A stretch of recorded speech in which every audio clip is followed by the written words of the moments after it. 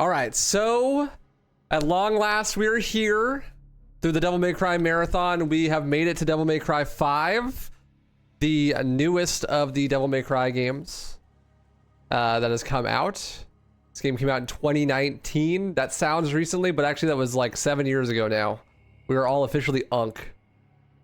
I've been so up to this point doing like the full Devil May Cry experience because I know a lot about those games. But I'll be quite frank, I don't like this game very much. I haven't played it casually since it came out. I speedrun it a little bit since then, and I just really didn't enjoy it for a lot of reasons that I'm sure we'll get into. But I am going to try to come at it with a new perspective and not take so much of my bias into the way that I play it this time around. I'll of course talk about the things that I have grievances with, but I have a much different perspective for how I engage with media nowadays than I did 7 years ago. So I think I can maybe appreciate it for what it's trying to do a lot more than I did back then. But that being said, we are going to watch all the cutscenes. We're going to collect all the blurb fragments, do all the secret missions, try to do everything that the game has to offer, similar to we did in the other games. But I am going to be talking about it more from the perspective of an outsider and not an expert at the game, because I am by no means an expert at DMC 5. I of course know a lot about it, probably more than your average player, but nowhere near as much as I know about like DMC 1, 2, 3, or 4. So this one will be a little bit different of an experience. It's more of like a refresher, like what is it like 7 years later, right? So that's what we're gonna do. We're gonna try to do that. So recap on the contextual situation that DMC 5 comes out in. Devil May Cry 4 came out in 2008. This game came out 11 years later. In the interim between DMC 4 and DMC 5, we had Capcom give the rights to Devil May Cry to a Western game company called Ninja Theory and had them make their own take, a reboot of Devil May Cry called DMC Devil May Cry, or Devil May Cry Devil May Cry. Best naming convention of all time. Thank you very much, Capcom and Ninja Theory. That was like a Western action game developer's take on Devil May Cry and was universally not liked. There is some retroactive appreciation for things and some things that are good about the game, and we'll be playing that after we do DMC 5. But you have to understand that DMC Reboot came out in 2013, which is 5 years after DMC 4 came out. And then DMC 4 and Reboot both got definitive editions. So DMC 4 got Special Edition, which added Vergil and Lady and Trish and Legendary Dark Knight and that kind of thing. And DMC Reboot got definitive edition, which added a lock-on button because it didn't have that before. That's fucking crazy. Turbo mode, that kind of thing. Like basically just traditional special editions for Devil May Cry games. But Capcom literally publicly has stated that they've released definitive edition for Reboot and special edition for DMC 4 at the same time so that they could compete in sales, and whichever one did better, they were going to pursue making a sequel of. Which is fucking crazy. Obviously, DMC 4 ended up winning that.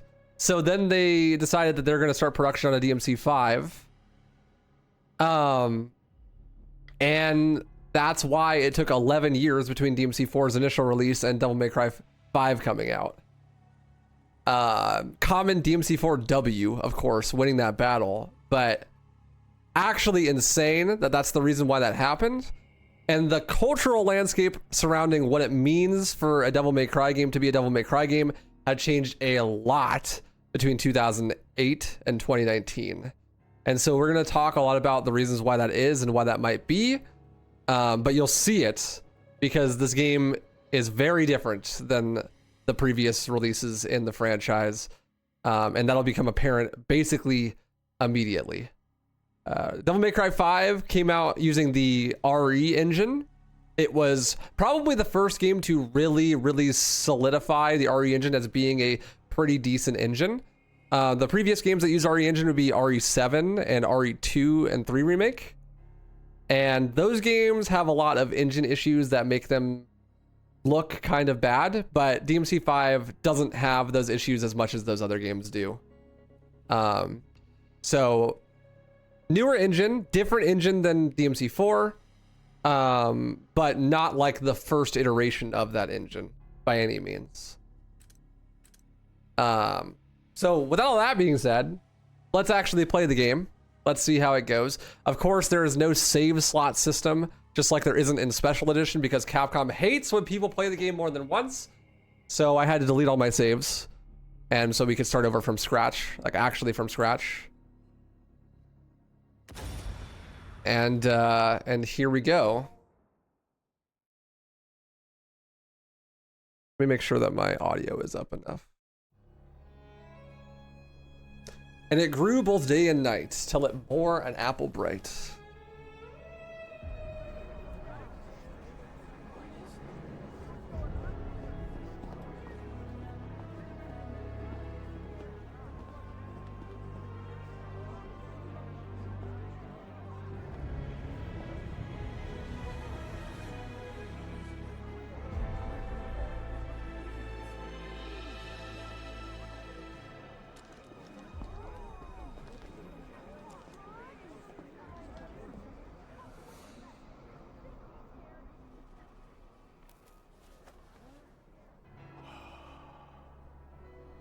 We've known each other a long time.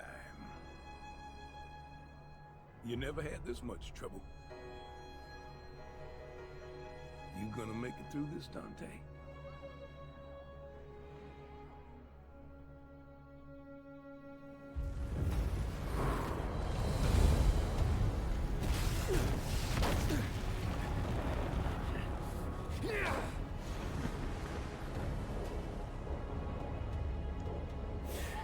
What am I doing wasting my time here? He's got this.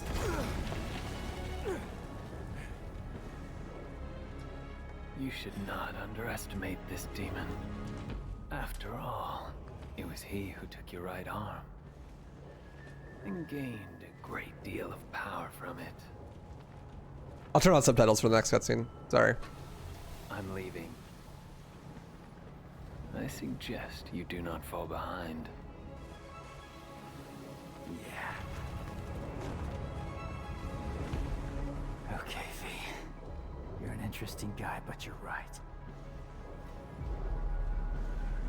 I've got a score to settle with that son of a bitch.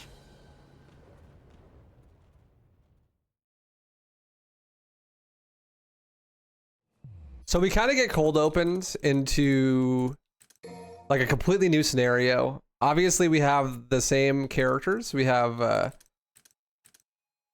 is it in language? Yes, it is. We have Dante and Nero both together here. We're playing as Nero. Nero got a haircut. Personally, it's just a stylistic choice. I'm not a huge fan of it. I really don't like the character designs in this game in general. I really preferred like that pseudo anime, like influenced by realism, but not quite realism style. In this game, they fully lock in on like full photorealism. And I personally just am not a huge fan of that. This has never been my preference. But yeah, we play as Nero here. And we are missing our demon arm. The arm is literally fucking gone. Not explained yet. I promise it will be in the future here. But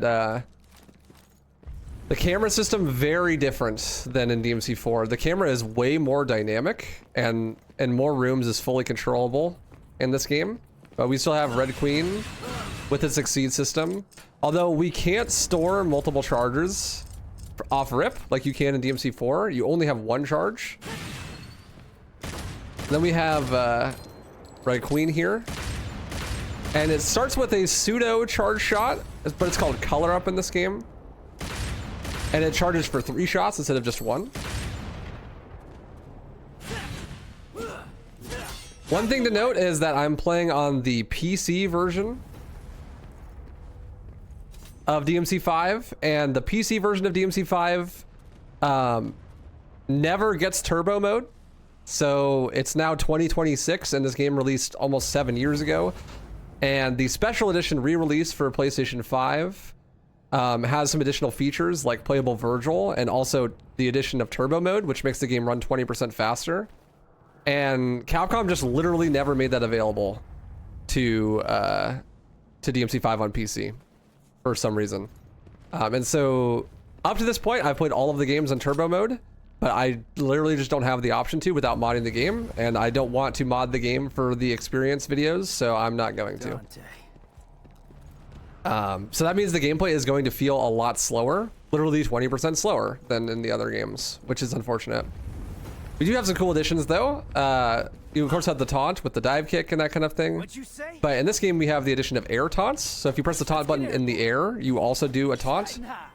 And that, as Nero, functions as a double jump, and you can actually exceed this, which is really cool. I like that mechanic a lot. Another thing you'll notice is that the physics are way more floaty than they were in DMC4. Like, you fall way slower, and it's way easier to stay in the air for longer periods of time than you can in DMC4, and especially DMC3.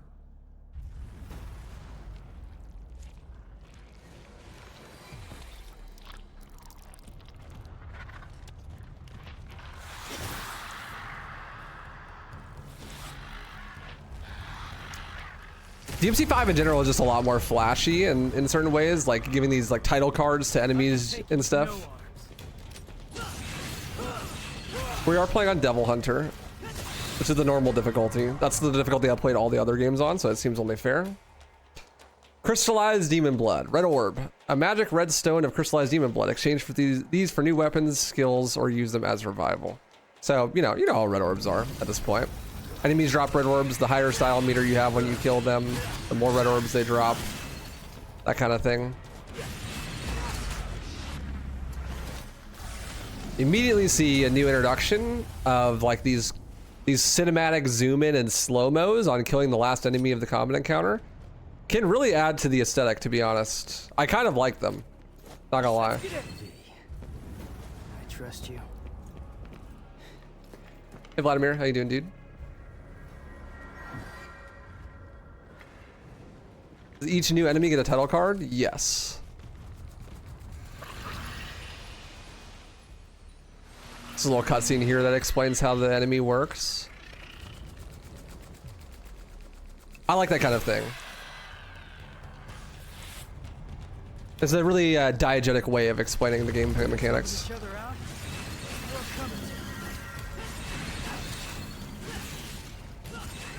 Right there, like I thought I was on the ground already, but I'm still floating.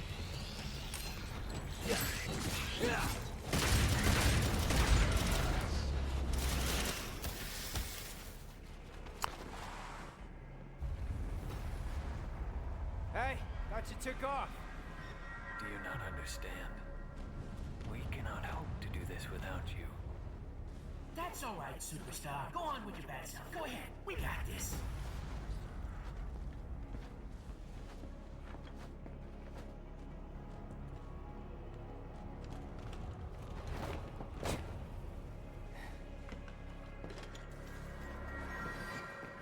We really are just like cold open on the story here with no explanation whatsoever.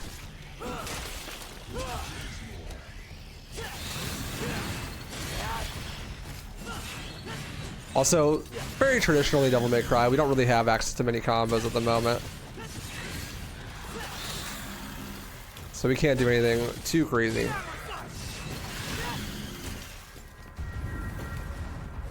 Riding high. Let's get airborne. Riding high.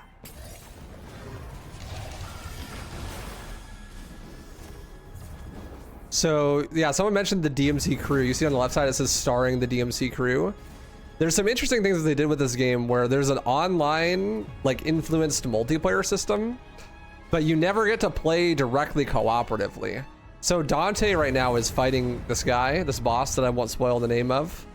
But the way that he fights that guy is based off of the starring the DMC crew thing. I have the online features turned off, but depending on the way that, so it'll match you with random players and like record their gameplay and then match that gameplay to the characters in the background. So like right now Dante is fighting this boss And the way that he fights the boss is directly influenced by who is being used for the starring feature. So it can just be like a random person, and however they fought the boss is how that character is going to fight the boss in the background. Let's get airborne. So, you know, it's an interesting feature, but there is never actually like full-on co-op where you get to play like together at the same time in the same area. Every use of this feature is like used to put stuff in the background. May have missed this. I understand that the chronological order is different from the release order. Like, what is it? So it's the chronological order is 3, then 1, 2, 4, then 5. So this game takes place like several years after the events of DMC 4, with nothing else happening in between. Let's get airborne. How can you test that? Might be BS invented by Capcom. No, it's actually true because when you play in offline mode, it uses your previous save data to do that. So actually, the speedrun, so this is a prologue level, and if you beat this prologue level, you technically beat the game. Because the boss fight here is going to be a force fail. And so if you load up a new game plus save file and then use, you play this section later on as Dante, like from his perspective, from a time warp. And so if you, the way that you fight him as Dante later in the game can be stored and then pulled up here, and then that is used to make the boss fight easy. So like, I'm gonna fight this boss here, but like the level of difficulty that this boss has depends on how Dante's fighting him right now. And so if you use your own save data to like destroy the boss, then when you load in the prologue, you can have the boss be like already dead when you get here. Riding high. Which like confirms that the mechanic actually does what it says it does. Let's get airborne. Interestingly enough. It's hard not to talk about it too much without like giving full-on spoilers, but I think I did okay with that.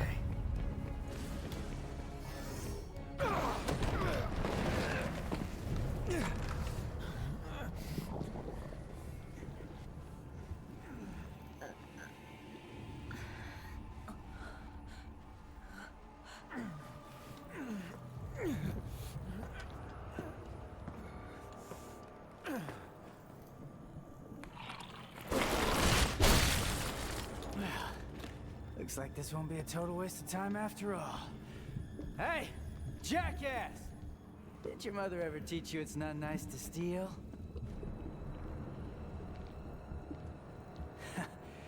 Sorry, Dante. I'm bagging this bitch.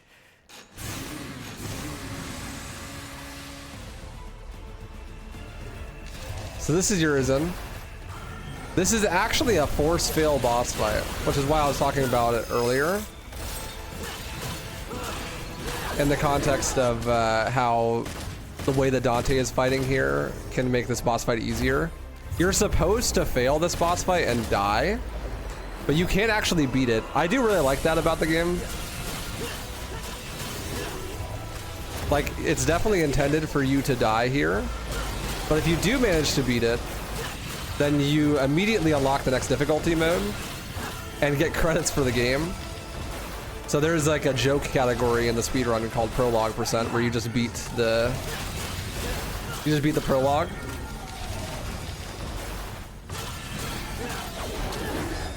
So you definitely can win, but if you take too much damage, then you just instant fail.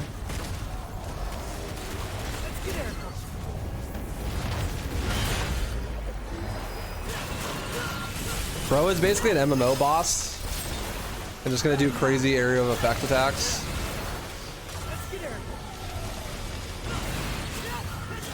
And sit in his fucking chair and not do anything. Honestly, I think the concept of a force fail boss that you can actually beat is pretty cool, to be honest.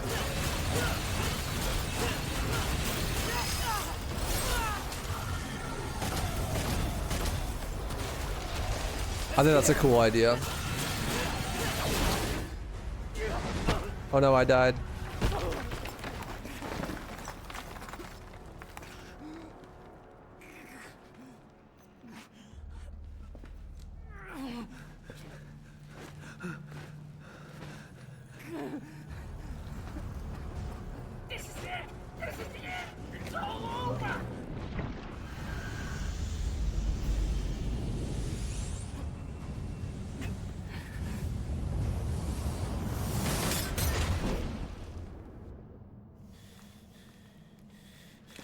down to.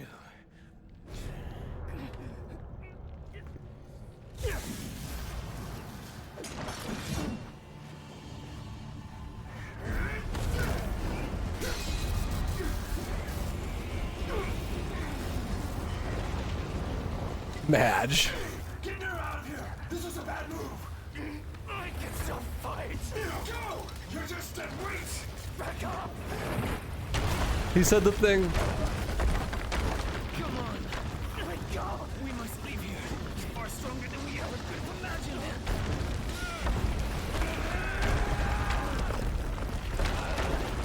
That bastard called me dead weight, but he come all this way for nothing. Stop hitting yourself and think of ways to get stronger and actually help. If Dante loses, you're all that can defeat Urizen. Is that what you call him? Yes. Urizen, the Demon King. That's the name of the demon that took your arm.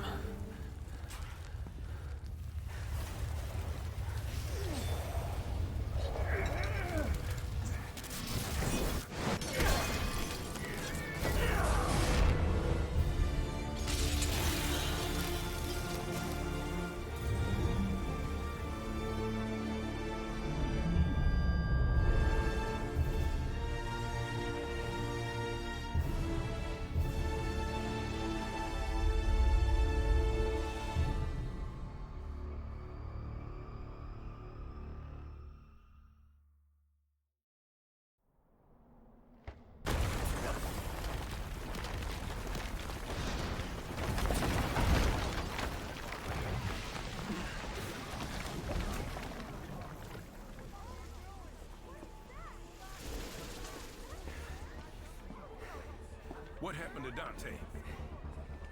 Where's Dante? He's buying time, but it doesn't look good.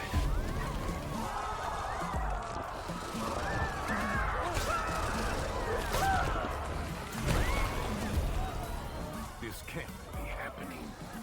Dante lost. Forget it. There's nothing we can do. We must go.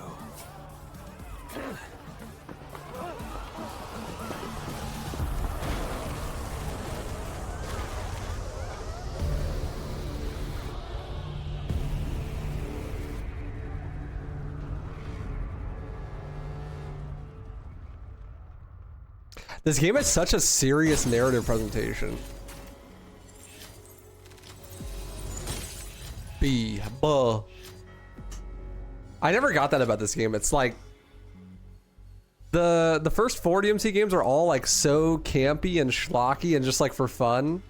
But this game is like so serious off rip. It's like everything is presented in this photorealistic aesthetic and like super down to earth and gritty, and like Dante loses in the very first section. It's like so much more serious, and like that's okay. It's okay to have a different perspective, but I don't know. I don't think it lands. Like you'll see how it plays out later, and it's like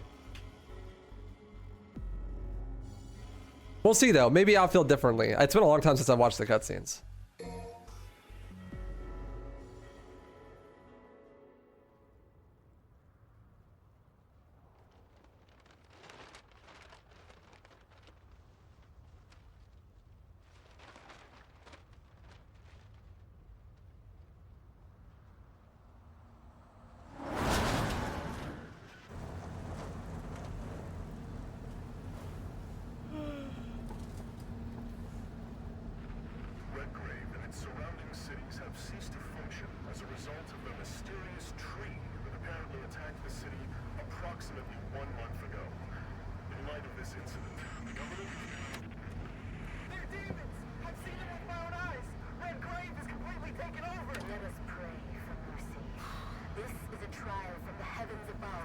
Same crap, different day. So, tell me, Tell you what. how's it feel to be rescuing the guy that killed your father? Hey, I'm glad we're getting personal. Well, he abandoned my mother and I and left us for dead. I feel nothing. Well, he's not exactly going up for Father of the Year award now, is he? His research wasn't half bad. Came in handy. Mildly thankful for that. They have to do that in here. It already smells like ass. That's you.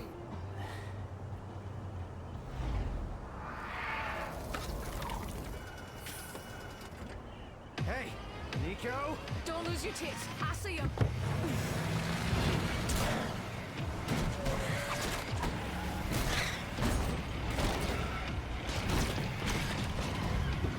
Hey, you have to hit every single bump in the road?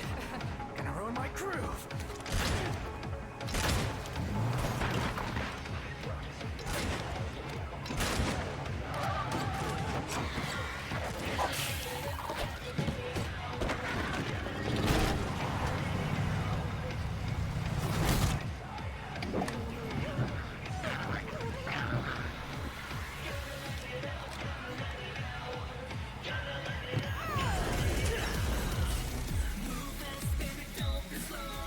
Cat jam.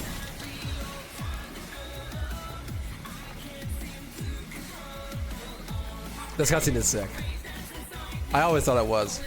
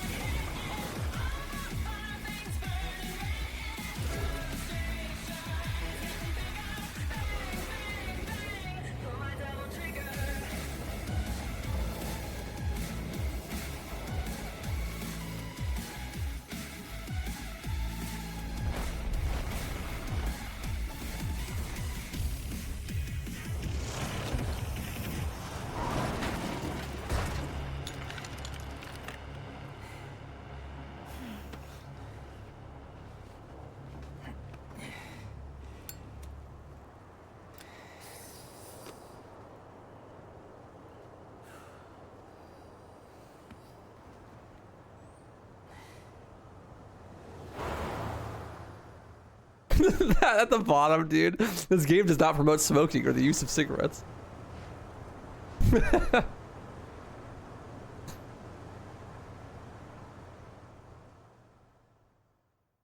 Like, why, bro? Like, why does that need to be there?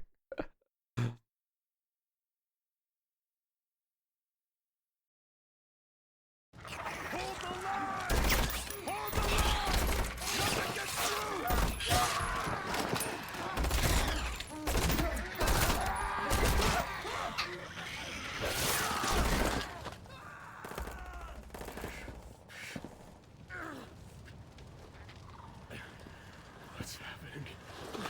What's going on?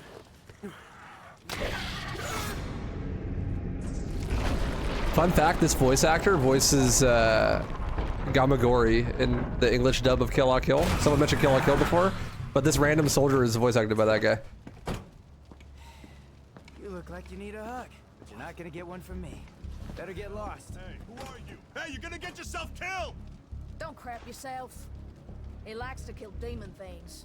Let him do his thing. You hear what I said, you dumb one-armed son of a bitch? You're gonna die! Can't you hear it? Cheer up, crew cut. You taking notes?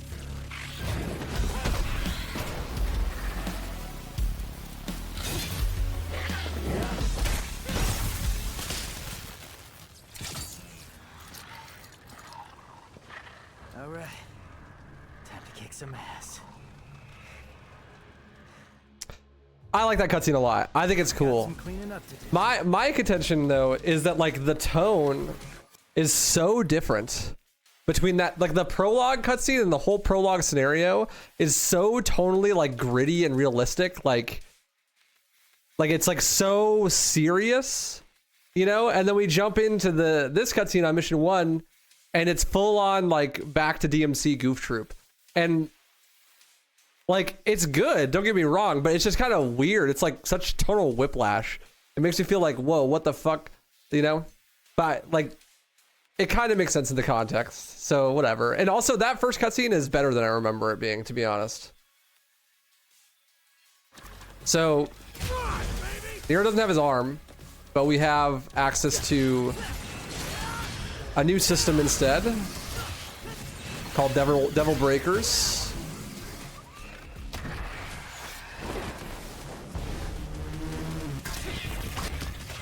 These cutscenes are introducing to us to the mechanics that it has right now, like Snatch.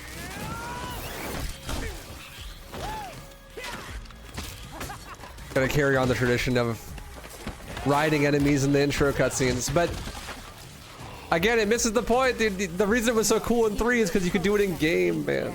That's why building that well-functioning arm to kick demon ass.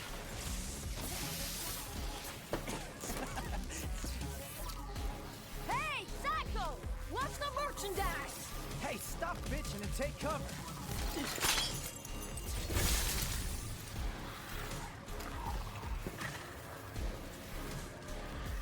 Yeah, it's really unfortunate that those moves aren't in the game, especially because like the whole trope that started that is like those attacks all being possible to do in game, and DMC 4 kind of like misses out on that, but that's mostly because they ran out of time. But really had 11 years for this game. Like there's no reason, I don't know. It kind of sucks that they doubled down on doing the stuff that like you can't do in the cutscenes anymore. It's especially weird because like you were doing moves that you could do in the cutscenes. Like the whole reason for that cutscene is to show off the breakers and what they can do, and then also Snatch, right? But then you can't do those moves. It's kind of weird.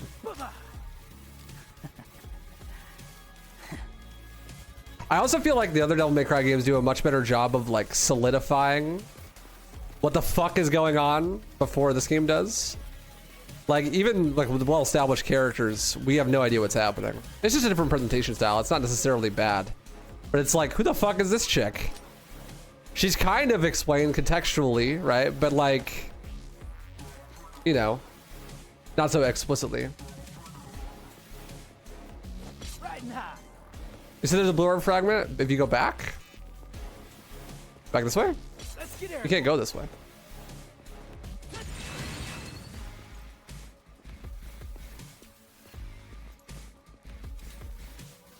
I don't have the DLC installed. No. Oh, it's under the bridge. Yeah. Yeah, so for those who don't understand, it's been hinted at contextually, but this is Nico. She is like a weaponsmith, and she makes the Devil Breakers for Nero. She is the daughter of Agnes, the bug boy in DMC 4 that Dante kills. That's what they were talking about in the cutscene. About how, like, it must be weird that she's trying to save Dante when Dante killed her dad. But she doesn't really fucking care. Let's get airborne. Riding high. Let's get it. I'm really getting the hang of this new toy. So with the breakers, they're called breakers because they can break. If you get hit while using them, they explode. And then you can't use them anymore. You can see at the bottom right, I have like 3 of 3, so I can only carry 3 at once. But if I press left bumper, I can break it on purpose to switch to the next one. And then I can pick up new ones, right? Let's get airborne. So in order to cycle through them, you have to break them. You either break them intentionally or you have them break in combat.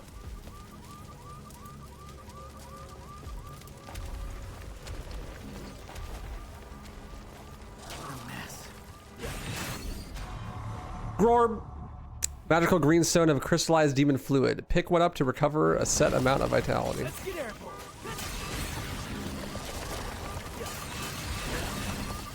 So where's the blorb, chat? On the bridge? Let's get airborne. Riding high. Further. You said at the start, turn around. That's probably like right underneath this bridge thing.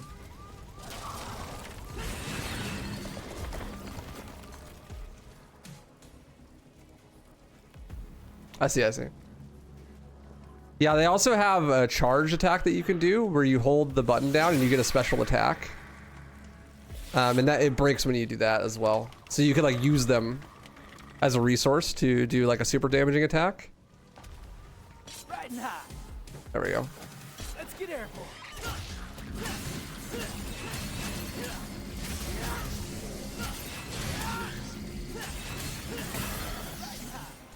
So those things drop a lot of red orbs when you fight them. There's a blue orb fragment. Gather 4 pieces to make a full orb. A magical brew fragment of a crystallized life force. Basically just a heart container. We know how those go. Let's get airborne. Also, I don't know if you noticed, but the enemies in this game die so fucking fast. We're playing on Devil Hunter mode, which is essentially normal. But most enemies die in 3 hits. Let's get airborne. Riding high. Let's get airborne. Like 1, 2, 3, they're dead. This game in general has a lot of criticisms levied at it for just being way too easy in general. There's something else.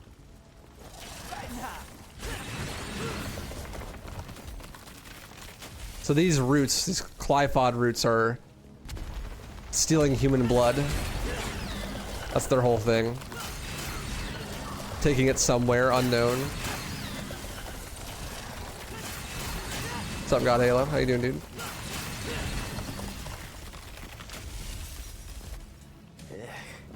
What a lovely house plant.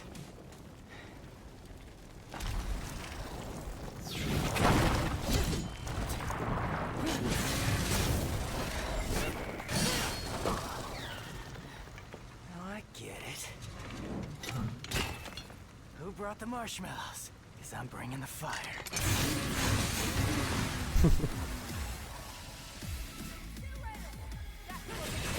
Like that? Then have some more.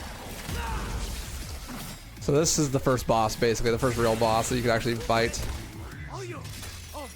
So if you do the breakage, what happens is you plant a bomb, and then you can blow up that bomb by shooting it to do a bunch of damage. But then if you do it too much, you'll miss out on the opportunity to be able to use the primary attack. If you get caught charging it as well, then you will, it'll break.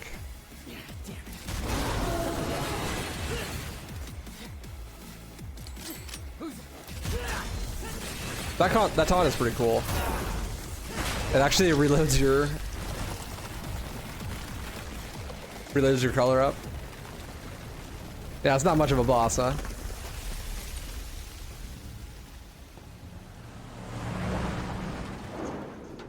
Hey, tough guy. That'll keep him, but not for long.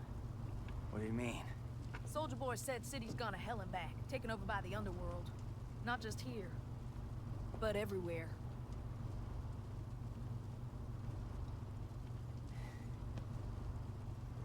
Yamato did this.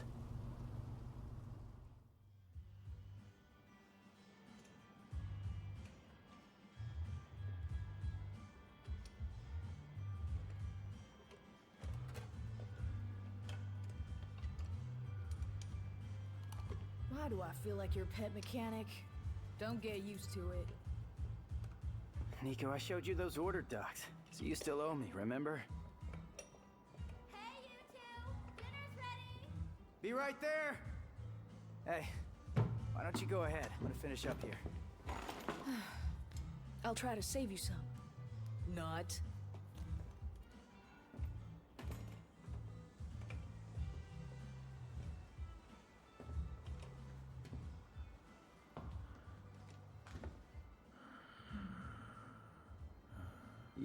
You need something?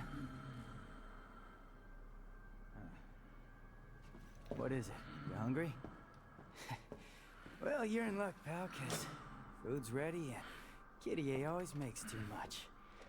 Hope you like loud talkers, too, 'cause got a pair of those upstairs.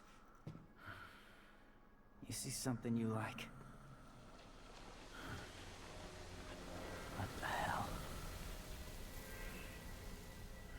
You a demon? Nero, the food's getting Gideon, get back inside now!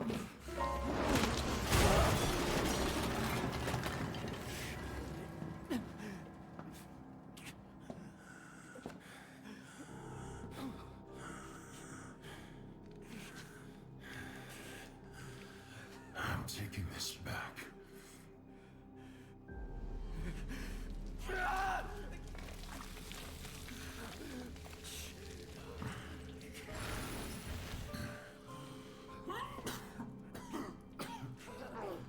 I'm running out of time.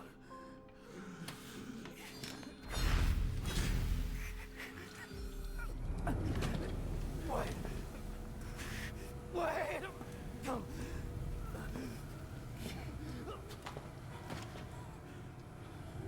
I'll leave you alone for 2 minutes. What the hell happened?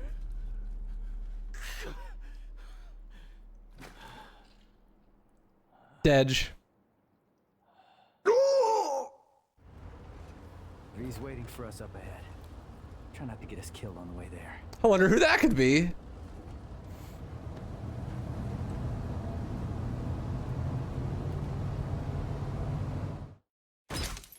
You know, it's interesting. I was thinking while watching that cutscene that they really go out of their way to explicitly justify why all the characters are interacting with each other the way that they do. Right? Like, Nero talks about how Nico owes him, and that's why she's helping him because he let her see documents from the Order of the Sword and, like, basically gave her her father's research, right? And so that's why they're all interacting together. And that's one of the biggest critiques that people have of the story in Devil May Cry is that, like, character motivations just don't make sense because nothing's explained. You know what I mean? So they actually go specifically out of their way to explain that in this game, which I think is kind of cool. It's not necessary at all, but it adds a little bit of, like, help. You know? It makes it easier for you to understand what's happening. But then it's really compact. Everything happens like super fast, which is okay. I mean, like, it's a game you're supposed to play a lot, right? But then that's very obviously Vergil, right? Like, it's obviously Vergil's voice actor, and he pulls out Yamato and says that he wants it back and then uses it to open a portal. But I'll spoil it right now. It is never explained how Vergil is alive or how any of that fits into anything. Bro is just like quantum person. Like, he literally just shows up and it's never explained. Like, he dies with the Mundus in DMC 1, and they spend a significant amount of time explaining character motivations for every other character except for Vergil. Like, did he die before? Yeah, in DMC 1. It's like, if you're gonna put in all this effort to explain like character motivations and stuff, I think that's great. But if you're going to miss out on giant plot points that like the entire contention of the story is based around, then why even bother explaining like who Nico is or why she's involved, right? You know what I mean? Like why bother even doing that if you're just gonna have giant plot holes? Also, we got an S rank. Hog. That's it. No more wheels from here. All right, guess I'm walking then. Yo. Check it out. What? And this is? From Morrison. I think it's his manifesto. Morrison's letter. It's been a good 30 years since I last wrote something like a letter. Don't have a typewriter or nothing, so unfortunately you're stuck with my shitty handwriting for now. I heard you're going back to Redgrave. Wasn't sure exactly what I could do for you. I'm not a powerhouse like you or the sharpest knife in the drawer. Still, given my business, the least I could do is give you a few leads. Can't say exactly how useful they'll be to you, but hey, gotta be better than nothing, right? So the first time I met Dante, he actually went by a different name, Tony Redgrave. Bet that got your attention, huh? Tony Redgrave, Redgrave City, just a coincidence or something more? I honestly can't say. Still, I figured if you're heading in that direction, you might be able to learn the truth yourself. That's why I've decided to tell you everything I know about Dante. It ain't every day that I just give this stuff away, boy, so you best be grateful. I think this is actually really cool because they're doing a lot of effort in substantiating like lore and backstory to stuff. And that combined with the realistic aesthetic makes you take the story much more seriously. But then of course that comes with the drawback of like, well, if there are plot holes, if there are things that don't make sense, then it makes it feel way worse.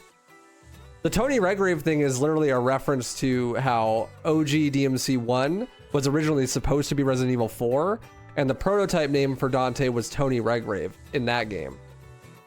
And so like they've canonized that as being like part of actual Devil May Cry canon, which is cool. I think it's a really neat little feature.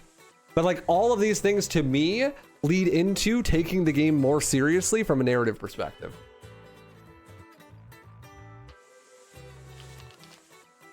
Hey, we doing this or what? I'm waiting on you. I'm cooking.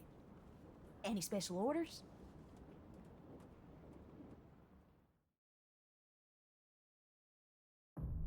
Also, have you noticed that there's like a million load screens in this game? Every time you go from cutscene to cutscene, there's a load screen. Every time you go from cutscene to shop, there's a load screen. Every time you go from mission end to mission rank, it's a load screen. Every time you go from mission end rank to cutscene, there's a load screen. The load screens in this game are fucking super long too, because RE Engine is trying to like render everything as if it's a photorealistic setup, you know, and so everything is like takes forever to load and it's really hard on your computer. That's optimized a lot in the special edition version of the game, but the PC port actually has worse loads than PS5 because of that. Because they never bothered to optimize it for PC. Yo, Coley, thank you for the raid. Appreciate that, dude. How's your stream? Tell me you got a 26, huh? Tell me you got a 26, huh? Come on, buddy. Welcome, everybody. We're doing a story playthrough of Devil May Cry 5 right now. Appreciate you, my dude. Welcome, welcome. We also talked about the mission ranking. At the end of the mission, you're not graded on time in DMC 5. I'm not exactly sure how the mission rank works. I think it's entirely based off of how many style points you get. And then there's multipliers for not taking damage or not reloading checkpoints. But I think that like, even if you take an absurdly long time and take a lot of damage, as long as your style is high and you don't use continues, then you'll still get an S rank, which makes getting S ranks in this game like super easy, which is unfortunate.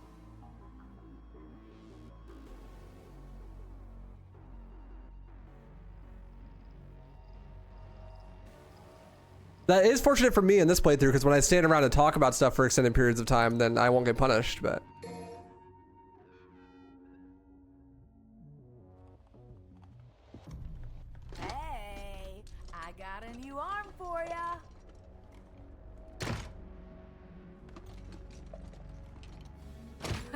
I really worked up a sweat on that one.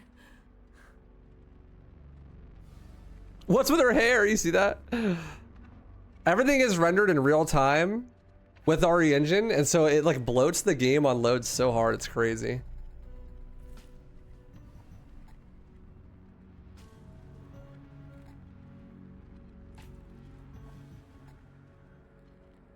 Most important stuff is style. Just need to keep an S rank across as many fights as you can. Yeah, I think it's like probably average style or something. I'd have to look into it. Also, I don't know. I've always had this problem with RE Engine games, but I feel like there's crazy pop-in. Like, you ever see that? Like, certain textures just look way worse than others, and then like, when she put Gerber on the table, like the edges were like crazy rounded and like staticky. It's like the anti-aliasing, it doesn't work correctly or something. Anyways, here's the shop. The shop is different than in DMC 4. I think it's just a straight downgrade. They got rid of Proud Souls, so you have to use red orbs for everything again, like in DMC 3. But they have removed items entirely. Base to DMC 5, actually. Hello? There are no Vital Stars, Devil Stars, Holy Waters, anything in the entire game. So now you don't get punished for using items. They literally just don't exist. Which I think is really cool. Unfortunately, they do add in a way to cheese combat encounters using red orbs still. It just isn't in the form of an item anymore. We'll talk about that more when it comes up. Also, because there's no Proud Soul system, They also removed the ability to refund moves. So if I learn speed here, I fucking have speed. And I can take speed away, I can unequip it, but I cannot refund it. Which means that if I decide to buy something, then I am committed, bro. Like, I have bought that move. And since there's no save slots in this game, that makes it virtually impossible to unbuy something. Like, if I wanted to reload this and not have speed, I think I'd have to Alt F4 my game before I leave the menu, otherwise it'll save.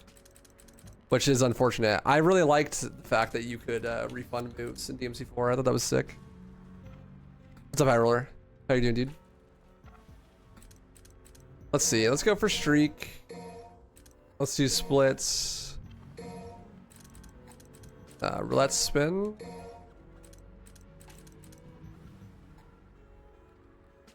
Isn't that the reason you can learn it before you buy it? Yeah, you can learn it. So like you could come into here and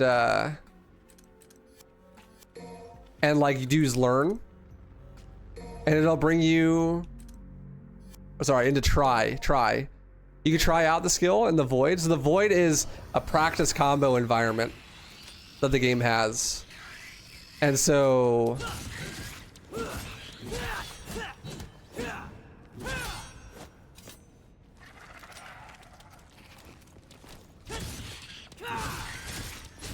you can just practice the move before buying it, which I think is really, really cool. However, there is a unique advantage to being able to actually refund the move, and that's if you wanted to use a move for one mission, an actual practical application, and then decided that you didn't like it or wanted to use that money for something else later. And that creates a lot more dynamicism in the moves that you would purchase throughout a playthrough potentially, because you can just switch it out, right? Like, I'm like, I really want combo B for this mission, but on the next mission, I don't really think I want it. I can't do that. Like, I already committed the orbs. I'm stuck with it, you know? And that's really unfortunate, in my opinion.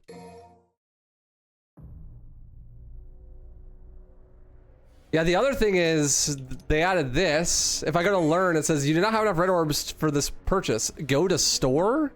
And the store it's mentioning is an actual real life microtransaction store where you can buy red orbs with actual currency. And when this came out, there was a huge amount of debate on whether or not that was like really scummy or not. I personally say that the implementation of it in this game in particular doesn't make it so that that's really necessary. It's like not designed around that being the case. The fear is, right, like, it's not a big deal if you can get a normal amount of orbs while playing the game, and so you don't have to grind like crazy, and then there's no real financial incentive to do it, right? Like, you're not skipping a huge amount of grinding by buying orbs with real money. And the game isn't designed in a way where the only way you can get these things is if you pay for them in real life. It's not a gacha game where you have to grind it, right? However, you could very easily make the system not like that, where you do have to buy with real money to buy everything. And it's just a shitty, weird system in general, to be honest. I'm not a huge fan of it. Yeah, DMC4 does have like a 300,000 orb DLC as well, but it's not like in the game. It's just on the Steam page and stuff.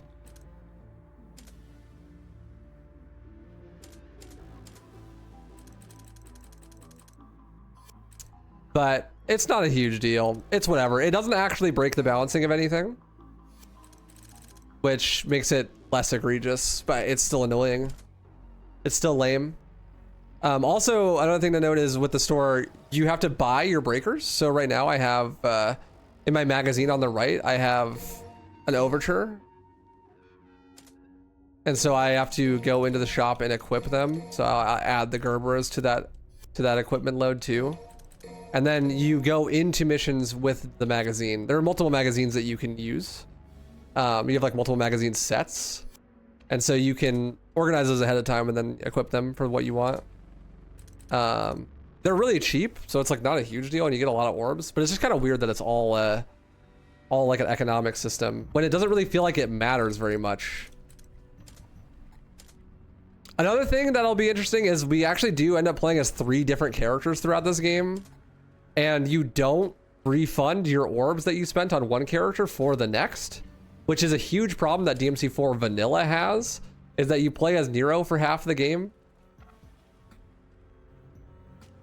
You know? And then you play as Dante in the second half, and if you spend all of your proud souls as Nero, then you won't be able to buy anything as Dante. They fixed that in Special Edition by making it so that it duplicates your proud souls. You get all the proud souls you spent back when you switch characters, but they don't do that in DMC5. So if I spend all of my orbs as Nero, when I go to play as the next character, I'm gonna have no orbs. Which really sucks.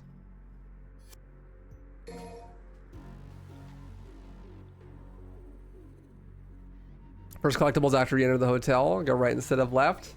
Thank you, my friend.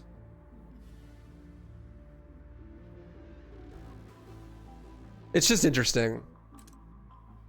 DMC5 just prioritizes a lot of different things, which aren't inherently bad, but just are very, very different. You know what I mean? Yeah, and the fact that they combined like removing refunds with the fact that you don't get a refund from switching characters makes it so you can really get stuck in a scenario where you play as a new character you haven't played as before and you have no fucking money.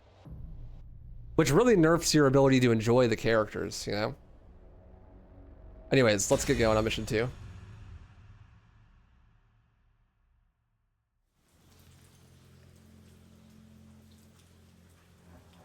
It's easy, just don't buy shit for V and then save up money. True. Are you lonely? Hurry up and get moving. There's so many like, I don't know. I think my biggest gripe with 5, honestly, is that there's so much care and effort put into these little interactions, these little lore things, these little interpersonal relationships between the characters, these little tiny features. But then like the core gameplay loop stuff is like fumbled super hard in my opinion. You know what I mean? Like sure, Nico will yell at you to keep going if you go the wrong way at the beginning of mission 2. But like at the same time, you can end up playing as V with no fucking moves because you spent all your money with Nero. Like that affects the quality of your gameplay experience way more than this interaction with Nico, right? So why is that not prioritized? I need to catch him. That's just like a personal preference thing. I suppose that maybe for a more casual audience, they don't care about how the gameplay actually like feels because they're only going to play the game once and they're not really paying too much attention, right? But like, that's not why I'm playing games. It's definitely not why I'm playing Devil May Cry. So it feels kind of weird that that would be the case here. It feels like just a misprioritization.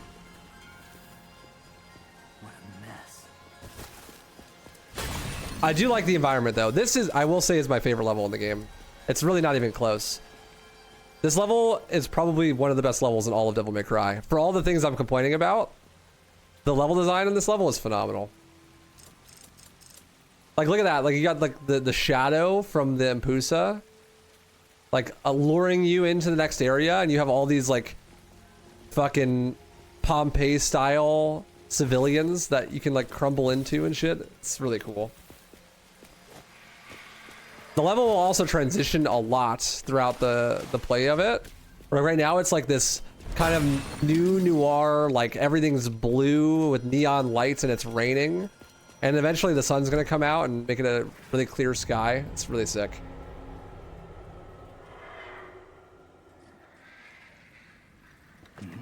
Yeah, you can pop the balloons and everything. It's very cool.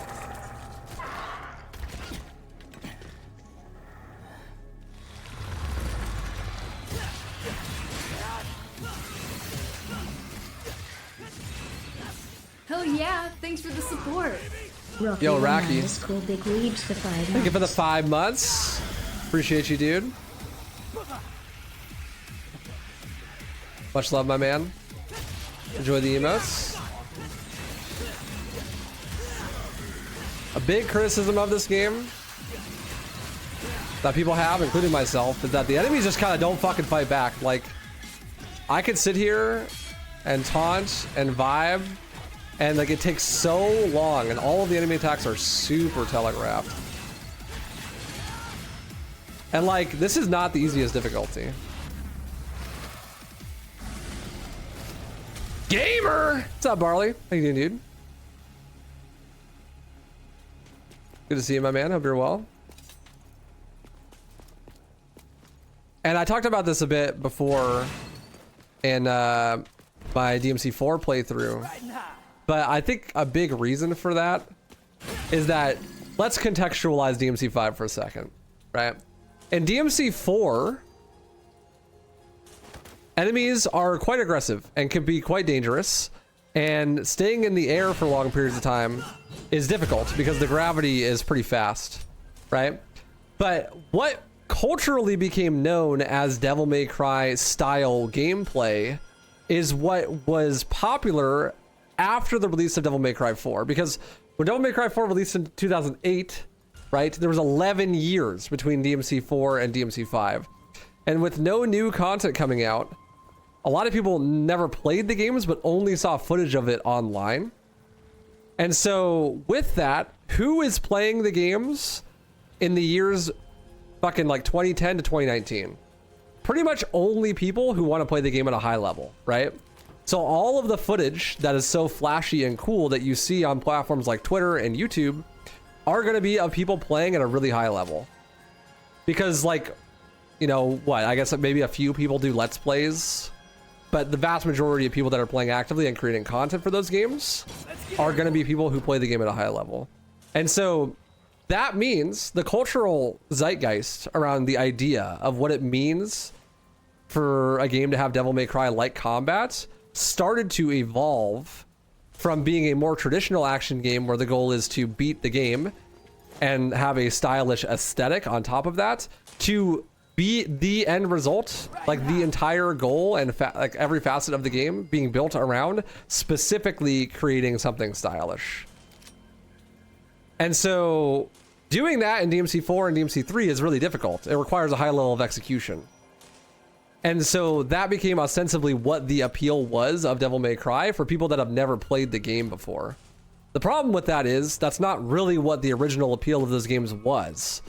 And so in order to make Devil May Cry 5 meet expectations of new players who come into it with the expectation that it's going to be like those combo videos that they see on Twitter and YouTube, to make DMC5 actually play like that, they have to change the mechanics in a way that makes that more accessible. They have to lower the skill floor of the game enough so that new players can get the feeling that they're like making a Dongery style combo video instead of just playing the game.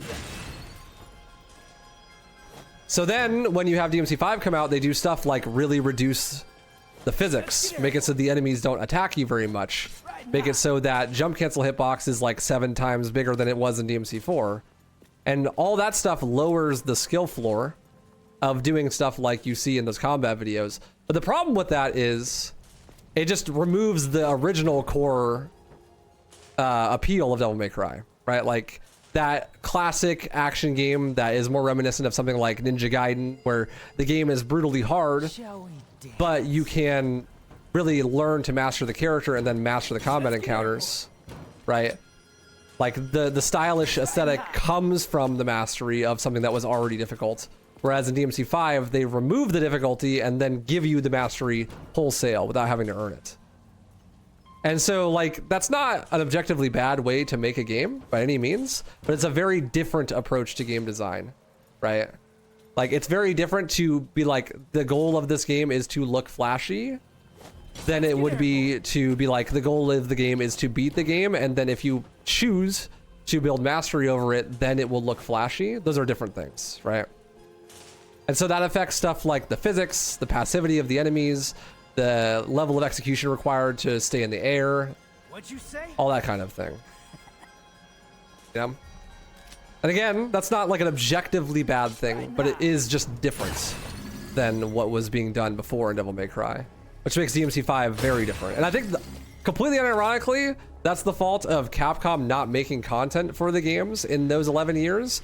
And the only content that was being made was high level play. But like, you can't blame the high level players for that, you know? They were just doing what they love to do.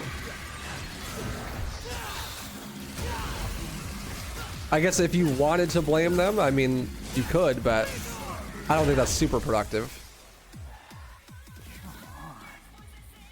Are the graphics set to low? No. Everything's set to ultra.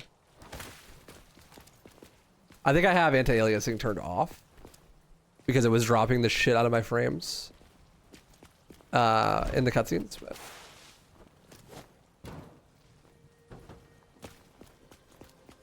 where's the blue orb fragment, chat? Oh, this is the gold orb? Is this what you're talking about?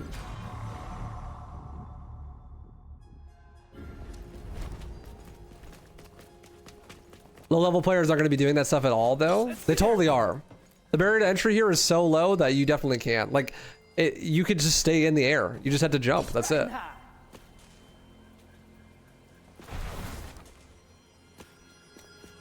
I had the blue orbis hotel. Okay, thank you. Let's get airborne. And like other mechanics that reinforce that is stuff like the style meter being really easy to maintain. Like making it so that your style meter is high and getting an S rank and that kind of stuff is way easier than other games. Something to this place. And also it goes down way slower.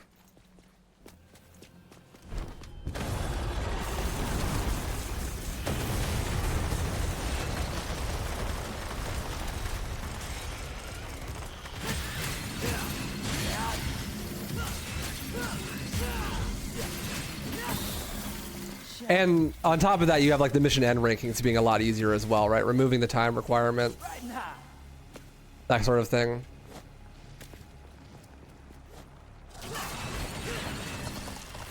Not making it easy for me, huh? You play a game like Devil May Cry 1 or Devil May Cry 3 and like that shit is fucking hard on your first playthrough. Even on normal, you know? Let's get airborne.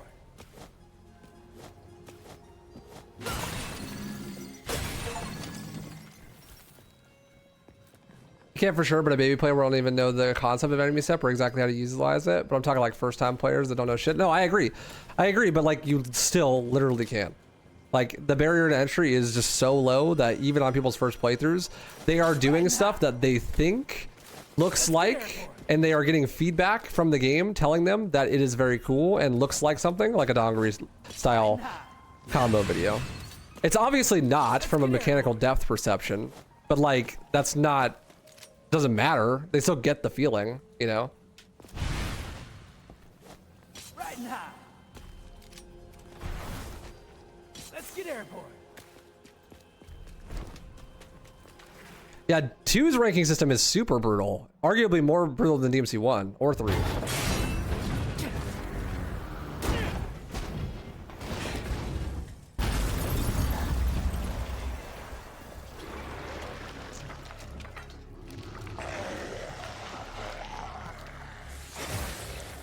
Alcana. Alcanas are cool, obviously inspired by the Help rides from DMC 3.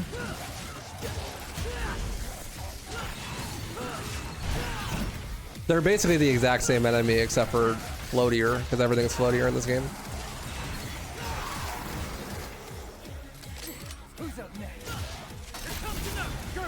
Let's use Gerbera, huh?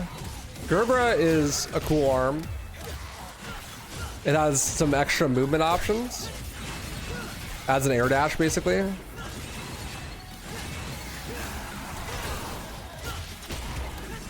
Its break age is also way better than Overture's.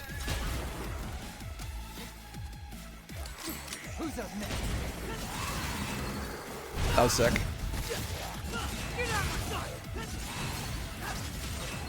Split, the downward slashing move, has been moved from forward and lock on attack to down to back and lock on attack.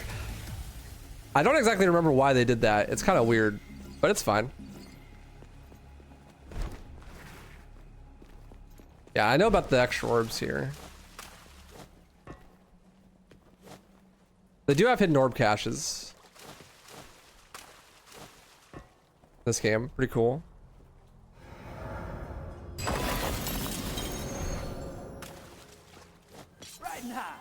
See if I remember how to get up here.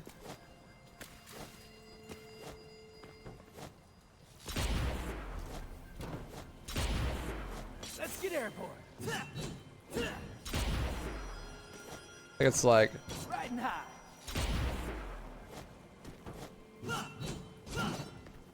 Let's get airborne.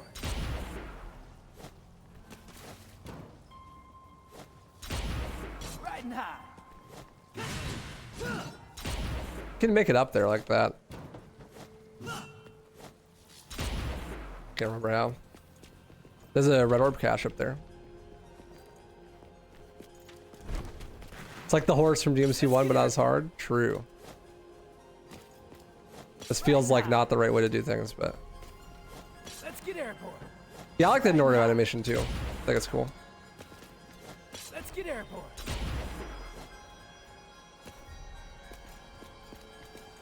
Chat, how do you get up there? Riding high. Let's get airport.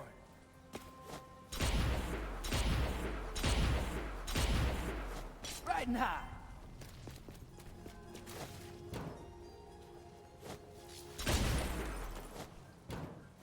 Let's get airport.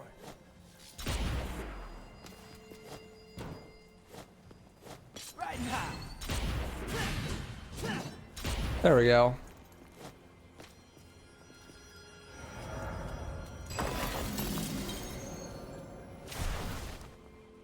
Let's get airport.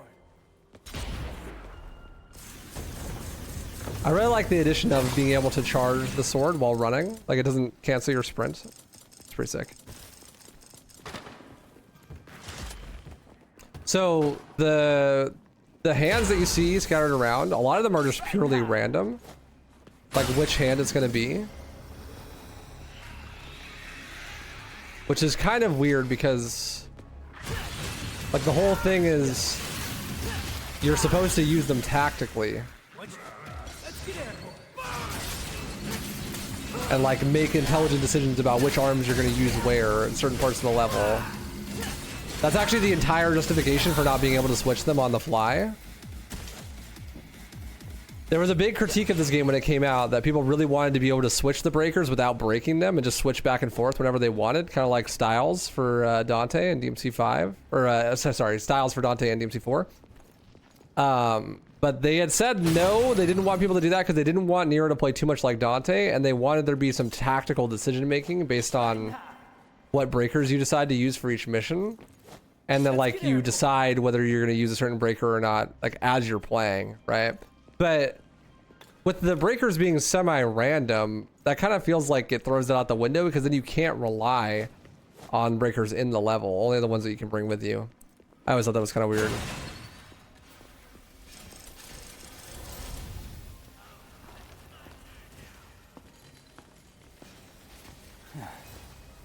Looks like I'm gonna make it there before you. I mean, it does still have tactical decision making. Like you still have to make the decision whether you're going to use that new breaker or keep the ones that you have, right? But like, it kind of feels funny to call it tactical decision making when it's random. Like you can't pre-plan it, right?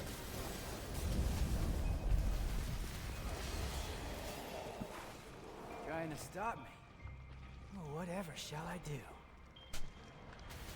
I will say though, I am having fun. When I'm actually getting to play the game and the enemies don't die in one hit, I'm having fun. Larva that kills the demon tree, Nidhogg hatchling. A hatchling of the parasitic Nidhogg. It feeds on weakened parts of the Clyphoth, destroying its internal structure. This is essentially just a key with extra steps. Keys go into doors, and doors look like this. Please check for yeast infections.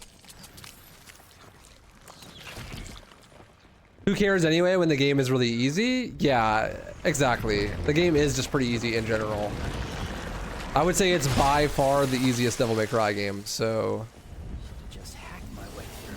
Like, not only to beat the game, but also to get, like, all S ranks and that kind of thing. He doesn't seem like a demon to me. There's a Gerber over here. Wait, which way did I come from again? Main point of these games is to have fun. But if it was harder, it would be more fun. I totally agree. Because if you're not met with ample challenge, then you're gonna get bored, right?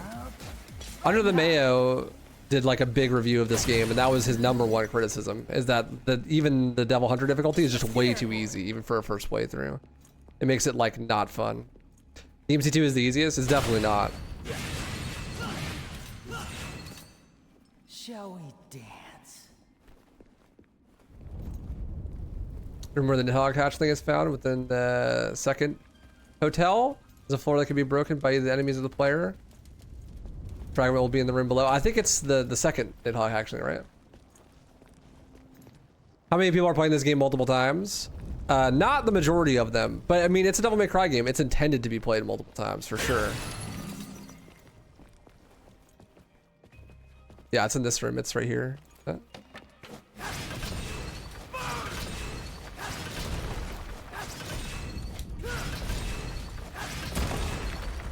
was the Force fault, not mine. That's a cool little feature. Curtains may in fact be clipping.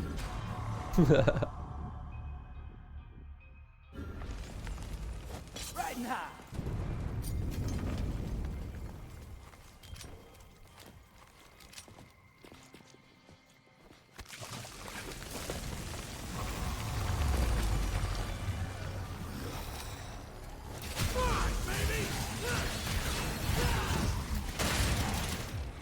Come on, out of the way.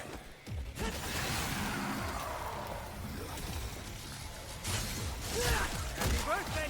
Now make the wall. Not me remembering speedrun strats. Okay, okay. That was a good one.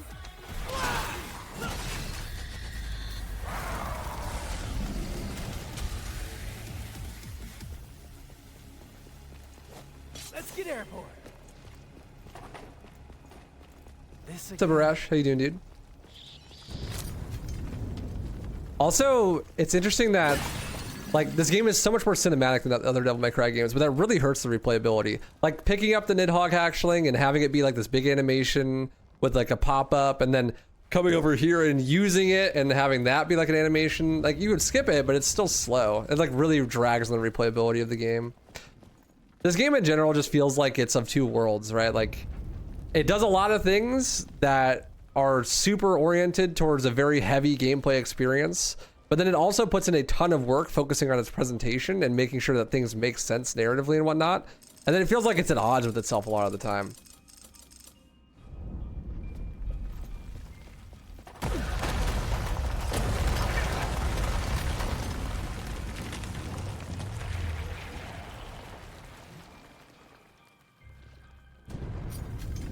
So this is actually the cutscene, or the cutscenes, the secret missions in this game, is you have these runes and you like line them up to complete the rune. And then you could do the secret missions here. This is the first one. I actually don't know how to enter them. Chat, how do I enter this? Oh, there we go. That wasn't the right angle. Secret mission 1, eliminate all the demons. I have never done a secret mission in this game. Fun fact. I like this way of getting into them though. I think it's pretty cool.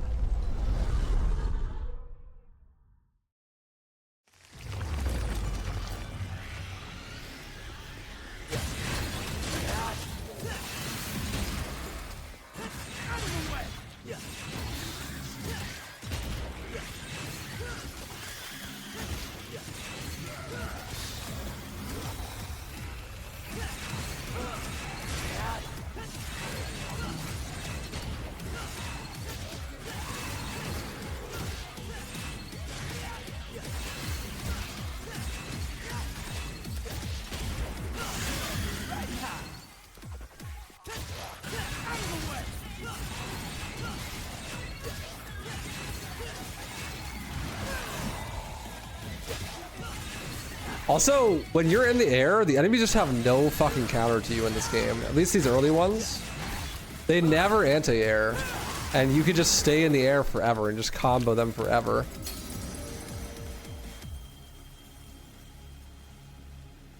And like, while that was somewhat true for some of the other Devil May Cry games, it was way harder to be in the air. So you're like, there was a trade-off, right? It's like, sure, you're in the air all the time, but I don't know. Even the... What the fuck are they called? The puppets in DMC 4? Like the jester looking things? Like they had anti-air attacks. They jump up in the air and hit you out of the air all the time, even on normal. But that wasn't the case. That's not the case in DMC 5.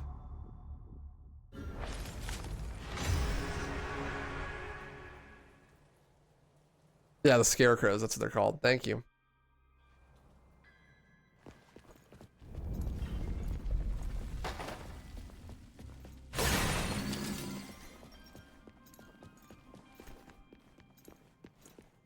I guess I'll show off Gerber's breakage here. It's a fun one. This one is really good. Basically shoots like a crazy ricochet that goes around the room. Does an insane amount of damage.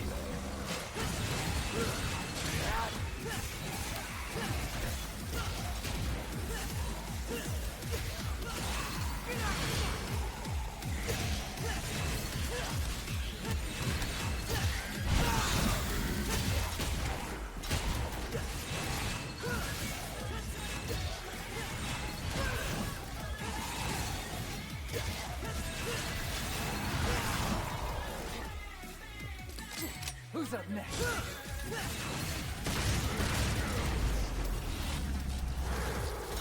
What happens when your arm breaks? Then you have none left. Then you just can't do anything with that arm except for snatch.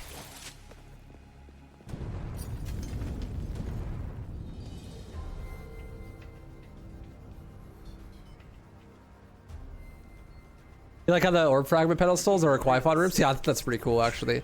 They really like. I'm not a huge fan of the Quifod in general, like, but they really go all in on making sure it shows up as much as possible in like cool artistic ways.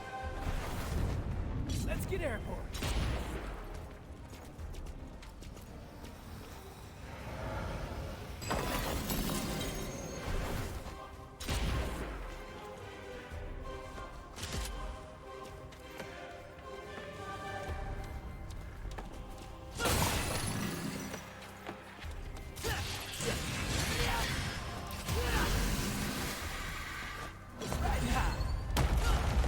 Come here, bro.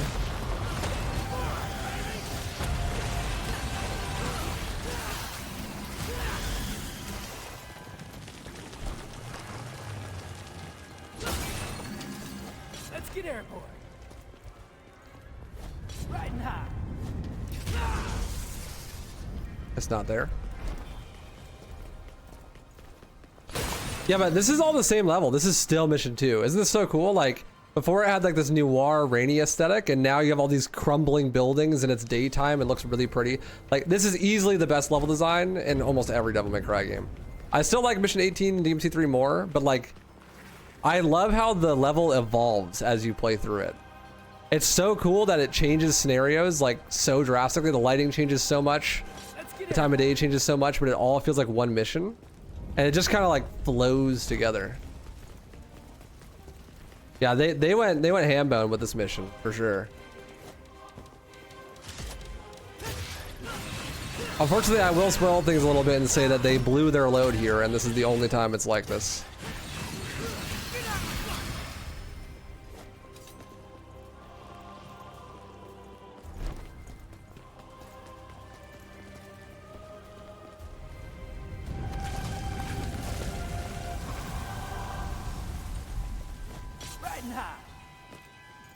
Yeah, it's like up here, right? Yeah, up here. Oh, nice. Thank you, chat. Blorb. Blorbs look weird in this game. I should get rolling.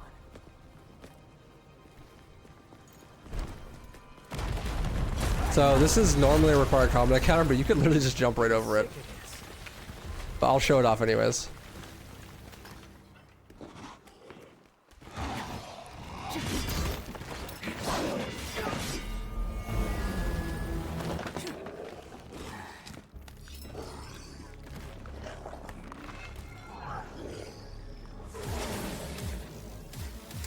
The Antinoras.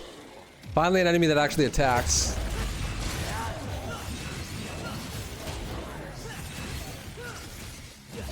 Antinoras have this mechanic where they become immune to grapple or stun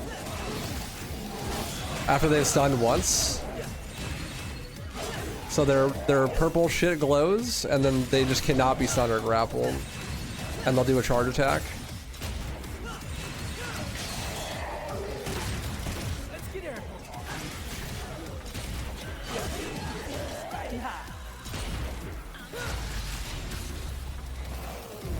Bro, Nero had that pinky up. He was fancy on that kill. You see that? I feel like the Antonora was specifically made to counter Stinger spam. Stinger spam doesn't even really feel that good in this game in general, which I guess is nice. It's like incentivizes the player to play better. But literally the hard counter to everything in the game is just be in the air. Completely unironically, being in the air just counters everything. And it's so easy to stay in the air in this game. Yeah, Antinoras are one of the more fun enemies for sure, because they do have a counterplay, right? Like, you can't just shit on them. You have to actually respect what they're doing.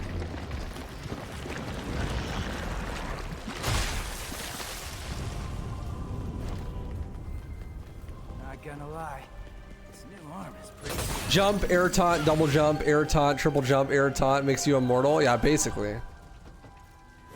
Let's get airborne. Yeah, that's a classic Capcom mechanic. It's like when the enemies are off screen, they're much less likely to attack you. They're also just a lot less aggressive.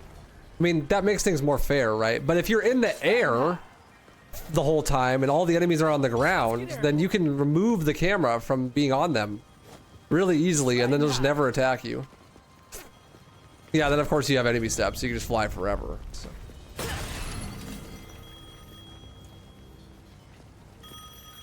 Guess the phone still works.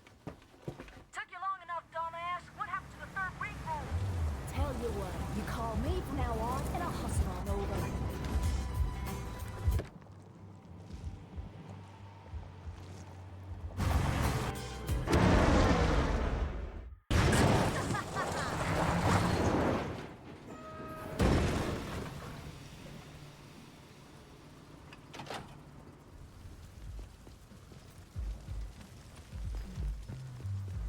Hey, look, it's the van.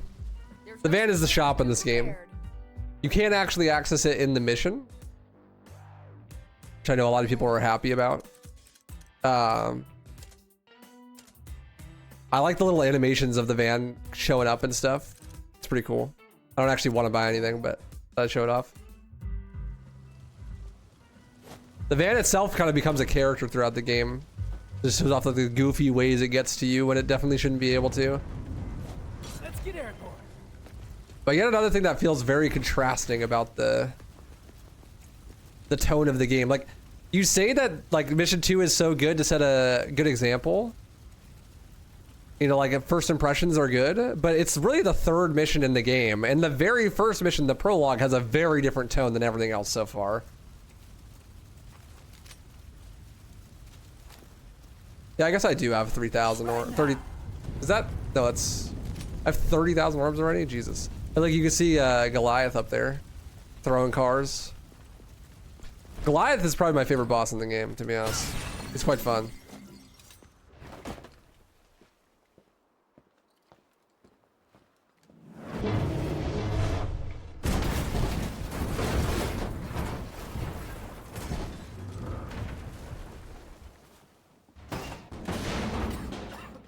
Somebody call a doctor? I like that. That's fun. I wasn't expecting any survivors.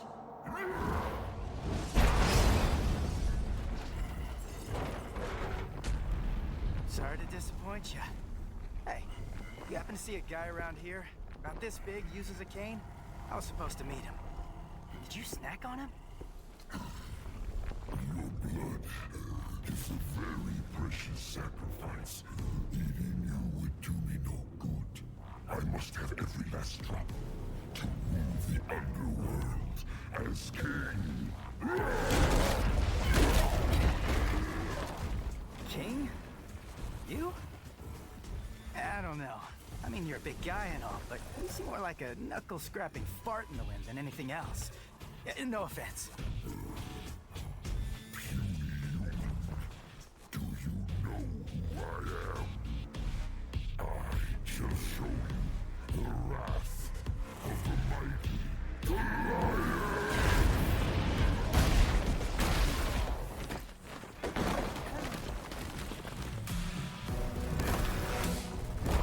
You see how the texture quality on the rocks is like really low for some reason? I don't know if that's just a me thing, but I feel like every RE Engine game does that.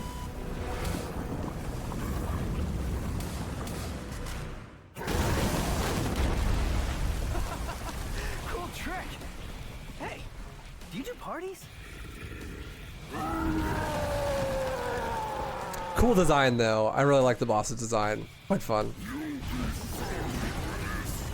Yeah, maybe I will. Sorry, I'm about to kill you.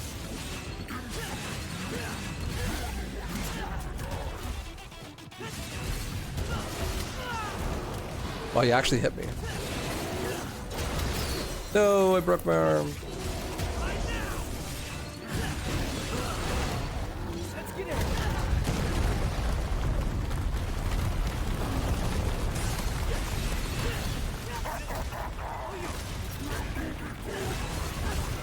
You're great.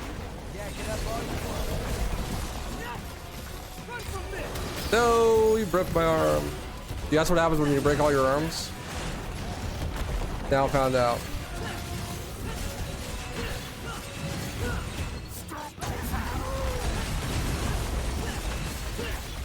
You can't actually kill him before he does this move, but when the move starts, he becomes scripted to not die. So he actually can't die during this animation, and then he'll jump out here. If you're really, really fast, have good damage, you can kill him here.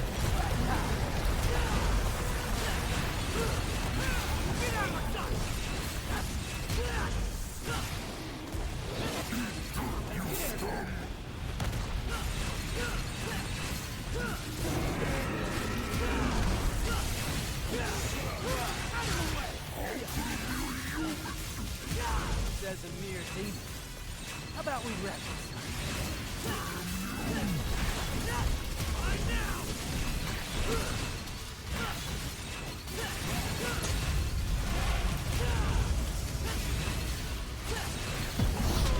Ouch.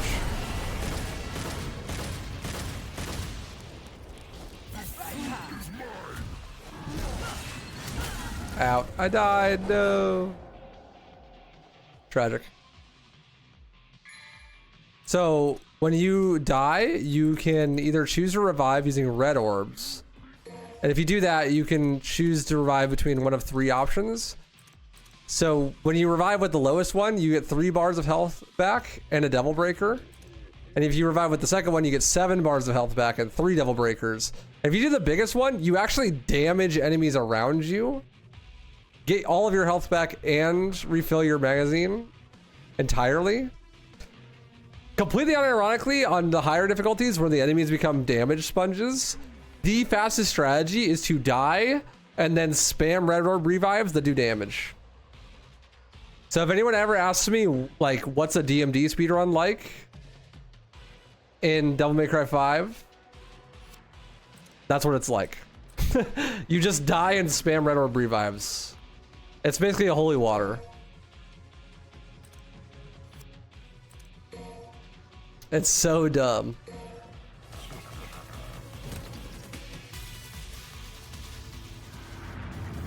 Dedge. The Last Judgment draweth nigh. Long ass death animation, then you restart from a checkpoint. You get so many gold orbs in this game, it's fucking ridiculous. Actually, so something that people might not know, you get a daily login bonus of a gold orb every time you launch the game on a new day. Fun fact. So literally every single day you get an extra gold orb, and gold orbs revive you on the spot. And then there's a ton throughout the game as well.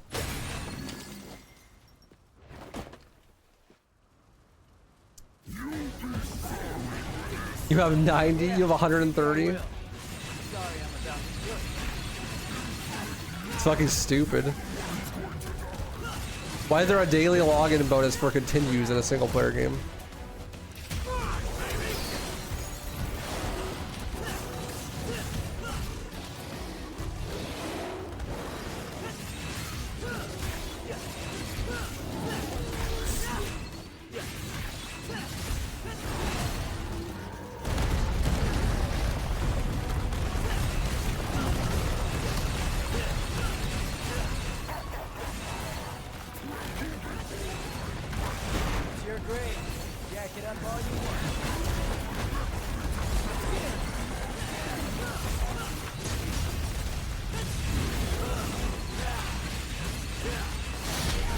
Big problem I always have with this game though, especially because it's so easy to stay in the air, When you want to land fast, it can be so hard to get the game to actually get you on the ground. That's a big problem I have with this Goliath fight sometimes. Just can't fucking land, bro. I'm flying air Nero, bro.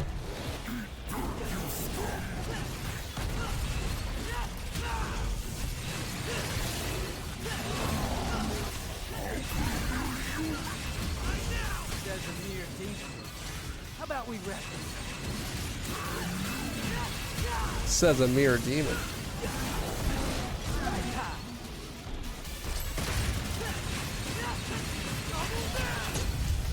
Let's get airborne.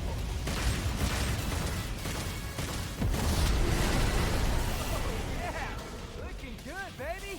Make love to the camera. Yeah. The fruit is mine. Right now. Ouchies. Let's get airborne. Yeah.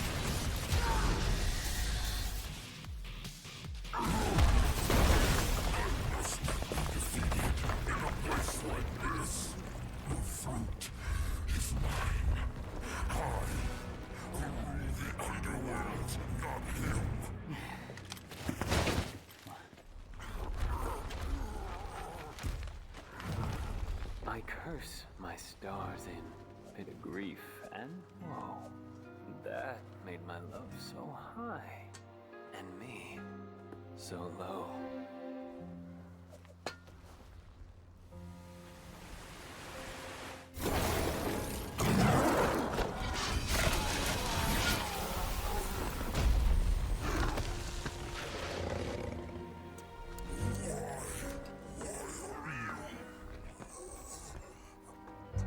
Little wanderer, I thee home.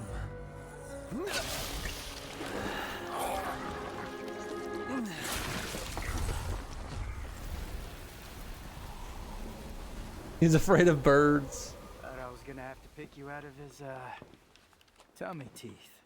Pardon my delay. I was catching up on some reading. Yeah, looks like a real page turner.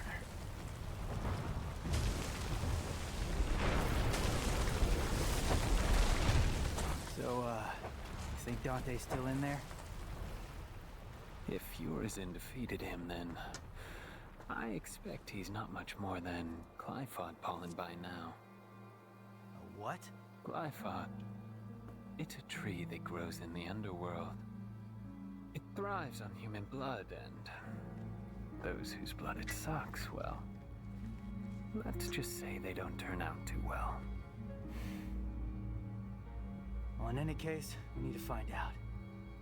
If Dante's alive, we'll save him. If not, we don't. Wait. First, we need to exterminate some Glyphod roots.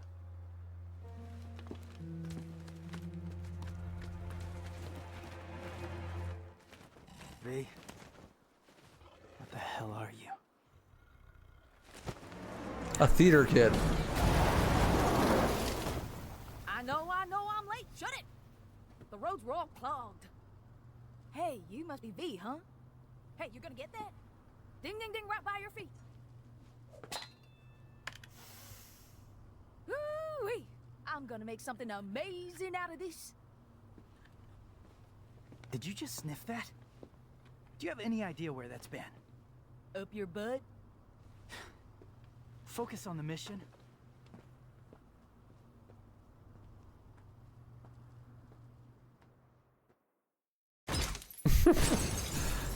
Man, V is like so... Okay.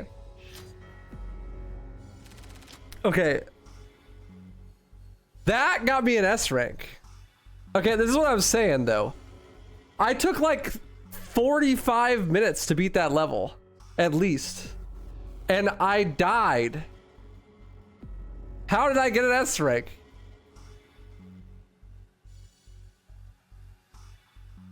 Like, actually, how?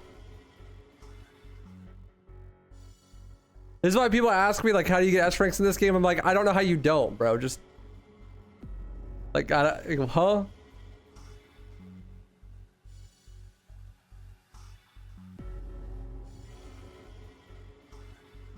I'm just the goat. True. It's just a me thing.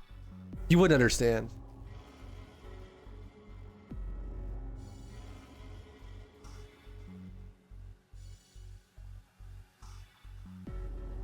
Yeah, without moves on the first playthrough, and I died. But like, for real, bro, how is that even possible? That's crazy. It's so lenient. So I forget who brought it up. I think it might have been Shadows, or not Shadows. What's his name? Raiden. I think Raiden said it. It's like every time an important plot-related question comes up, the game just ignores it. Like Nero is like, V, what are you? And then Nico just shows up and they just drop it entirely. Right? Like that'll happen a lot more in the future, but I think it's kind of funny.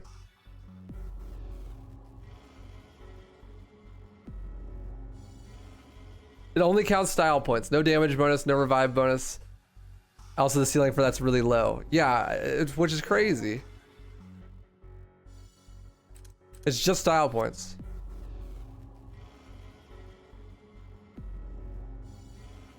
Which makes no sense. Like, at least lie or pretend to answer or something. Yeah, like, or give an explanation. We don't even know if V knows what he is. We know nothing about that character at this point in time. At all. I think we should split into 2 groups. And cover more ground. Good idea. Behold, my genius. Cash first. All the materials I collected for your little pet projects don't count for anything. My brilliant badass work is worth every dime, you know it. Well, your quality control sucks ass, and you know that. Or maybe don't let the demon smack you around so much. Whatever. I am truly gifted. It's a work of art. Oh, so you're an artist now, huh? Yes, I am. Got any questions, little chicken? My grandmother was called the 45 caliber virtuoso, legendary gunsmith. I hope to be like her someday, an artist and a lethal artisan. Everything I create is art, whether it's a gun or a steel pot to cook birds in. Any more questions? Huh? I do like Nico's character. I think she's funny. She's a nice foil to the seriousness of Nero. I'll take my leave now. And if I don't see you along the way, I'll see you at the bottom of the Glyphod. Sure. What are you gonna do? I gotta shake the cobwebs out. I'll let you know. Hey, you got any more questions? Better ask it now. I can't read minds. Ooh, well, yeah.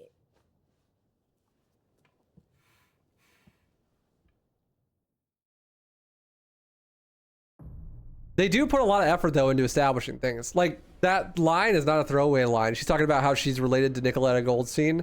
Nicoletta Goldstein is the person who made Dante's Ebony and Ivory. So like her grandma made Ebony and Ivory and her dad is Agnes and then she is doing all this shit. I don't know. It's like leans into the whole thing about how everything is family. The classic Devil May Cry themes. Hey, I got a new arm for ya.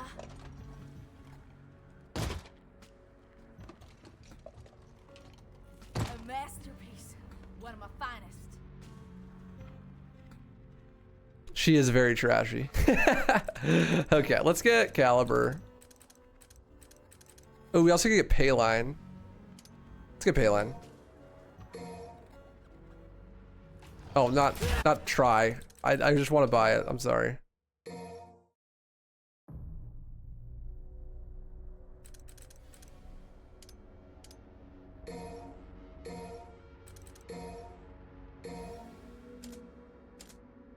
Alrighty, that'll be good enough. But let's put Punchline. Do Punchline first to show it off.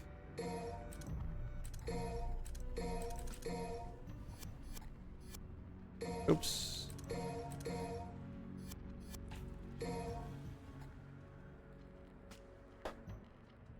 Payline's the reason Double Down's a backwards move? Yeah. Yeah, exactly. Who's Agnes? Agnes is the scientist dude from DMC 4. He turns into a giant bug. That's her dad.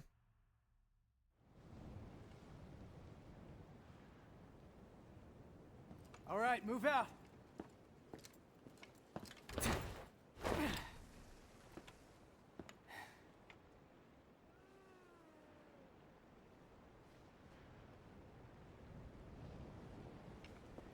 So much for teamwork. Yeah, what does he expect her to do there, actually? She's just a human.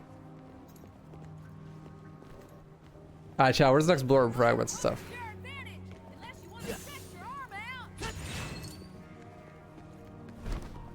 They're Grim Grips from DMC 4.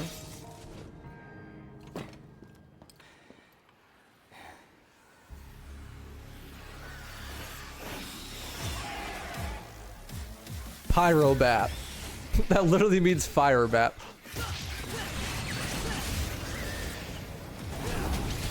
So Payline will just go and attack things for you, basically. But if you press the button again, you can ride it like a rocket. It's fucking sick. Who's up? Riding high.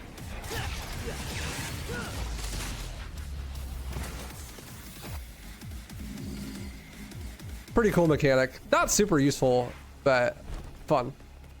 Let's get airborne.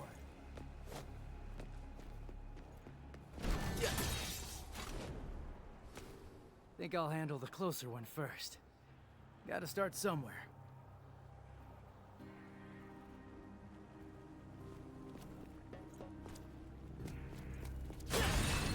Riding high. There's another punchline over here. Oh, I found it. I found it. I don't even need chat. Way ahead of you.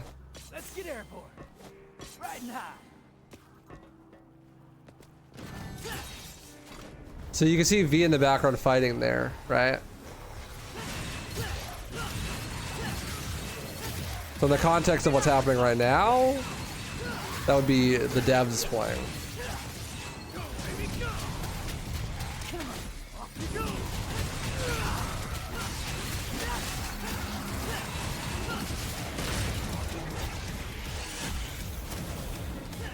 Oh, nice dropkick.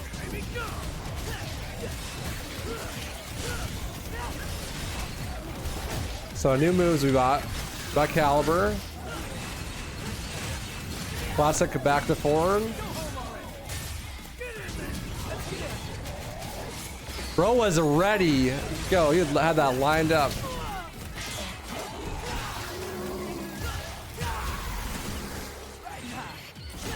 And then we also have Payline, which is like a forward dash in the air. God, I don't know about you guys, but every time I come away from a combat encounter in this game, because the camera is fully dynamic, I often end up with a camera like this or some shit at the end of the combat encounter. Then I gotta be like, oh, where am I? Oh, there we go.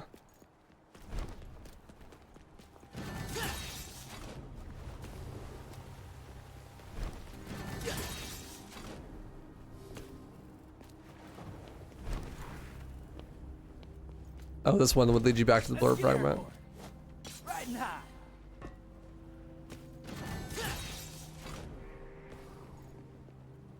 Caliber plus enemy step equals infinite airtime. Yeah, I should probably buy enemy step here soon.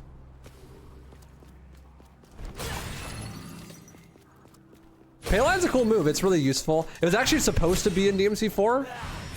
There's like bones of it in DMC 4. And there's some mods that actually add it into DMC 4.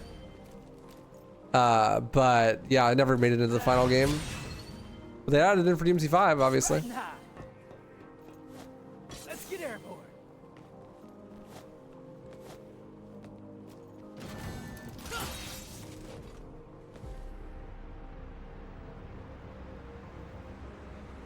And there's a cutscene every 2 seconds of this game, huh? So this Goliath, screw it.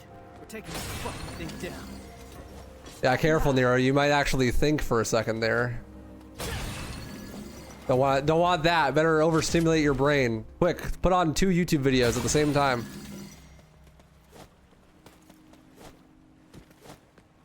Let's get airborne. Riding high. Can you not up here?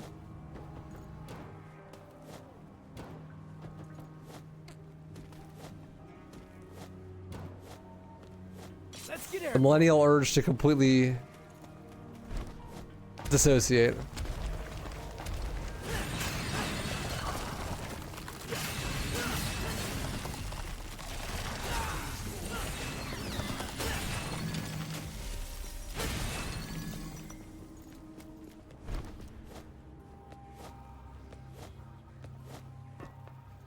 Chat's doing it right now. Ted, do you have my stream open and a YouTube video at the same time? Oh, there's a thing.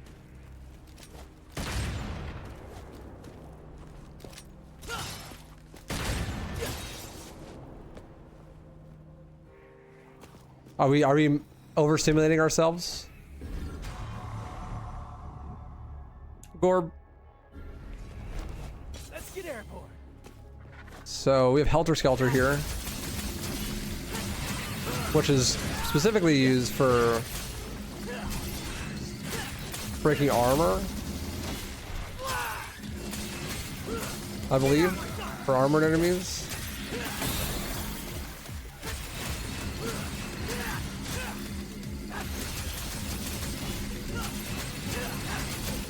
I would never have a second monitor, honest. That's crazy work. I would never not have a second monitor.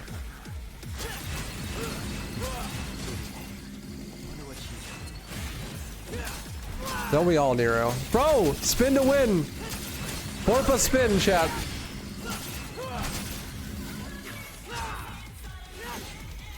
Porpa spin. Oh, frame drops.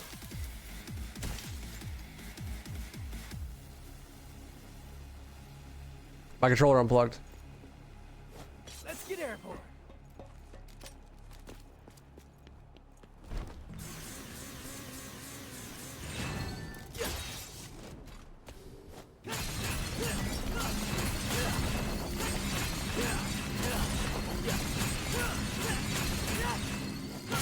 Yeah, it's weird that you always get the description for blue orbs and gold orbs every single time you pick them up. It's like, isn't the first time enough?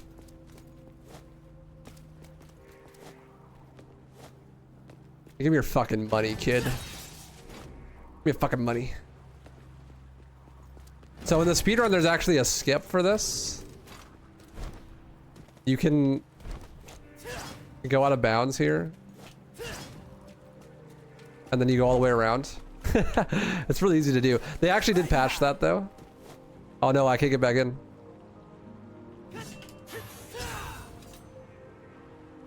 Oh hell yes. Oh hell yes. Might have to be a checkpoint Charlie over here to get back in bounds.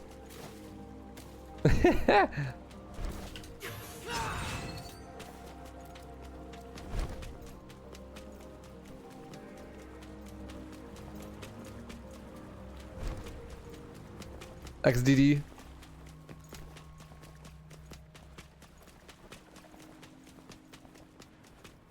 They patched this though in special edition. Whee!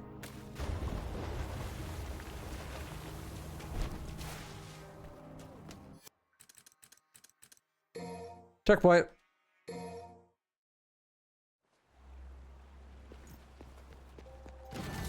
And the checkpoint's the beginning of the mission? God damn. Rough.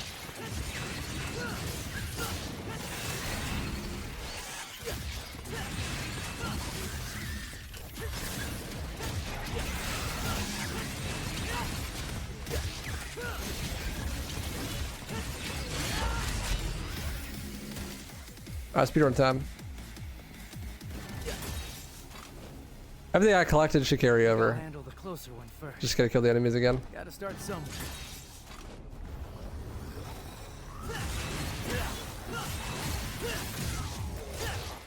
Out of the way!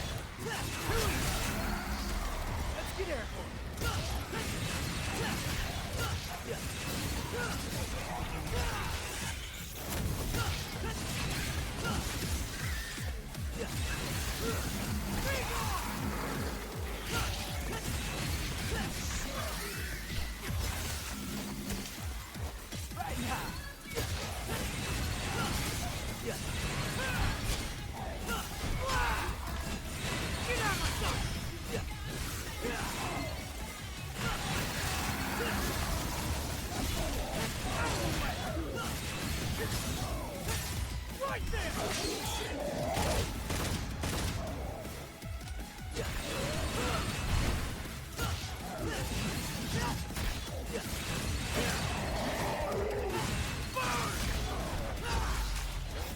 Yeah, I can get the green orb I missed.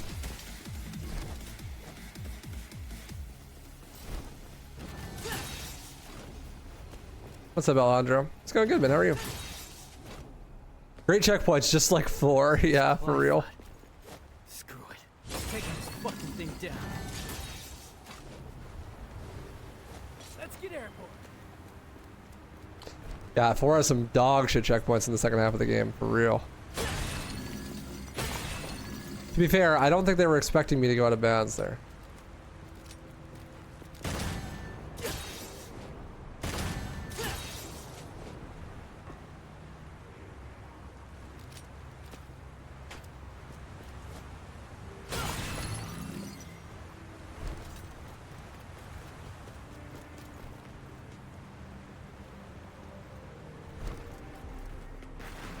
Do I have to do this from the front side to make this? Riding high. Yeah, probably. Get over there.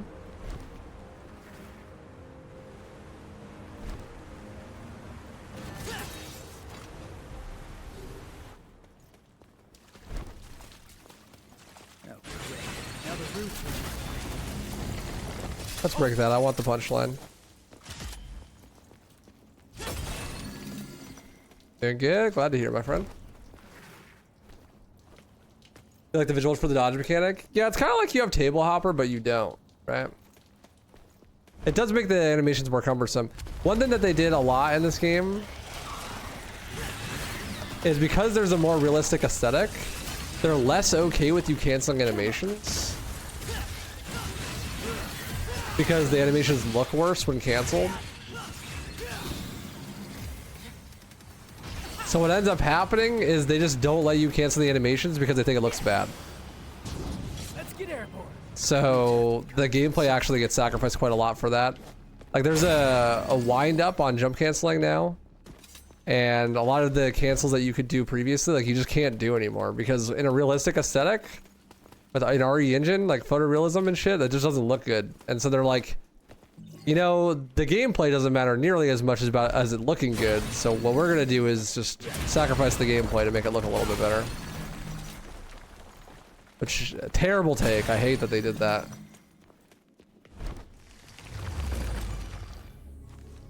This is a bonus combat counter. If you don't break that wall, you don't think you get it.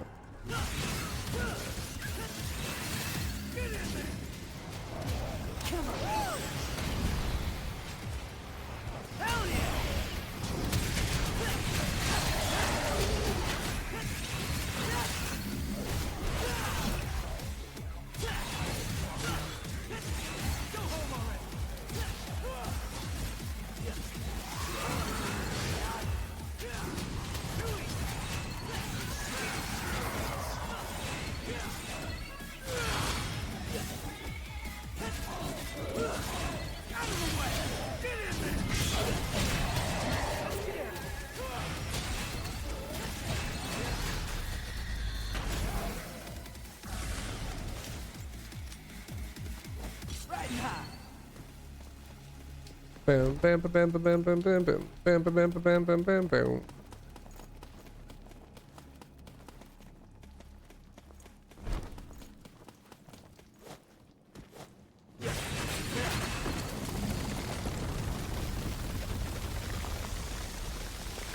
I like the UI in this game. I do. I think it's pretty. I like the broken glass effect and stuff.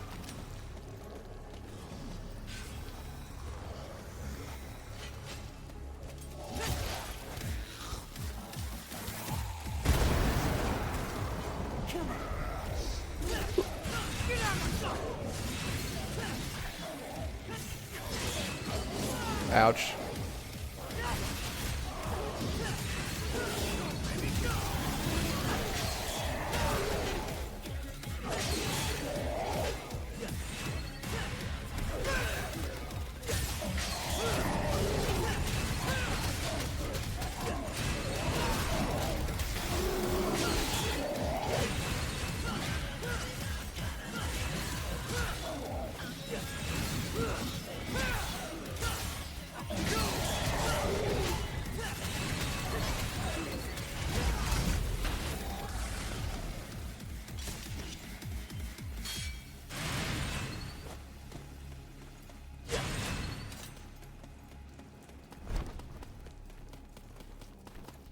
Thank you, Murasawa. Appreciate you, dude. I like the glass look. The other stuff I'm not a super huge fan of. Like the boxes for the health bar and stuff. But I really like the glass aesthetic. I think it's cool. Oh, this is where I came from. Oopsie daisy.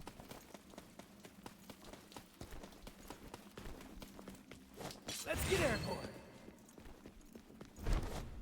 Riding high.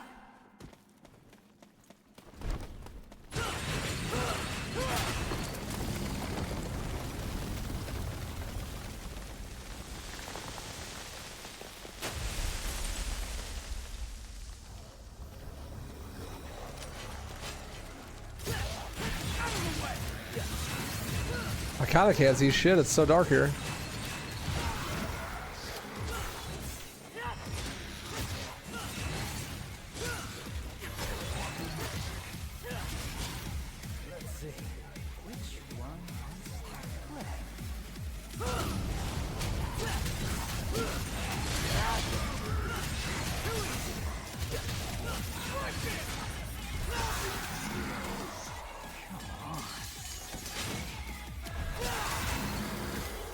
Another thing that they changed in this game from 4 to 5 is they removed reversals. So in DMC 4, you could do directional attacks like Caliber or Payline or Shriek in whatever direction you want, regardless of there being enemies in the arena. Those attacks all are context sensitive. Like you change the direction that you move the analog stick depending on what you're locked onto. And if there's enemies in the room, you can't lock on without aiming at them. So the attacks always go towards the enemy that you're locked onto, unless you do a reversal. In DMC 4, you could do reversals, and that meant like you could, during the recovery animation, like say this attack has a long recovery at the end. During the recovery of that, you could do an attack that uses directional inputs, and then let go of lock on and switch targets out of the recovery animation, and then do the attack in whatever direction you wanted. So like, let's say there's an enemy in front of me right there. I could stinger this way with the enemy still there by buffering the inputs through a previous attack. They just completely removed that in DMC 5. They're just like, nah, we don't like that. Which is really unfortunate because that added so much depth to the moveset. But unfortunately, that is no longer a thing in this game. You can still do reversals in this game whenever enemies aren't around, but there's no reason to do a reversal if there's no enemies around. So it's not really a reversal.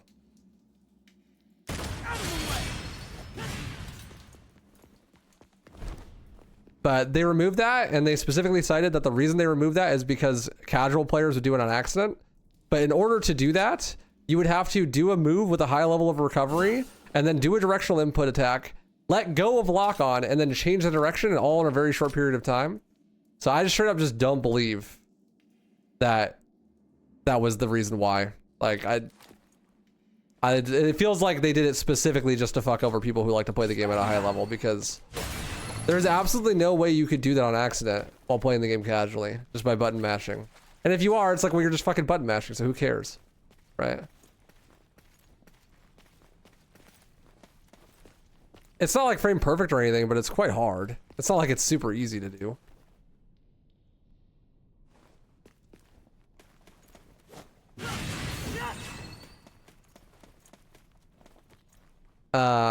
But yeah, that like loses a lot of the depth between DMC 4 and DMC 5. Let's get airborne. Unfortunately. From here? I did not see secret mission. Riding high. Reversal sounds like a crucial combat component. If you're going to be playing at a higher level, yeah, definitely.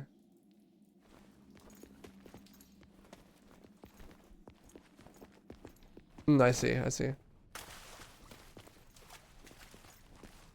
There it is, thank you. Yeah, definitely. When playing at a high level, it's super, super vital. But yeah, it just doesn't exist at all in this game.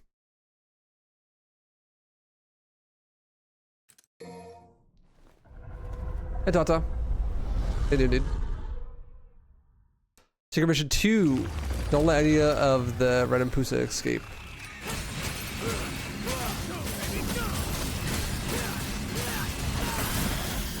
Let's get airborne.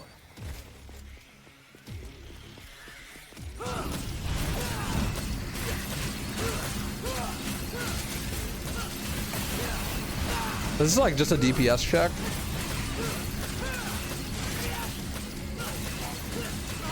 How well can you exceed?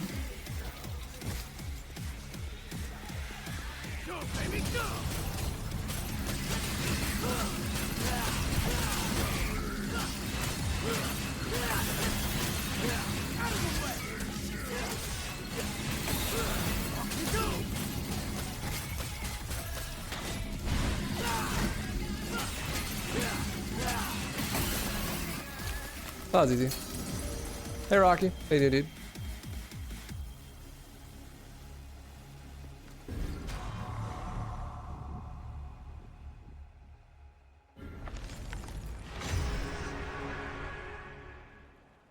I'm doing all right. I'm playing DMC 5, so, you know, mixed feelings, but I'm having fun.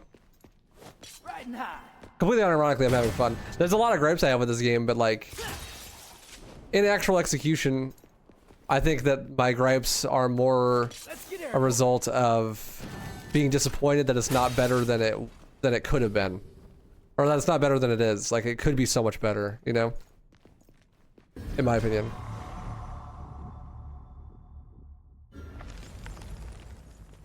But the actual product itself is aight. It's fine. Riding high. Too easy. Too easy.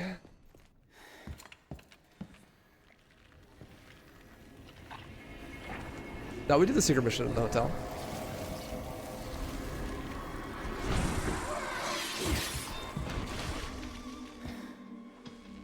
Yo, nice, Sharkana. Gonna play Scooby-Doo?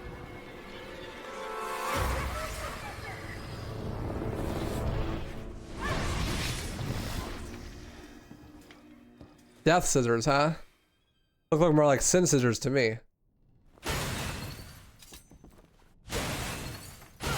Classic returning enemy type.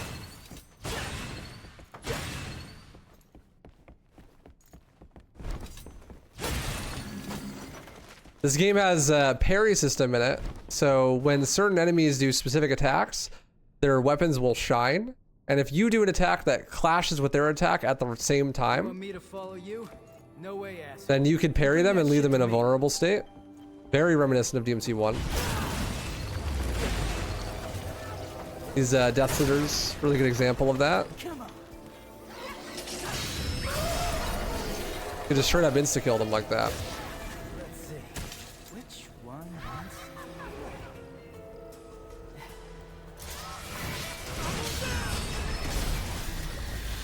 Just like DMC 1.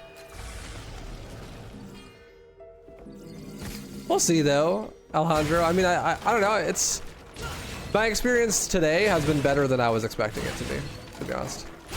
So, holy books, bro. No one is safe. Not even that guy. Those ones don't break though. Get drop kicked.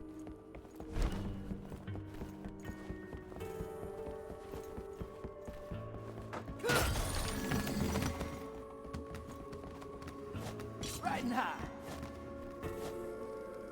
Ah, fuck. DMC 5 arc. Well, it is going to be the next game I'm running, so I do want to enjoy running it. Let's get airborne.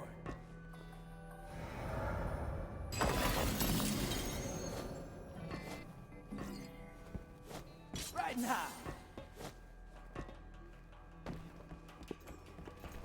I mean, the playthroughs I'm doing right now are pretty good uses of that.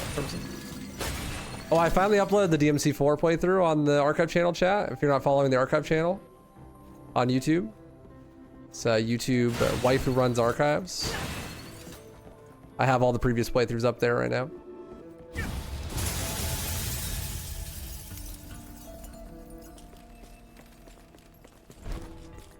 Without strength, you can't protect anything.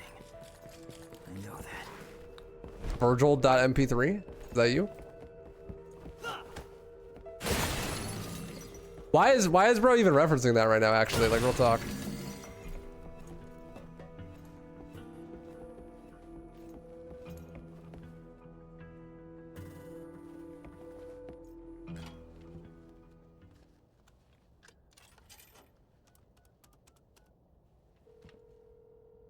Still no turbo on PC? No, sir.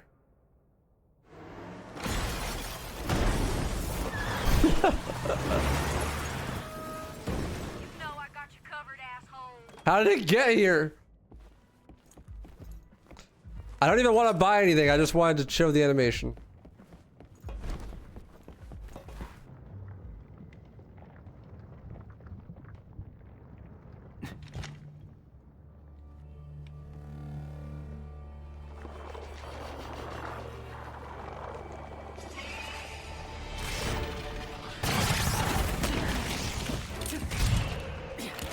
Nico drove it there? Oh, true, duh. My bad.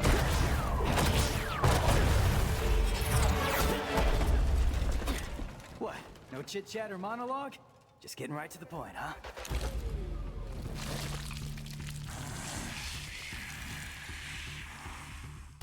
Nice face. Something different about it. Punchline has this crazy downward punch. That is great. But Artemis here will fly away if you use it. Yeah. Hey, don't you need those?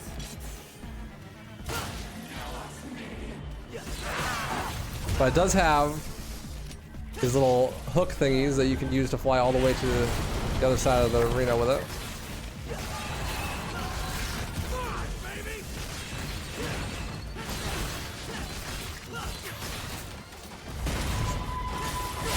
Ah, fuck. Very reminiscent to the Savior boss fight, actually. Holy shit, why'd you send me so flying?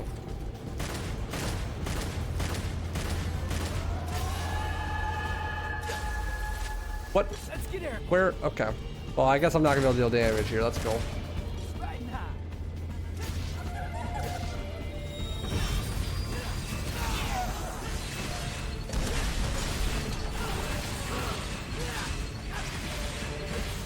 I actually don't even know what happens if she gets that attack off, because I've never had it happen. It takes so long.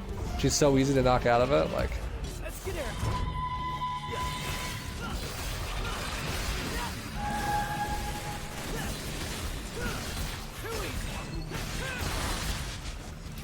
enemy step would be nice here.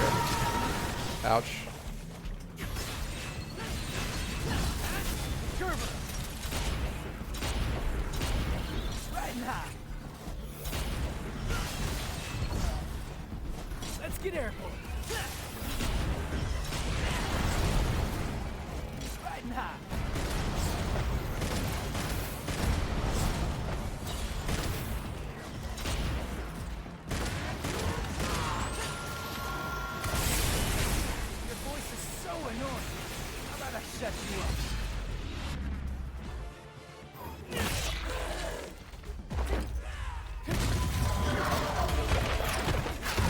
Yeah, very reminiscent of Echidna, honestly. Except for Echidna that likes to fight you more.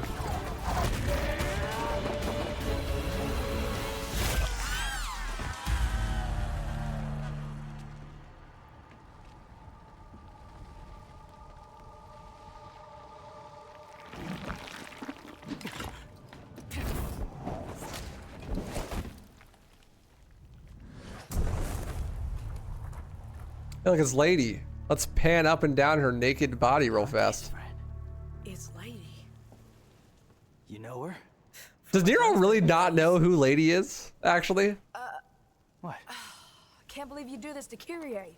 I'm gonna have to tell her, man.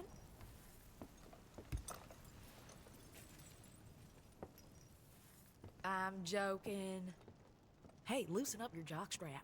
Haha. Don't do anything I would do. Chicka bow wow, chicka bow wow. You saw her once in DMC 4? I feel like they have a much closer relationship, him and Dante, between the games. Right now. Maybe this game good. Chat, go jerk off and come back, alright? Holy shit, I got an S rank, even with the continue. It really is just like... It is just style, right? Like...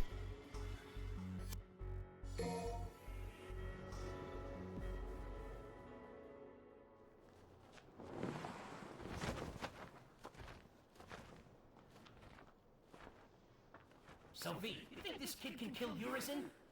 One can only hope. But for now, we have a more pressing engagement. Alright, I'm back from Jorkin. That was fast.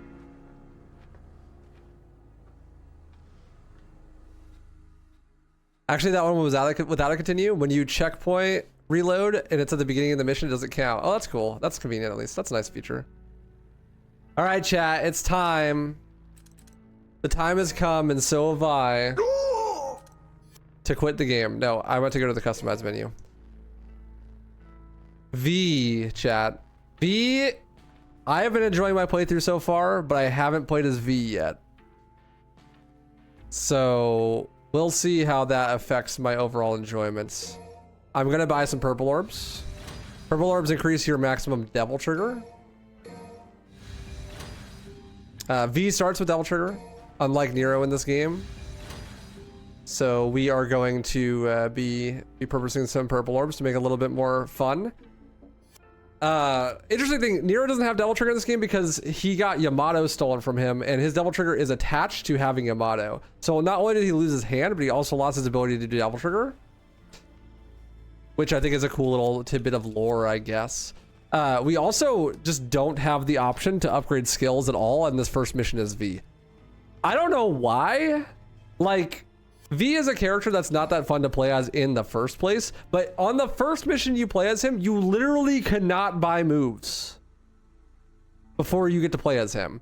Meaning, the first mission that you get to play as V, you are subjected to the worst version of V the entire level, which seems like a really weird way to introduce a character. I guess the idea is like you don't want people to rely on moves that they just bought, but like also why not? I don't know.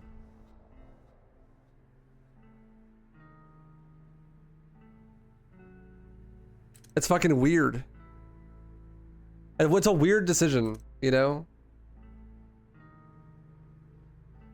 It's like they wanted you to not like him.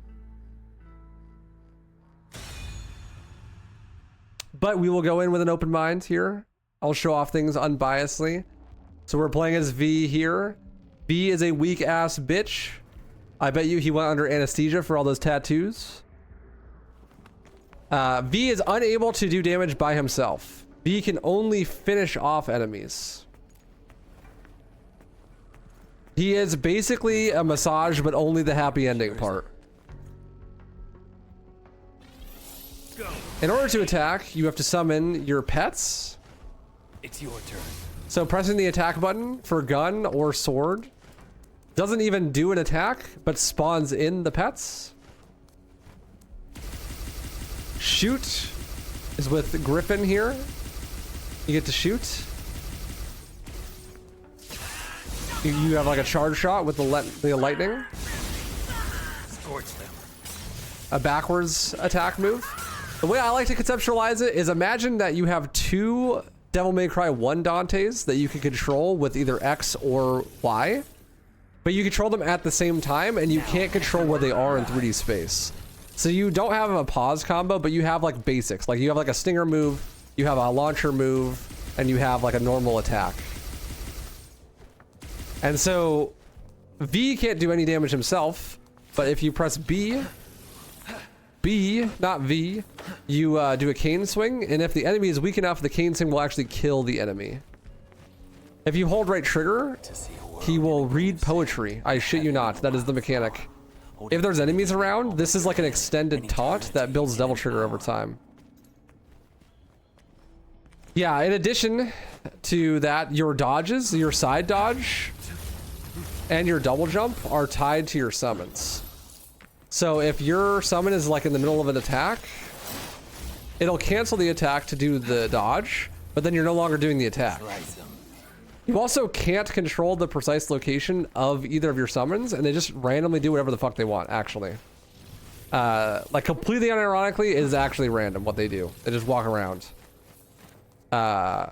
So yeah, we'll see how it goes. If you press the left analog stick, I believe, or left analog stick, if you press the left trigger, you can empower the summons to make them do extra damage and take less damage resistance. It's basically how you use your Devil Trigger. I mean, you are fragile at the moment. Wouldn't take much to wipe you out in a sticky situation. I'm just saying that running away is okay. It's always okay to run away if you're not up for it. He who desires but act not breeds pestilence.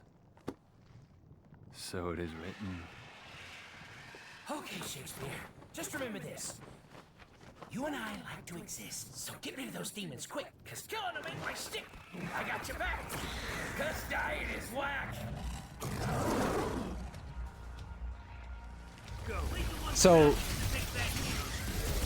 you can not kill demons.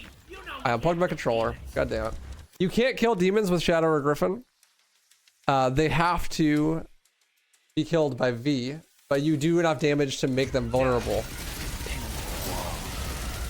with those. See, like I can't. And you do have some control over what attacks they do, but to be honest, the best strategy, even at the highest level, is just to fucking mash buttons. As the enemies are so passive in this game that there really is not a huge reason to direct the moves. And since there's two allies attacking at the same time, they just get stun locked and don't have to do anything. And you also basically can't control the style meter because of that, so you just get a triple S all the time. Orb.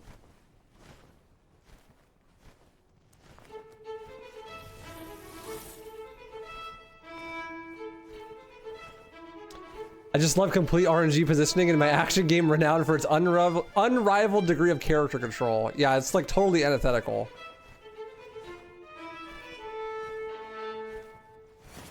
To the rest of the gameplay design, to be honest.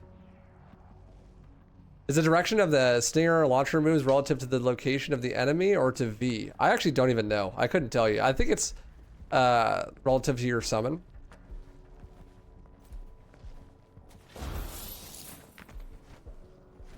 That's all great, but how the hell do I deal with Hell in Hell for V? You just don't play it because that difficulty mode's fucking whack and not fun.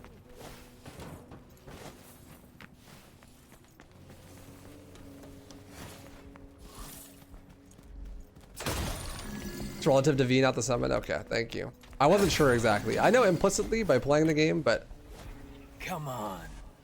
Come on. I couldn't tell you. Hello, Christy Bagels. Ain't even dude, I know. Rare, never before seen footage. V's whole shtick is that he's like an artsy fartsy boy, but he's weak and can't do anything himself, so he has to rely on his pets to do it. Which is like an okay gimmick. I'm not opposed to there being a summoner type character in a Devil May Cry game, but like the whole thing that Destiny Spider was talking about how the games are renowned for having such high levels of control over your character, like completely goes out the window with V, because you have no control over like anything. Fortunately, he is OP as fuck and does insane amounts of damage, so it doesn't really matter that much on the lower difficulties. But on the higher difficulties, where the enemies get more tanky, it becomes really tedious. Completely unironically, the mashing ends up hurting my hands.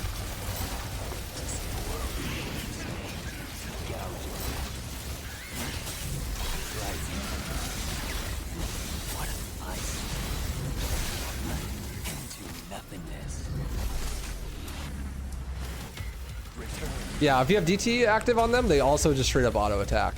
So you just don't have control over them. You can see that there's 2 bars on the top left that go down vertically. Those are actually the health bars of the pets themselves. The pets will take damage from enemies hitting them, and they can die, which leaves them in a cooldown state where you can't use them until they regain their health. Giving them Devil Trigger like increases their health, so you can heal them like that. But on the higher difficulties, especially like Hell and Hell, where everything dies in 1 hit, including you, right? Then the pets will die in 1 hit, and then you just can't do anything because V doesn't do damage. So you just kind of jump around and pray you don't die.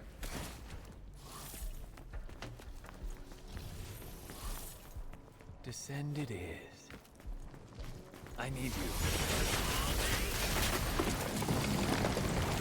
Completely unironically though, most of the strategy ends up devolving into like just mash buttons and hope you're not in range of enemy attacks.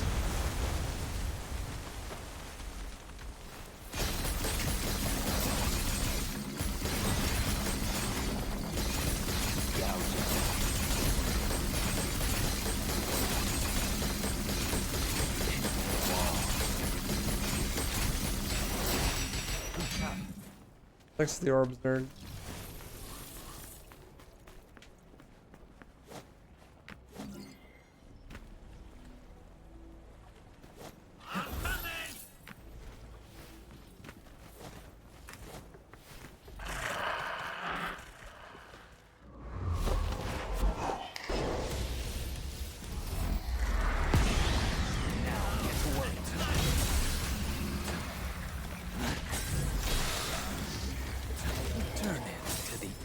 So that's Nightmare. Talk about lack of control. Nightmare is literally random. You don't have a button to control him like you do the other characters. If you press the normal DT activation button, left bumper, then Nightmare spawns in, and he just does whatever the fuck he wants. Completely unironically, he just does whatever he wants.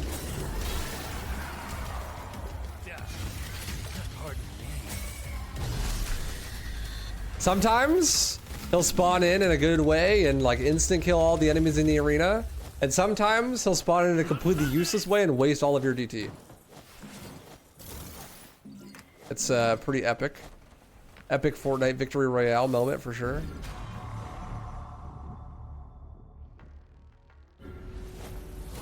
There's some cool things about the Nightmare summons though. Like, they change depending on the context of the arena. So like, if you do it in certain, you summon him in certain environments, then he'll do like special attacks and stuff, which is kind of cool. Hey Valsian, what do you mean, bro? V's the best. He's the GOAT. Did I miss the blur, the fragment? I don't think so, right?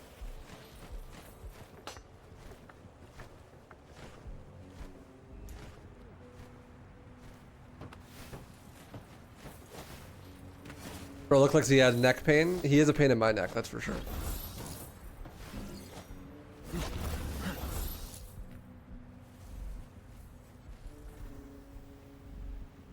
What's that? I've never seen that before. This Orb. bridge looks unstable. Rise.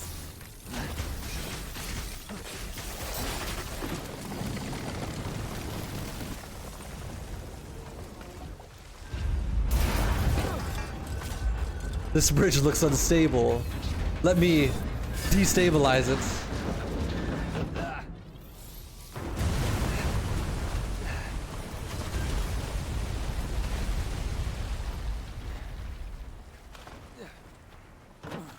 Hey, look, a Gorb.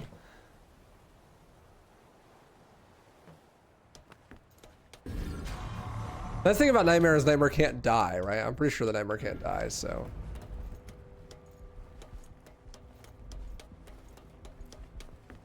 Wife, I need you to help me decide what's for lunch. I make a peanut butter sandwich or a grilled cheese sandwich? Grilled cheese, my man. I will not For sure. allow him to gain any more power.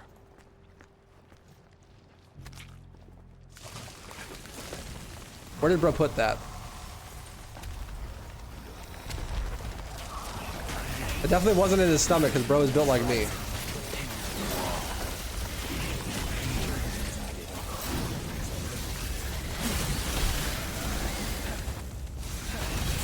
So if the names didn't give it away,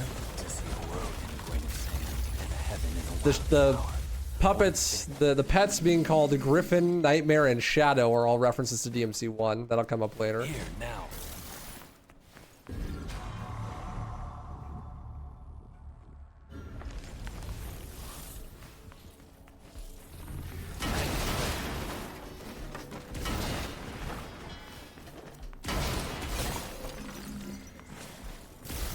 Slice him.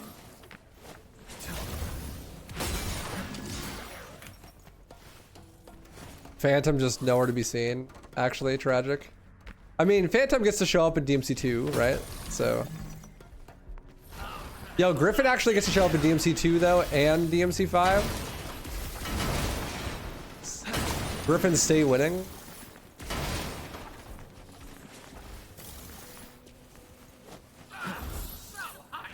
Yeah, this one you summon the Nightmare here to get the secret mission, right? Enjoy the taste of this. Yeah, there's a example of like a special animation.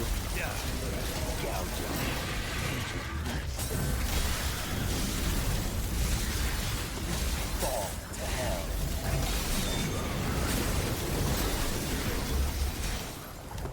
You can make him go away though. I just press the DT button again, but it usually takes a really fucking long time for him to actually go away.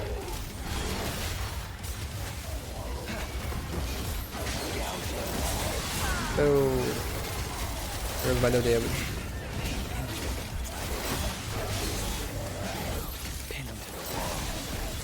Pin him to the wall. I gotta say, people love the music in this game, but V's theme is easily my least favorite. There is a really cool mechanic though, where when you have an S rank or higher, the music gets louder and new parts of this audio track play. So like the audio tracks are multi-layered and they dynamically change to increase the volume and also like which parts of the songs are playing depending on your style rank, which I think is really cool. To be honest, I think it's a really, really cool mechanic. But when you get an S rank as V, the singer comes in and the singer's like, Griffin, Shadow, Nightmare, blah, blah, blah, blah, blah, blah. And it's like the worst thing of all time. I actually fucking hate it so much. I hate his song. It's so whiny and annoying. I mean, it fits his character, I suppose. I'm just not a fan personally. Tell me that wasn't a spot-on impression.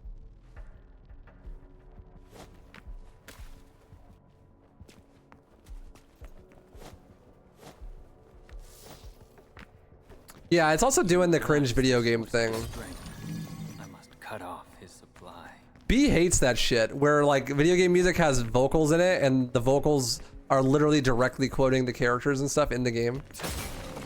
I don't think it's that bad, but it is kind of cringy.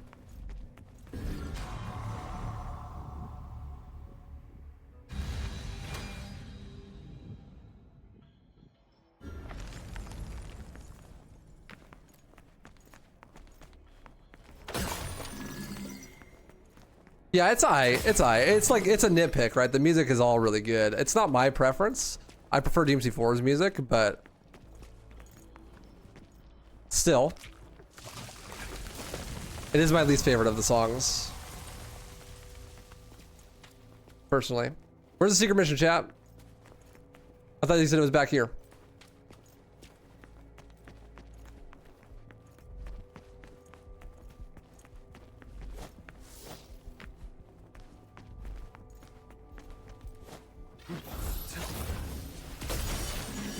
Not yet.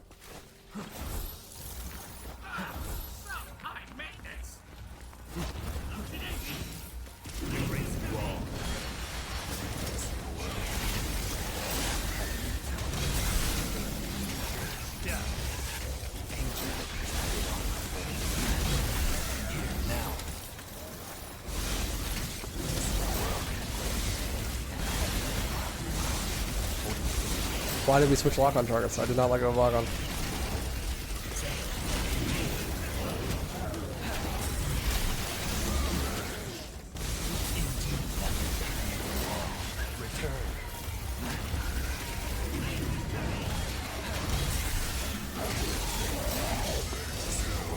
Six skills.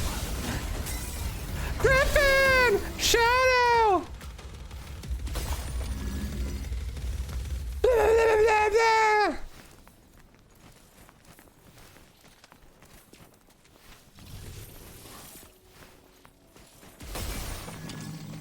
Yeah, you can't teleport again until V hits the ground, which is really weird. There it is. I don't know why. Up there. You don't think it's singing the names of the summons? I'm like 90% sure it is.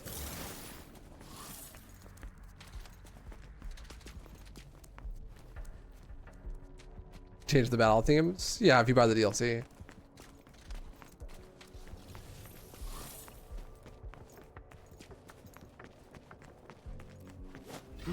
You have to do it from up there, right? How the fuck do you get up there?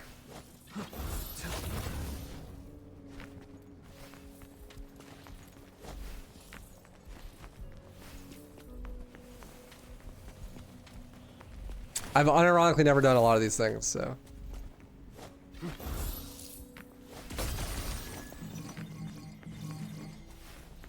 Ah, this over here. I see. That makes sense. That makes sense.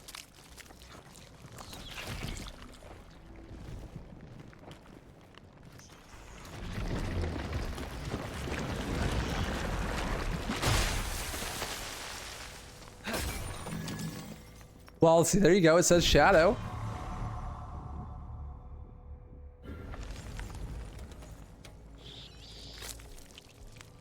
You proved my point.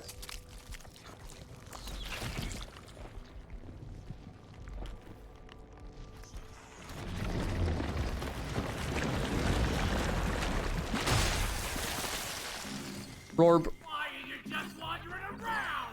We're in a hurry! Chop chop! True. True, Griffin.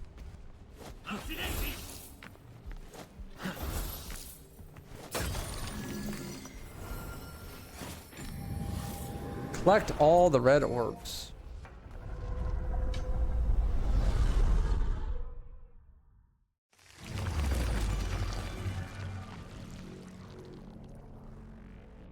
Hey, look, it's a secret mission in DMC 3.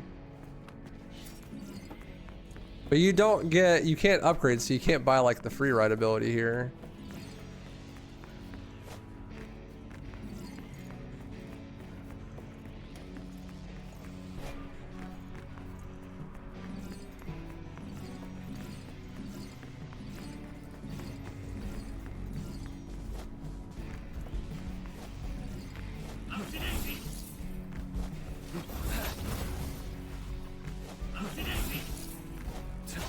Oh, I got it. Oh my god. Never time a speedrunner, baby. Woo. Wow. Not even close. I can't believe I got that. First try.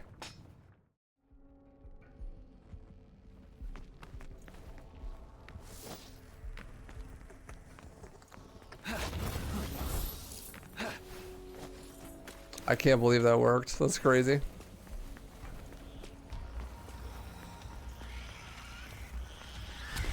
It's your turn. Yeah.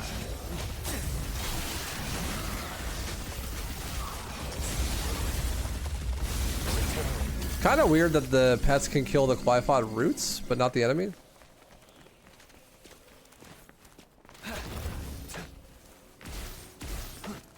Griffin, shoot the thing. Shoot the thing, please! That works, I guess. I love not being able to control my attacks.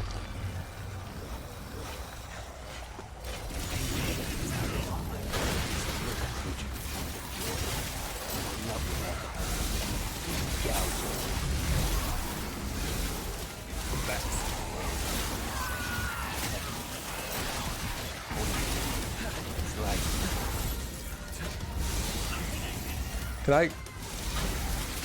Get bro. Get bro. Another problem is that like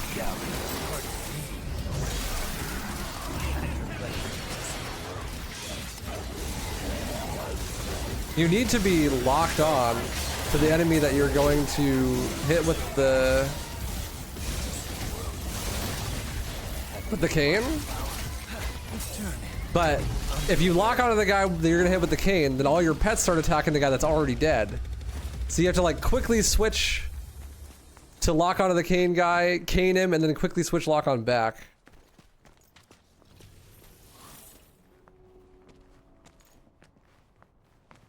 I got them. Thank you, Shadows. I got all of them, I believe. A phone. I wonder if I can reach that woman.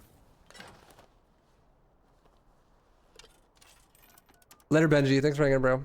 Hope work goes well. Come meet me. I'm at... Yeah. Keep your panties on. I see ya already. Be right there.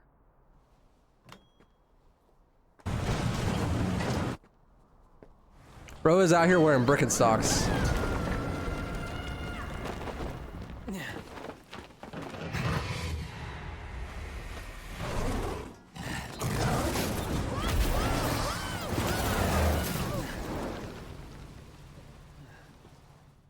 Oh, that's the next one, mission 5. Sorry, I didn't read. I'm illiterate.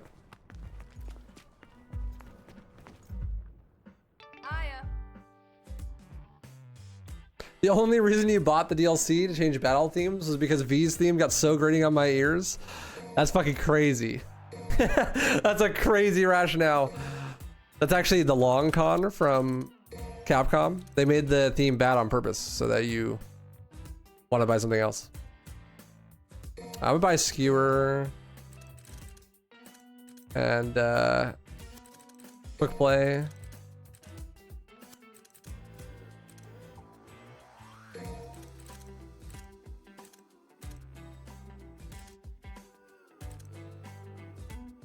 Increase Shadow's health. Increase the recovery speed after he dies. We're playing on Devil Hunter. They'll never die, and they don't need more health. Blockade 2 is really good, though. 3 Pillars of Lightning instead of just 1. That's like the only thing that you even really want to use as Griffin is Blockade. Is his like DT powered up long range attack.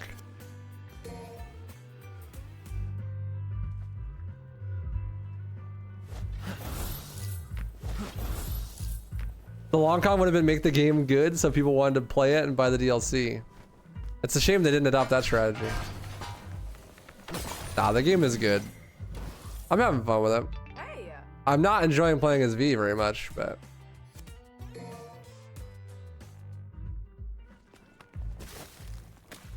it's still fine.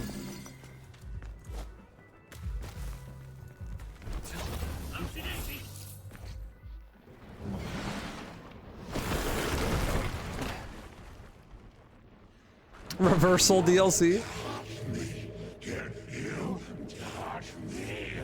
Needhog. I never liked this guy. You test. I know you. Dumb as a box of rocks. Let's not even mess with this guy, V. He can't even leave the Clyphod anyway. Just a Clyphod parasite. Did you insult me? Uh-oh. You insult me. I think he hurt me. He's angry!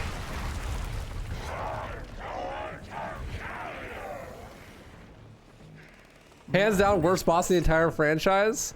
As the heir to a bird, or the That's seed to a crazy. fish, so is contempt to the contemptible. You're gonna say that when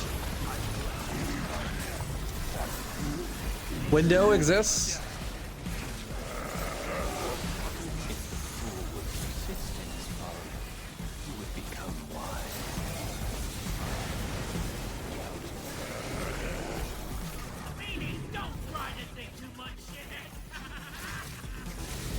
Bro, what is Shadow doing?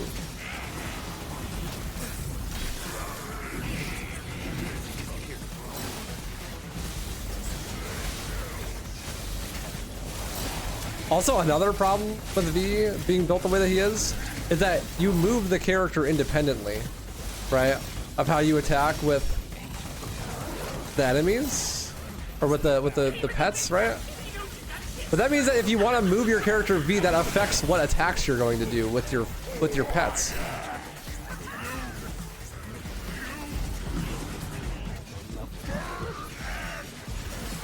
So like if I'm trying to do an upwards attack with Shadow, then I am gonna move backwards, which could potentially put me in danger's way, which means I can't do the moves I want to do because V's in the way.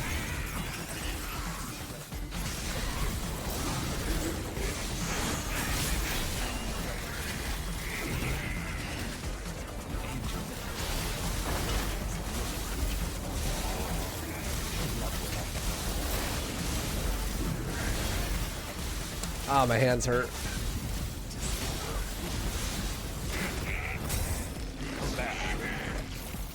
The cut worm forgives the plow.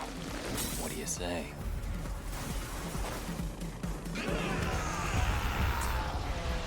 Yeah, that music goes crazy though. Boom, boom, boom, boom, boom, boom, boom, boom, boom, boom.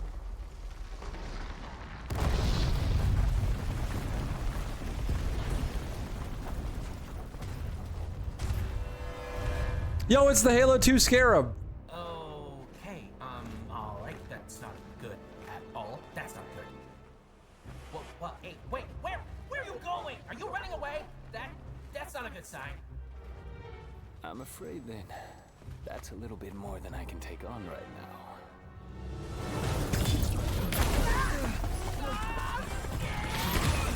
Get out of me!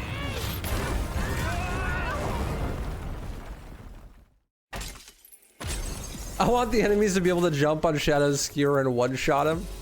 Hilarious. SS rank. That would be pretty based.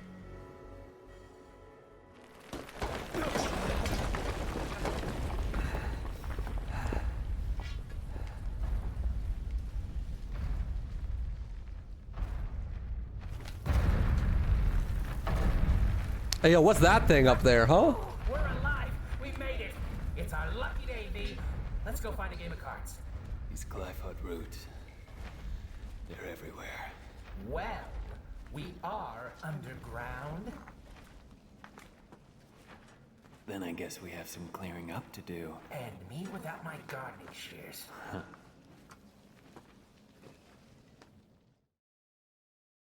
Also, they put so much effort into like quantifying, like, okay, like this is what we're doing. This is everyone's relationship and how they all interact with each other. But then what you actually do in the first 4 missions of the game is basically just, let's go kill some Glyphot roots. Why? Because kind of funny.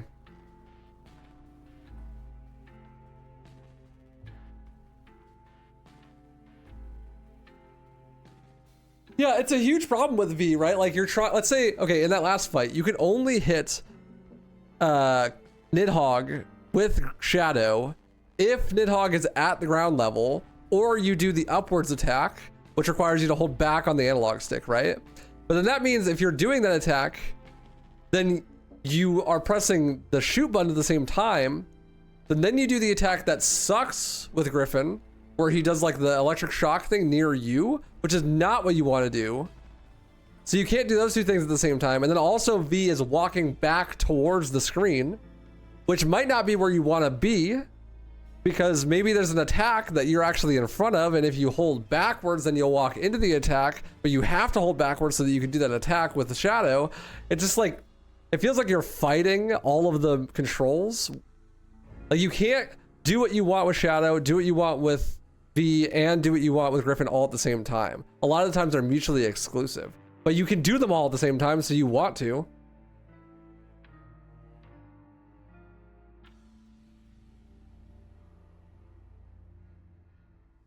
You know,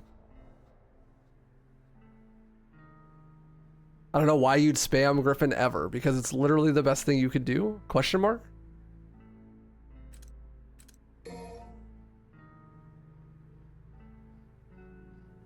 You just spam DT into Griffin and then just spam attacks. You just do the lightning wave over and over and over again.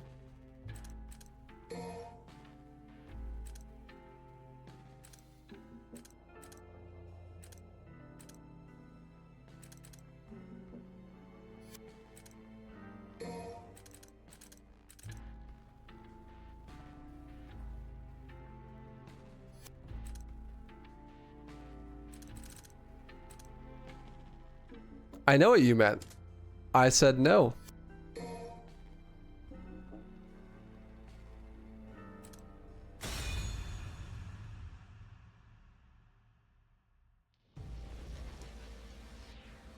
Now to find an exit.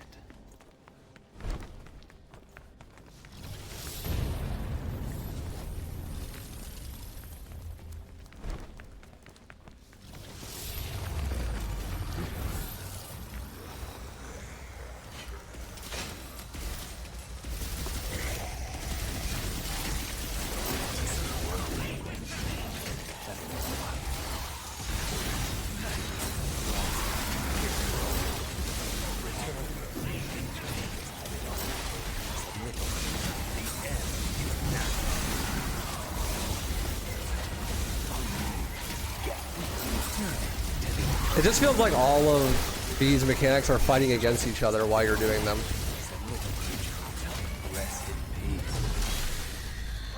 And then you're not like pushed to really learn to do anything more than that because, I mean, I was just straight mashing buttons there and I got double S and everything dies. Can't move forward without breaking through these.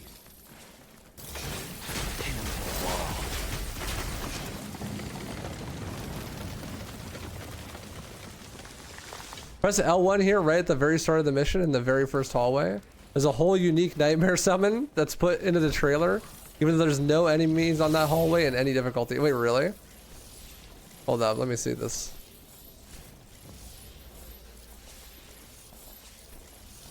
Where am I? I'm fucking lost. Everything looks the same. RE engine moment. Did I get teleported or some shit? Oh no. There. Yeah, here. May not my flesh fail on me.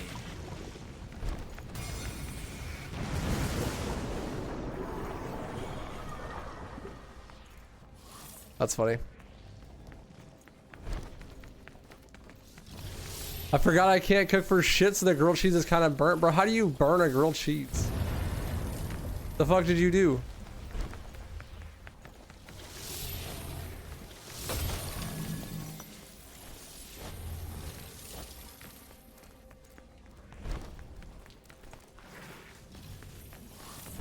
How would you make the playstyle of a character like V better? Would it be simple as make his moves more responsive and less disjointed? Yeah, for sure. Or even like, you could attach the characters to him. Like, you could attach the pets to him and then make it direct. Like, you know how when you're like playing as Dante, you have a sword? You know what I mean? You can have them be like attached via some fucking mechanic. Like Astral Train does it pretty well, I think. They're like attached to you and you can control where they are by positioning with the analog stick, right?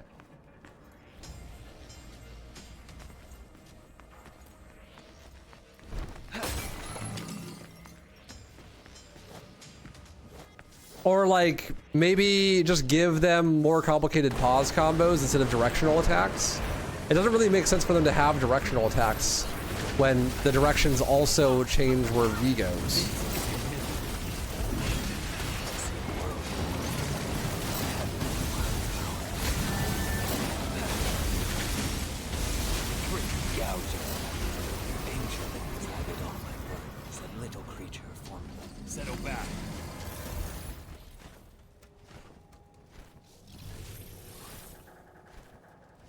Yeah, like the D-pad doesn't do anything, you know.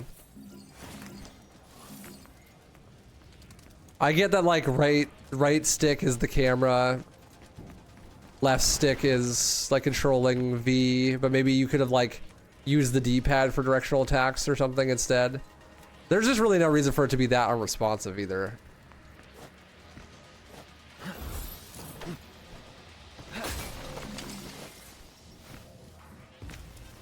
Yeah, there's a secret mission here somewhere.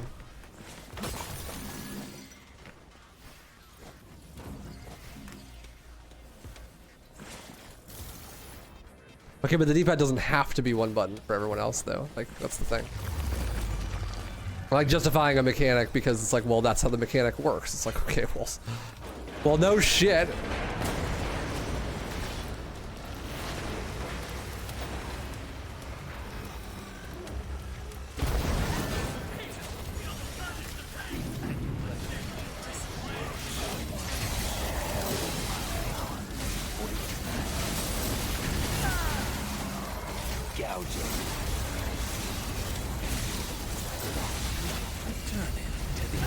Summon Nightmare soon? Okay.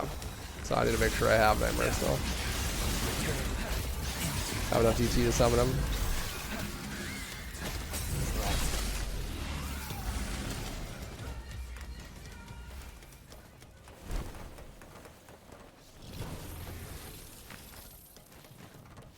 There we go.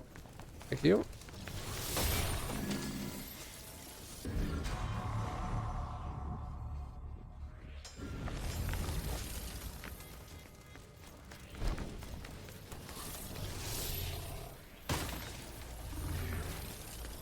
Is this a orb cache?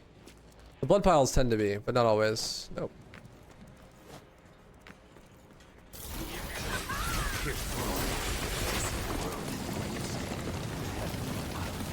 This is the world in a grain of sand.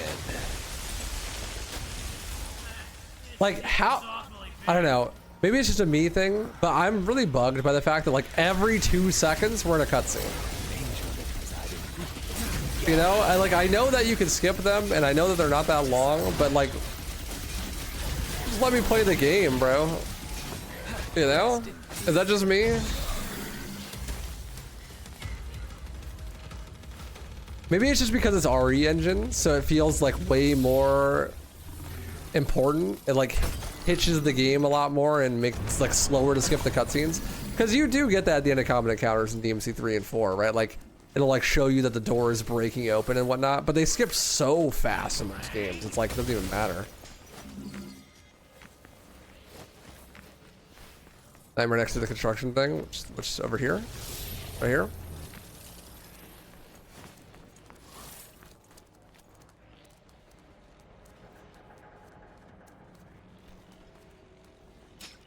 They should just direct the camera towards where you need to go without removing control. That would be nice, yeah.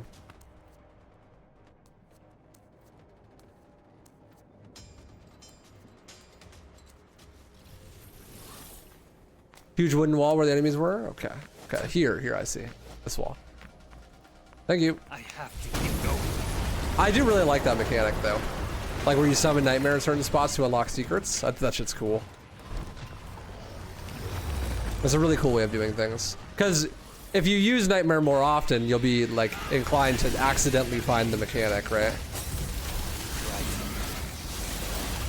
Like you'll accidentally find the secret mission and stuff. It makes the exploration a little bit more dynamic.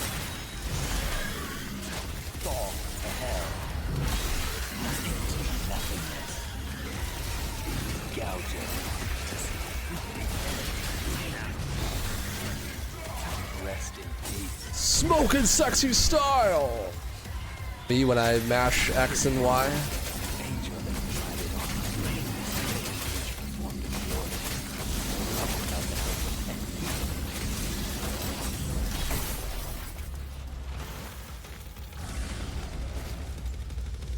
How do I do the fast different attacks in DMC 1? Like kick 13? Stinger input? You have to buy the move though.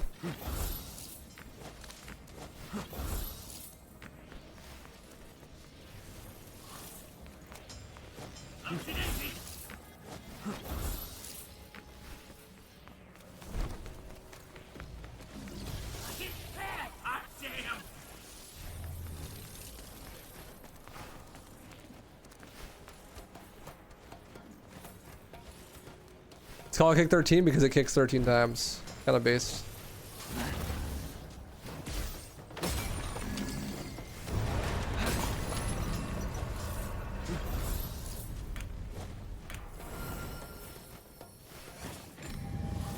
Secret mission 4. Eliminate all the demons without taking a hit.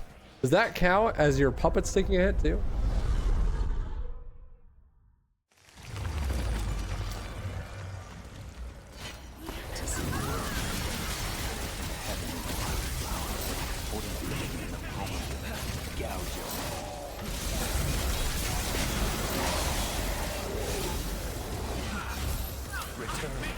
Probably not, right?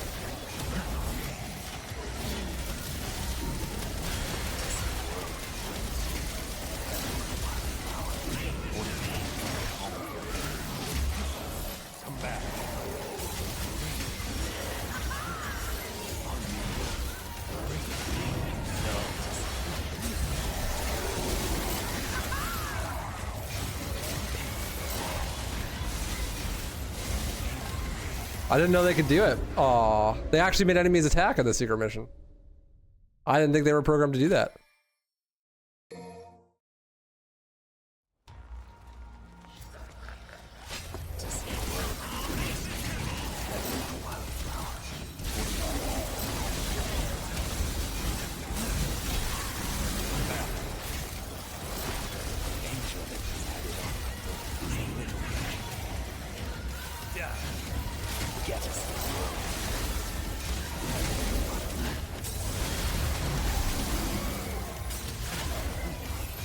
Oh, I thought bro was dead. He was just glowing because Phantom or Griffin was like inside of him.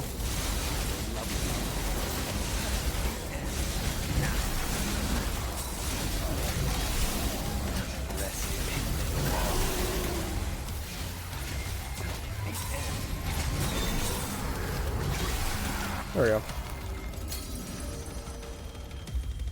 Is he much more aggressive? Yeah, they definitely are.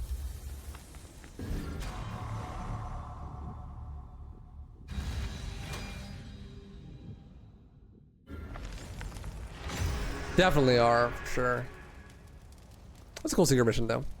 It actually has like a I like how that secret mission really capitalizes on the unique flaws that V has as a character. Actually, like we were just talking about how it's hard to avoid attacks while attacking with V because it like changes the way that your summons attack. But that secret mission directly uses that against you to create like a new dynamic fight, which I think is cool. Top 3 games to speedrun? Left 4 Dead 2, Doom Eternal, and what's number 3? Hey, Devil May Cry 3.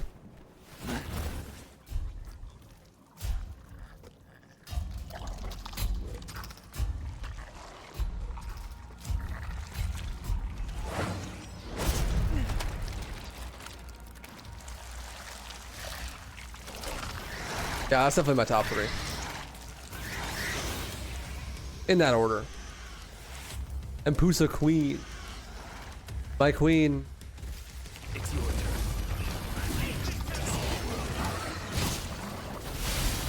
Get skewered right in the butt, bro.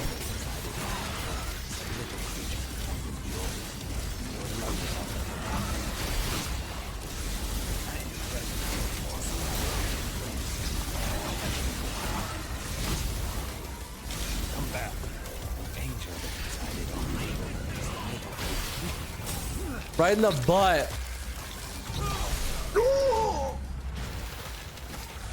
Retreat. Yas, queen. Yas.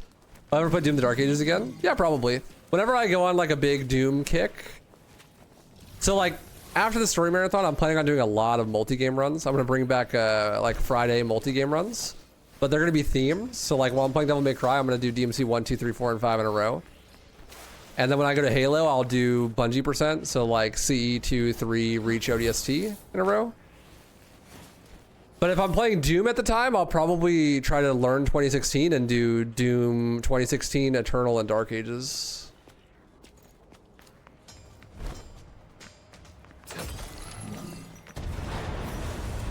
And that'll be like the trilogy that I do for that. And probably add like Tag 1 and Tag 2 on there as well. Thank you, Shadows. Yeah, it's got a skull for the mouth. Honestly, that enemy looks really cool.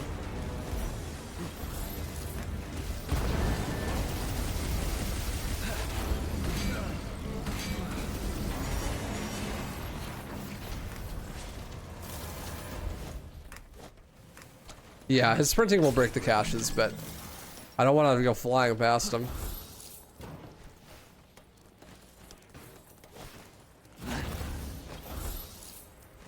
How did I not make it up there? I drew an Impusa queen with titties once for some reason. Probably because you were horny, bro. That's how it goes.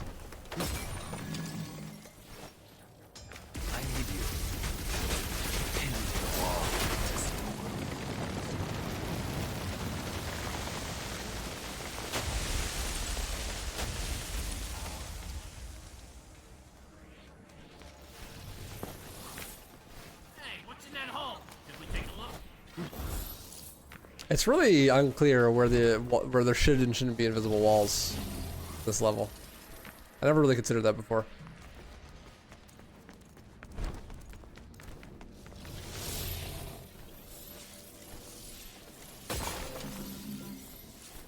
This way, I guess. Mission 8's the next collectible? Okay, we got time.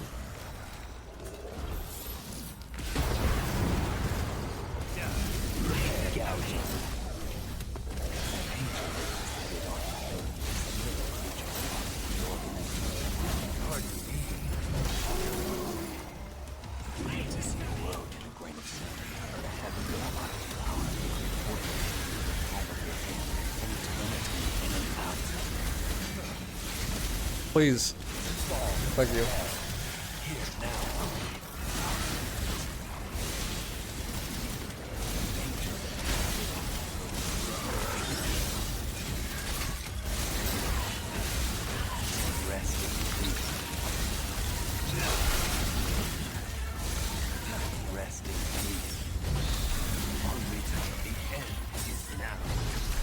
Griffin! Shadow!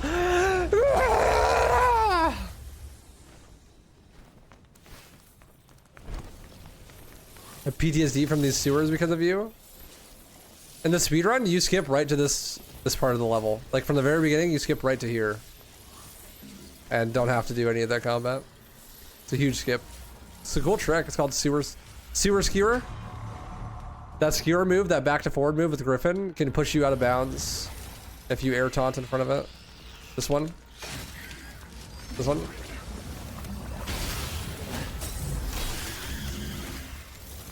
So what you do is you just do that and then air taunt in front and it can push you right through the wall.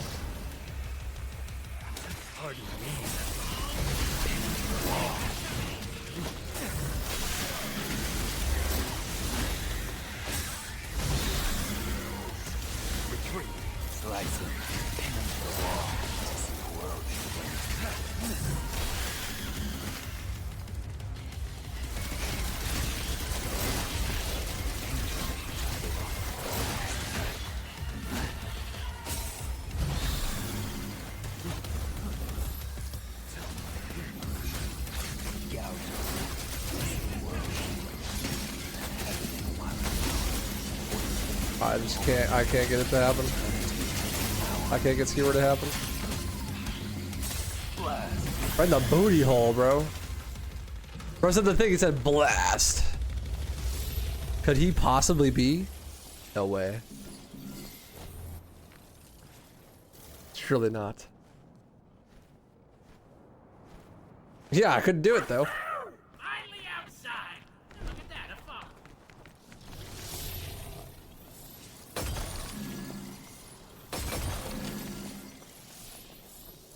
Time for the worst fight in the whole game, chat. Are you ready?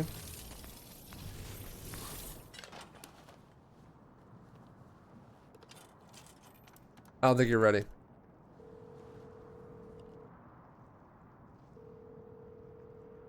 Hey, I could use a hand. Ugh, you got it. Worst fight's the Tonal guy? Ain't no way. It's definitely Geryon. It's not even close.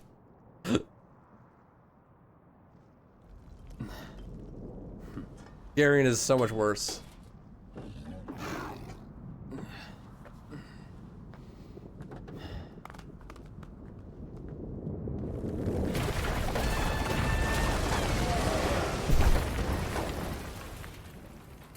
Does it say Minotaurus on the front? That's funny. Alright, let's go. Let's stop delaying the inevitable.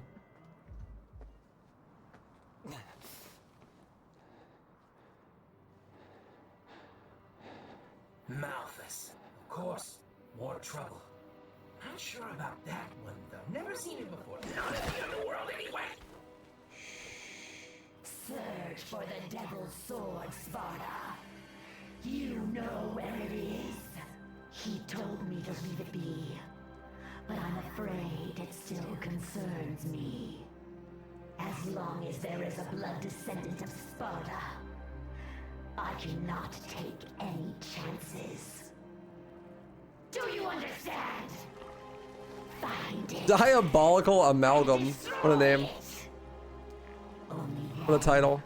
Will his reign be truly realized? She is quite literally diabolical.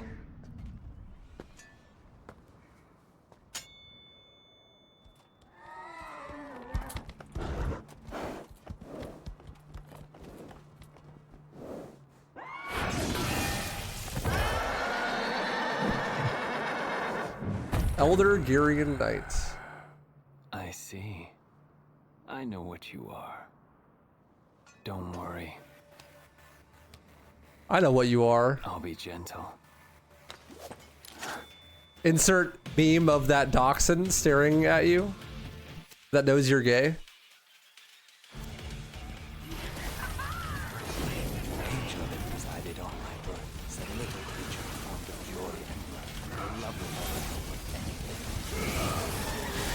The homophobic dog, yeah. I know what you are. So, this is Elder Geryon Knights. In my opinion, worse than Nidhogg because bro is just like way tanky and loves to run away. And he also can slow down time.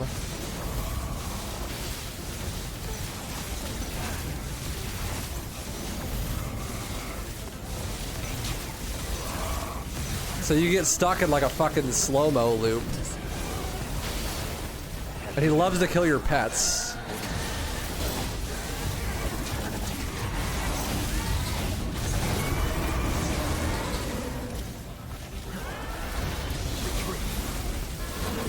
Whereas like I've never had Nidhogg kill a pet ever.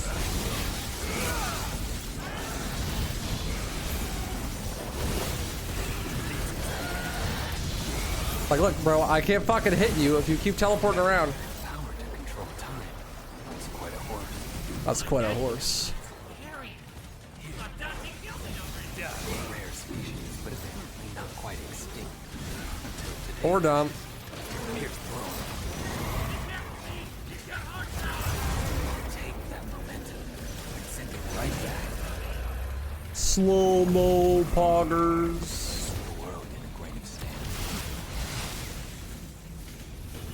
The game's already slow enough, bro. We don't have turbo mode. But slowing it down more.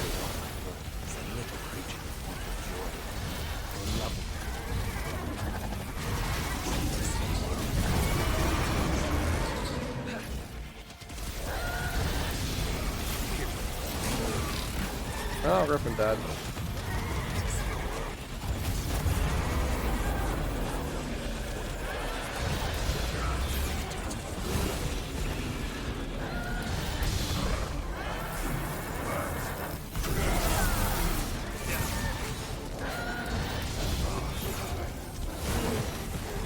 Also, something I haven't really talked too much about. I talked about how I'm not a big fan of the realistic aesthetic, but I didn't really talk about why. This fight is a big reason of why. Because it just exacerbates all the things that I don't like about there being a realistic aesthetic in this kind of game. It's like, it's so hard to fucking see, bro. Measured by the clock, but of wisdom, no clock can measure. Like there's so many particle effects on screen and so many visual effects on screen, plus the realistic aesthetic, like I end up losing my character half the time. I'm fine. I must chase him. If the Devil's Sword Sparta still exists, it may very well be our only hope. Think about this for a minute now. What will you do if you find it? You gotta be strong in mind and body to wield the Sparta, and you, sir, are not. Hate to break it to you, but the Sparta will just be too much for you. For me, yes. But what if the boy, Nero,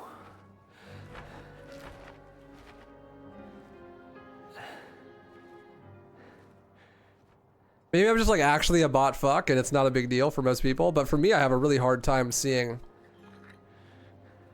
what's going on when there's like so many particle effects on screen. Let's go. It also makes compression for something like live streaming or recording a video like really bad. Even I should be able to sense its presence.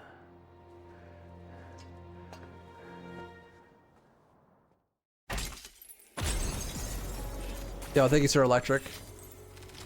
Nah, I don't care. I don't like Resident Evil. That's rank though.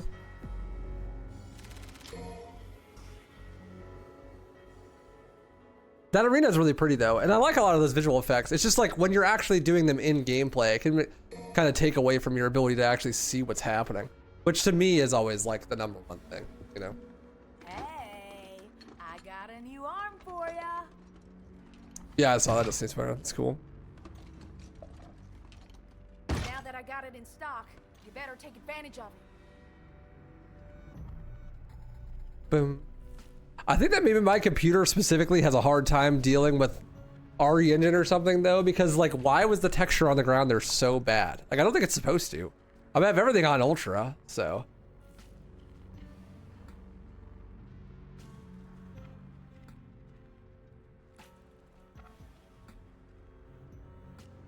Boom. Boom. What do we want here? We're playing as Nero again, thank goodness.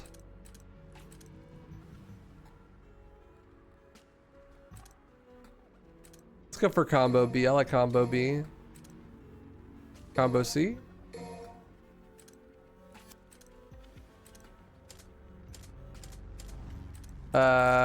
Abilities. Enemy step. Let's do enemy step.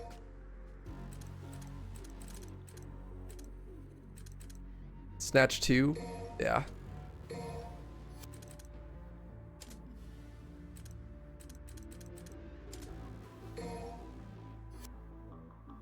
Let's use some of our new breakers. We got the Buster Arm. Devil Breaker that can execute a one-hit kill using the Devil Bringer Buster technique. It's incredibly powerful and makes it fragile and prone to breakage. It's literally just like your Buster Arm, like normal Buster Arm. From DMC 4. But one-time use. The Breakage is like a super powerful attack instead of just like a normal one. Let's get Breaker Plus as well.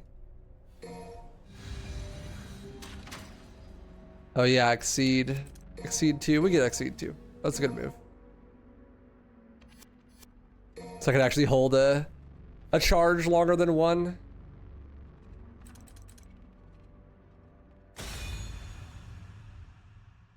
It has to be a bug because it looks better on PS4, let alone 5. I don't know. Every RE Engine game I've ever played does that for me. I don't know why. Not that I was barely even noticed. You know, you should go do your thing. I got this. Yeah. What the hell? Whoa. He's too big to leave alone. Better take care of it. Stay alert. Yeah. But like some assets are really high quality and other ones are like really low quality. It feels like a bug.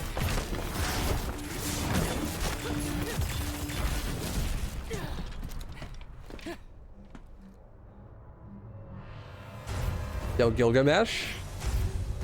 It's time, Chad. It's time for Halo 2. Metropolis, here we come. Thank you, Murasama.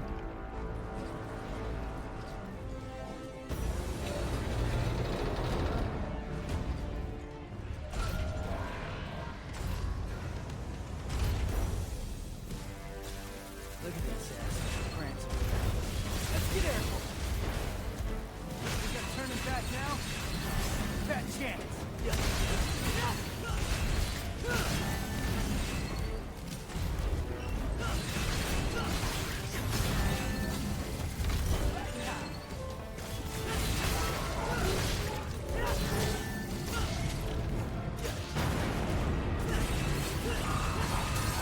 Hammer that soft spot.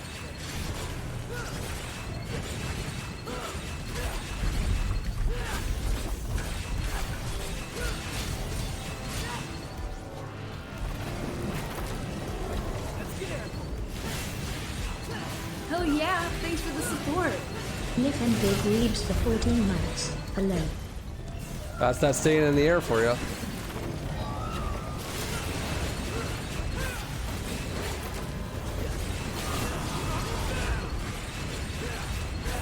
Yo, Niffin, thank you for the primer for the 14 months. Appreciate you, dude. Insane.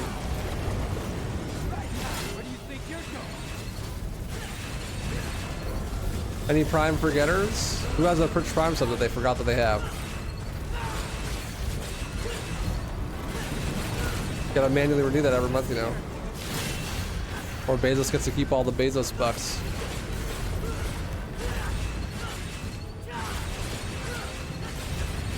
We can't be having that, bro. He's too rich. The second wife doesn't need even more nose jobs.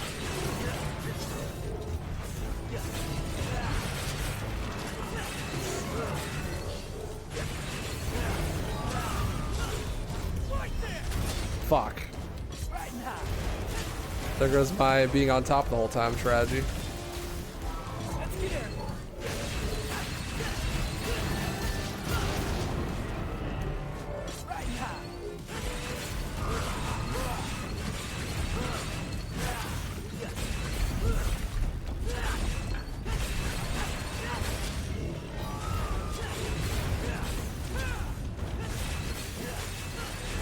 Bro is fucking tanky on Devil Hunter.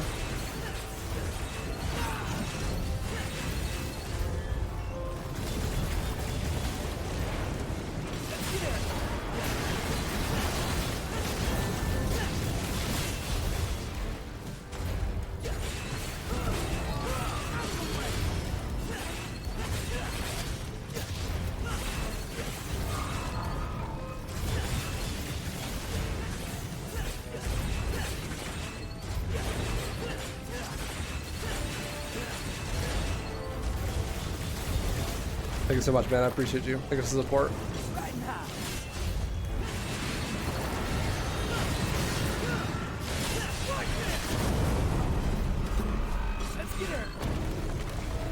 If you don't kill him fast enough, I think he just dies, right? Isn't that what just happened? What are you doing down there?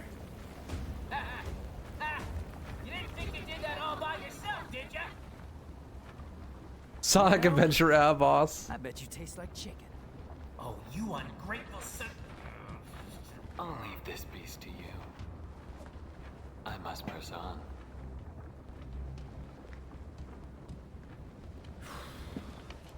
Well, Oh, is he not dead yet?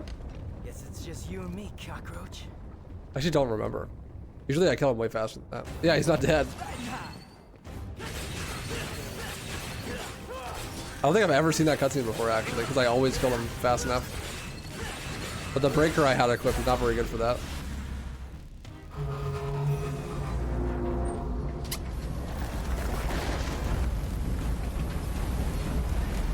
I think I took no damage in that mission.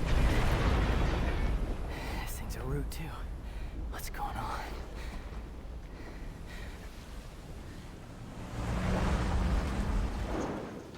Yo, ladies away. Got any questions for her? Better make it fast. All right. Hey, wait. We could use that. Pick it up. Not that one. The other one. This one? Next to it. Come on, Nico. This one? Sure.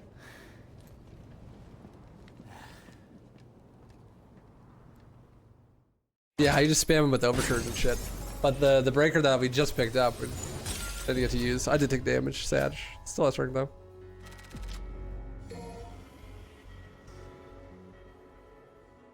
There is no mission 6 in Bossing Se. Doesn't exist. It's not real. Never happened. So what happened to him and Trish? They end up like you? Trish, she was captured. I remember that. But I don't know what happened to Dante. Damn it. You can't travel through here in a car. Yeah, we know. We're just waiting on you. There's only one way up that tree. Hang on, I'll get ready.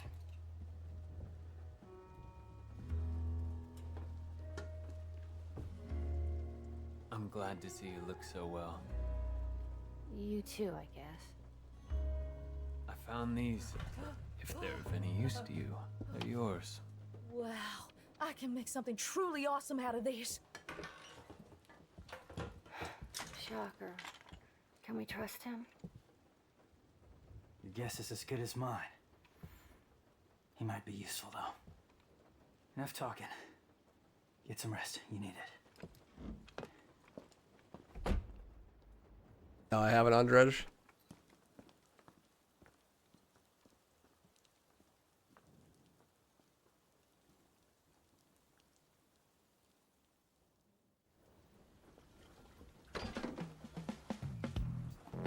Yo, lady, wake up! It's time to get to work. I was just told to get some rest. Oh, you were just told to get some rest? Well, we need to make a path. So start digging. Come on, get up, get up, get up! Got something to wear that's good for digging? But so this is the first mission where we get an option for which character we want to play as. We can either play as V or as Nero. Obviously, we're going to play as V because he's a much more fun character.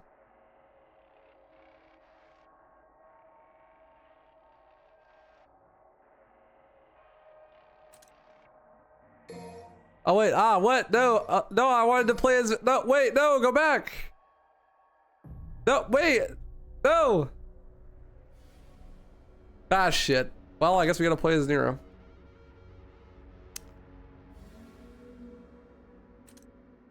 Oh, man, that's so unfortunate. Fuck, dude. Save it for the speedrun. Yeah, in the speedrun, you play as V in this level, so... So she gives us ragtime now, a devil breaker that controls time. Projects a space field that slows all objects within its range. That one's pretty cool. Ragtime's one of my favorites. We'll buy one of them.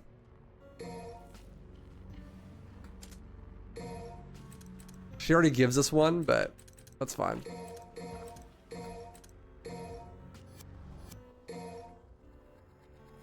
Yeah, so for this mission, you have two different paths you can take. You can either play as Nero or you can play as V, and they both have slightly different combat encounters. In the speedrun, you play as V because God answered our prayers and made it so that there are big speedrun skips as V, so you can just clip through walls and then skip like the whole mission. The upside to that is you don't have to play a lot of V's missions normally. The downside to that is the V skips are really hard, and that means that on the missions where it's optional to play as V, you do play as V, because usually the skip is faster than playing through it normally as the other characters. There are upsides and downsides to everything. That is the monkey's paw curling, I assume.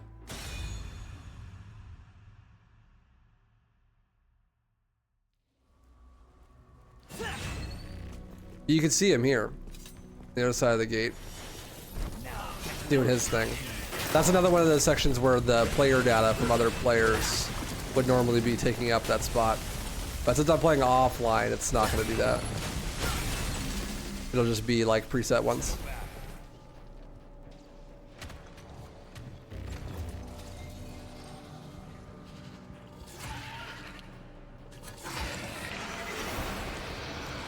Riot. What a name. Me when I name myself just a noun. Let's get airborne. What you say?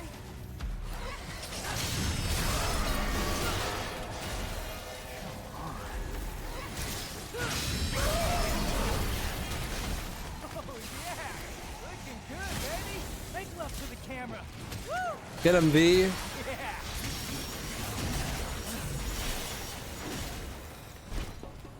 You can follow if you want. I'm going. Hey, Savs. Ow, howdy.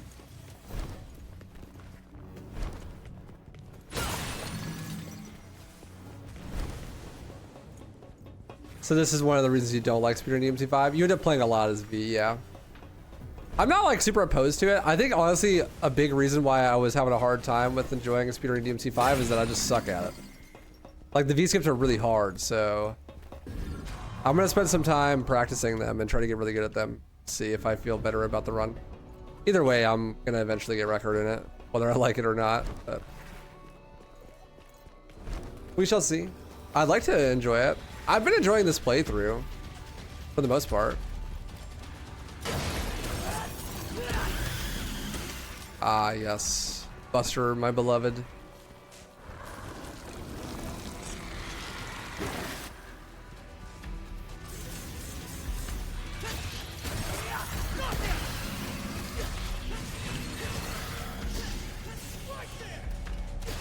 So we bought enemy step, which if you don't know, allows you to jump off of enemies midair.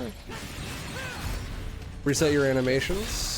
For some reason, that is a feature that has to be bought in 4 and 5. You don't just start with it. And it's always one of the most expensive moves you can buy. It's insanely useful for stringing together combos and doing a lot of damage all at once, but in DMC 5, they buffed the shit out of it. They made it so that the hitbox for jump canceling, which is separate from the hitbox of like attacking the enemy, is approximately 20 million times bigger in DMC 5 than it was in DMC 4. That combined with the decreased physics make it pretty easily, it's pretty easy to just stay in the air for basically forever. Lowers this barrier to entry for that a lot.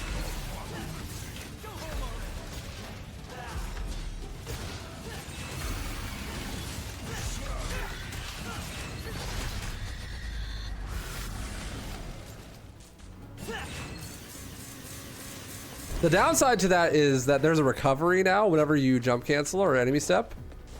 There's like 8 frames of recovery before you can do another action again. Which in the past there was 0. You would instantly cancel on 1 frame and then you could just do whatever you want instantly afterwards. Kind of unfortunate. Pretty sure a big reason for that is that it makes the animations look weird because of the realistic aesthetic for them to be canceled on 1 frame. So they have like a smear animation that plays in between. Which in my personal opinion is a dog shit reason to sacrifice gameplay.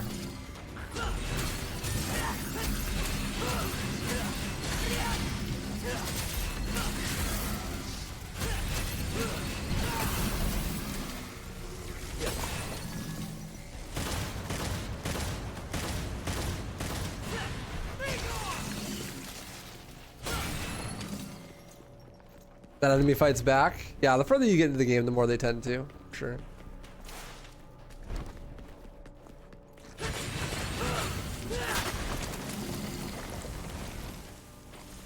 Sup, beautiful devil. How you doing, dude? Watch out, wifey. The Geico lizards and their Sears catalog are very deadly. They want us to save 15% or more on car insurance, bro. What's wrong with that? Yeah, I saw that Destiny Spider. It's cool.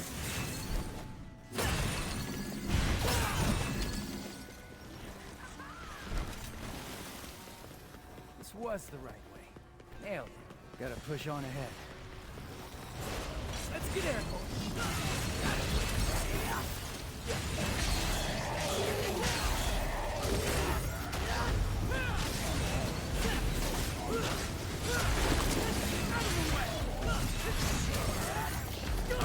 Dunked on, bro.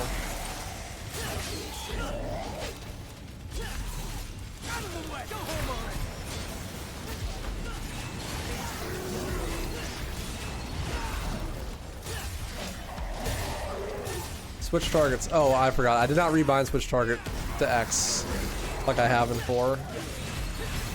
I'm literally just using the wrong keybinds like an idiot.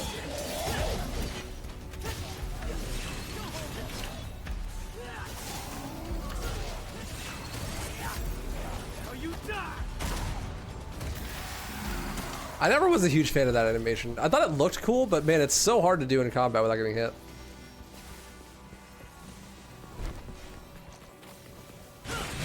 When I was a little kid playing DMC 4, man, I collected those Buster animations like they were a trading card. I like wanted to see all of them so bad. Just experiment a whole ton trying to get unique ones. Okay, guess I'm going down. Chat, are we doing secret mission and blue orb tracking still? Is there any on this level? There definitely wasn't on 6, right?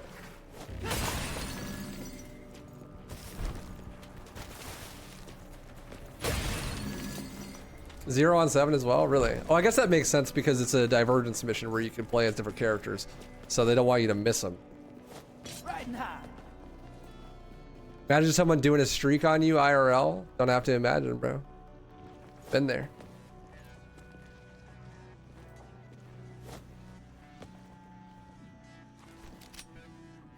If you press the button multiple times, you can shoot more than once. Yeah, it's pretty cool. Although it just like is a disadvantage normally.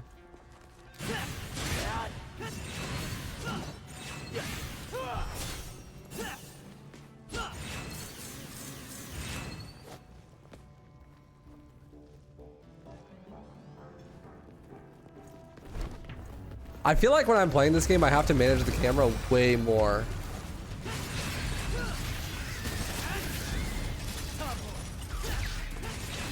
So I broke my arm. I want to show off Tomboy. Tomboy is kind of a useless arm because what it does is break. I'm an idiot. I pressed the wrong button. I guess we'll show it off some other time. We'll show Ragtime instead, an actually fun arm. What it does is basically just make it so that your moves have level 3 exceed all the time without having to press the button. But like if you're good at the game, then you just have that all the time. It just removes the skill check. But the skill check is not really a barrier if you're good at the game.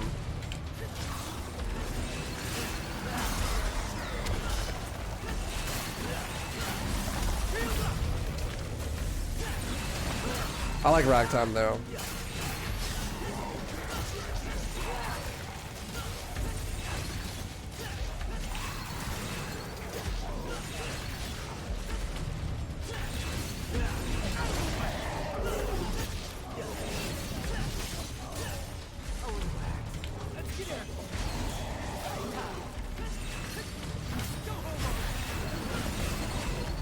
Help! I'm stuck in air jail like a cat. I'm playing DMC 5. I can't not be flying.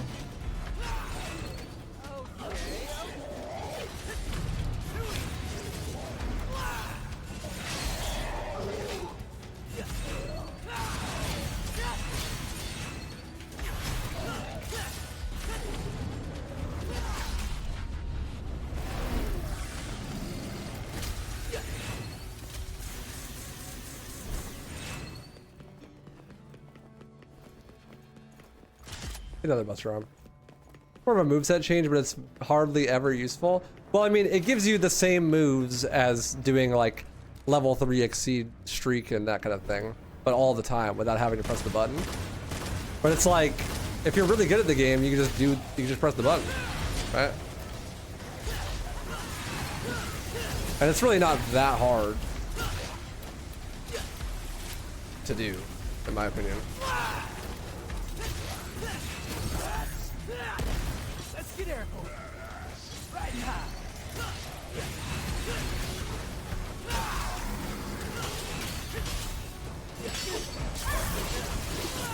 My completely unbiased opinion of someone who plays the games literally professionally.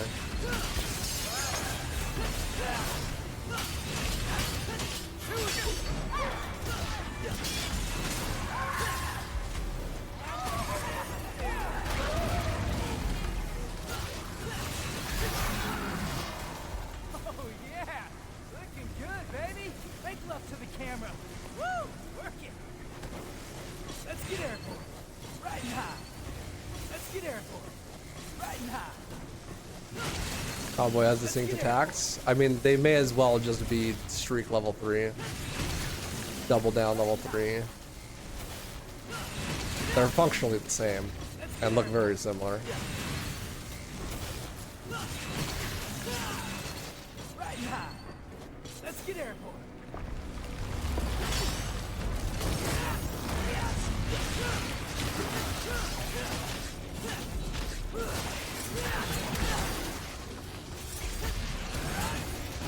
I know that animation.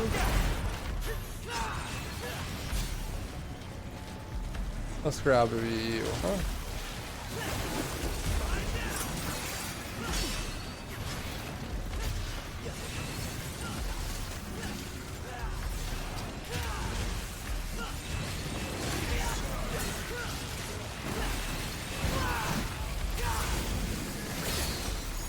Ouch.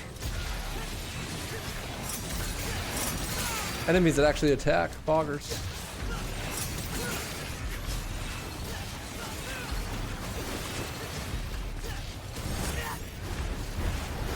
Plus the exceed timing in this game is way easier than DMC 4. I was thinking that, but I didn't want to say it because I didn't know for a fact that that was the case. But I was pretty sure.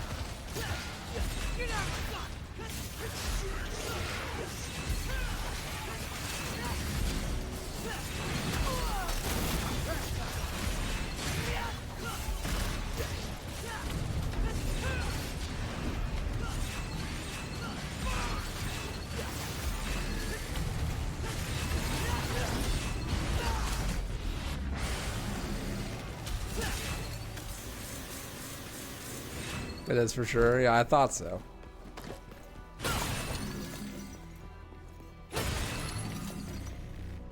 Random fact, after you beat this fight, the elevators go upward instead of down. That's funny. I mean, I guess it kind of makes sense. It's trying to like push you in the right direction, right? At the beginning, it's going the opposite direction of where you're supposed to go because it's trying to make the combat encounter harder, but then afterwards it's like, no, you need to go this way. Let's get airborne. Riding high. Let's get airborne. Rooms like this make me wish that DMC 5 had rooms with a fixed camera. Yeah, having a completely free controlling camera is good in a lot of scenarios. But God, I feel like I have to manage the camera manually so much more in this game than in like 3 and 4. Obviously, that a big part of that is because you actually can. But like, I feel like I have to. If I don't, then I'm gonna get butt fucked. Max Axe also easier as well. Yeah, I'm not super surprised. The game in general just is easier. Oh, yeah, I missed the phone. My bad, my bad. I'm going back. I'm going back.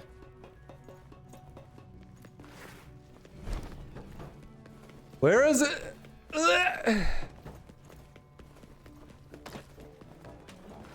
Where is it? Oh, it's here. I was looking for the phone booth.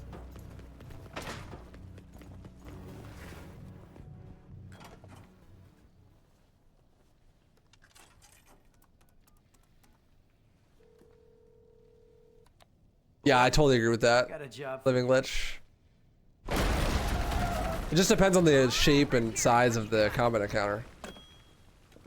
Like Bloody Palace makes perfect sense to have a completely free-flowing camera. It's just a circle. Right? Yo, you just here to window shop?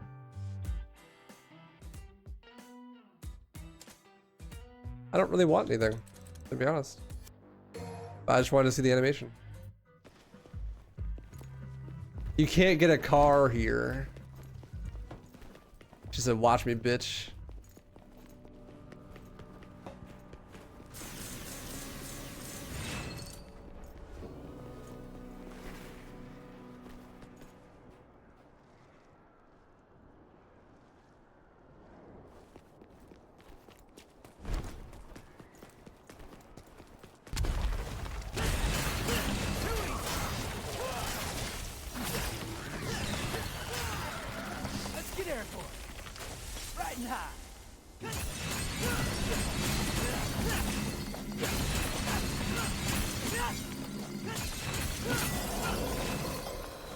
Bam, bam, bam, bam, bam, bam, bam, bam.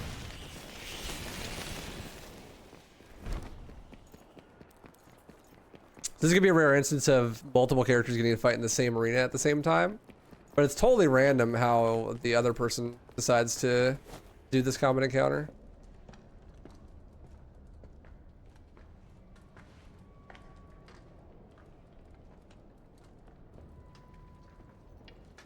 I think in theory it can be a real person that's playing in real time. It's just super rare. Yeah, it's just a computer.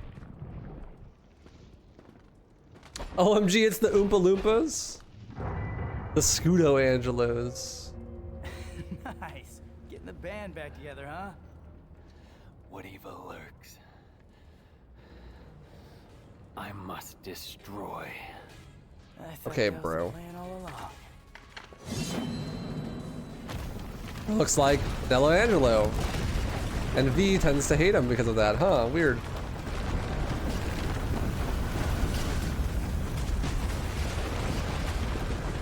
The fucking entire stage is like sliding down the hill. My controller disconnected. Timu Angelo. Very similar to the way that the Angelos work in DMC4.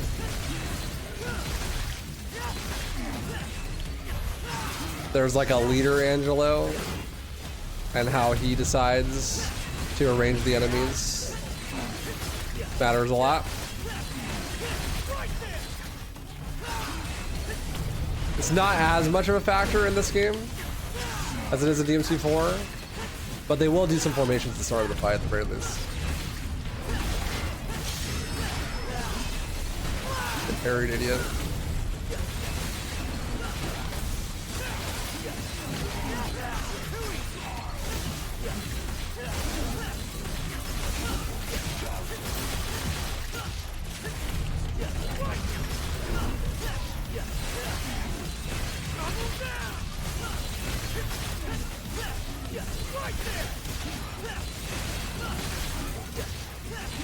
You see how easy it is to stay in the air for literally forever?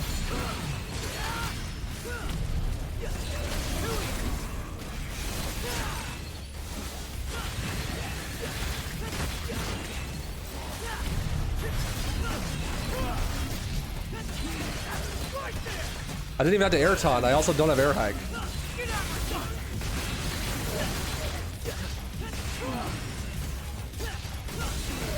Like, I'm really good at these games, but you did not ever see me do that amount of air comboing in DMC4. But I have way more hours in DMC4 than I do in this game.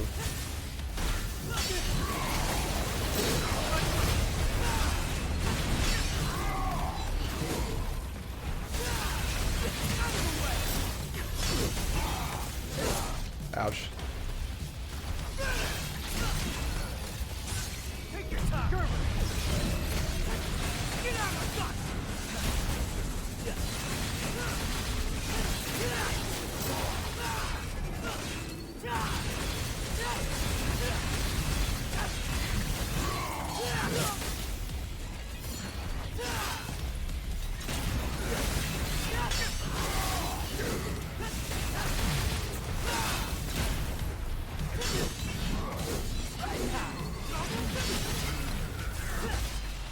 There you go.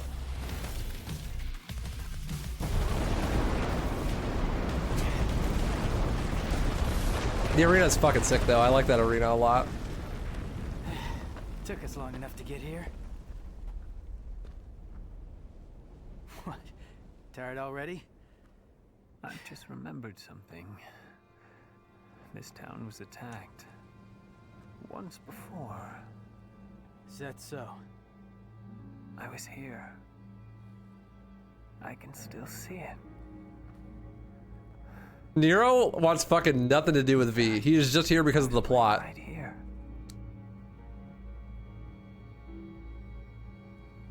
That was the house.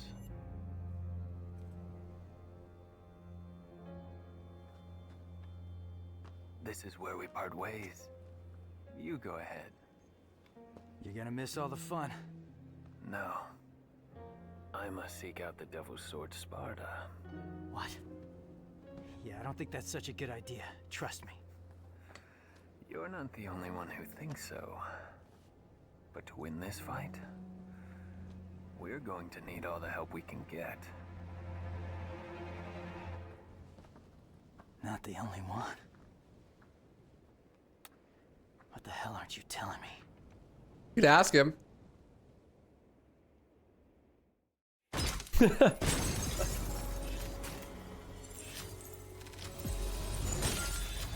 S rank, boggers. He could ask him. They could actually have a conversation. That, you know.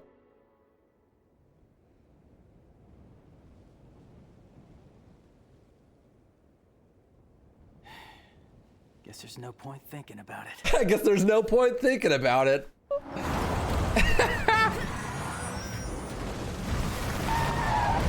Bro literally said it out loud. Perfect timing. Now we're starting to act like a team. Ew. You like flirting with me? Knock it off. Get in the car. I like how his reaction to Nico is just to not even say anything. Oh my god.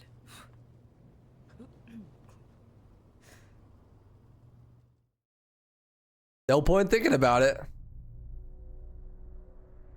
Mission 8. Back at it with Nero once again. My goat.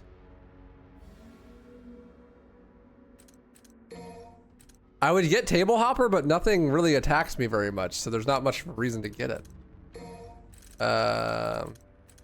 Shuffle I need. Shuffle is a need, not a want, chat. Arbade's cool, but I think I want Exceed 3.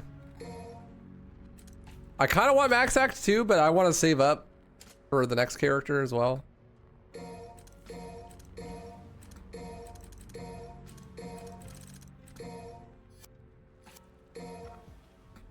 Orb, Secret Mission Orb on this level. Make sure you have Gerber. Okay, cool. I got it. Thank you, Shadows. Appreciate you, dude. Well, no point in turning back now. Not that that was ever an option. Yeah. Time for some payback. I actually have no clue what the fuck V meant by that ominous line. Was he just referring to Griffin saying it's pointless to go looking for Sparta? I'll drag you all the way down here. At the end of mission 5, because if so, that's lame. I'm pretty sure that's what the implication is, because it's the only other person he could be talking about, and we literally saw Griffin say that, right? So like, he's being all ominous, but he could literally just say Griffin, because Nero knows who Griffin is and has interacted with him, right? Like, that's not even like, that's not even secret, right? Like, he knows Griffin can talk.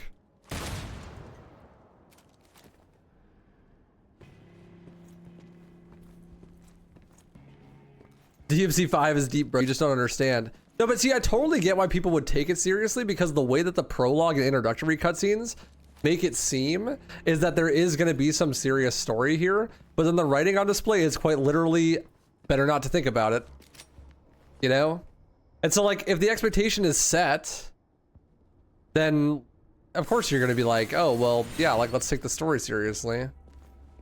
I think that the tone of the game is just way off at the start. It's way more like other Devil May Cry games past the first prologue. Like into actual mission 1, it feels way more Devil May Cry.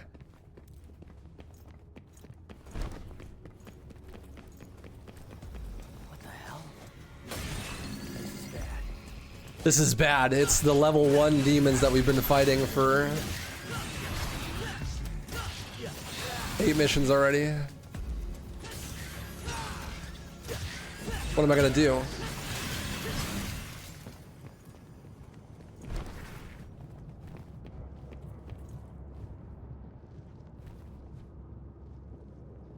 One second.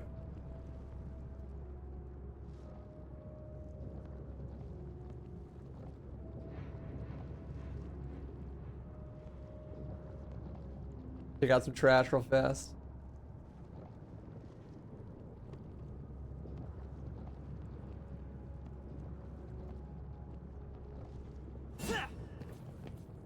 It's odd for sure. V and Nero are somewhat portrayed as friends, but Nero knows literally nothing about the dude. And then anytime he has like a inkling to even ask about it, they're like, they just cut to black, right? And then on top of that, it's never explained how they even know each other, really, right? They just kind of do. They just jump into it. And they go explicitly out of their way to explain like how Nico fits into the whole thing and like how they know each other and how she knows about all these other characters and like what their motivations are. But then when it comes to V and anything that's related to V, they just don't explain anything.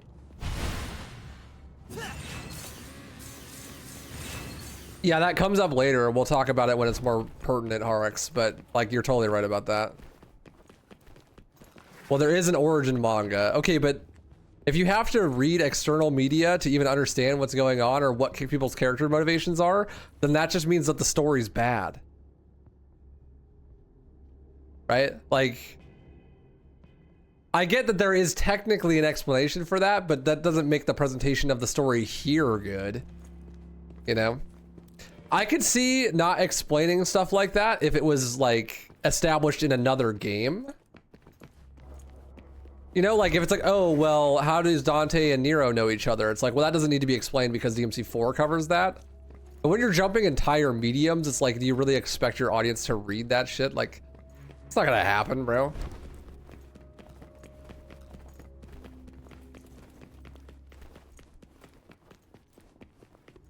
Okay, I was going the wrong way. I got lost. I got turned around. I'm sorry.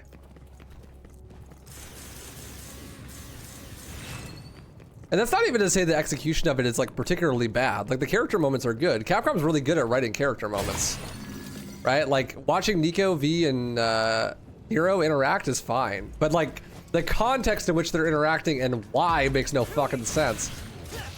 Which for me at least makes it harder to appreciate. Because I'm like, okay, well then it's just aura farming, right? Like it's just for funsies. There's like no deeper thing happening, but that tone is not set from the beginning of the game.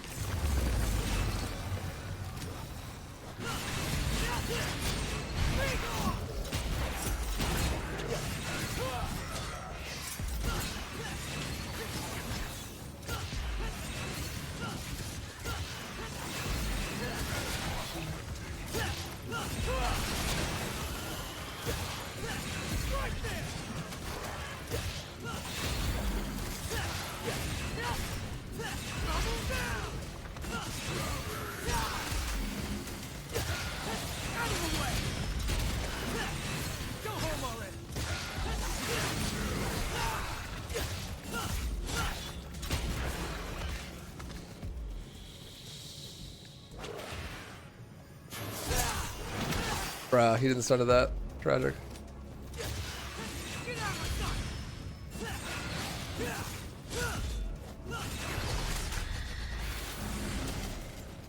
Never stood a chance.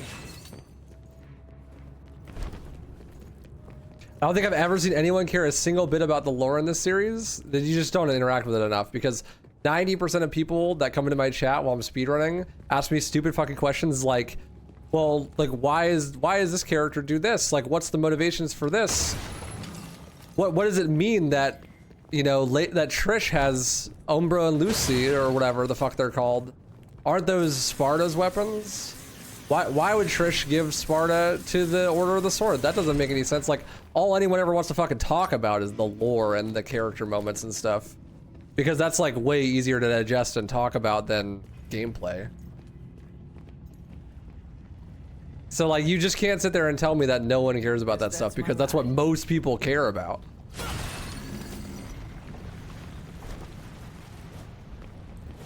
Unfortunately, I mean, I don't think it makes any fucking sense. That's like being like, man, I love Michael Bay Transformers because the narrative is so good. It's like, that's literally not the point.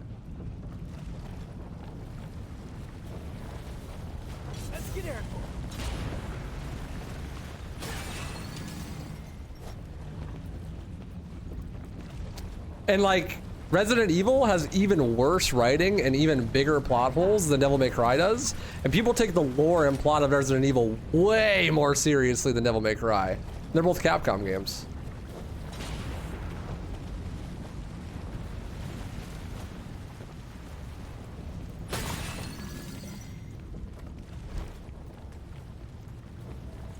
That's not to say there's anything wrong with liking the story, but like, there definitely is objectively some spots that like just don't make sense or are like conflicting. A huge reason why people like DMC 5 specifically is because of the story. I think it's on some Kingdom Hearts 3 levels of bad, but like, that's an unpopular opinion.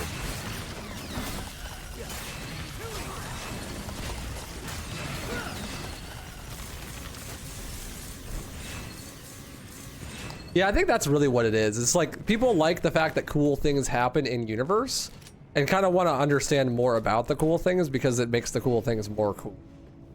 But then like that ends up making you care about stuff like the lore and whatnot when it literally doesn't matter. Like even the creators don't care, you know? It's Rawhide back here. Did I miss anything yet, Shadows? Where's the secret mission at? Shall we dance? No, not yet. It's later. Okay. Thank you. I just want to make sure. I don't think you can come back to these, so I want to make sure.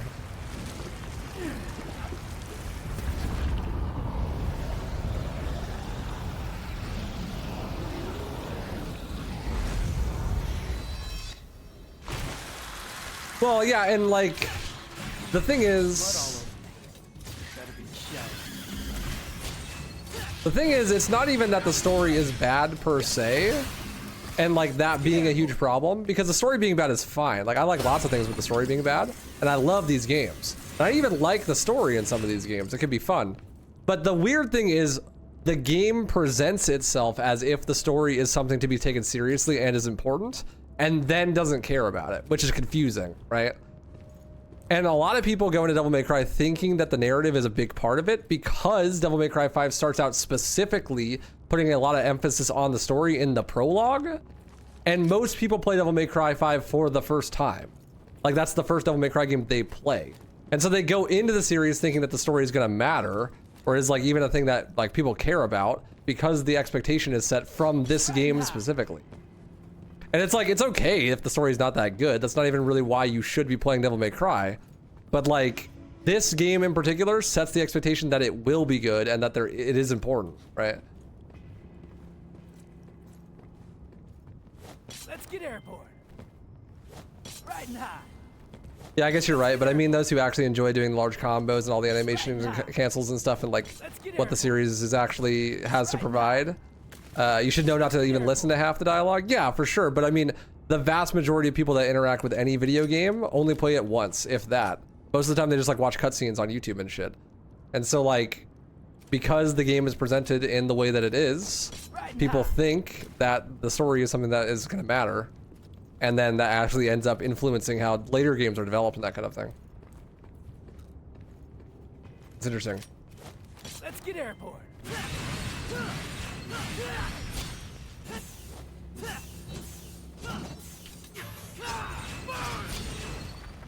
Like the gameplay is great.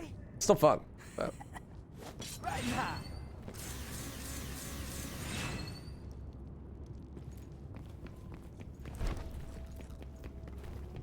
What's up, Asenia? How you doing, dude?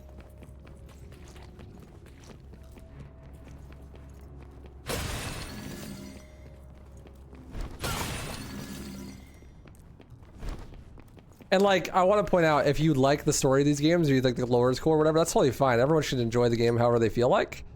But I think that objectively, like, the story is not that good. And even if you do like it, there are other things about the game that are just done better. Like the gameplay mechanics are more fun than the story is good, right?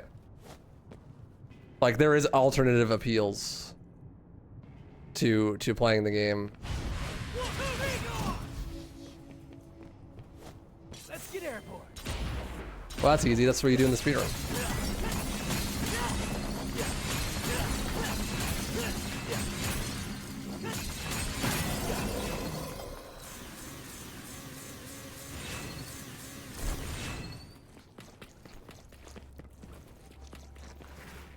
All right. Going down is the only way, huh? Where am I going now?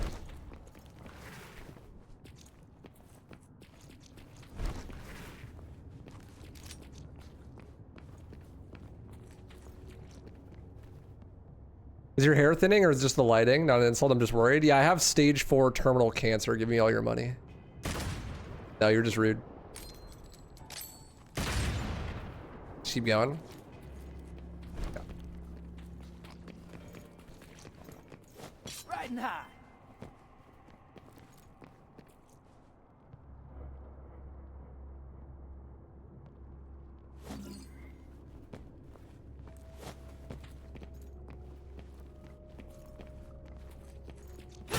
Didn't we skip a combat encounter though? Kinda didn't want to do that. I know you can come back from this one.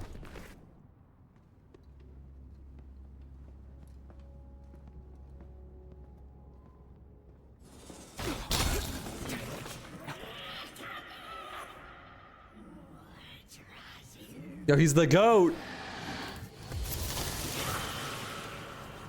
The goat, Baphomet. Bro, literally cutting out the middleman. We want to fight every enemy in the air in this game, and bro is always in the air. It's so nice of him.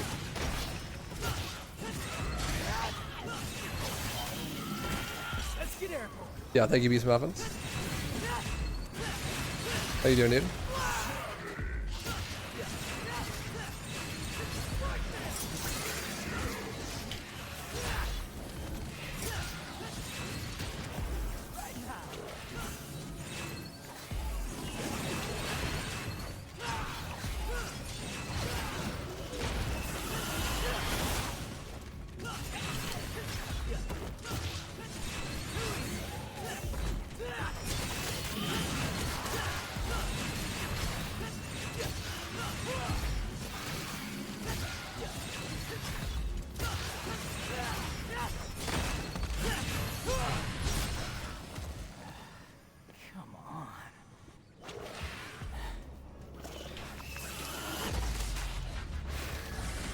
Do all characters have some sort of grapple like Nero? No. That's really a Nero thing. Okay, so I go back now? This way?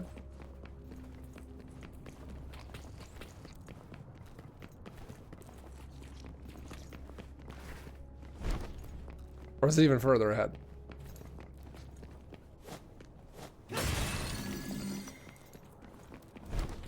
Next goal incentive, $1 million to watch one episode of the DMC anime. That might not be enough money, to be honest.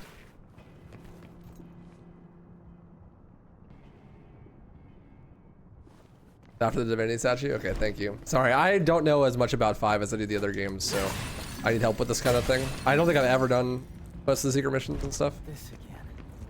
Where's he gonna take me now?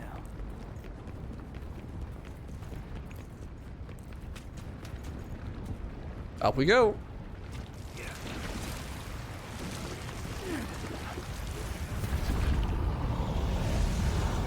I will say, this Glyphot area, like all these, like this blood and guts and the roots and shit, I think is really cool. I think it's a cool aesthetic. I like it a lot, actually. The problem is, now that we're this far into the game, we've seen it quite a lot already. And it's gonna be pretty much every single mission from here on out to the end of the game is gonna look exactly like this. It just gets kind of old. Like you do it so much, like it just the whole game is like this, actually. Oh, here it is. I see. Well, haven't had enough yet.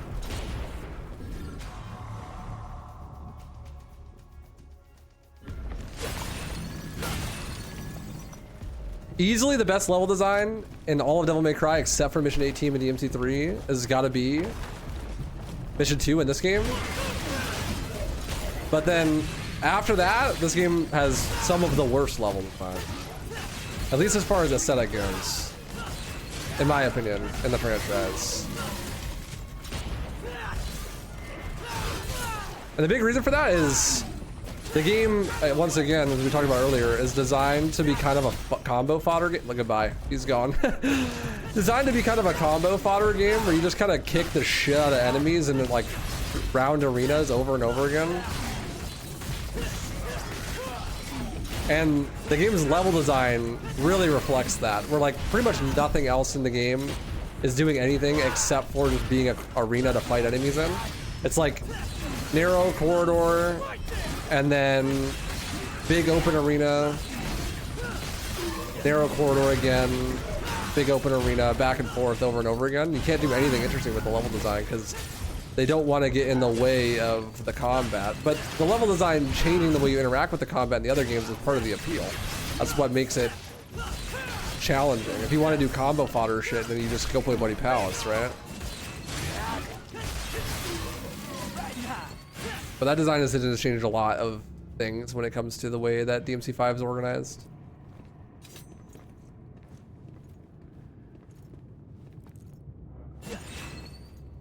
Also, that was kind of sick. I landed up here after killing all the enemies.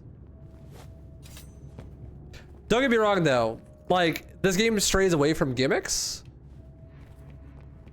So the gimmicks that impact gameplay, like, oh, you have a limited devil trigger, but you're losing health all the time, and that kind of shit, or like you gotta spin the arena around so that you can know where to go. All that stuff is gone, and so that's kind of nice.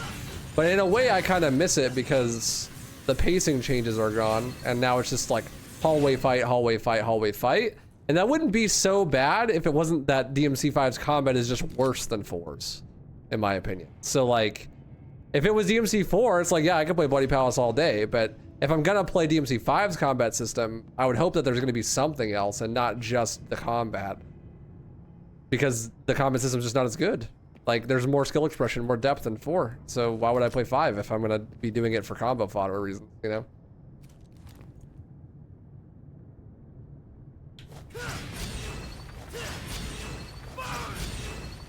Platform falls with weight. Is there like a secret mission or something down there that I'm missing because I didn't... I let them live, or I killed them too fast? Didn't let them live? No? Okay. We're good then. I should have let it fall though, so I could have done more combat. Oh, you can go here. Oh. There's no enemies. Yeah, if you fall, you miss the blurb. Well, not if you did it first, right? But I get what you mean.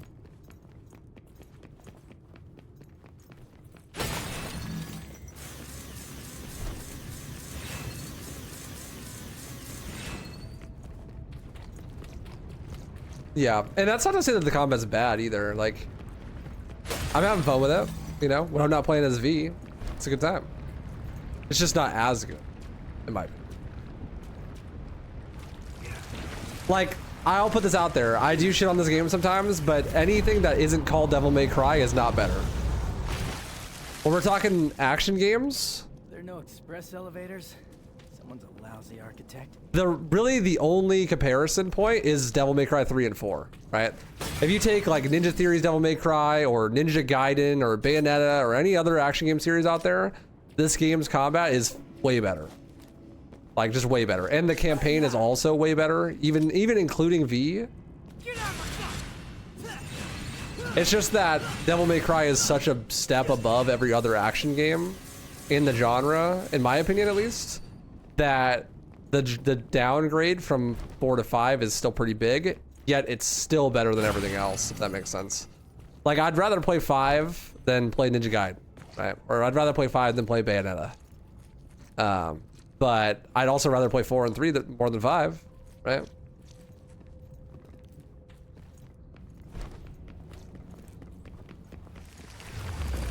Last elevator in the mission? Okay. Thanks, Murasama.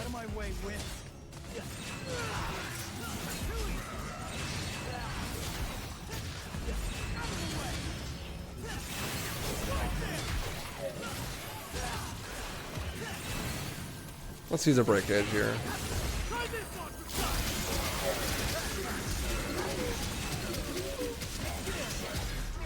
Oh, Gerber killed everything. Okay. Thanks, Gerber, I guess.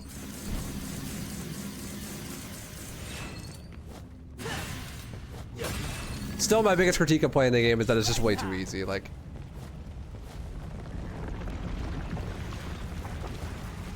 so easy to just kill everything, and being in the air is super overpowered. Great game, but definitely too easy.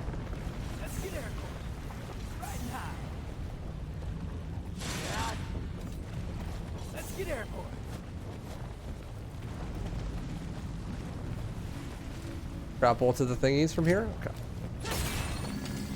Where are the grapple points? There's a gold orb.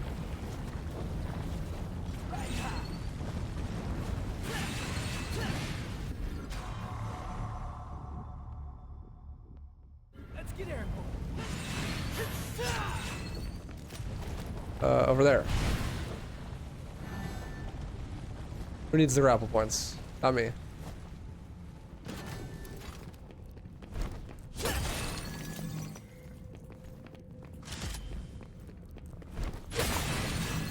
Gaming.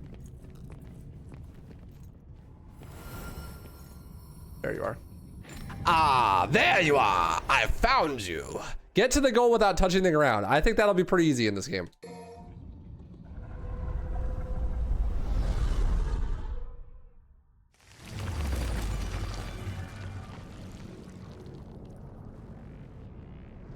Do you even need the grapple points? Could you just like do caliber and I don't think you have an enemy to reset your jumps off of.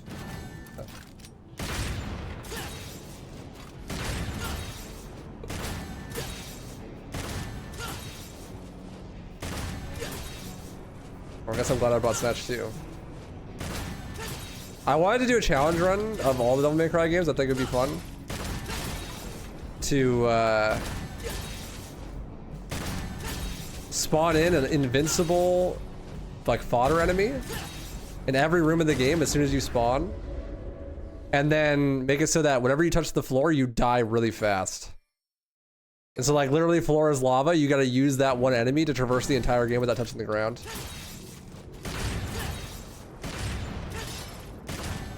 I think that'd be sick.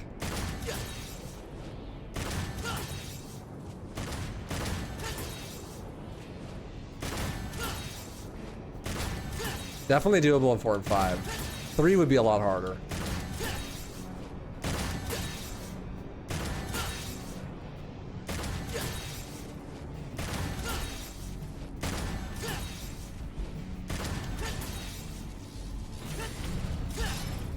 Wait, what?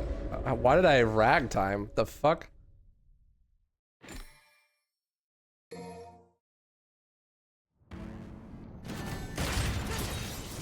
The fact you have to shoot these is annoying.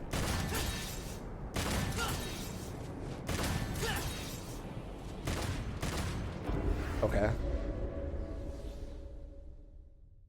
Alrighty then.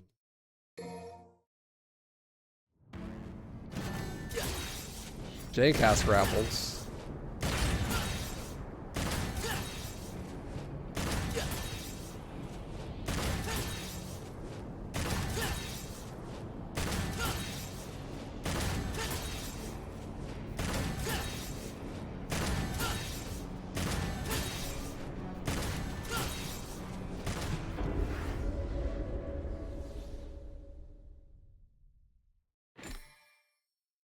Hello? Hello? What?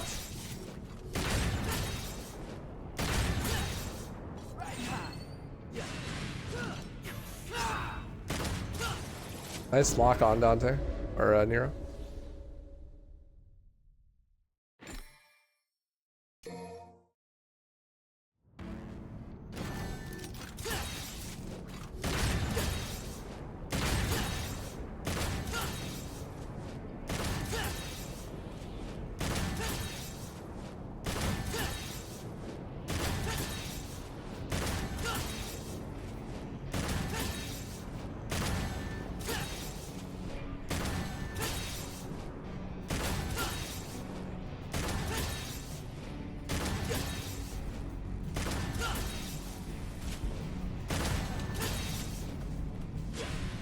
I touched the ground though.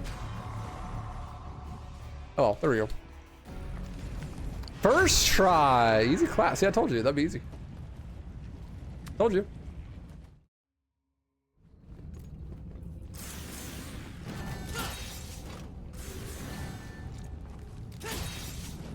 Let's get airborne.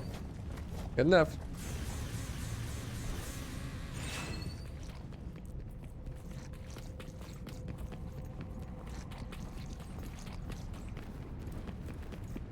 Back here. Kill this thing. Thank you.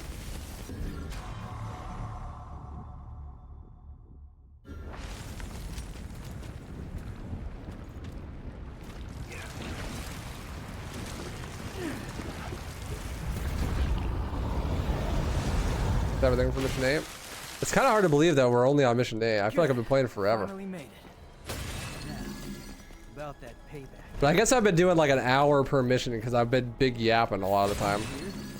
Does it still work?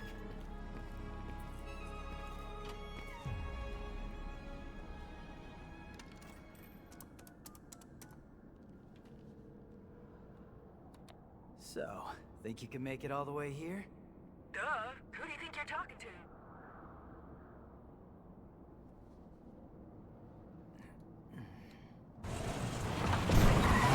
I'm out here waifuing, bro. Straight yapping.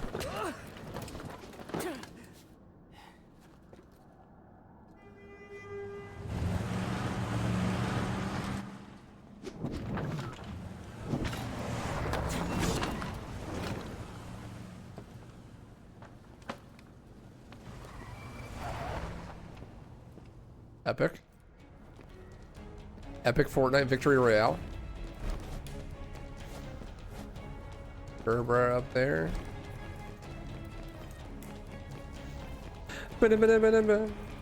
Yeah, the first half of the game is longer. Like the levels are longer.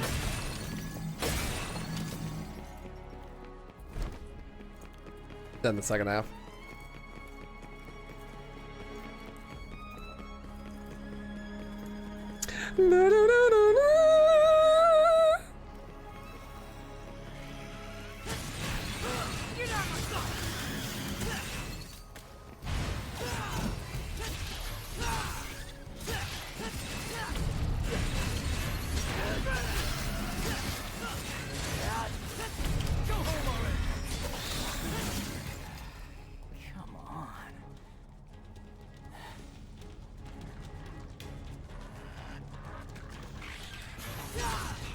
Holy shit, he attacked me.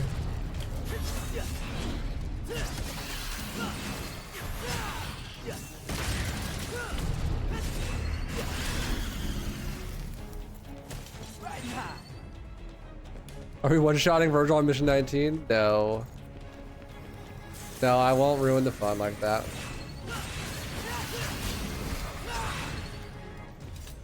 Probably just won't use Faust at all. Think it's good to be king, huh? Not for much longer.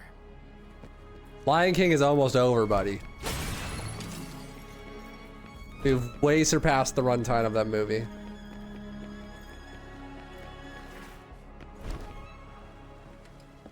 Hey, douchebag. Miss me? Where's Dante? No body? No dried up Dante jerky? Nothing? You've come here to die. He talks. Your reason, huh? I bet your parents didn't like you much. Cause your name sucks. I am without a name.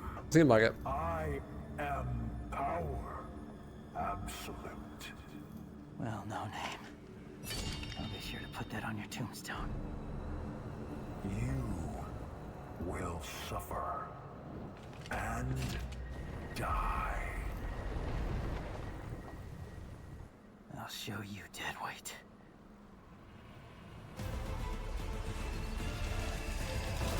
I'm not a huge fan of Nero in this game. I think that they kind of reverse his character a little bit.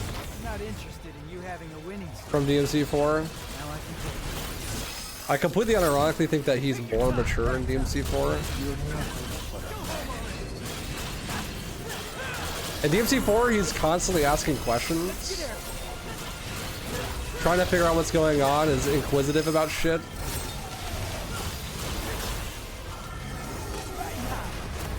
In DMC 5, bro, like, never asks any questions. And his primary motivation is like, hey, I'm not dead weight. Badge. It's that guy from Stranger Things. True.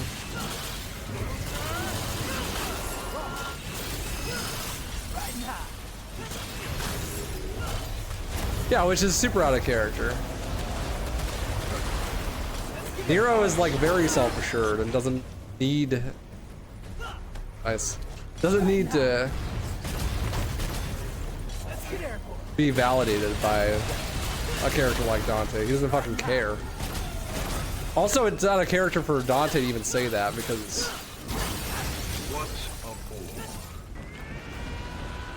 he has a lot of respect for Nero.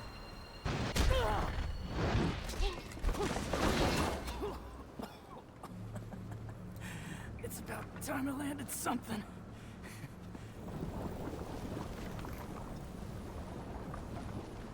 Weak mortal. Demon power does not course through your veins, yet you try. But it does, though. How dare you strike me?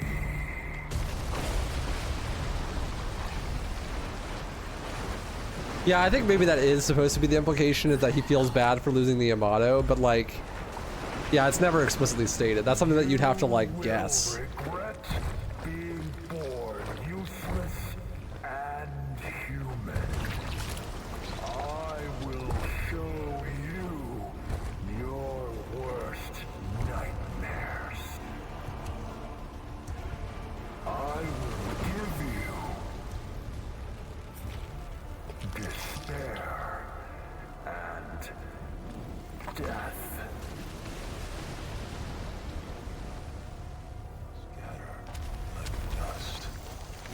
So this is a lot like the Prologue Mission, where it's a force fail. You're canonically supposed to fail this fight and die, but you can beat it. And just like the Prologue, if you do beat it, then you get credits early and unlock the next difficulty.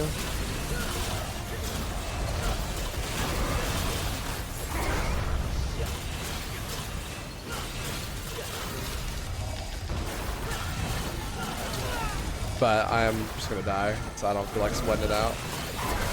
For no gain, really. Like, you'll just have to play through the mission again and then die.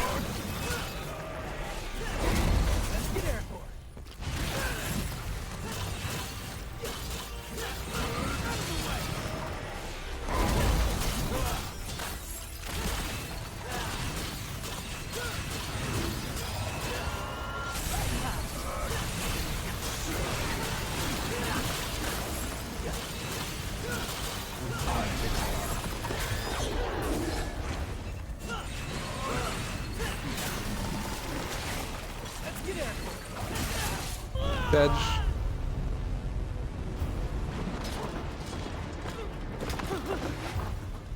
I don't mind it because you can actually beat it and it's not too unreasonable to do so. I think it's fun, personally.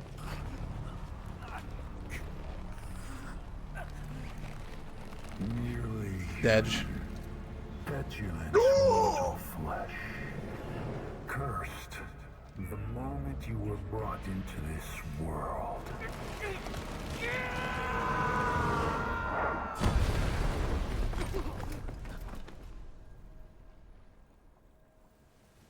Who dares interfere?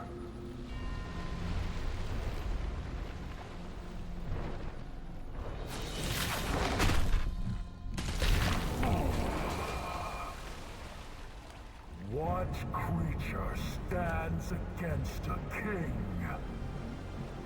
Is that a demon?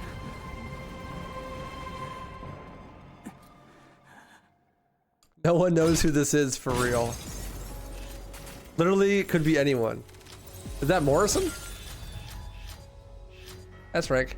Oh, so I didn't explain Morrison.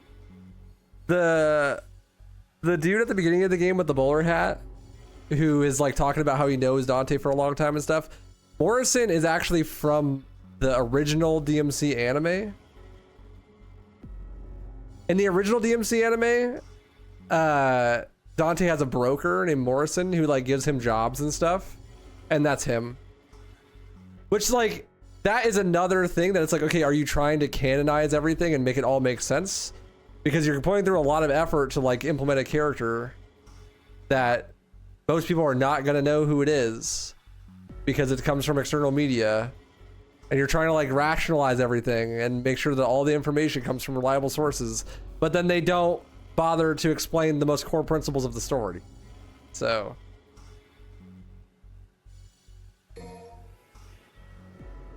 Wasn't Dante's broker supposed to be Enzo? There's two different ones. Like it's explained more here, I suppose. Yeah, for some reason he's white in the anime and then he's black in the game. I mean, I don't really care, but like it's just kind of interesting that they switched it. Yeah, I could have. I got some good news and some bad news. Pick your poison. Which you want to hear first? Just speak. Bad news it is. Lady Patty's feathers are all ruffled. See, she wants to invite you to her birthday party, but your phone is disconnected. You're a smart one, Morrison. You notice the electric and water out too? I expected nothing less. So what's the good news? Oh, I got a gig. Cash up front. Cash up front. This I like. The water needs turning on and those toilets need flushing. Oh, the frame drops. Water, gas, and power. Coming out of your cut. You're a real agency now.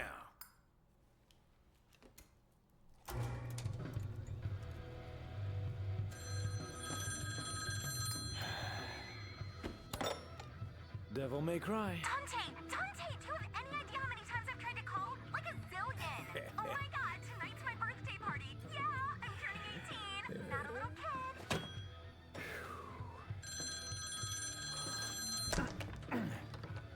Okay, Morrison, I'll take you up on that gig, but only if you can get me out of that hellish birthday party. Consider your RSVP declined. Meet your new client. Listen, I'm gonna find a lady and Trish. Bring him in on this. What? Come on, you don't think I can handle this gig on my own? It's a big job. Big job, Dante. You're gonna need the help. Yeah, Patty is the main side character in the OG anime. Dante protects her throughout the whole story. What's your name? I have no name. I am but 2 days old. Just kidding. You can call me V. Okay, V. Why don't you tell me everything about this job? A powerful demon is about to resurrect, and we need your help, Dante. Now that's a familiar tune. Do you have any idea how many times I've heard that exact same line? This is special. Special? Okay. So what's so special about this one? This demon is your reason. Your reason. Your reason for fighting. Cinema. This demon got a name? Epic writing.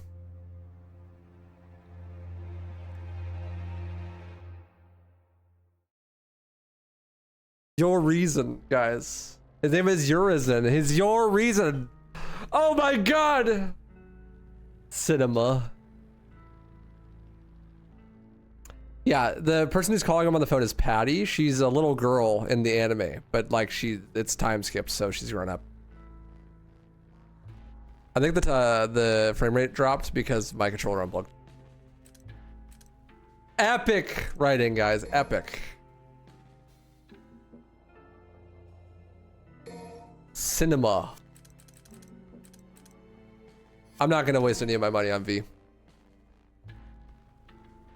The anime is still going. Yes and no. The anime that's being canonized in the game right now is the original anime from like 2007 or some shit. But the new Netflix anime is not a part of this at all. It came out way later.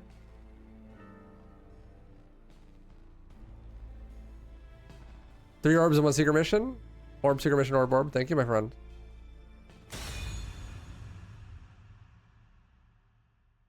Woo! We get to play as V again. Let's fucking go, dude. My goat.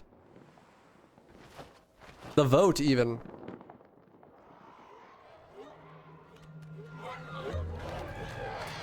Go nobodies. Fog.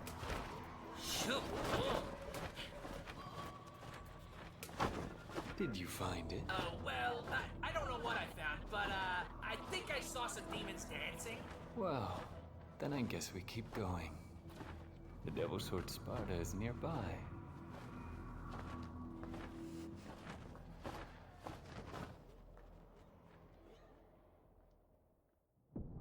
This mission is really fucking long. It's coming from and it's a big V mission. But this is like the last big mission V.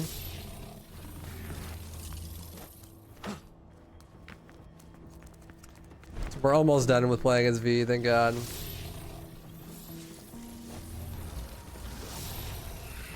Go.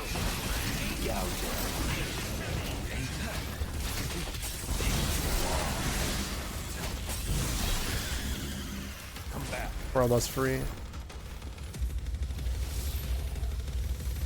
Even though his gameplay sucks, it's still impressive that they're able to pull off a summon character in DMC. I mean, if his gameplay sucks, did they really pull it off? I would say no. I feel like that is the definition of pulling it off.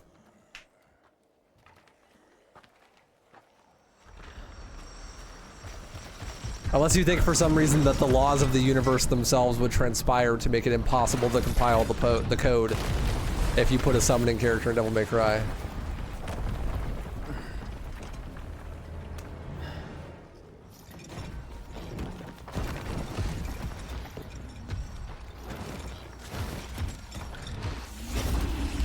Behemoth.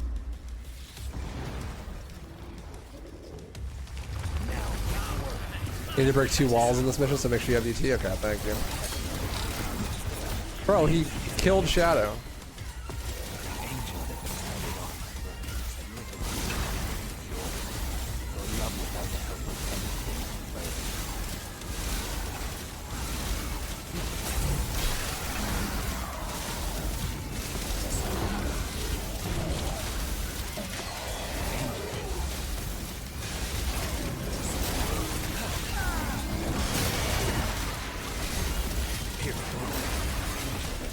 I can't see. I don't know where I am.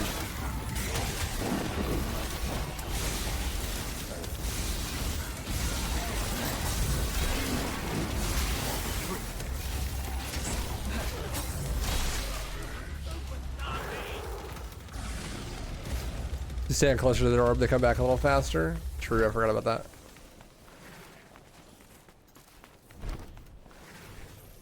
You could skip some of these sections in this mission, right? Yeah, in the speedrun you have to do this first combat encounter, and then you do a skip that skips to the last combat encounter, and that's the whole mission. It's a really hard trick, though.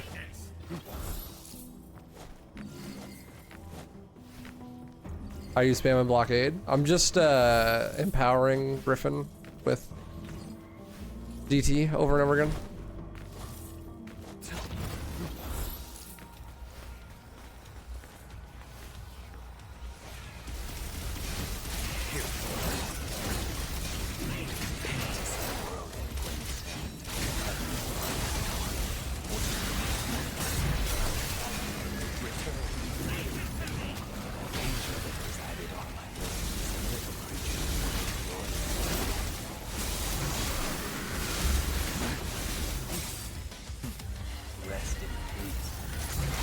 That was a cool animation. Did I break this wall, chat? Gotta be right. I have to keep going. Yeah.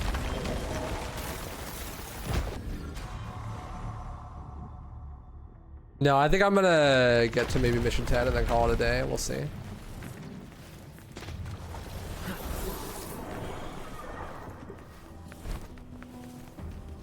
This is the main way?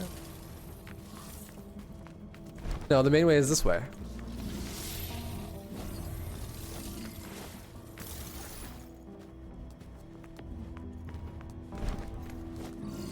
Do I need enemy step to JC? Yes. Yeah, that's what enemy step is the ability to JC. This is the main way.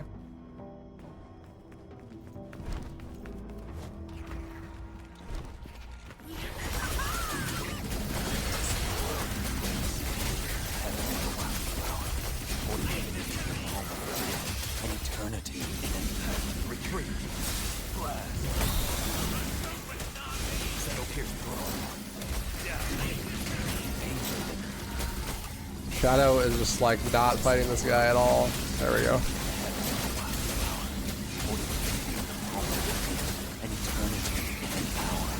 My hand hurts.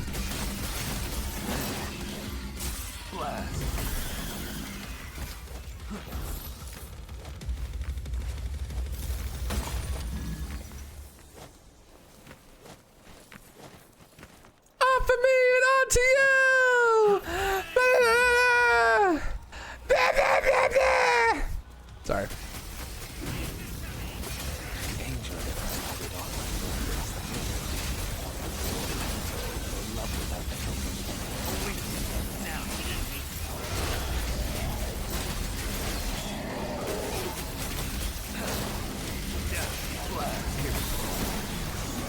Go away. I pressed the VT button.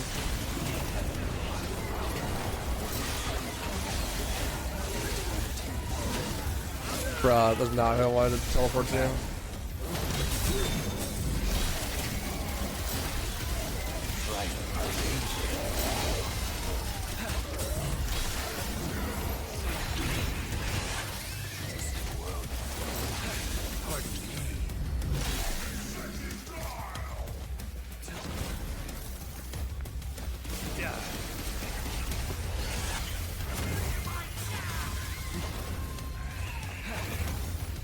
Please. Thank you.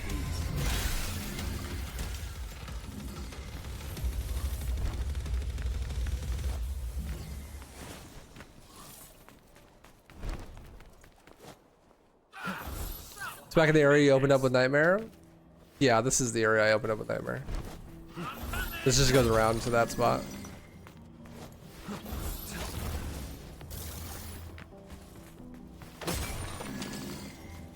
No way, explosion energy? Huge.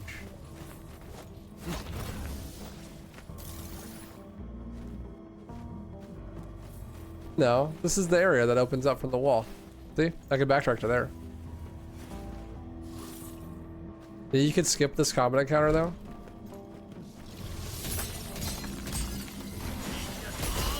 If you like use the thing to run and then you get a nice singer slide going. Where is Shadow? Thank you.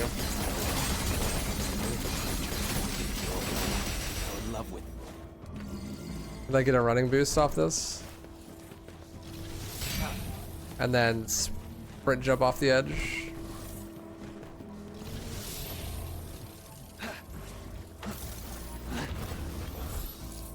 And go right over the trigger of the arena. That's an old skip we used to do in the speedrun. But it's obsolete now.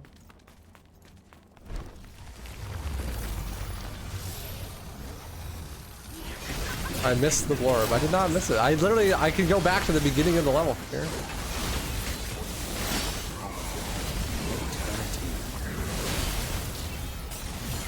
You know who missed? Shadow just missed that fucking skewer. He's an idiot.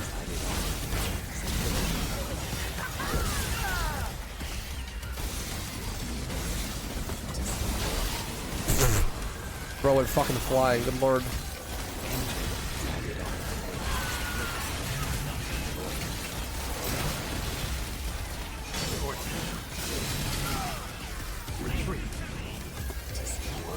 Can we change lock on targets? Can we hit this guy? He's almost dead.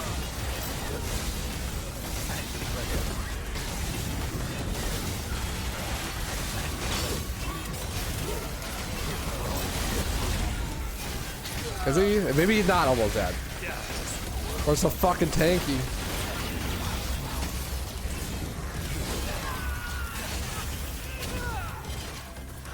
Kill him.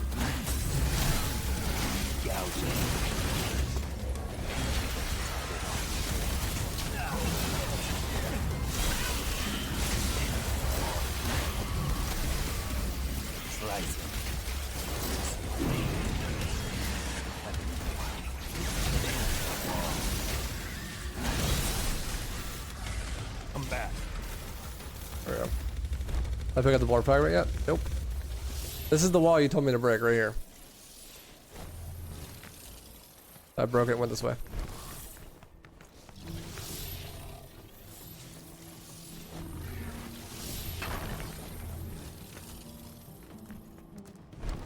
Probably over here to the left. Yeah. There it is.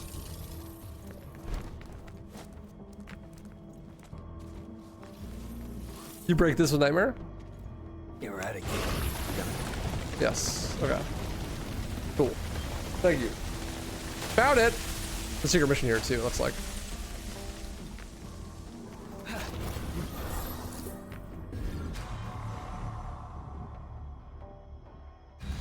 Now you're chilling, dude. I appreciate you helping me out, finding them and stuff. So I have never done this before.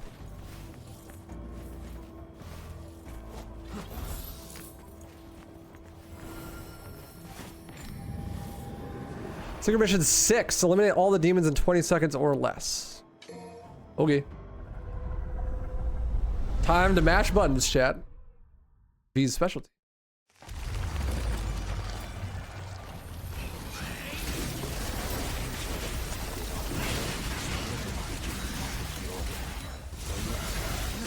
Your reason, you know, your reason couldn't possibly be Vergil.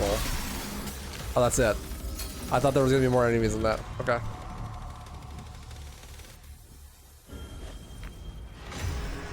That was easy.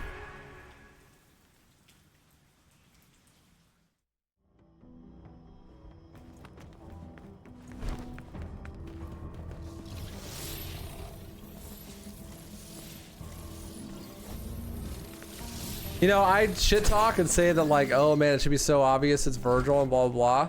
But when this game first came out, I was pretty convinced it was going to be Mundus until like the very end. So, you know.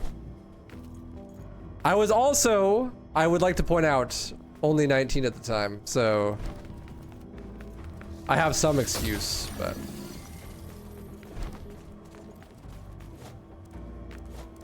Awfully quiet, V. Is it Mundus dead? I'd be lying. Are we talking about characters being dead? But the past is a bitter place for me. Isn't that character dead? Is that your rationale? Because I hate to bring it to you, that's not a good enough excuse in this game.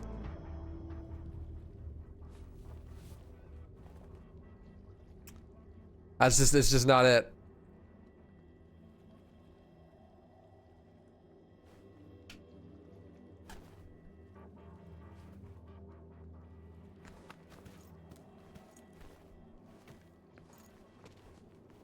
I mean, that's not entirely wrong, Rose.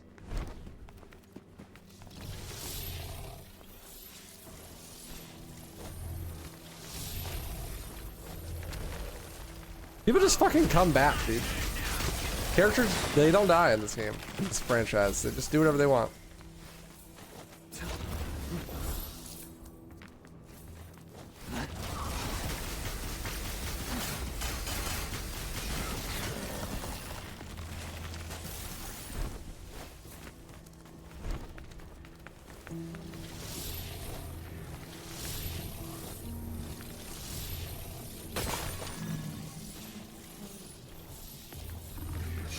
This room is cool.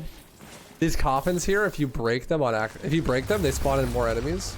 So if you can avoid breaking them, actually, you have less enemies in the combat encounter.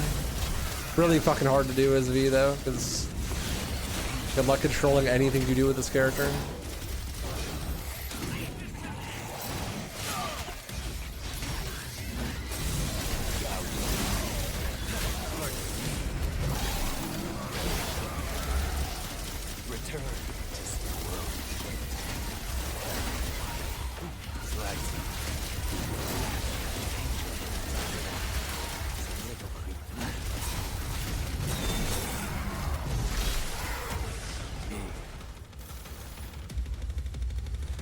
In your defense, you were 12 when DMC 5 came out? Oh, don't say that, bro. Don't say that. Now I feel like an unk. Another small skip on this level is coming up as well. Better show that off. I got a bad feeling about this place. So it's after the drop down, you said?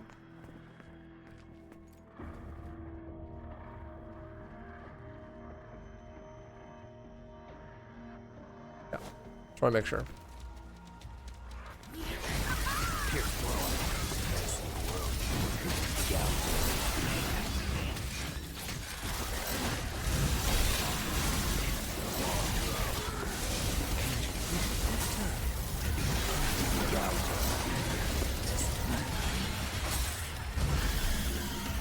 I'm right next to the wall. This one, probably. Settle back. May not my flesh Nope. fail on me. Over here though, it still worked.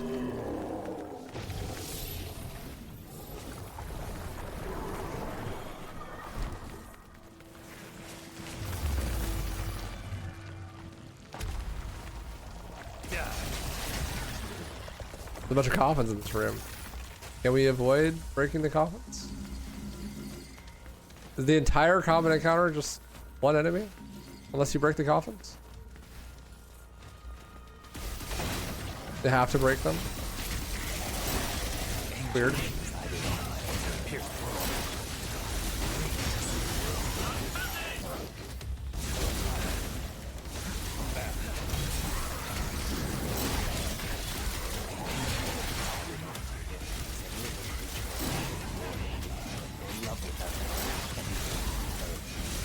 Me when I read a book. Turn it. I'm heading to the wall. To see the world in peace. Heaven and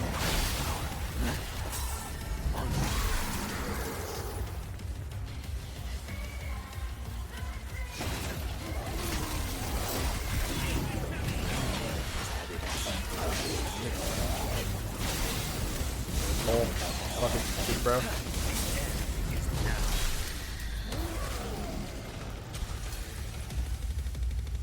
Orb. Orb fragment.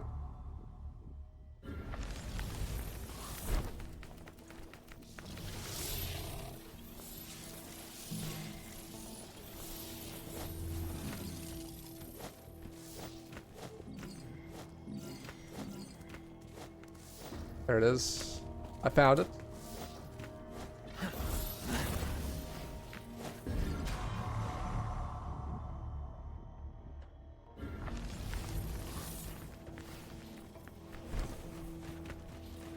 That's it for the mission? Cool, thank you. He's dead. Quite possibly. He has no reason to keep Dante alive. It's interesting that they have like actual dialogue sequences in this game. There's a skip here. You can just cane dash. And if you do it right, you can just land on the other side of this wall. And just skip the fight. The fight still triggers, but you just don't do it. Kind of funny.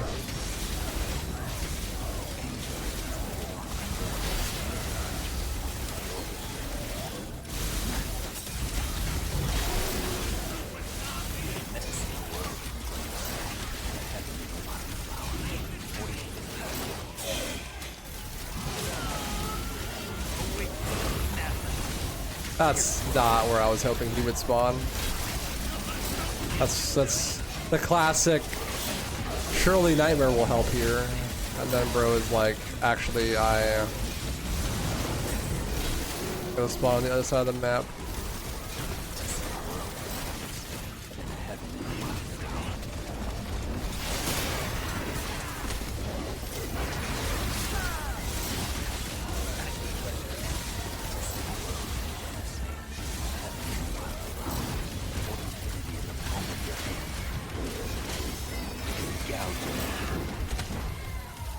Where's he die? What? Where'd the other bro go? Get parried, idiot. Resist all you want. Yeah, ride him, B. Ride it. Yeah. Oh.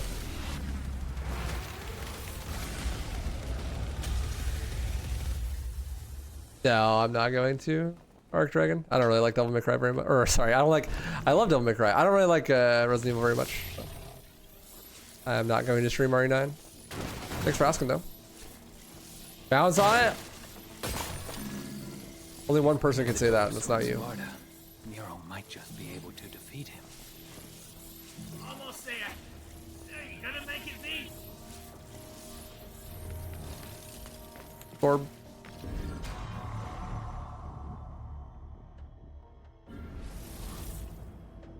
As a DMC speedrunner, what do I prefer more? Stylish combat or a faster, efficient combat? I like when you can make it fast and efficient, but it looks cool. Personally. I think efficiency comes first in the earlier games designs rather than style per se. But like playing the game at a really high level looks stylish. You know?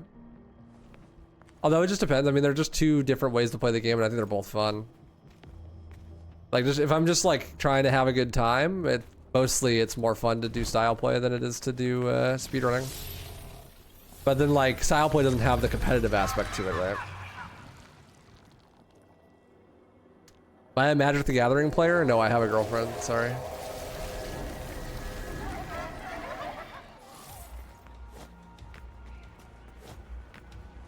This is the first time we get to fight this enemy as V. You actually can kill them entirely by yourself without pets by parrying the blade and then just insta-killing them.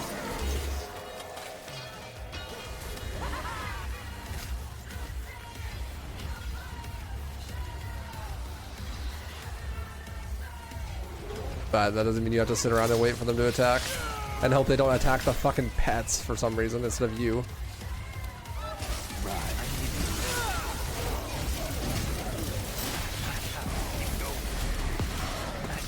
That was sick.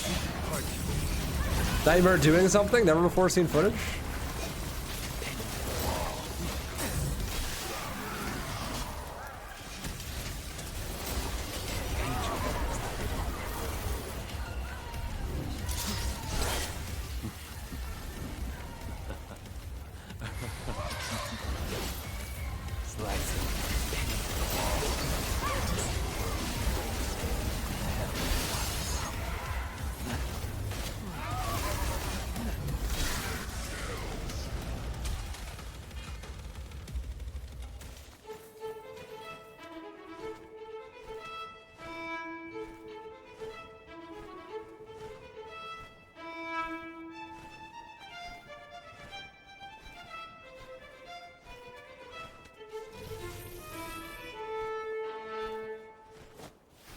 What a fucking nerd. I love violin though. Better Shadows, thanks for hanging, bro. Appreciate you. Thank you for all the help as well with the secret mission stuff. Hope the rest of your day is good. Hey, look, V. Unfold. Check and see if it still works.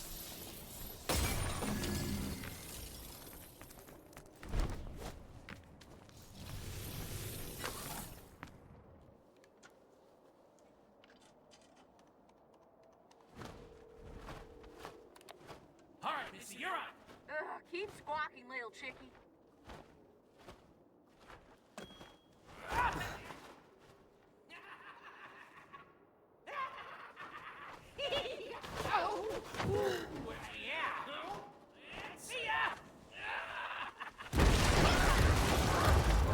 Hey, Arter. Hey, dude.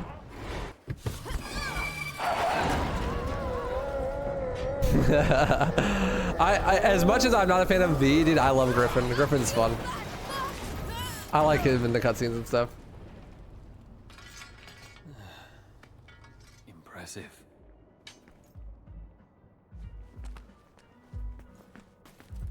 People would ask, streamer, what's the lore implication of V being able to summon an air violin and play music with it? This presence. Classic. It's the Devil's Sword Sparta. No doubt about it.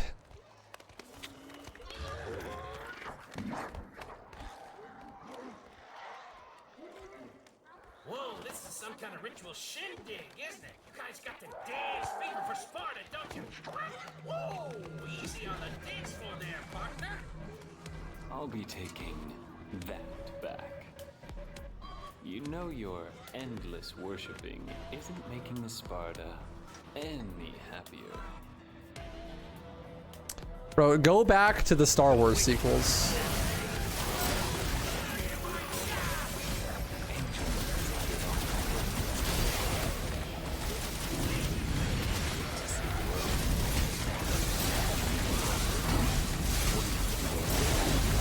Come on, Kylo Ren, get out of here, bro.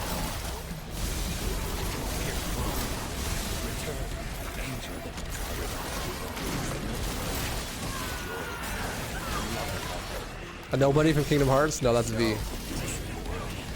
There are nobodies from DMC 1.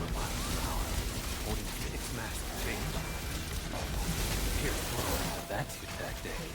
I'll be sure to watch out.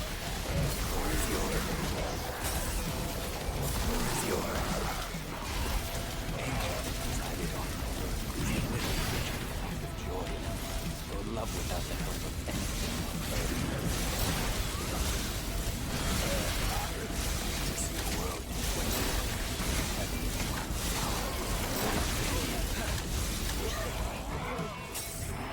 Come back. Blast. Blast. Settle back.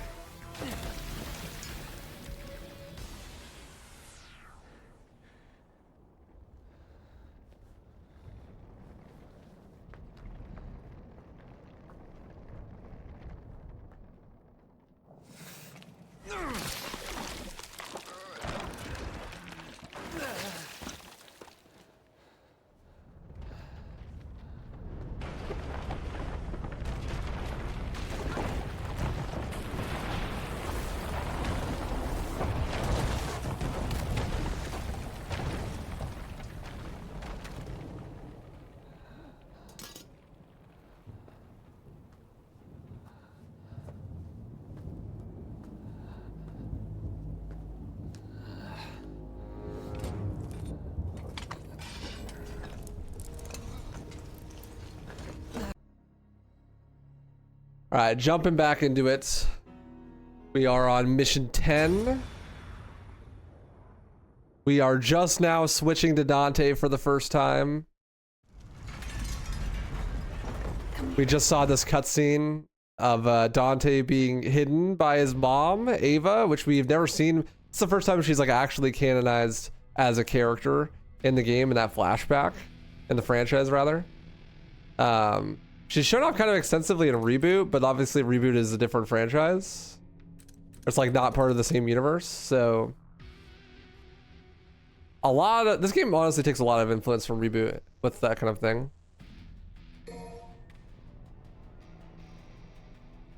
V got the Sparta sword and then revived Dante with it, but then we had a flashback and now we're back into the prologue as Dante. Unfortunately, right as you start playing as him, you have the same meme as with V. You can't upgrade your skills. You can't buy new skills or anything at the beginning of the mission for some reason. I don't know why. I mean, I suppose it's Dante. You don't really need it, but it is kind of annoying. What's up, Jam and Benji? How you doing, dude? Good, Willy Wonka? I always thought that was a weird decision. It's like, could you imagine you had to play the first mission in DMC 4 as Dante with no upgrades? Did that guy really do this? Well, there's no accounting for taste. So just like DMC 4, we have access to all of our styles at the same time. But unlike DMC 4, we start with 2 weapons. Start with the shotgun, Ebony and Ivory, Rebellion, and Balrog. We start with our gauntlet weapons this time around. Swordmaster, Trickster, Gunslinger, Royal Guard. Royal Guard has been both nerfed and buffed. We'll show that off a bit later. Swordmaster, like honestly, everything has just kind of been given a lot more utility, but a little bit less depth, if that makes sense. So in DMC 4, Dante has the problem of all of his useful moves being spread out across his entire kit. DMC 5 kind of remedies that by giving you really good options for both combat and evasion while every single style is equipped, basically. The downside is that a lot of the moves are just universally less good, or in a way almost too good, because you have so many options that they all feel the same.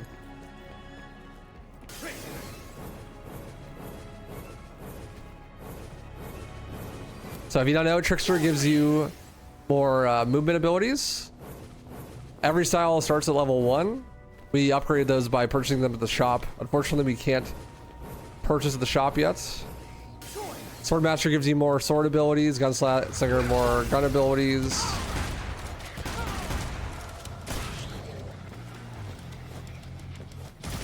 Wow, you don't even have Rainstorm.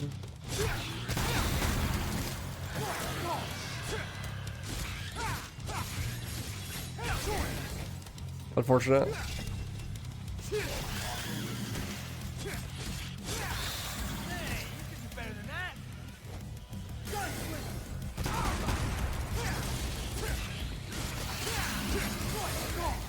Roll Guard's capacity for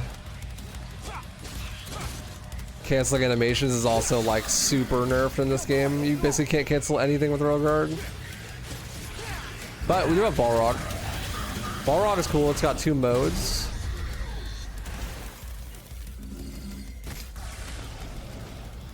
Balrog has 2 modes. You have punch mode, which makes all your attacks punches basically.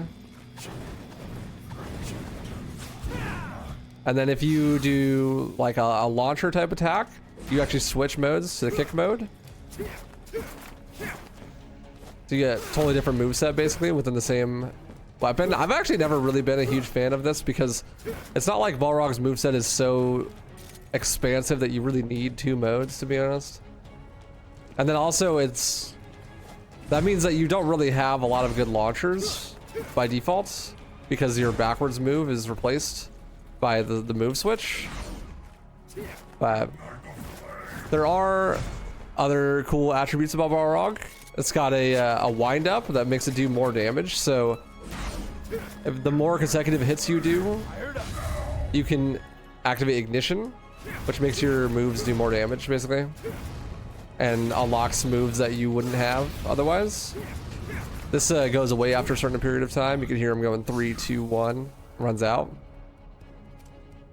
You can activate it with the punch mode as well, but the moves have to actually connect. With the kick move, you can just hold the attack button and it'll wind up automatically without even have to hit anything.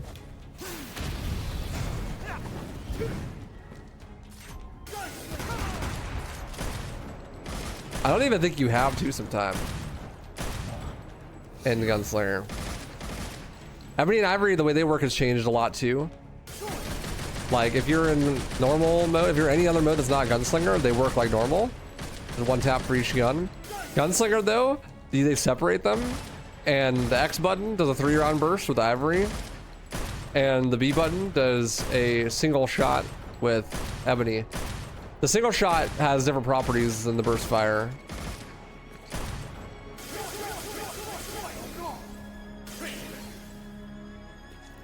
But honestly, like, they don't have a whole ton of utility differences.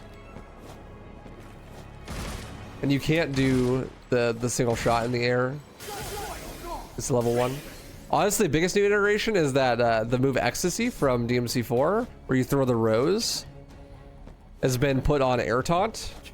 So you have a mid-air relaunch on a single button press now. So it doesn't matter what style you're in or what weapon you have equipped. You can always relaunch the enemy mid-air. This is actually huge, especially considering like how big the jump cancel hitboxes are in this game and how easy it is to stay in the air. Hey Verma, how you doing, dude? What's up, God's Army? Hey, Crispy Bagel.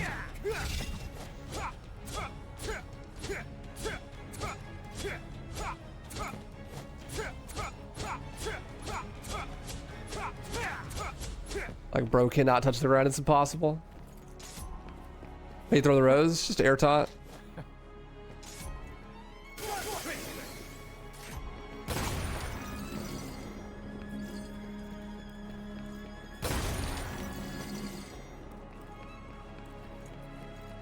Have you heard the original song for Subhuman? Literally the singer was screaming and it sounded horrible. No, I like when people scream in songs, so I don't really think I'd mind it. I don't really like most of the music in DMC5 in general, including the stuff that they already have, like, as final products, so. I'm not a huge fan of Dante's song either. Well, DMC5 is just definitely the easiest of the games in general, so that makes sense.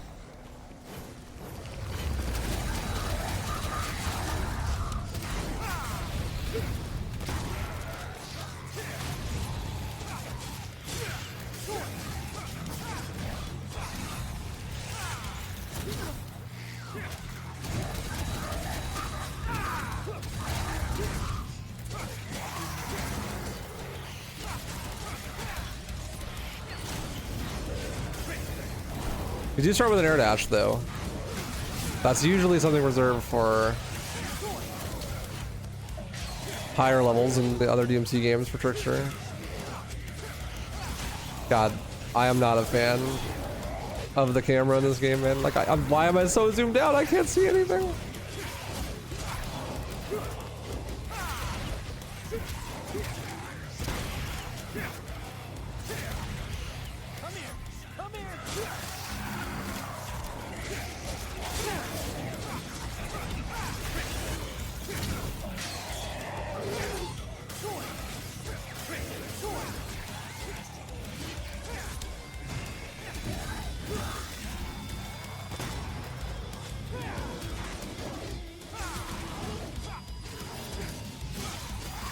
I have no moves. The game feels particularly slow as Dante. That turbo mode.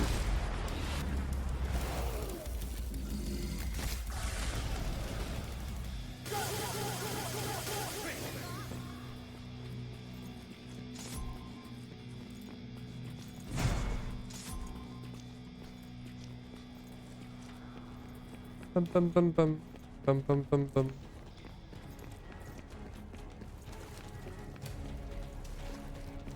bum. Thank God. Thankfully, you don't have to play the entire mission with no upgrades. Just the first 2 combat encounters, and then it actually lets you buy stuff. Air hike is almost useless because you could just stay in the air forever. So it's definitely a Watt Stinger.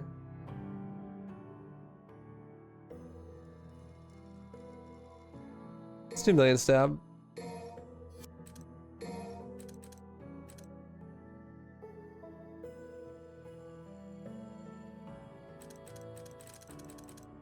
Definitely want ignition 2. I've been saving up money for this, so 2 Fly Dragon.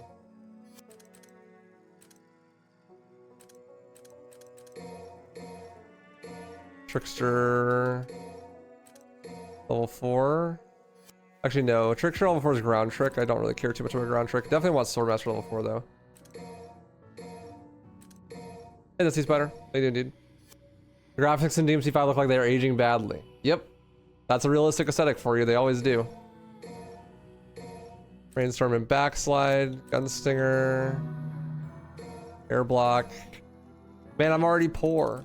I was saving up for like multiple missions where I just didn't buy pretty much anything as V, but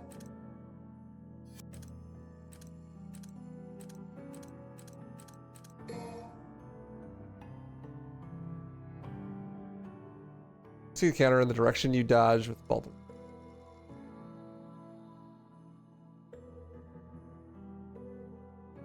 What's Walter move? Hold on. I haven't spent a whole ton of time as playing as Dante because I just had such a bad time playing as V, to be honest, that I didn't even bother.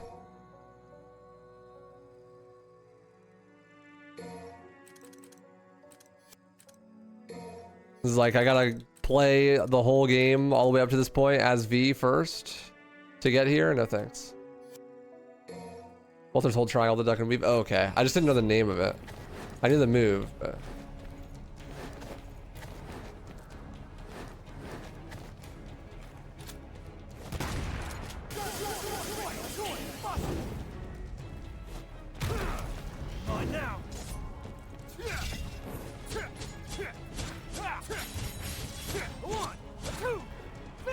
Gold Dance Macabre.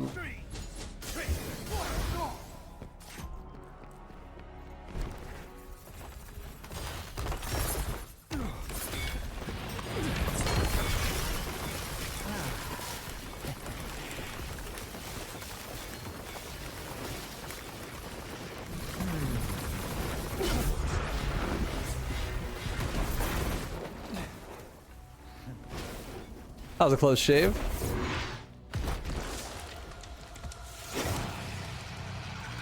Chaos. What a name. What a name for an enemy.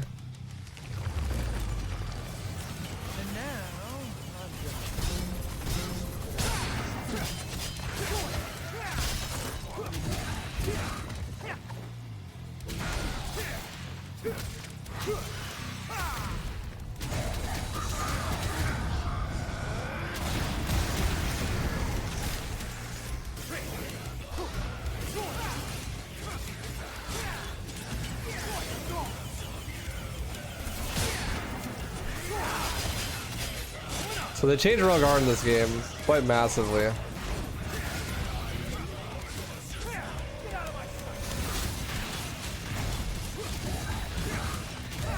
The biggest thing that they did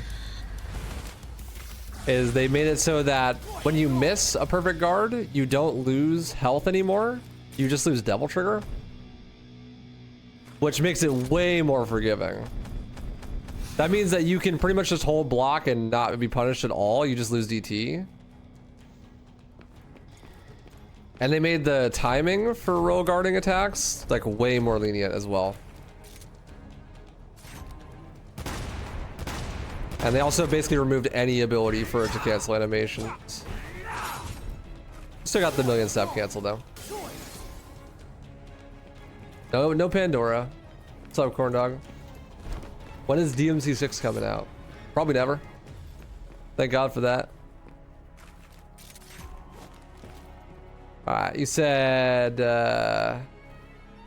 deliver the next room, finish the fight fast, and then go through the timed gate.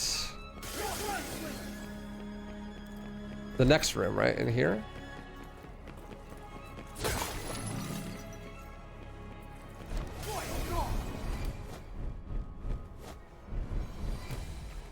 Yeah, I guess like I think that they didn't make blocking any more easy than before, but they made releasing way easier through this gate. Yeah.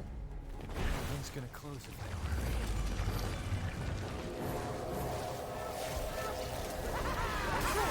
And now. Hey, you can do better than that. Ah, fuck.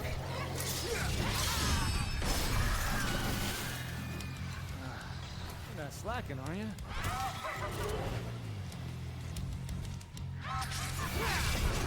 Bruh. Come here. This game is so slow without turbo mode.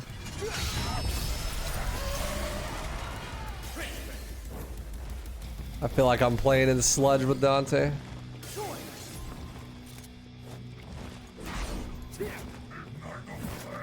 Fired up.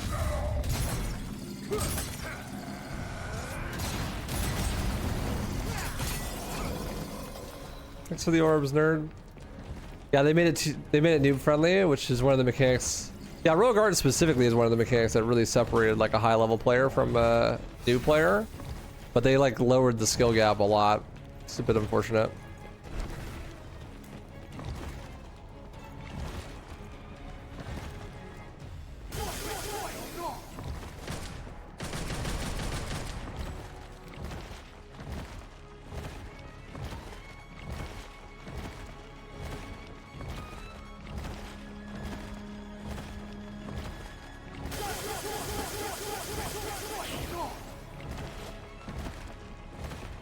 Next room, I got scammed.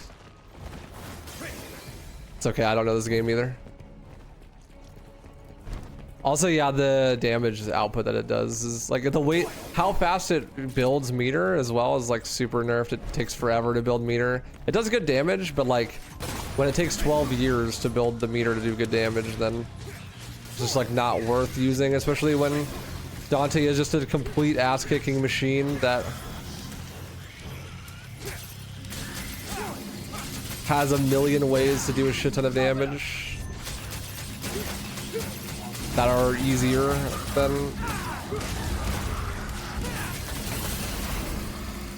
than building up Royal Guard meter.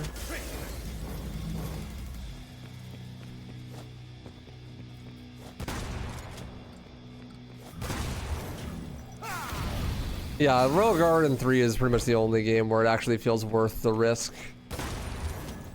But I guess you don't ever get punished for taking damage in this game, so this is the one you're thinking of on the left here.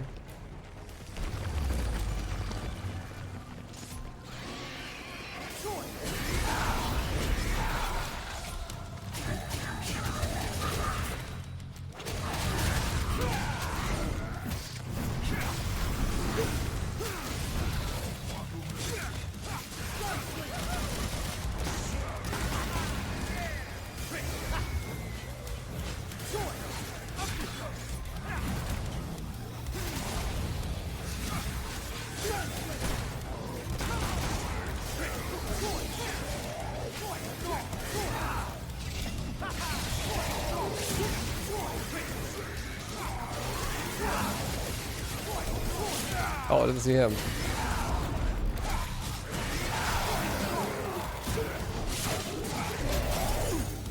Whoa, my card actually broke.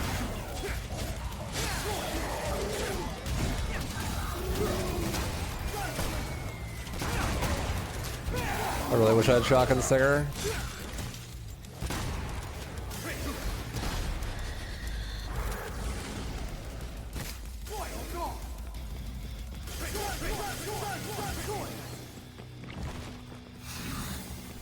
I do like Dante's song better than V's song though, that's for sure. I think I like Dante's song and Nero's song like kind of the same amount. Like Devil Trigger and Subhuman I think are like pretty equal in terms of quality. But I don't like either of them nearly as much as like Never Surrender or fucking The Eye Can See or anything like that.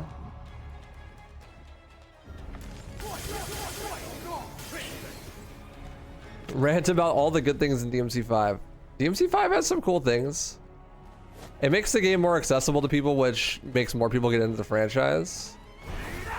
And there is some cool shit. Like, I do think it is objectively a good thing that Dante's entire moveset has really good utility, as opposed to the way it works in DMC 4, where if you want to use Dante's moves, you pretty much have to use your entire kit all at the same time. That's just like really cumbersome for no reason. I especially like the iteration of Air Taunt. Air Taunt is sick. Air Taunt's really, really cool. And I think STT is a cool mechanic in theory. I don't like the fact that you need triple S to access it fast, but the game gives you such easy style ranks that it doesn't really matter, I guess.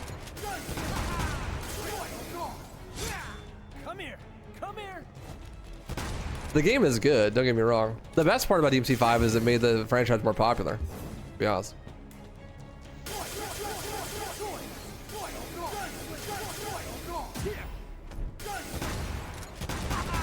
I like Buried Light. It's an okay song. I'm not sure it works as a battle theme, but it's okay. It's fun.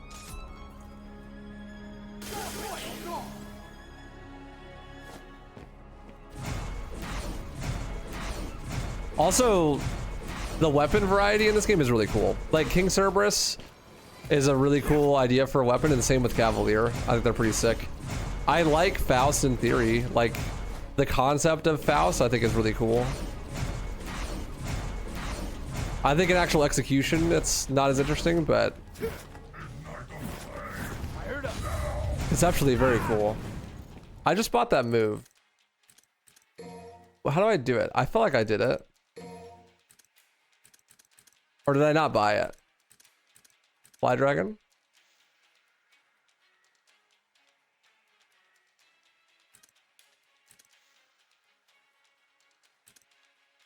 It's just Stinger again? Oh, okay. Who blowing they mode right now? Me.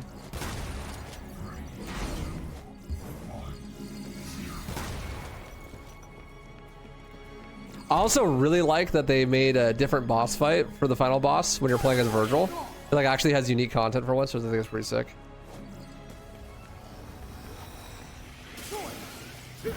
Something the game is desperately needed.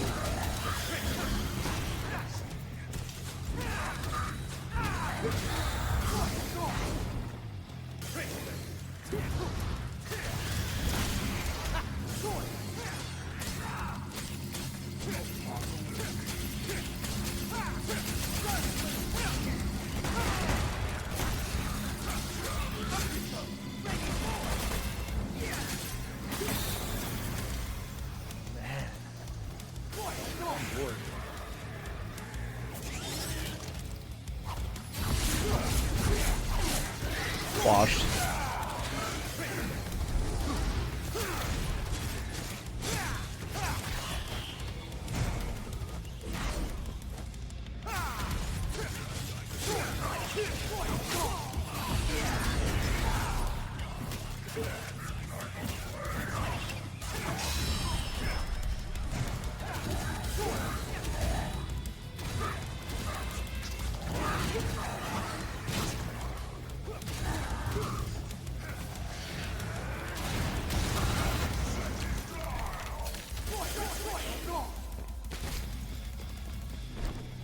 I bought enemy step, right?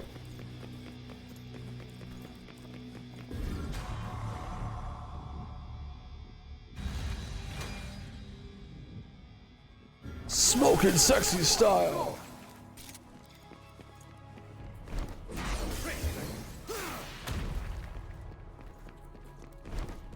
Hey, DG Mana, how you doing, dude?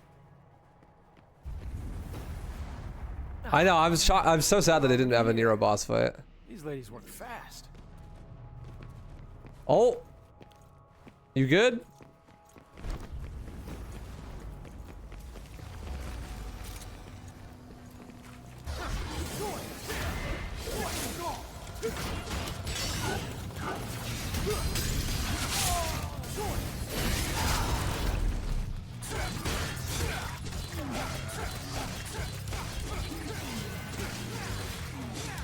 Me win DMC 3.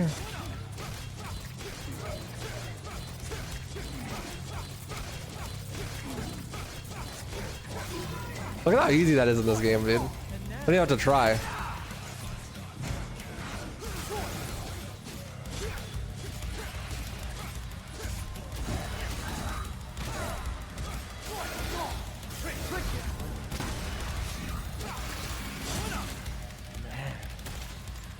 I'm bored. You said it, Dante.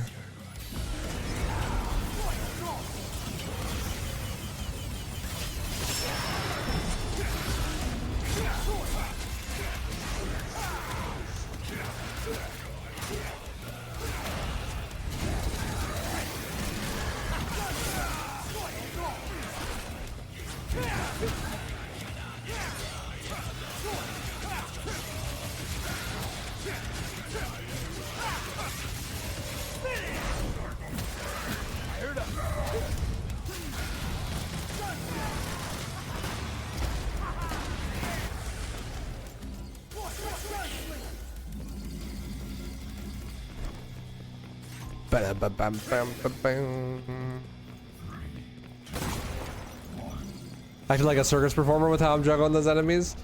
Yeah, well, they made it so that the enemies fall so slow and the jump cancel hitbox is so big that the timing is not tight at all to do something like just rave GC over and over and over again like that. It's really easy. Doing that in DMC3 is so fucking hard, actually. Like, I still can't do it consistently, and I have thousands of hours of like deliberately trying to do that well.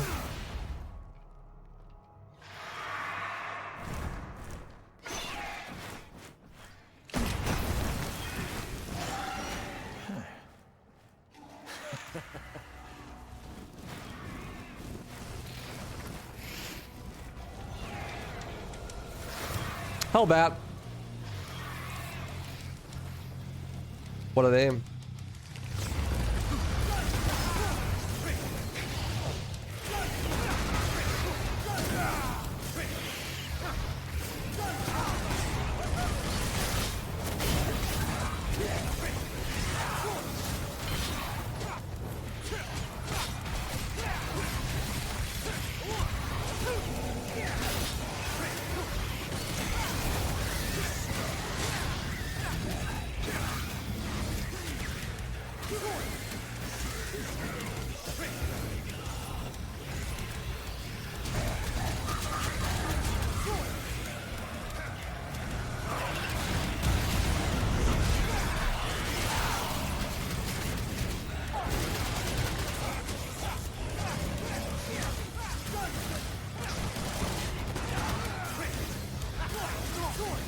That hits you? That's crazy.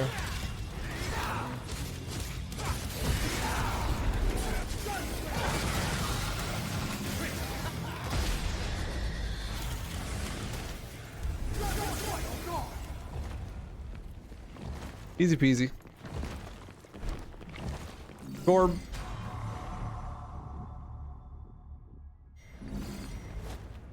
I will say though, like Dante is way more fun when you have all the moves. A lot of my experience in this game is speedrunning it, and you don't get that many moves. The fact that enemy step is something that you have to actually buy is such a shame because it's so expensive, and I feel like it opens up so much of what the game is, you know?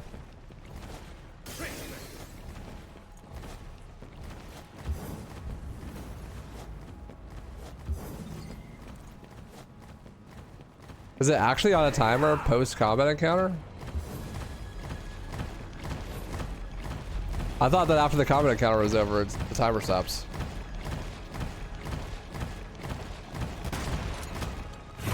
I guess not. Speech.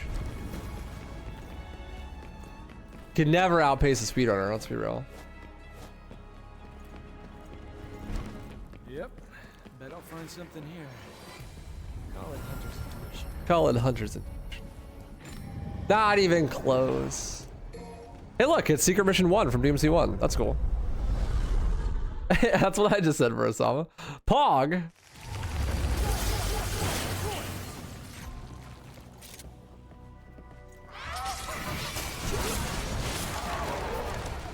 The windup is so slow.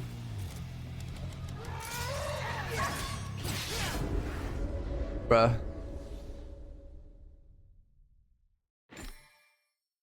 Why do the menus take so long to pop up? Come on, come at me, boy.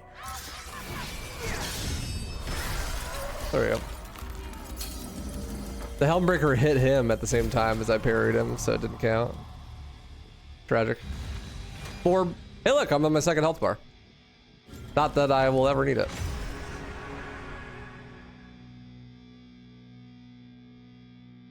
The clenching butthole doors never stop. When Dante is around, the butthole stays clenched.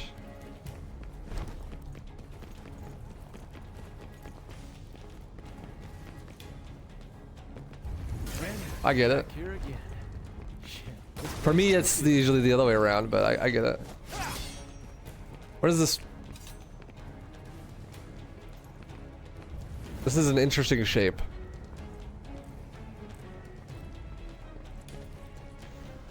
That's all I will say. It's just interesting.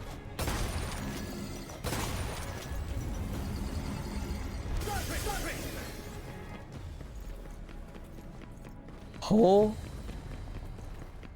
This is around the part of the game where I feel like the Glyphod just starts to all look the same and all the levels look the same. And it's really sad because this game has some phenomenal level design in the earlier half of the game. Honestly, I feel like I do want to buy Air Hike, but not even for combat, just for platforming.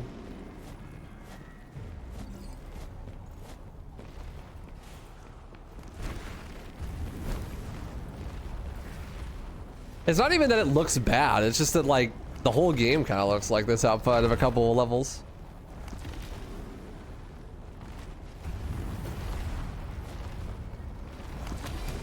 Be honest, do I have a problem if I have a folder full of lady fan art? Yeah, probably.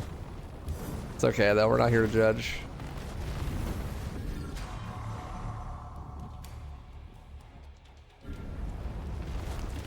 How windy is it in this tree? Why is his hair waving so much? Probably because my frame rate's really high. Like 400 FPS. Yeah, getting close. I can feel them. I'm getting close too.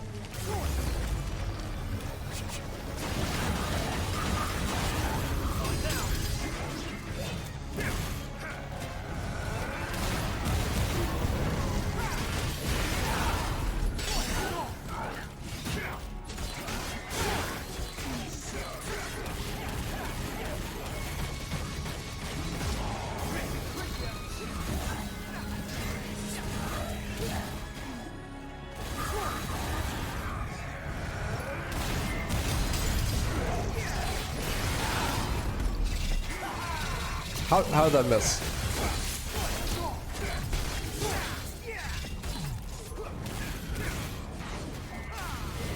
Can you not jump cancel the dive kick in this game? It kind of seems like you can't.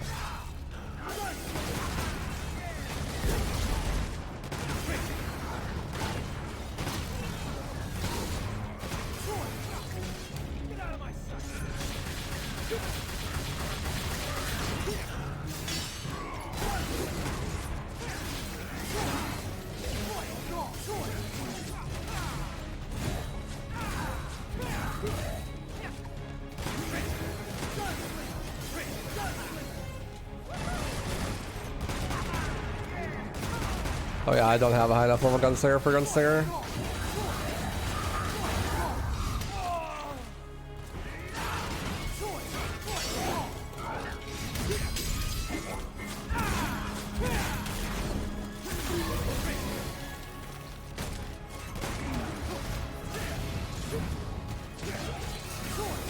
Oh, is it just height restriction that's getting me, probably? That you can't jump cancel close enough to the ground or something? Brainstorm feels so bad in 5. Why does it take so long to go down? Because you need to stay in the air for as long as possible.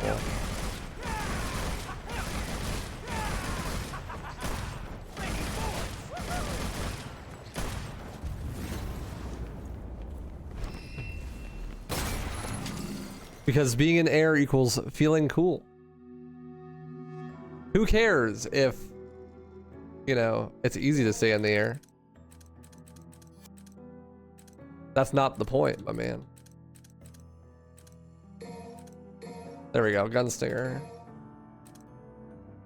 Then we cut in, cut back, cut side. Level 3 and 4 roll guard we don't really want. I think we save up our moves with Cav.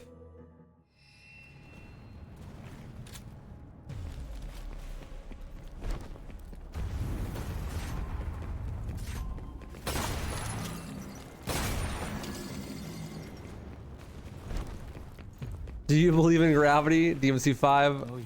No. I'm feeling it. It's him.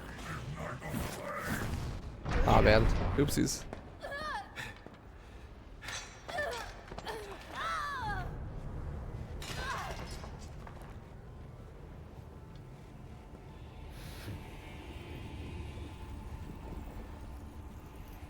Well, well. O king of stench and filth. I'm impressed. Those are two of the most badass women in the world. And I only know one other guy who can defeat them. Jackpot. He already knows it's Vergil. Spoilers.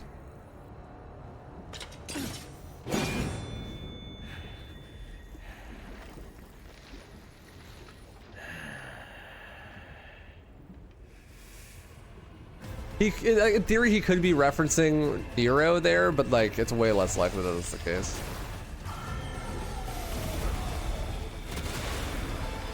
I actually have never gotten Kalina Ann 2. All-purpose artillery, Kalina Ann, a missile launcher named after Lady's late mother, fires an array of powerful shells.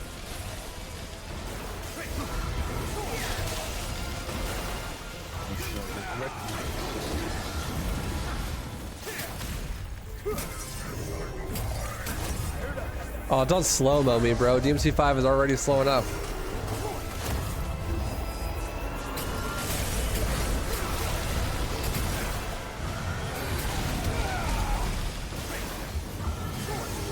We just take it, yeah.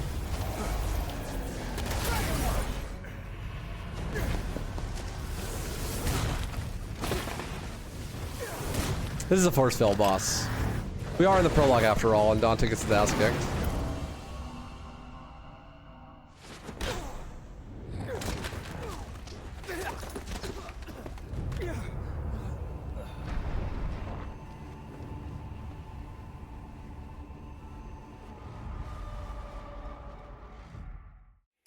Wait, that's it? Dante's like completely smoked and all that's happened is he like runs at the boss? Holy shit, I got an A rank. It is actually possible to not S rank in this game. Yeah, you can win it just like in the Nero section. The enemy died too fast to get a high enough style rank. Our last hope, Nero, was completely useless. Get Nero out of here! This is a bad move! Nero, go! You're just dead weight! That bastard called me dead weight! I didn't come all this way for nothing!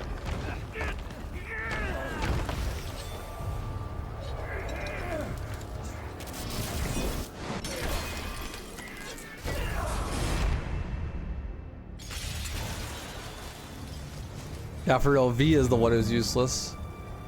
On God. Also, it makes no sense in Nero's character that he would be so insecure. Like, literally none.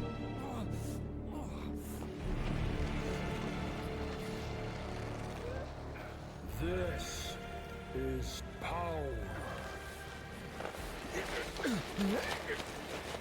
I think I've seen this before. Dante and Tentacles?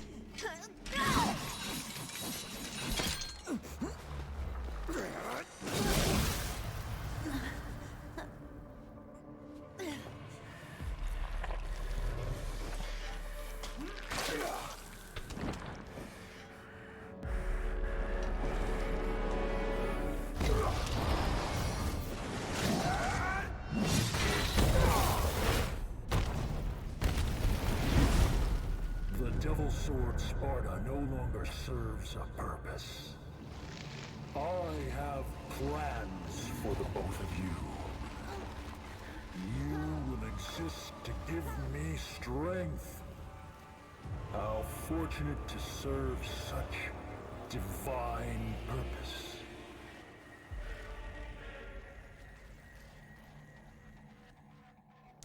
What happens when you kill him is that you just, it's you get credits just like the other ones. Enough's enough. Can't let a boy do a man's job. Hey, wait. I'm not done talking yet. Okay, you get some rest. By the way, I guess I owe you one.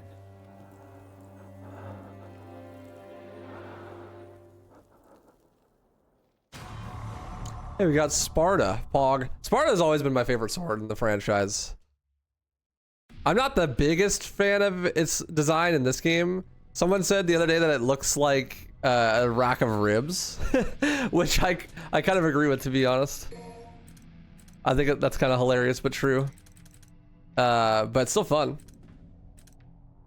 I always thought it was so cool. I like the design. And it's like, why does Trish get to use it, bro? That should be Dante's sword. The fuck? What do I want for moves?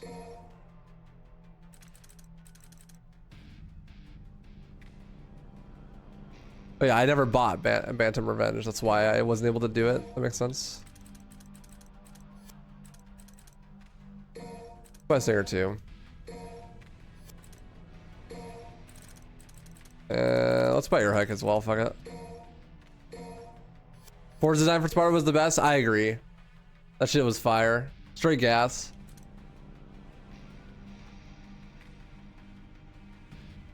Straight gas.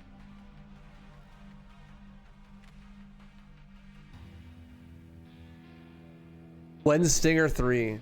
The question that we all ask. There's a cool thing that you can do.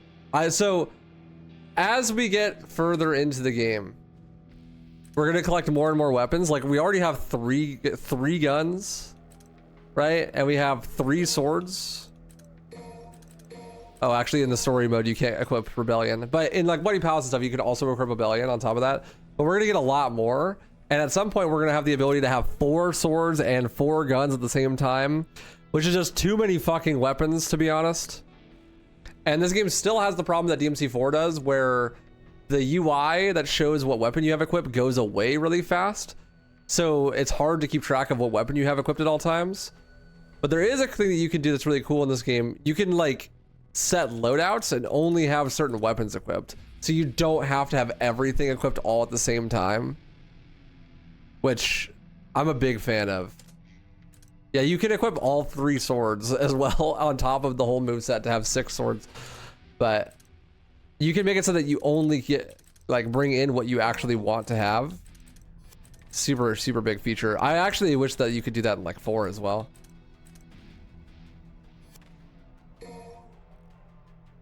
Would be sick. Bloody Palace weapon UI stays permanently. Not sure why that's not a setting for enabling in the missions. I didn't know that. That's cool. It's super useful. Yeah, I've always wanted that, even since DMC3, to be honest.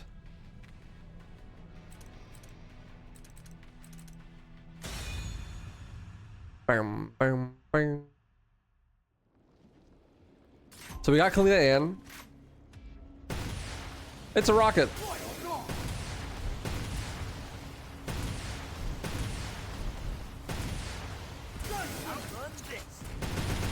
Hope that helps.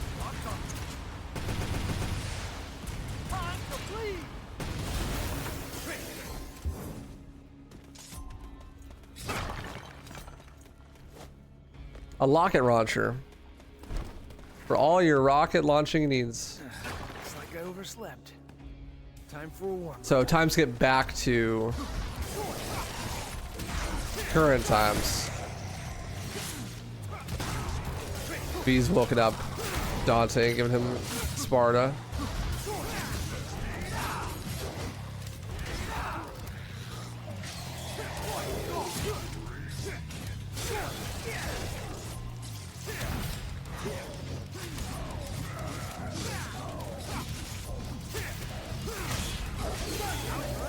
Oh, that's not the weapon I thought I had equipped.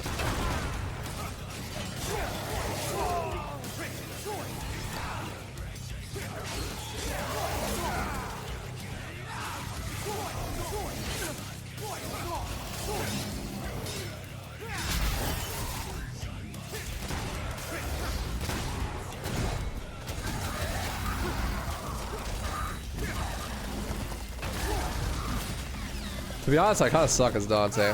There's so many buttons. I always get lost in my moves. At least there's no double tap styles in this game, so you don't accidentally equip Darkslayer.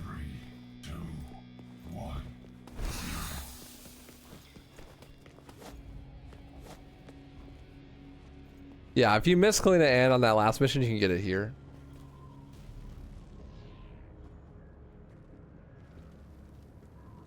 DMC3 is mean because your currently carried weapon isn't always the one that you're actually using. Yeah, the model doesn't change until you update with an attack. I think that's a memory thing. Like they do that to preserve memory. But in this game, it does switch instantly, which is nice. So you can at least use your character model to tell what weapon you have equipped. At least for weapons. You can't tell with guns unless you're holding lock on. But, you know, because of the realistic aesthetic and the super zoomed out camera and all the millions of particle effects, like you usually can't even see your character most of the time, so good luck knowing what weapon you have equipped. At least I have a problem with that. Maybe I'm just brain dead.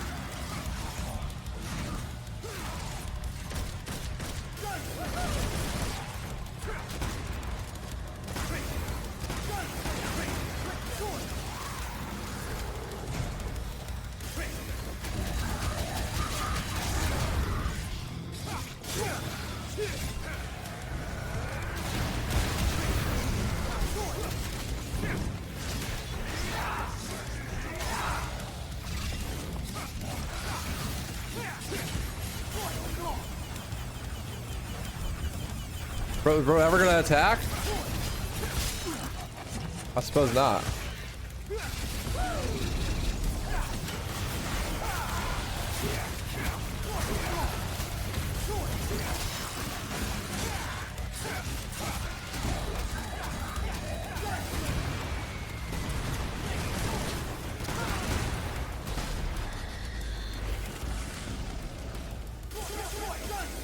Bro was just standing there menacingly. Spinning and spinning and spinning. I'm not a fan of ruins. Like my city's lively. This is just me or The Last of Us kind of ruined gaming as an art style. Dude, honestly, The Last of Us is the root cause of almost all the things I hate about modern gaming. I've never played it, but man, I hate it.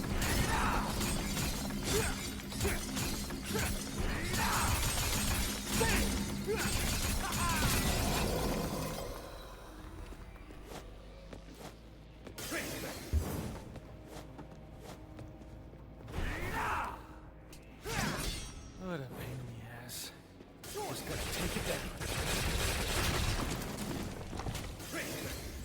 Thank you guys, appreciate you. I just need to go back up to the top and do the secret mission after this combat encounter, right?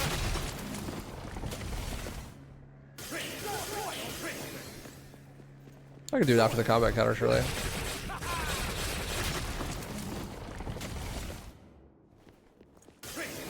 Too late.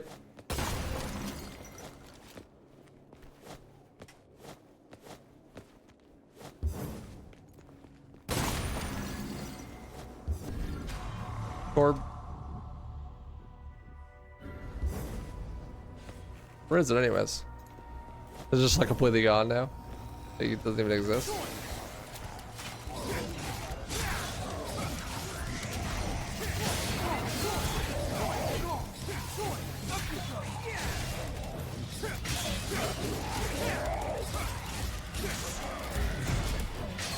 That's kind of stupid that you can lock yourself out of doing a secret mission just by doing things in the wrong order.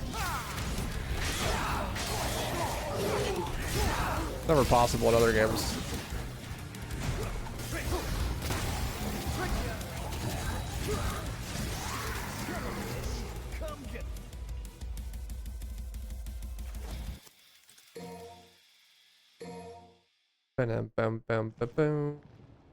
Same game that time locks you out of them? Yeah, it's pretty goofy. Oh,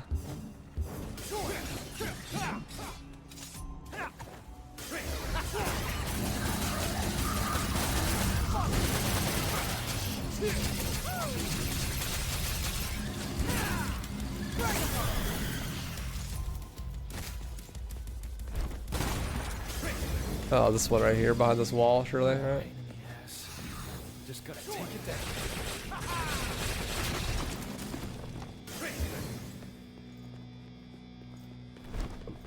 Boom, boom.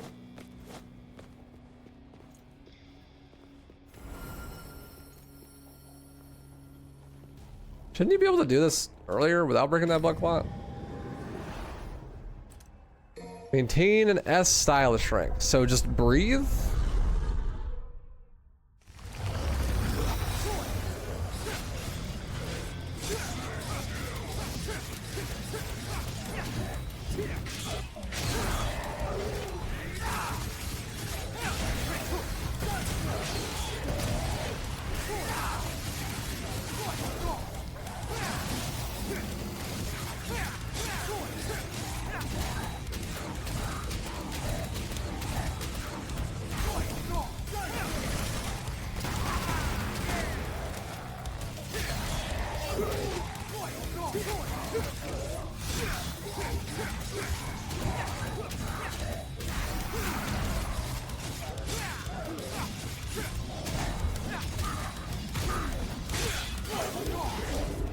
I knew it.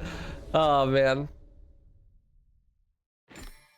I knew that if I missed that release, then I was gonna lose the S rank, but I wanted to finish it off with style. That's funny.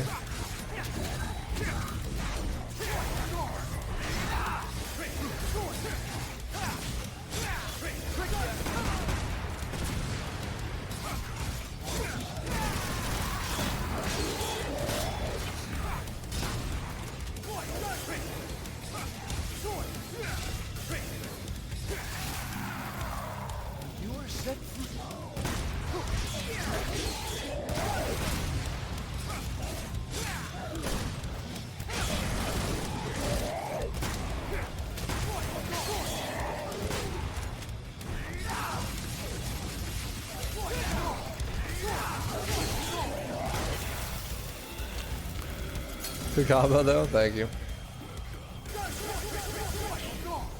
I bet you this game feels so much more fun with turbo mode on.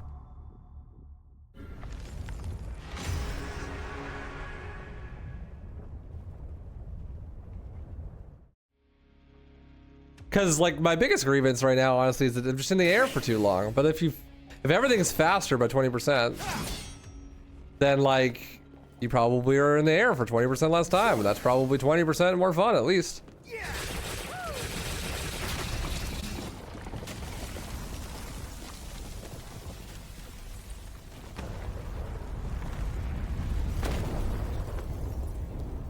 I actually never noticed that that's what happens there. I always skip that cutscene.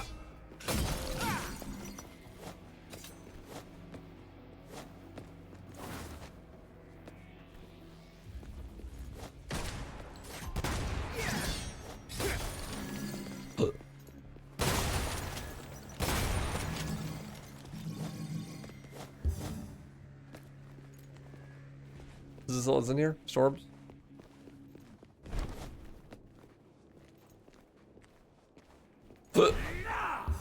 It's the only one without turbo mode? Oh, it has turbo mode. Don't get me wrong. Just not on PC. It only is on the console version because the Capcom hates us and wants us to die. I actually have never played as Vergil, so after this we're gonna play as Vergil, and that'll be my first time ever playing as Vergil in this game. The reason I never played as Vergil is because I hated that this game didn't have turbo so much that I only bought the Vergil DLC to see if it added turbo to the game. When I booted up the DLC, realized it didn't add turbo, I just uninstalled the game and never played it again. Completely unironically, that's my experience.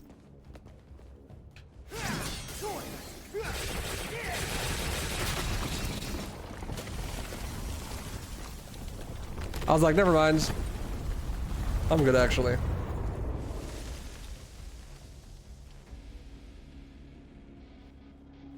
Blorb.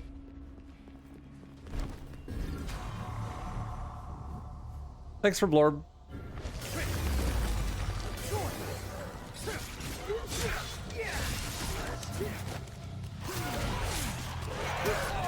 I gotta say though, like, who is looking at the DMC1 enemy roster and was like, you know what enemy we gotta bring back? Nobody's.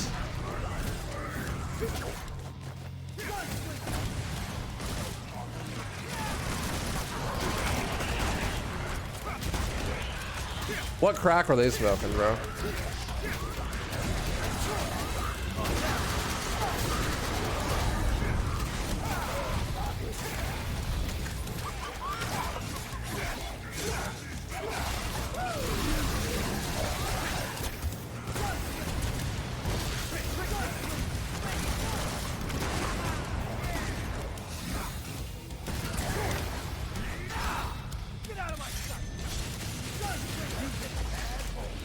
You've been a bad boy. Can't decide if that was real ball knowledge or a bad choice. It's fine. It's just a weird choice. Like, I think it's executed okay. It's not like a bad decision per se, but just kind of like, why? Like, of all the enemies. Their design is really cool. I will agree with you there, B. So I get that.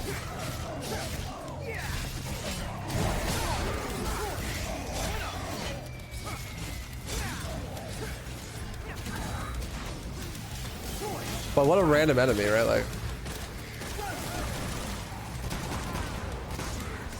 yo, I used the back shot. Huge. Love giving the enemies back shots.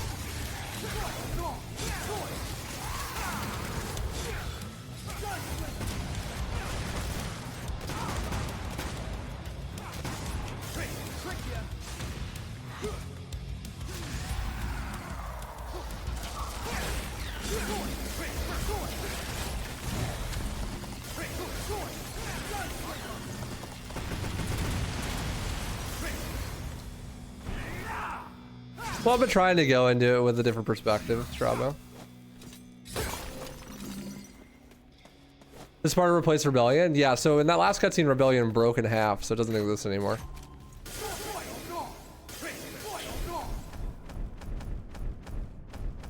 Nobody asked them. Pepe laughed.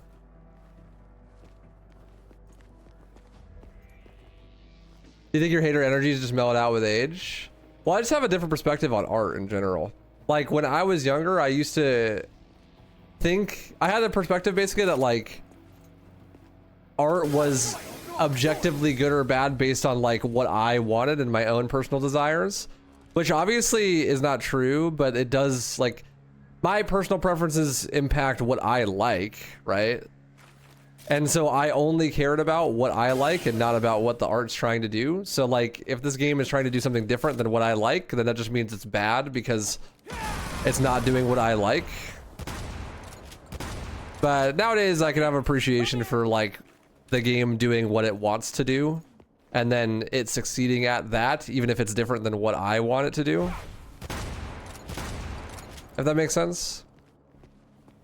I still hold my own preferences and they're pretty strong, but it's just like, I don't know, I just don't care as much anymore. I guess I'm a sellout. Like, I'll play DMC 5 even though I don't like it very much because it'll make me money. Hey, come on. You know? And I know that like people would like to see me play DMC 5, so I'm willing to adopt a different perspective than something that is strictly speaking my own to try to reframe it and enjoy it more so that it's easier to do. Basically my standards lowered. Yeah, essentially. Like, I just don't think that it really matters that much in the grand scheme if it's something that appeals to me, because I already do what I want to do, almost exactly what I want to do almost all the time. So there's enjoyment to be gleaned out of lesser experiences regardless.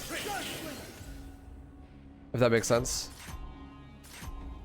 Yeah, it's just like a way more pragmatic approach. It's like every single day of the week I'd prefer to play 3 or 4, but like it would be better for my career if I played 5.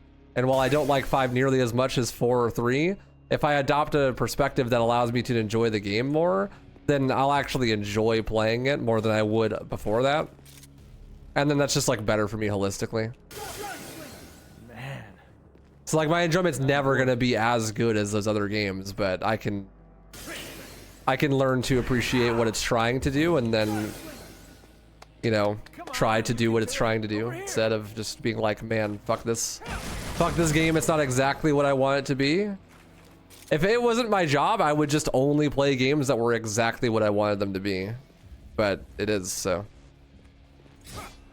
I personally don't really feel like there is much of a reason, if it's not your job, to ever play something that doesn't exactly align with your tastes, unless you're deliberately going out of your way to, like, expand your tastes, you know?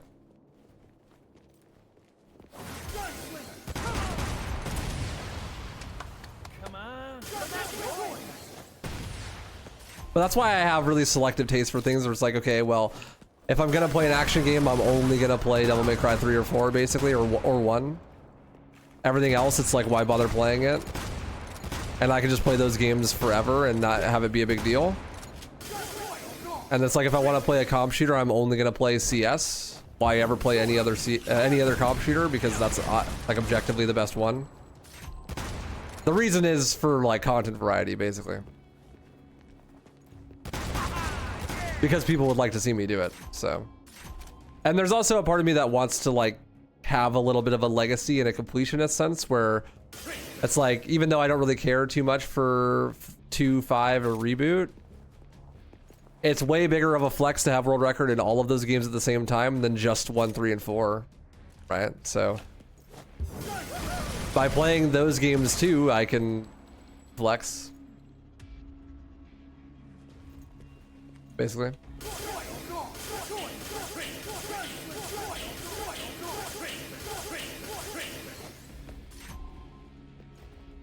Also, Waifu, I've been playing DMC 2 again and going at it with a different perspective and actually been kind of enjoying it to a degree. Thanks for teaching me how to play it. Yeah, dude, of course. I think it's the same thing there. It's like most people would not choose to play DMC 2 even if they can adopt a different perspective that allows them to enjoy it. Because like, why bother, right? You could just play something that you like more. I feel the same way for DMC 5. It's like, the way that I want to play it and the way that I would hope it plays is not the way that the game plays. But I can enjoy it a lot more if I decide to play it with that perspective in mind, right? And if I'm gonna play it, I may as well adopt that perspective. You know? There's no reason not to. Like, it's dumb to play it with your own perspective that you know is going to cause you to dislike it and then be mad, right? Like, that's just rage baiting yourself.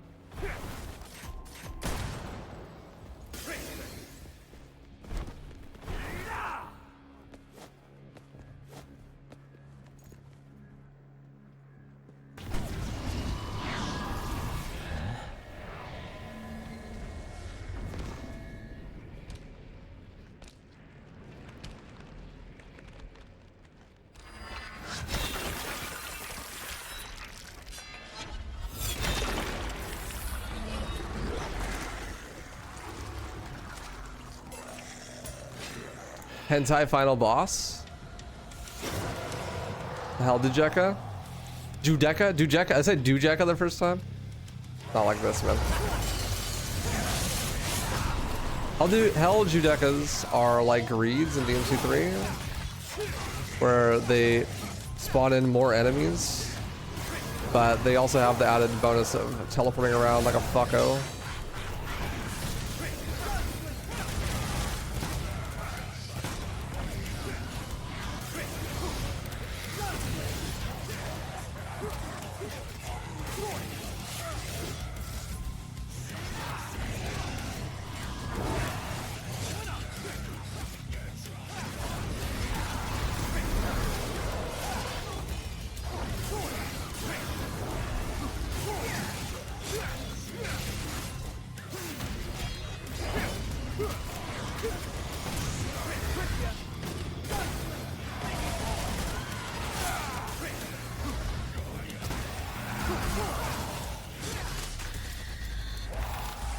But much more annoying, yeah.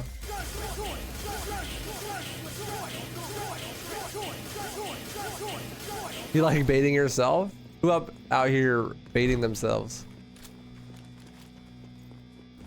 What's up, Booba? How you doing, dude? Still world records for Devil May Cry? Not in any of the main categories currently, but a lot of the more minor categories I do. Probably get a DMC 5 record here soon. Start doing speedruns again after this marathon. What?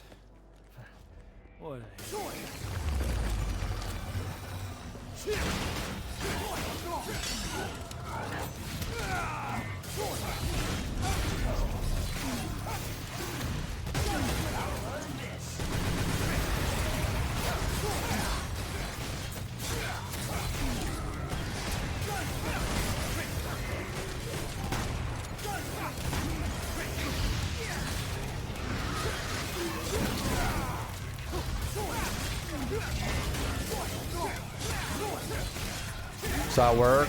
Same.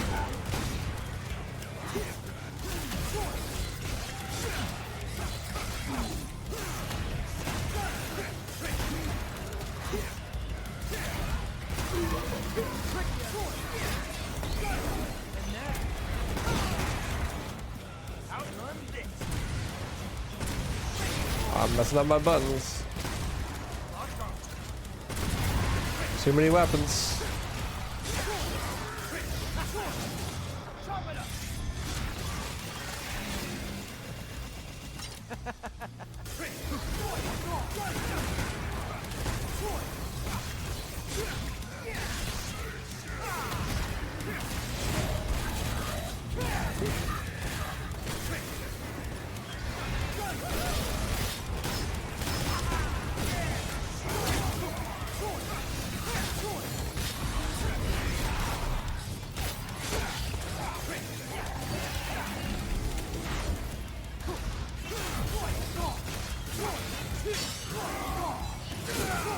How did that not release that? Some of the animations are so fucking slow that I can't even roll guard them. I don't know when to do the input timing because it's coming at me so fucking slow.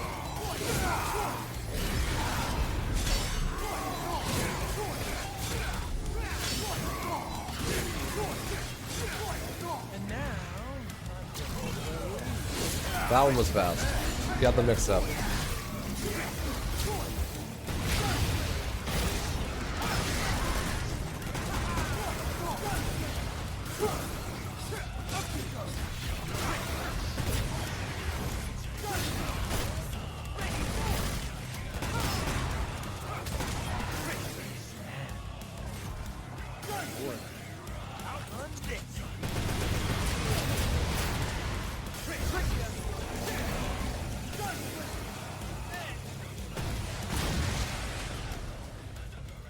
Trying to understand how to use Cavalier. Hold button down, kill whole room. Basically.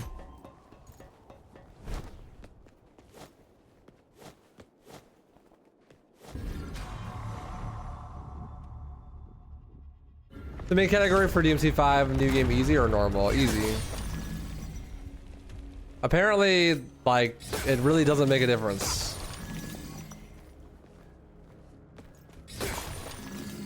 Like, when you play on Devil Hunter or on Human, like, they essentially use the exact same strategies. The Devil Hunter run is just longer. Can a guy get a break? I just woke up from a long-ass nap.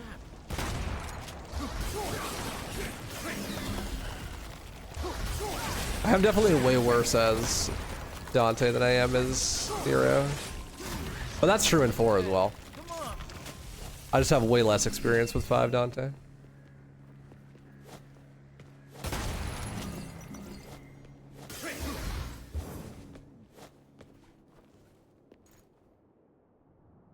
Hey, it's the best boss fight in the game, Pog. What's up, give me that buff. How you doing, dude? Oh, they're just gonna let me through. Boy, wouldn't that be the day.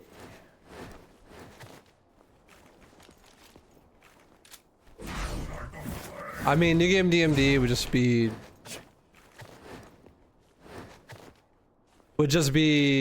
you know, the same new game run, but enemies take 20,000 times longer to die.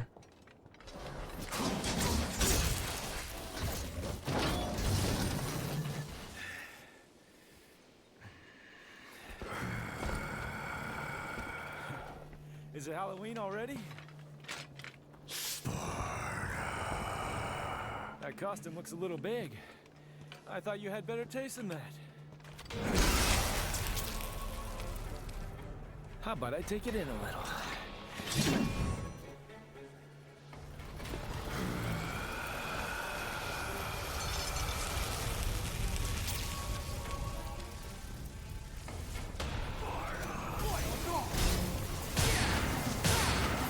Man, I'm bored. Fired up.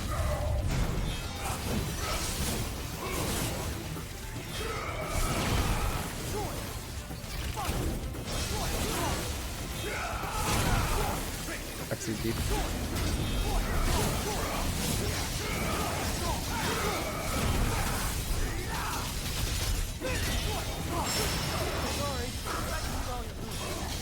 Helps that I know who you really are. So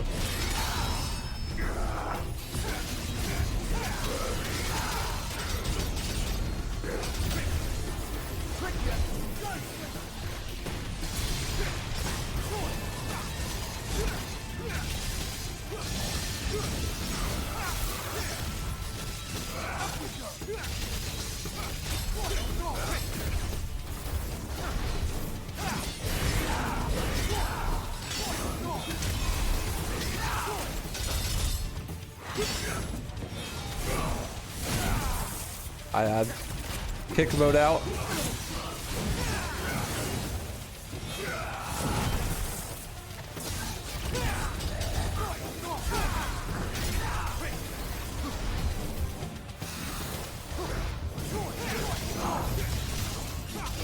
Bro, I'm down here.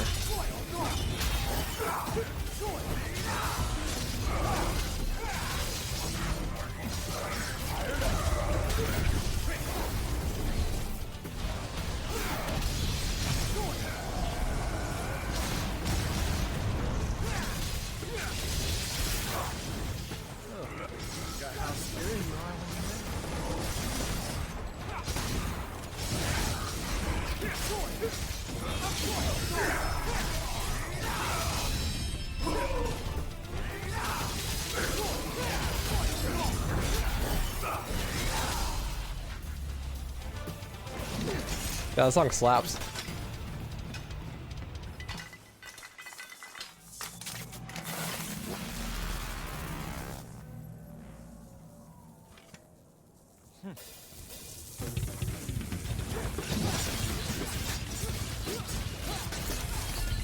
No, no distortion in this game.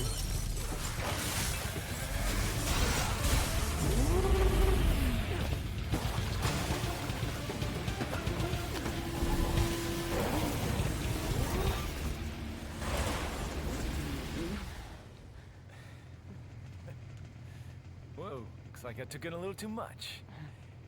You okay? I've been better. Naked. Dante, that demon is... Don't even think about it. Just rest. Dante! Take care of Trish for me. Dante, wait! Broke ass fool can't even run.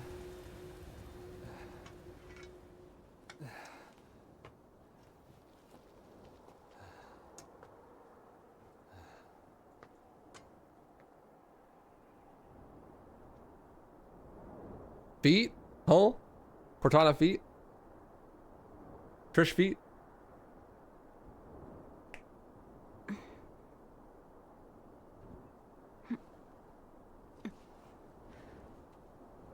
Dante's left. Yes. And I don't think he can win. What was that demon, V? Where did it come from? Urizen is not a demon. I know that for a fact because I'm from the underworld. My God. What are you then? It doesn't matter. I'm a shadow of my former self who lost everything. I will tell you the story of my birth.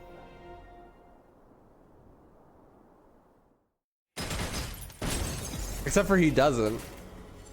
We kind of never get that part. Yeah, that's ranked. Dante's like, ah, man, this nerd, he's gonna totally cramp my style. Gotta get out of here. Ah, yes, Cavalier, the only weapon to get a DLC add-on that adds one move, and Capcom never bothered to add it to the original. Yep. Classic.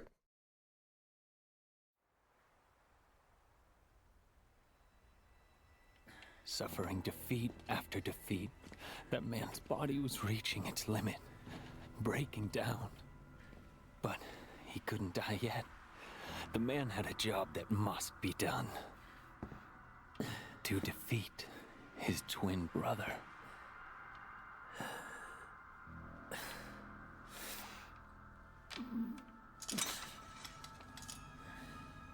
Dante. But bro already got defeated. He died. How is bro not dead?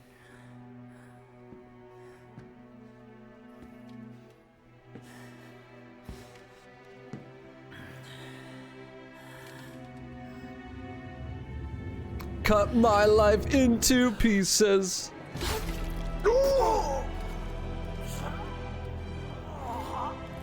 Heavy chain that does freeze my... In order to defeat his younger brother, he could only do one thing with the crumbling flesh and feelings. He needed to separate man from devil with the strength of the Yamato. And eventually, the man became a true devil.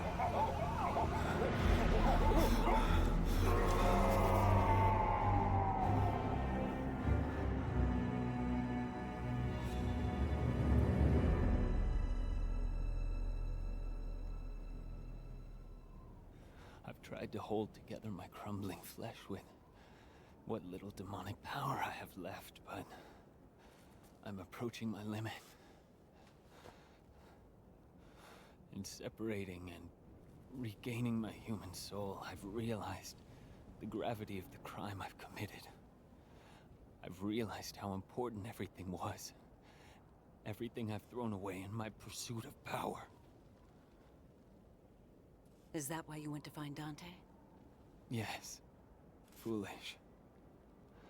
I thought that maybe he could change maybe fix. Maybe right my wrong. Tell me.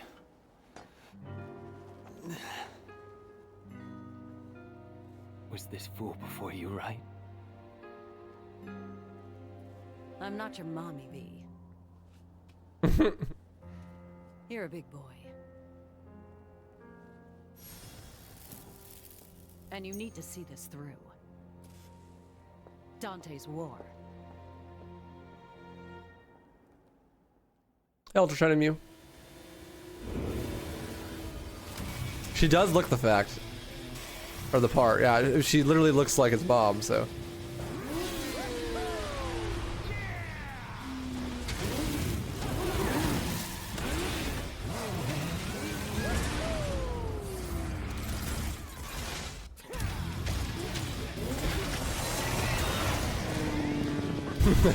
So sick.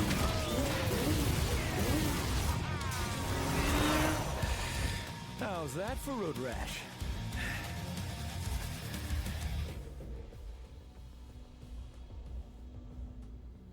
All right, so we got a new weapon now, Cavalier. Basically, it is quite literally a motorcycle. You know that scene in DMC 3 where he drives up the side of Timonigaroo with the motorcycle and then uses it in pieces as nunchucks? Basically, that is this weapon.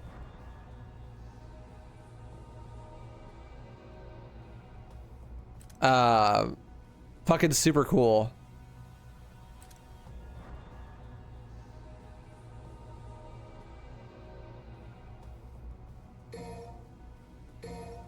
It is kind of DMC 3 nostalgia bait. You know, I was thinking about this yesterday after I ended stream. I used to have this perspective that DMC 5 was a lot of nostalgia bait, just in general. Like, DMC 5 doesn't really have an identity of its own, and it just kind of leans on the fact that the other DMC games were cool. But I feel less like that now. Now that they're like, I've had some time from it, I feel less like that's the case, to be honest. It does feel like it has a bit more of its own personality than I thought it did at first. It definitely does start to do that more in the second half of the game when you play as Dante. It's like, check out all these cool things from other games. But the first half, at least, is very much its own thing.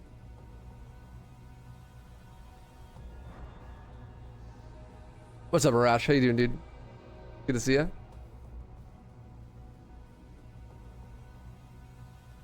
Thank you, Marasama. Appreciate you, dude. No need to apologize. Ah, yes, the Nunchaku Mitsubishi. Exactly.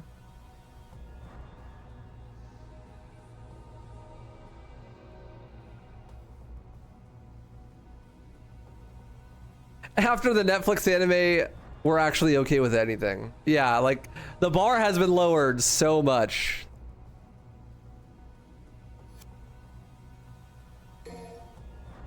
That maybe I am like, you know what, actually, DMC 5 good. Thank you, Adi Shankar, for making the worst piece of media of all time.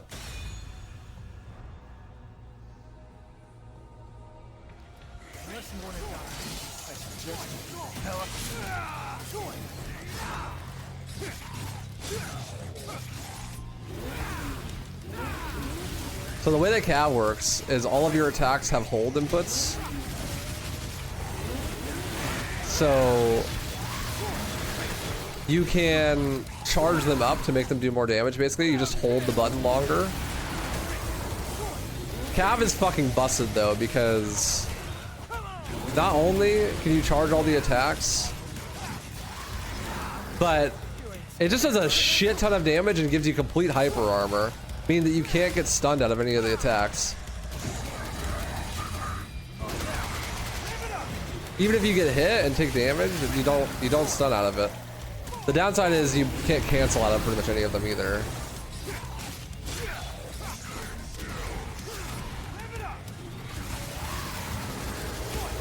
I'll give him the royal guard. You look Terrible at using CAV? How do you be terrible at using CAV? You literally just hold the button down. Boom, enemy's dead. See? Like, what do you mean? You also literally can't get stunned out of your attacks.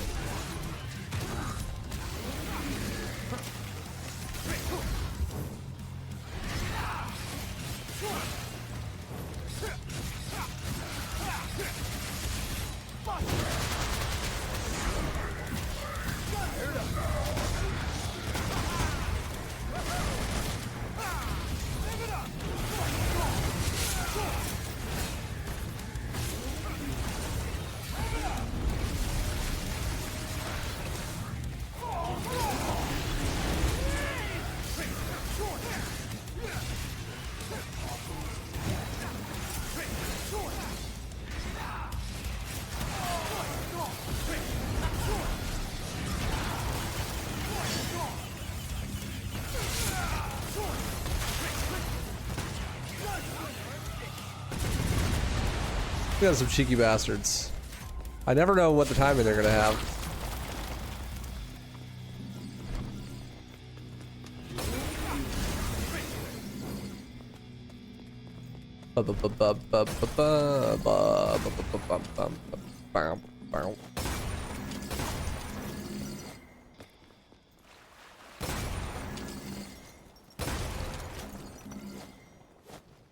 The super armor thing is fucking crazy. It just means that you can completely ignore what anyone's doing and just shit on them.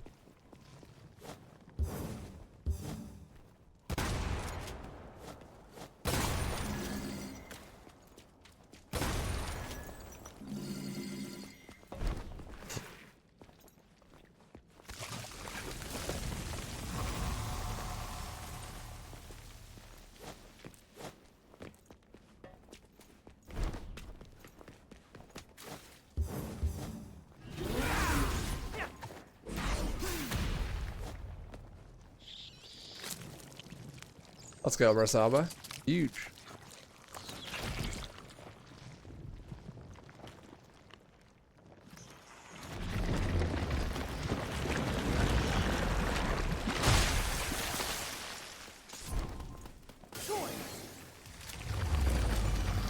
I see the purple.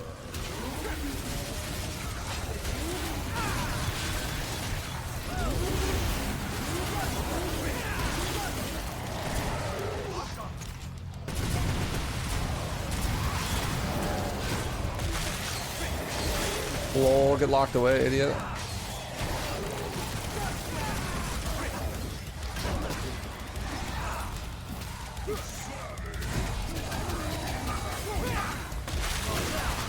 Ah, I'm locked away.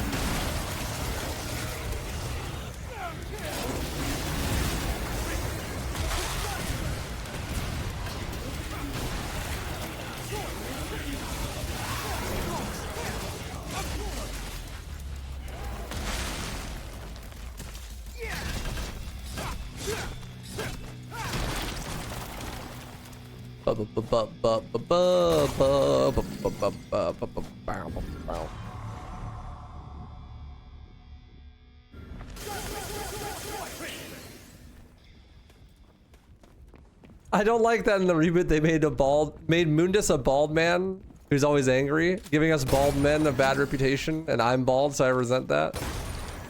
Honestly, based bald apologist. Being bald makes you really good at Counter-Strike though, so. It's got its upsides. Open world DMC sounds awful.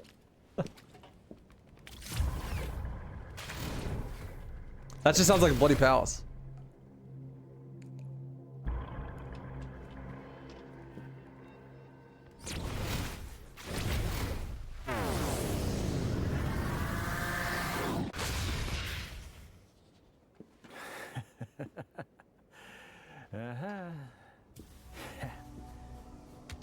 Hey, it's Fury. Furies are a cool enemy. They're kind of like an evolution of Blitz or Shadows. Very much like a red light, green light type of enemy.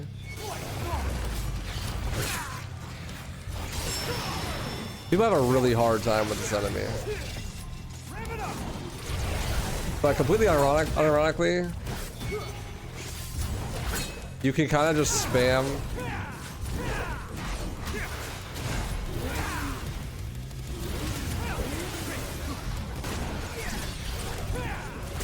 Balrog Stinger and Shotgun, and they'll just get sunlocked.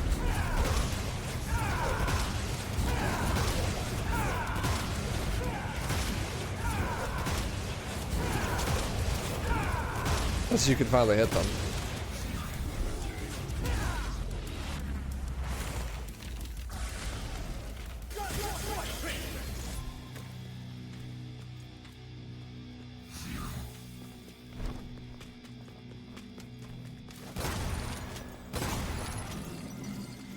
Roar. Oh, great. Crossroads.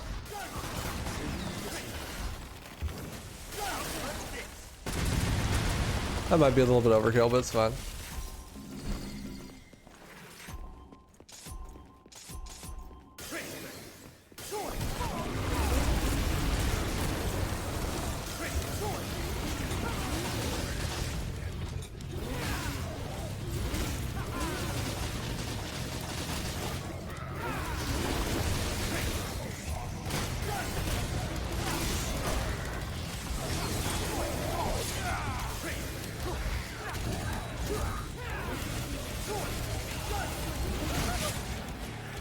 Bro. Bro.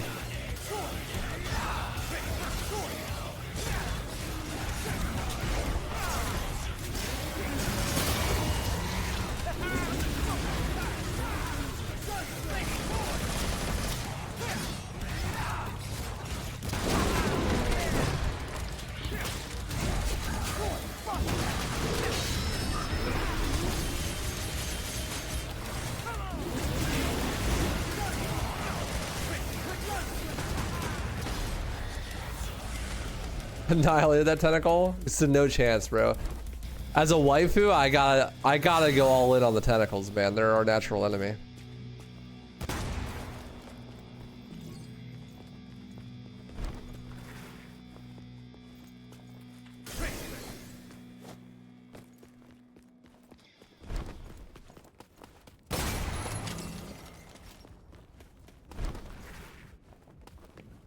After the next blood sack, wall jump to the right. When in doubt, smack. That's their family motto.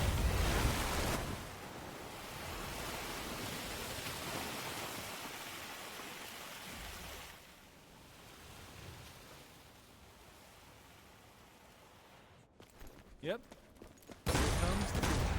Yep. Here comes the blood. That's fun. I like that line.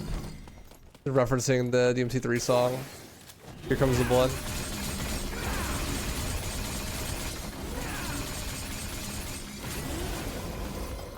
Orbs.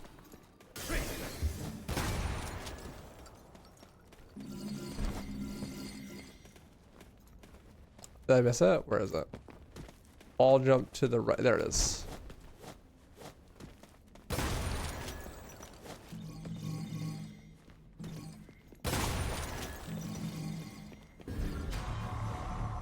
I saw a lot of people saying they hate Fury because it slows down the pace of the action. I'm like, yeah, that's the point. It's an enemy that requires your full attention, but you cannot give because you have like 10 motherfuckers around asking for their shit to be kicked in. Yeah, but I mean, it's DMC5, so there's like a million moves in your arsenal that can insta-kill the whole arena. Like, just throw on DT with Cav and just hold the button and kill everything, you know? Or like activate SDT and insta-kill the whole room. Or pull out Faust and insta-kill the whole room. Granted, you get most of those things at the end of your first playthrough, but like, they are insane tools that completely shit on everything. That's a big problem I have with DMC5 in general, honestly. Is that you're just too strong, man. Like, nothing even remotely gives you a challenge, even on the higher difficulties.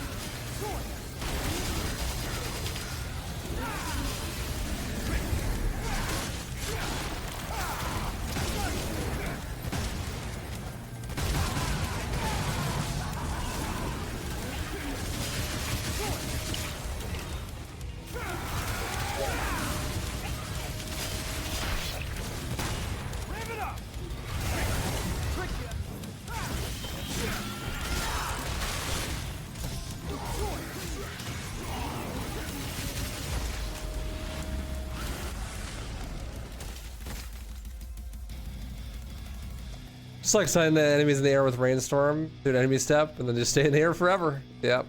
Same with Cav, I mean. Or like earlier I was showing off just rave canceling on a JC over and over again.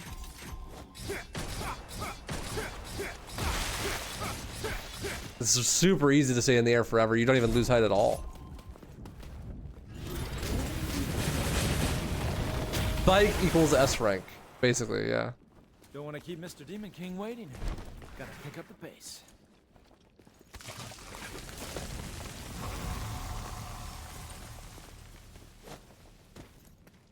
There's one more, right? Around this area?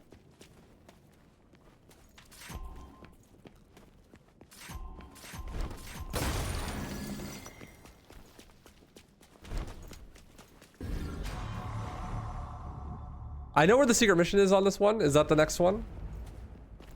Or is there another thing before the secret mission?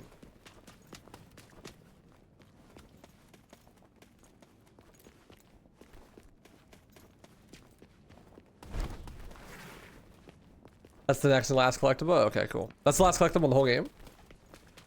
The cab mover does a donut? I'll try to remember how to do it.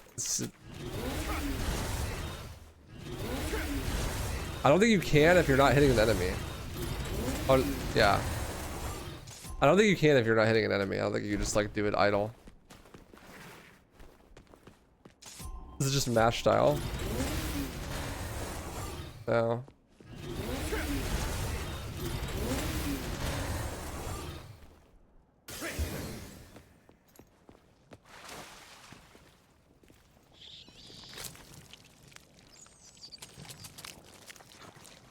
Yeah, I think you need an enemy. At this part of the game, my loadout starts to feel kind of clunky. I feel like I have a lot more control and I'm way more nimble when I don't have cav equipped, to be honest. Like, it feels way more similar to DMC4 when I don't have cav equipped, but cav kind of just like throws a wrench in things because it's too good.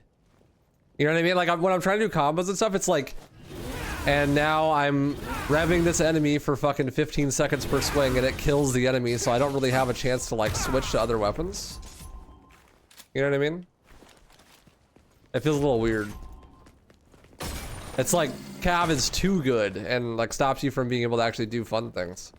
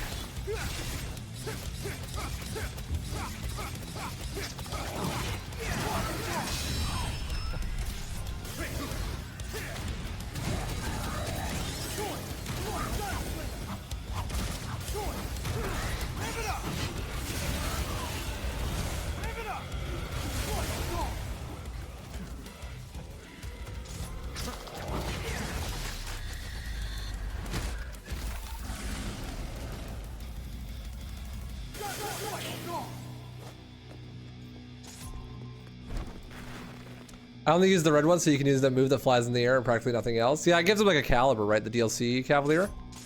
But yeah, in vanilla, that move doesn't exist.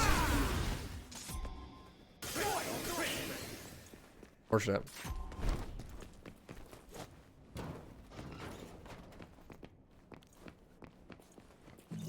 I do really like that clean and move though, where you use it to like rocket jump. That shit is sick. Someone's talking about how they don't like using clean and.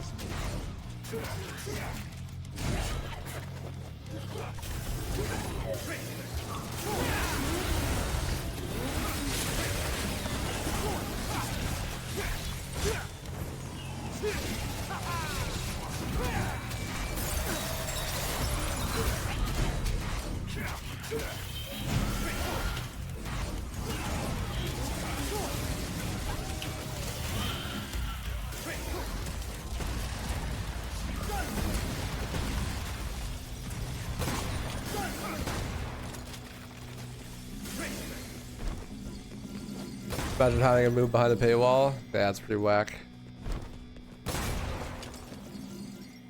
Having meeting in a few. Next mission has no collectibles. 14. Not the next one has 2 orbs in secret mission. Gotcha. Thanks, homie. Appreciate you. If I follow these grooves.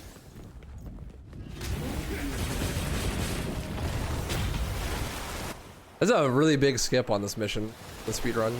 You only do like one of these combat encounters.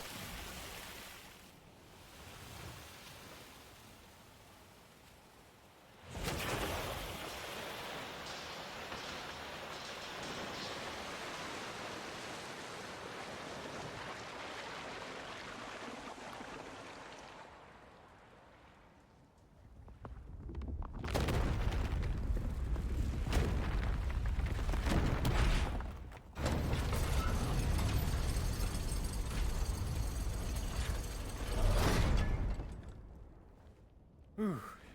That should be all of them. Does this create a loop? Or no? I hit it from the side. I hit it from the back, right? Oh, I hear hitting it from the back. Hit it from the back. I think I've done everything. Yeah, it's a loop. Okay, I thought so.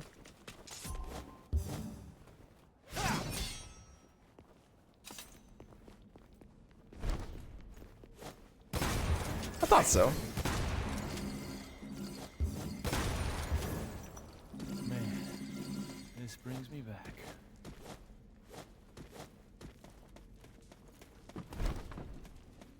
I have to do it from like up here.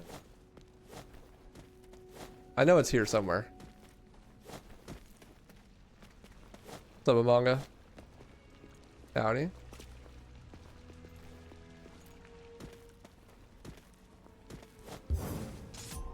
Ah, over there. Really?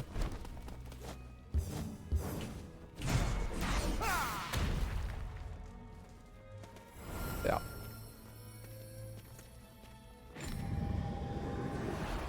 Stay in the air for more than 15 seconds. Can I do this without an enemy? I might be able to do this completely without an enemy, actually.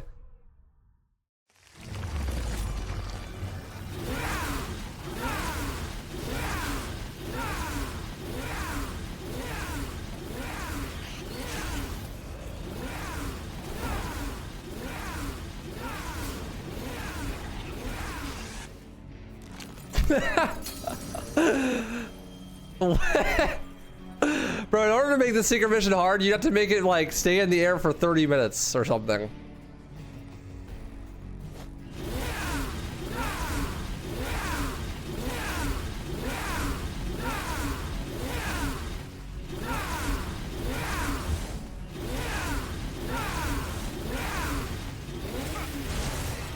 I didn't even need the enemy step. I was trying to do an air hike.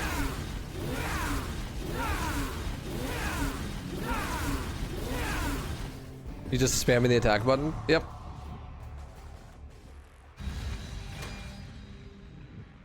Yeah, I was trying to do an air hike, but he went underneath me.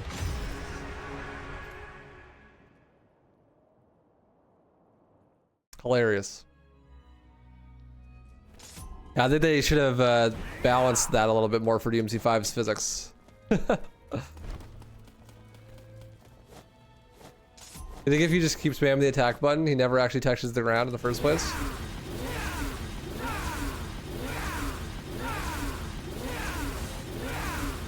No, he does eventually.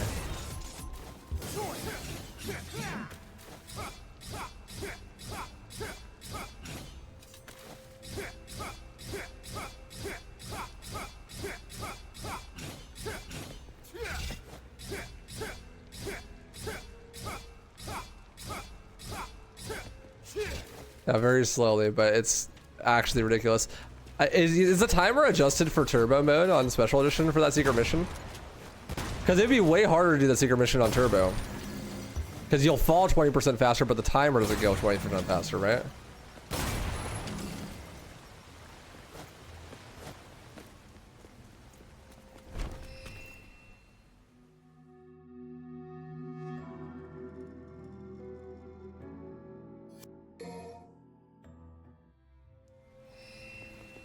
It's crazy that DMC3 has the same secret mission, but with a longer timeline. Yeah, it's 20 seconds in DMC3. And DMC3 has the most harsh physics of all of the main, like, the modern action games. Hilarious. This seems more like an attempted accurate run than a speed run. You should try an attempt to read the title run.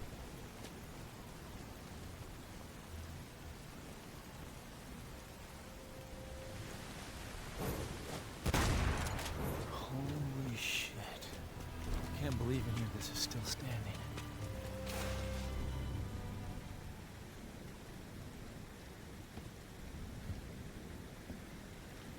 Ha! There you are. Hey, what's wrong with you? Hey!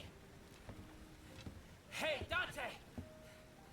The demonic power was activated in me once. When Vergil lovingly jam this through my chest. I always wondered, why did my father give me the rebellion? Okay, what are you muttering? Over the years, I've been stabbed and jabbed by a number of things. But who would have ever guessed? Have you lost your mind? There's a demon to destroy! Kill yourself later! I'll help! I'll help! If Yamato can separate man from devil, then what about the rebellion?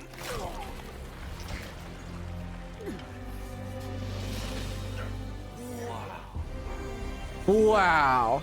Absorbing the Sparta! Wow.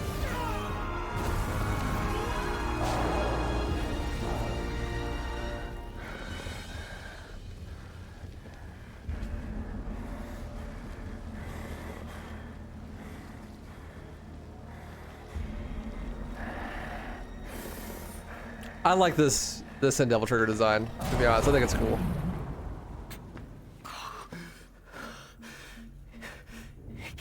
I like how the cutscene keeps into consideration what buster you were using, what breaker arm. I know you couldn't be killed that easily. Hey, he's all yours. But don't let it become a habit.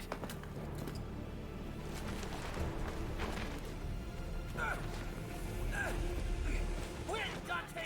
Win!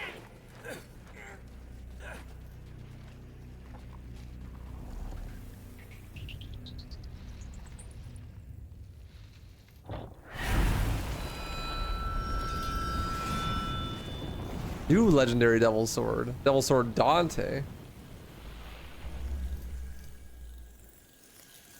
Dante.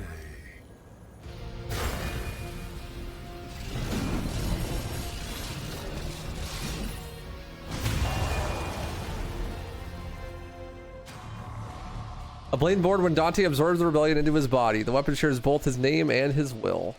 It's like Sparta. It's cool. So now we have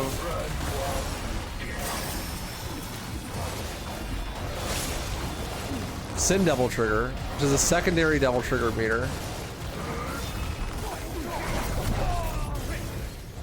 that we fill up by sacrificing our normal Devil Trigger.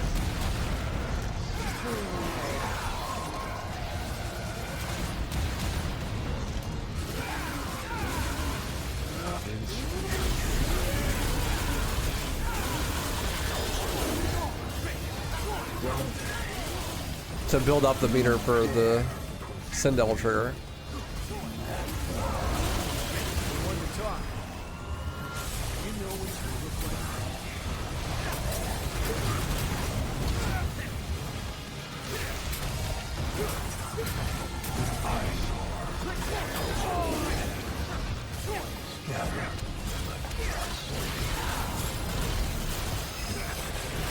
Oh yeah, I forgot DSC changes the moveset a little bit.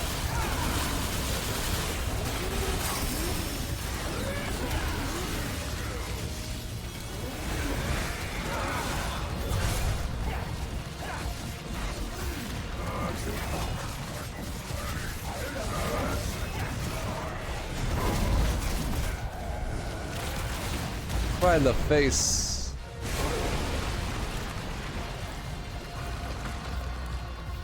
All this time, and you still don't get it.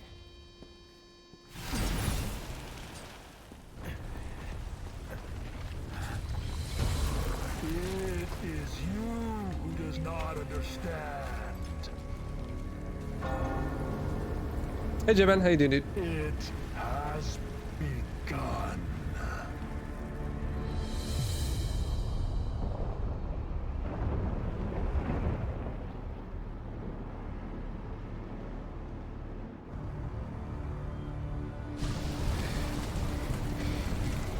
What's happening? Bad news! Gotta go now! That houseplant is pissed off!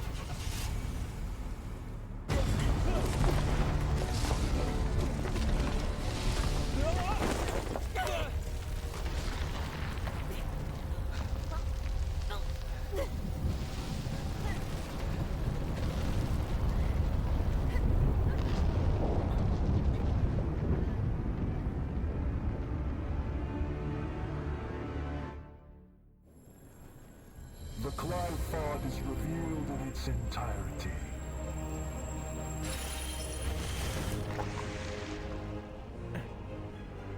Oh, the crystal's the Yamato? I didn't even know that. Matters not.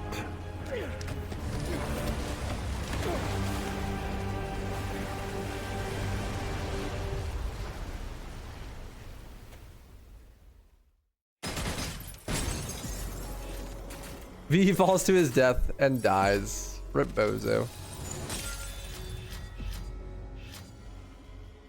Hey, we got S rank again. What else is new?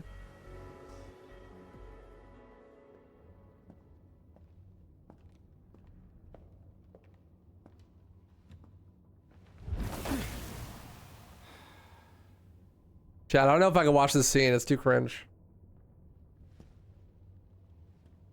Well, looks like no one's worse for wear.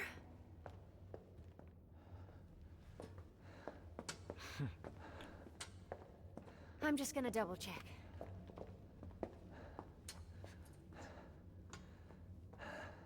Hey, where did that garbage god go? What is Urizen after? He's at the top of the Clyphod. It's the other way around, Dante. This is the lowest level of the Clyphod's upper echelon. Human blood is the source of demon's power. The fruit born through the Clyphod is even more dense than the blood that created it. Its power is unparalleled. Even the almighty Mundus used it to become king of the underworld. Avid told me everything. Yeah, well, that's a lovely story and all, but as long as we know where to find him. Whoa, you are the infamous Dante. I'm Nicoletta Goldstein. Sound familiar? My grandmother is Nell Goldstein, the gunsmith that made all your fancy weapons that you got strapped back there. Yeah, there she is. The accent coming out. You don't much look like her. Yeah, I got my looks from my daddy. That's about all I got from him. But based on his research, I managed to cobble this. Consider it a gift in honor of us finally meeting. Meeting.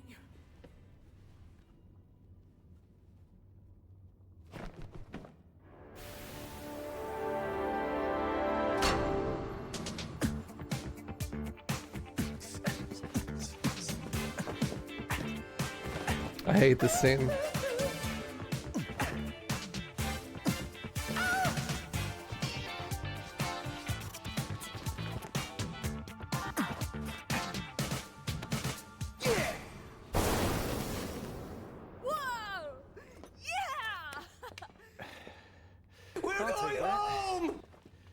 Take me back to DMC 3. I'm gonna go too. Why don't you sit this one out? Oh, let you call me dead weight again? No thanks. I've got all the power I need. Right here. You don't understand. It's not what I mean. Let him go, Dante. Time is a luxury that we can no longer afford. We must chase after him post-haste. What? Does that mean you're going too? I have a duty to see this through. Well, that's all you had to say, Mr. Poetry. I'm gonna go my way, and you guys can go yours. Let's just say that's the best for the cause.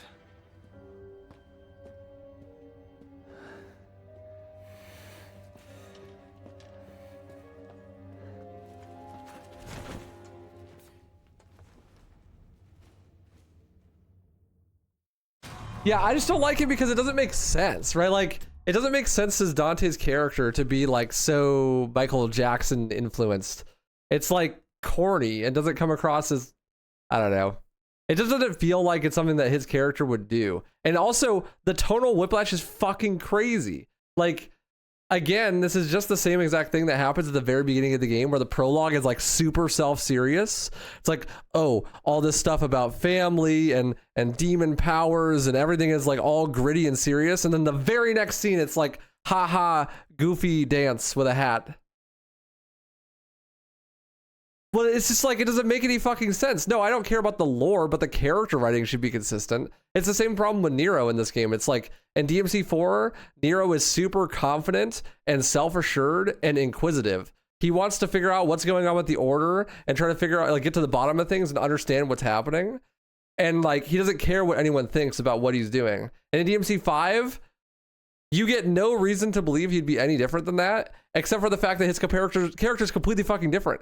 In this game, he's super insecure and only cares that Dante called him deadweight, and then gives zero fucks about understanding what happens in the story at all, right? Like, he literally says in a line after like he asks V an important question and gets totally dono-walled, he just goes, better not think about it.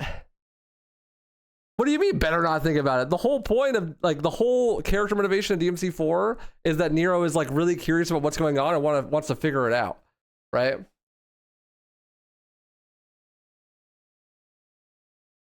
DMC 5 is the least serious game in the series, but it has the most serious presentation.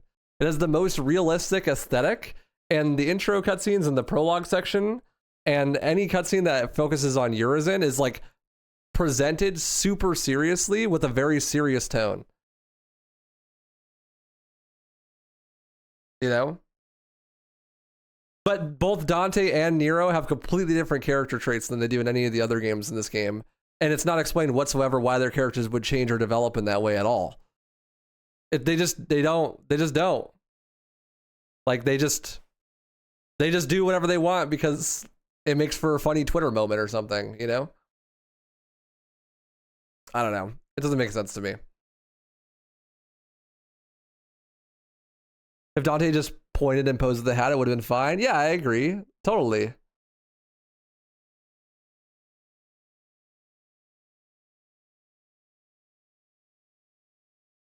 Yeah, it comes across as cringy and, like, doesn't make sense. Like, nothing that Dante or really Nero does in their celebratory scenes in any of the other games is, like, deflating of the character like that, right? Like, sure, Dante, like, does some guitar stuff, but he has a guitar, you know what I mean? Like, he's playing an electric guitar and it's still portrayed in, like, a cool, serious way and not like a, oh, this person is, like, cringe kind of way.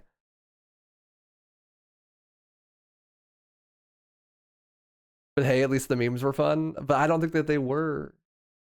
Nero's insecure because he lost both his Yamato and his arm. Care to substantiate that in the actual fucking game? You can't just be, you like have to just infer this information. You know, like, bro never even says that ever. It's never even really implied that that's the case.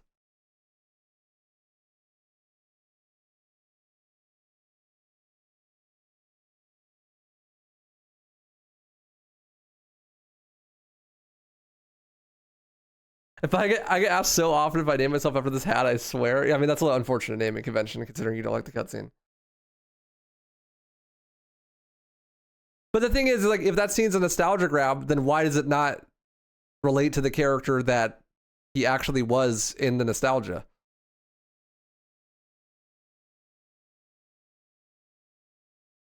I thought so too, though. That's why he tries so hard, but he always tries so hard. That's, like, not a new character development. He doesn't need an excuse to try so hard. He tries so hard in everything that he's in. Nero is just a more self-serious character than Dante in general, so he's gonna take things more seriously and try hard. Right? That's his character. That's how he does things.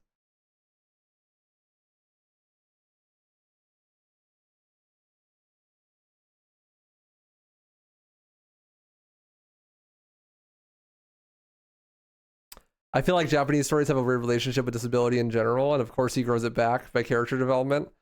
It doesn't even feel like he has character. I don't know. We'll get there when we get there, but I don't know. Chat's singing Linkin Park. Hell yeah.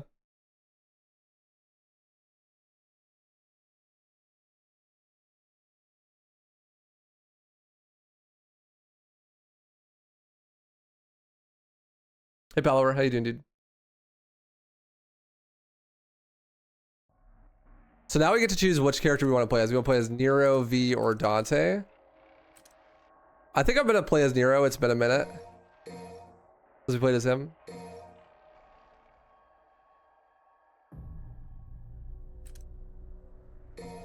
Yeah, definitely playing as V here, of course.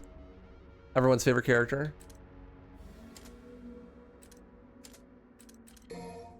Okay, we are out of busters or devil breakers, so let's buy some.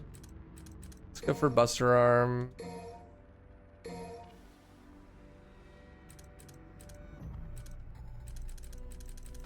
Gerbera, let's buy 2 of those. And then let's go for ragtime. Hey, Poison. And like, I would like to say that I don't think it's objectively bad or whatever. It's just a design choice to make the characters like that. But I do think that it objectively doesn't really foreshadow into it being that way. And like tonally is very different than the previous scene. Which like, again, is just a directorial choice, but I don't have to like it. Like, why? I don't know, like, why do they keep doing this thing where they put it really back to back? It's like, this is supposed to be a serious story moment, followed immediately by straight goof troop antics. It's like, just have a tone and stick to it. Or like, you know, gradually go from tone to tone. But I feel like that scene betrays Dante's character a lot. It makes him seem like this kooky old dude who's corny, instead of, you know, being a really competent, badass person, which there's no reason for that development to have happened. Really? Let's get max act. Because DMC needs to have goofy scenes, but like the goofy scenes in DMC before this were goofy, but they were self-aware and were presented as cool. You know what I mean?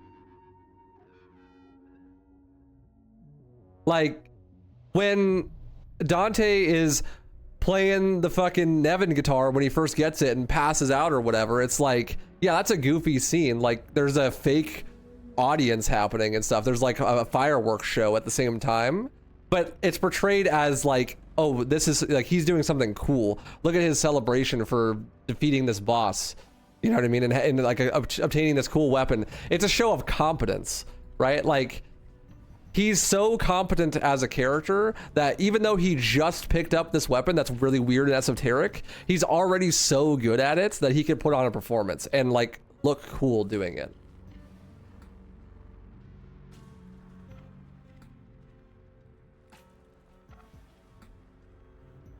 You know?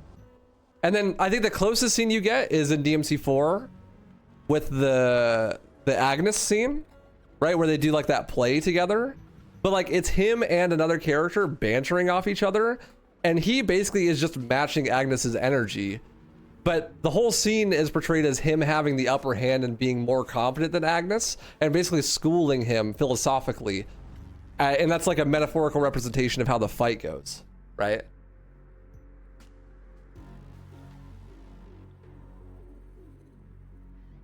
Also, yeah, contextually, it makes way more sense that Dante isn't taking the actions of DMC 4 seriously because the power scaling is way different, right? Like in DMC 5, Dante has already almost died and had to level up in order to be able to like have a chance at beating Urizen. But in DMC 4, Dante is just kind of sitting back and watching Nero do everything. And at any point, if things go to shit, is just going to step in and instant one kill the final boss, right?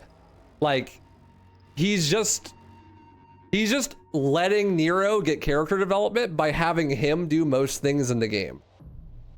Anytime that he comes into the narrative there, he just is like instantly shitting on everything. And so it makes way more sense for him to not care.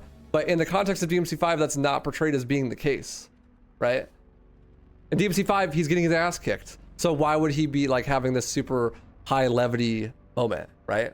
Because even in DMC 3, when he's getting his ass kicked by Vergil, like things become more serious. That's the whole point of his character arc in DMC 3, is that he gets more serious over time through interacting with Lady and getting his ass kicked by Vergil.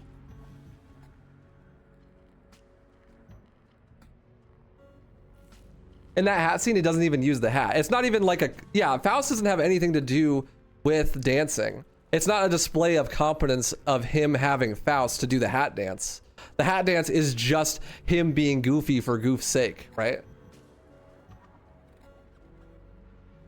And like, of course, it's not the end of the world, but like, it is kind of weird. It just doesn't make sense, right? Like most of the time when Dante has these big show off moments, it's a display of new powers, but like dancing like Michael Jackson has nothing to do with using Faust, really. So it's not a display of competence.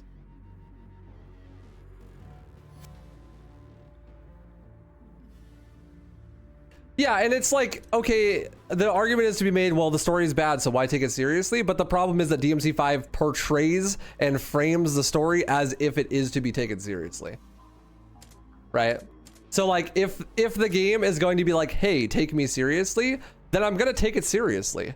And that comes with the criticisms of not doing it well, right? I wouldn't be mad at all if the game was just like, yeah, this is just a meme fest and like nothing is supposed to be serious. But half of the cutscenes are the characters sitting around having dialogue about serious topics. You know? No, I'm not gonna get color up.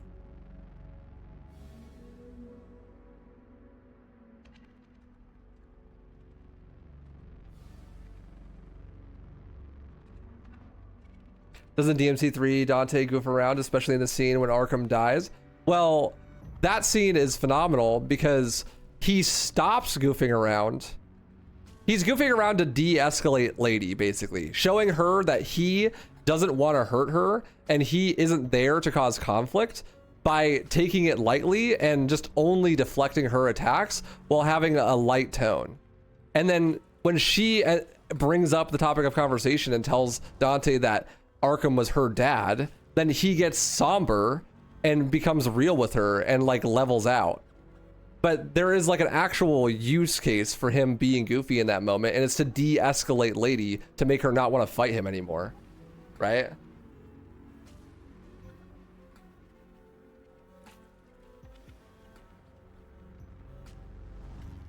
And his entire character arc in that game is to become more serious, right? Like actually take things seriously.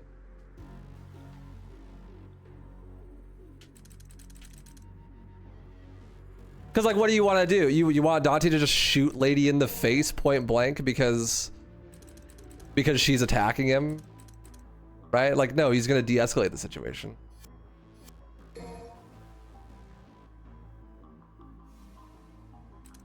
Anyways, let's play the game again. My road's out, so I'll take the low road. Hey, we get to play as Nero, Pog. It's been a minute.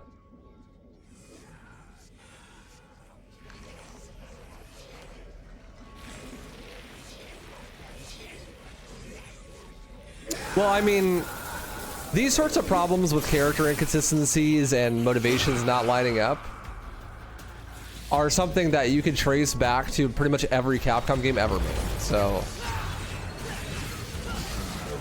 I want to say at least you can know that it's not a DMC issue per se, because God, I can't think of a series with a bigger problem with this than Resident Evil. What's up, Dimidas? How you doing, dude? So we got Max Act. Wow, what timing on that. Which allows you to more precisely time the rev on the sword during the attack animation. And if you do it perfectly, you'll charge all three at once. Of course, I just happen to do it when I say it. It's pretty sick. I think that the timing for Max Act is a lot easier in this game than it was in 4.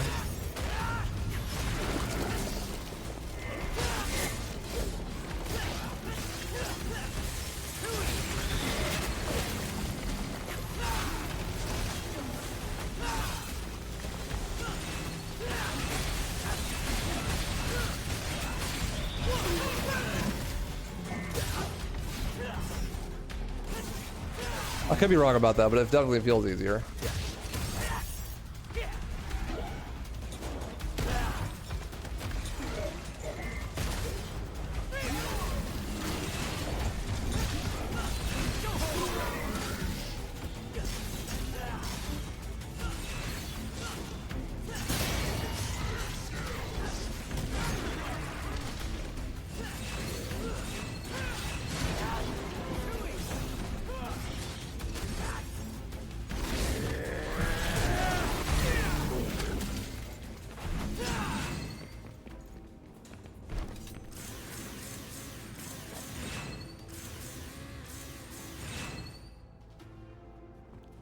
You get to reboot. I'm gonna sit back and listen. I'm gonna be trying to understand different viewpoints. For reboot, it's a completely different thing though. So the way that the characters are portrayed is a completely unique thing. Like I don't think that it's fair to be like, oh well, reboot Dante is like this, but OG Dante is like this, because the reboot's an entirely unique thing, right? And I have not played that game since it came out, so it'll be interesting to see what I think about it. Like, a lot of my problems that I have with DMC5's writing stem from them just not making sense in the context of how the character has acted previously. But that's not a criticism you can levy a reboot, at least not in a fair way.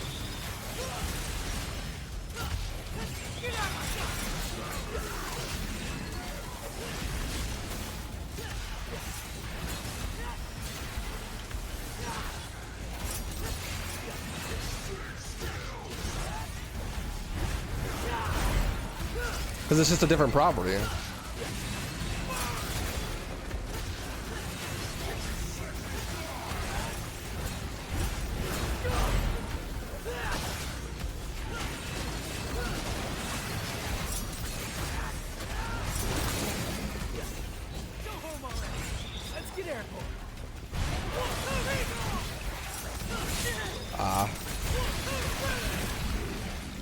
You actually don't have to do the combat in this mission.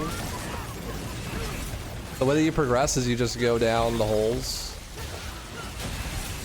And you can open the holes by just breaking the things, so.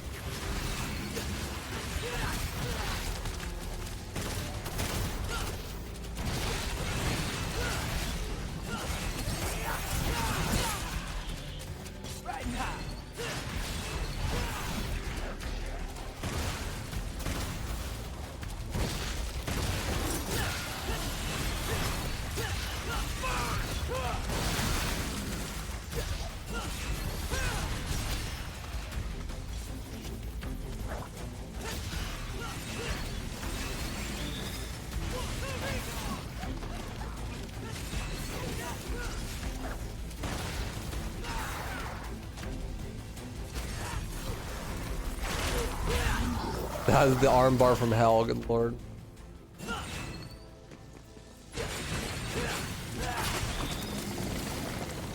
That was sick.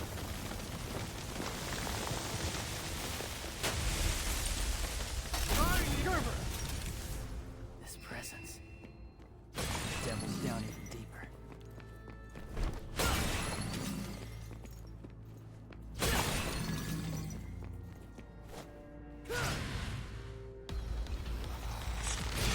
Oh man, I didn't have to do it like that. That was sick.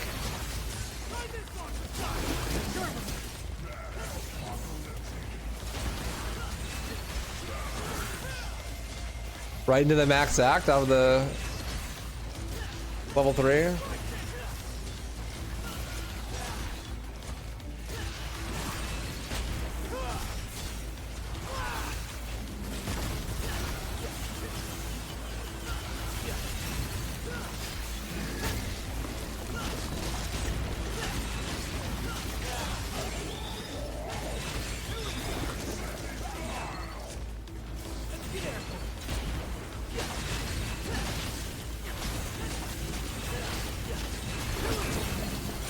Yeah, Geryon might be my favorite too.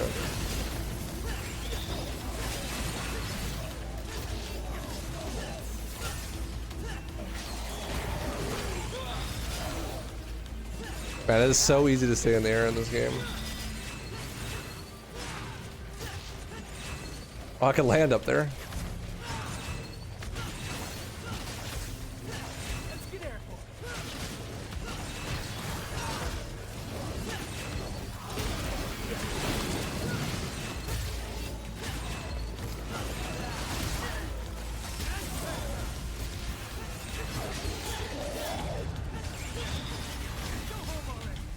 Devil may fly.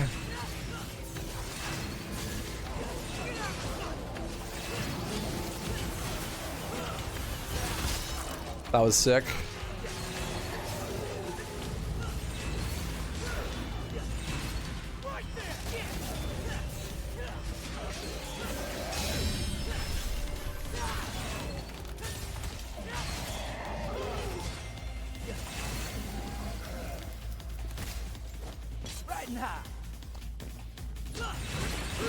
To be honest, a lot of those breaker breaks that I was doing there were not intentional. I was trying to DT, DMC 4 Nero, Gilbert.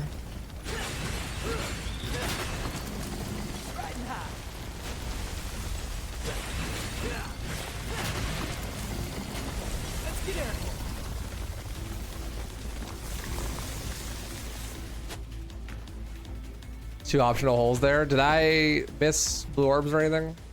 I probably did. I'm about to go back and do that again. Looks like we still got a long ways to go.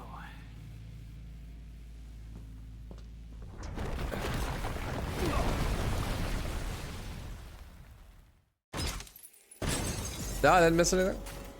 No collectibles in that mission? Okay, cool. That's rank.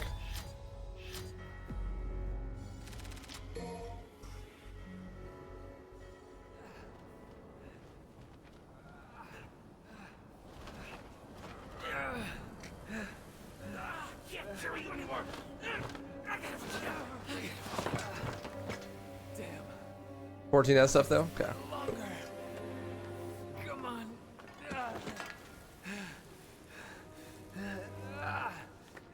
I must go This is probably my least favorite mission in the whole game. completely.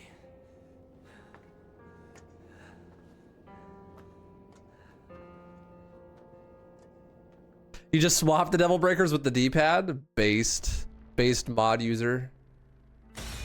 Last V mission though. This will be the last time we play as him.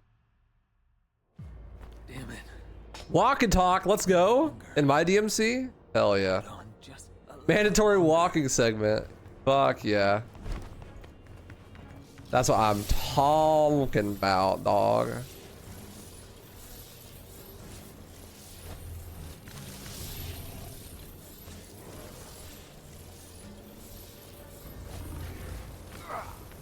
Are you alright, V? You might want to take a break here.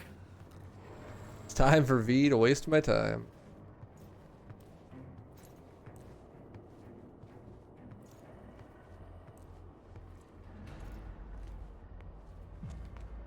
Literally, you can't do anything there. You just have to walk.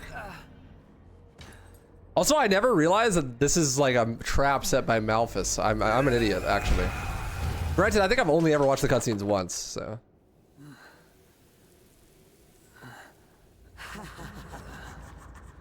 That's probably why. That makes way more sense, given the cutscene. I just watched it one time when it first came out. I haven't seen it since.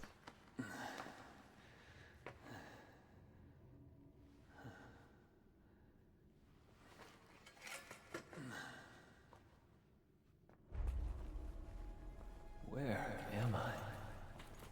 Oh, it's up here? I see. I gotta make sure I grab that before I leave. V's gonna limp around.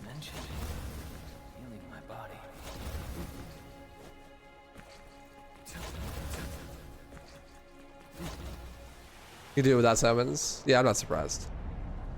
So, this is where they are. I'm claiming what's mine. So this is a boss rush, the only boss rush in the game, and you do it as V. Not only is it a boss rush that you do as V, but you get all of your pets taken away, and you get to reclaim them one at a time and fight the bosses one boss at a time with only one summon at the start.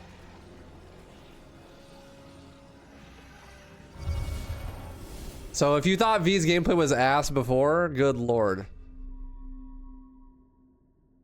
Imagine V with only one summon and you have to fight a boss.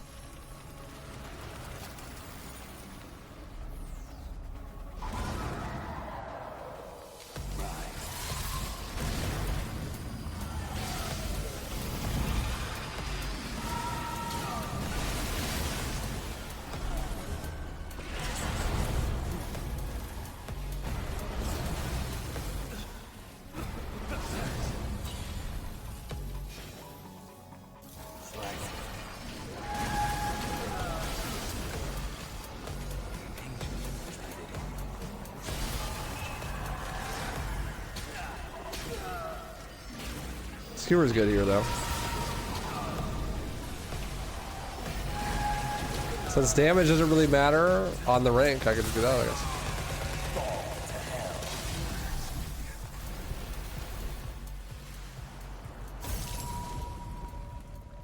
Yeah, skewer is the fastest way to kill her, so. Go for Shadow for that reason.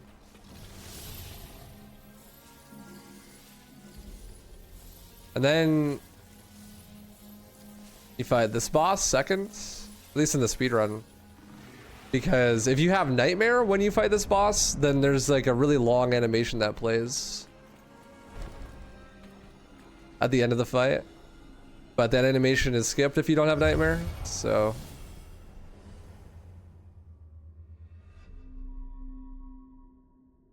Why are they bosses that V didn't fight? Well, at least it is, bro. Imagine you just refight Nidhogg and Geryon. That would fucking suck.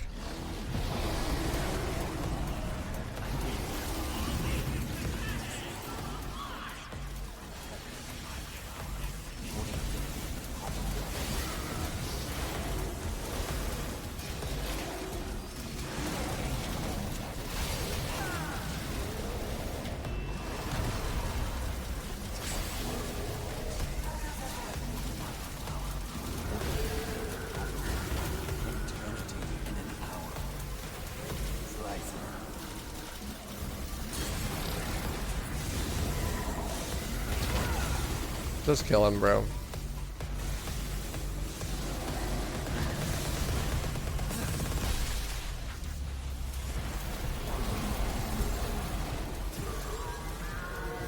Yeah, we've been playing Vergil, but I'm not gonna play any of the higher difficulties. Maybe we'll do Legendary Dark Knight as Vergil. We did that with 4. I've actually literally never played as Vergil though before, so maybe that's a bad idea. Yeah, I should grab it now.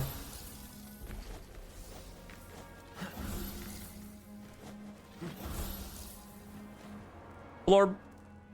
Oh, wasn't big it.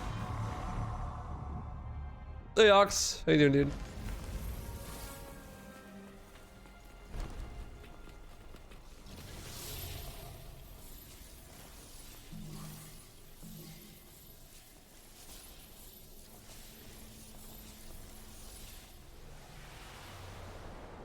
Well, I mean, everything as Vergil is too easy. That's a huge problem I have with Vergil. Like, the part of the reason I never pushed to actually try Vergil in this game is because one of my biggest critiques of this game is it's too easy and all the characters are too strong. And Vergil is way stronger than Nero, Dante, or V, so I'm sure that problem is only exacerbated by playing as Vergil.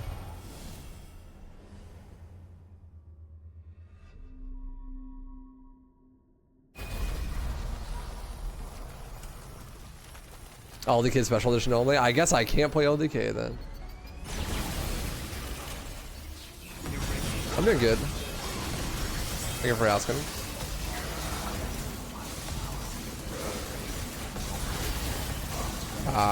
It's a waste when the skewer gets wasted.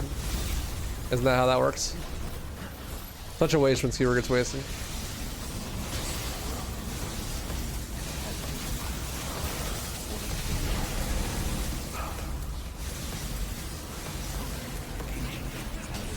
When all it does is like parry the attack, parry his block instead of actually hit him. Oh, debated.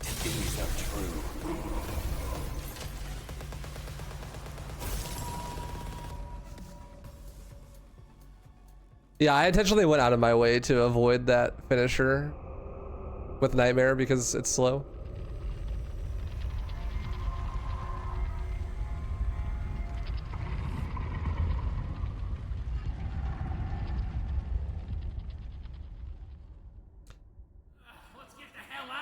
Next is After the Rush, right at the fork. Enter a hidden lower platform in the middle path. Thank you.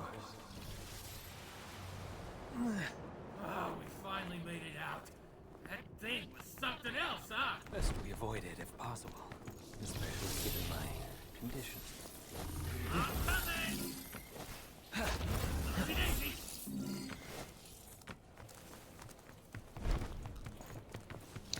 I think V said in that cutscene that the arena that he was in was healing him somehow.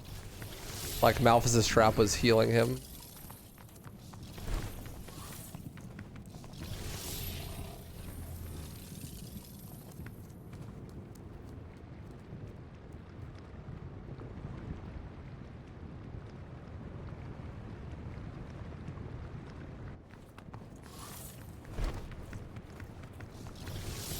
I think that's why he can fight now for a time afterwards when he was like really weak before.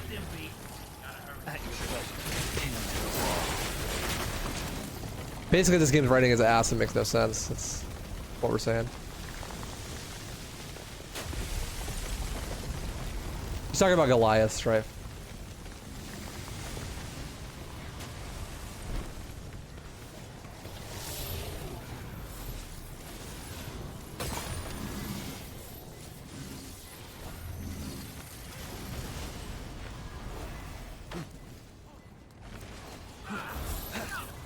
He's saying Gilgamesh, but he means Goliath.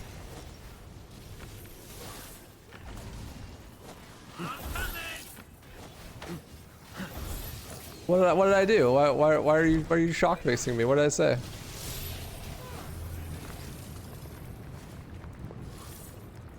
I missed it. I'm looking. I'm searching. Here? Ah, yes. Thank you. That one is sneaky. I didn't even see that one. That one is legit sneaky. Orb.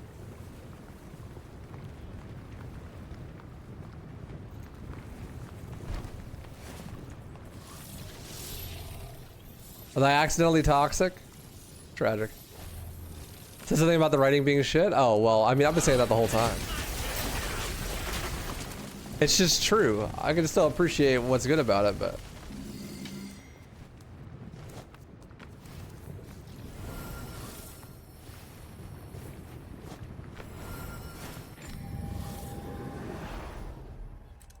Get to the goal without touching the ground. Definitely V would be the hardest character to do this with, for sure.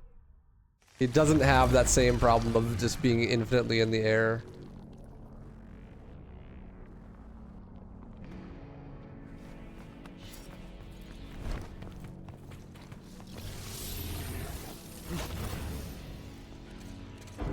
I tried to do the running like a singer slide there.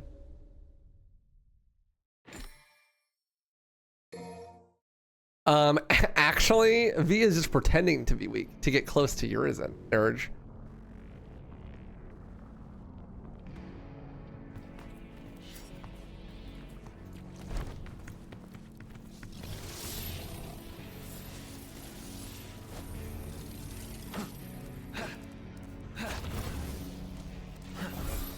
You were saying?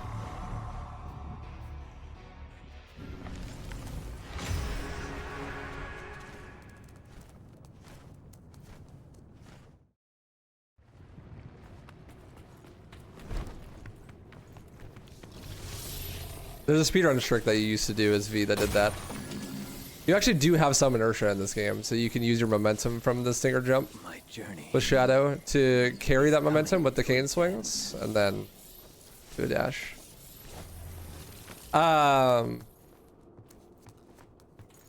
Is there anything else? Nothing else, right? Is that in the mission?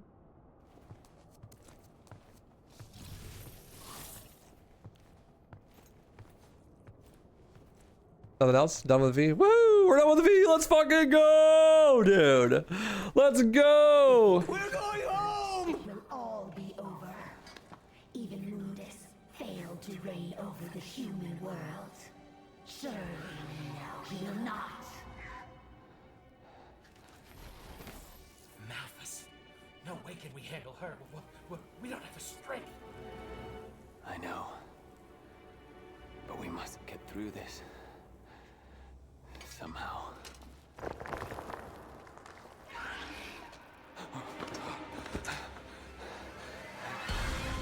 Yeah, it's kind of funny that he falls into Malphus's trap and then she has no idea he's here or got escaped from it.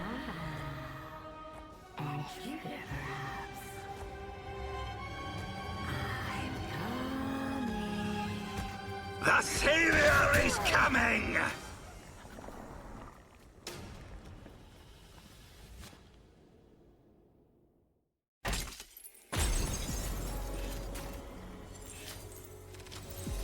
S rank, Foggers.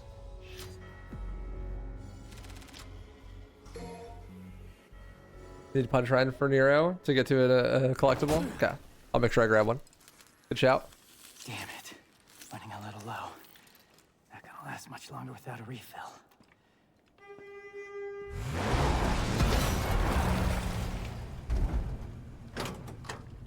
honey. Need assistance?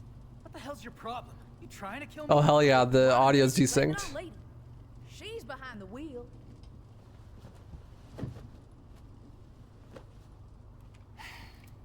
Okay, enough with the suspense.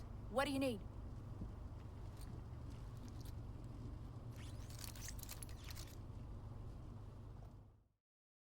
Whenever, so the cutscenes have crazy frame drops on PC, and if the cutscenes drop frames, then the audio desyncs.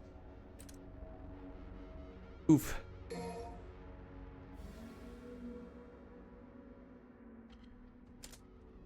Okay, so we need a punchline. Let's do 2, just to be safe. I like punchline anyways. Let's do a tomboy. We never use tomboy, so. I tried to show it off once and I accidentally broke it because I'm an idiot. Let's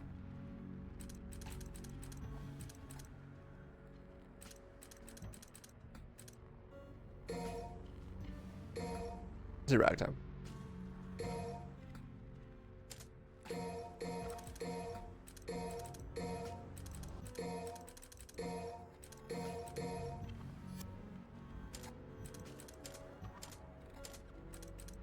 I kind of want to save my money for Faust.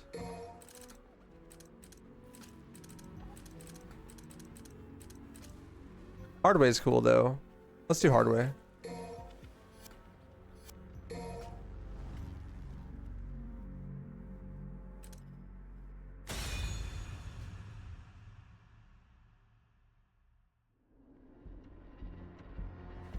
Split up again, huh? Much better alone. So, first divinity statues after the first combat encounter, right?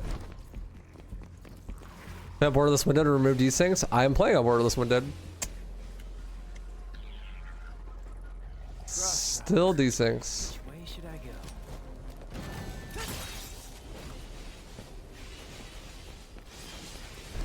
Let's get airborne. Oh no! Spikes on the ground. Whatever shall I do in this game where I could fly?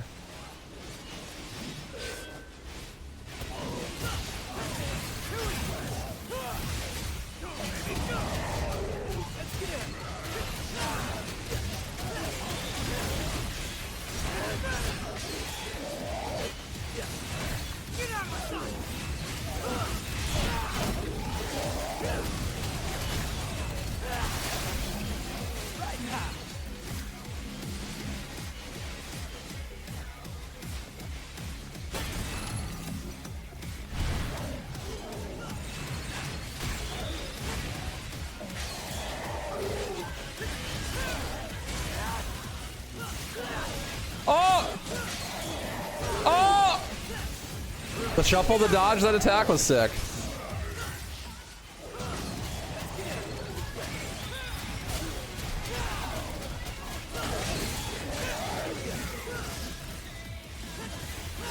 Not my muscle memory being like, just use DT.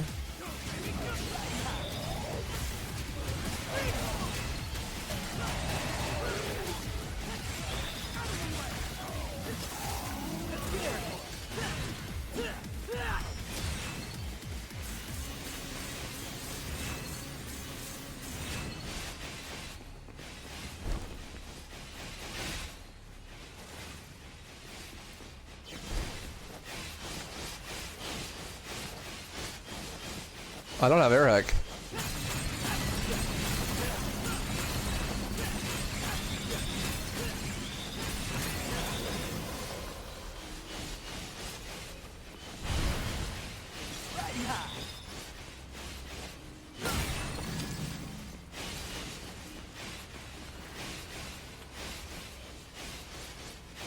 That is definitely not how you're supposed to get here. If I leave through this door over there, the big opening, I'm not gonna miss anything, right?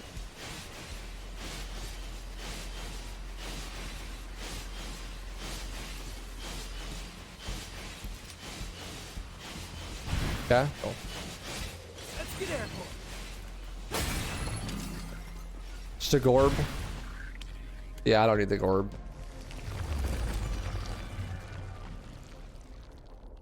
We got coffins. What'd you say? Coffins.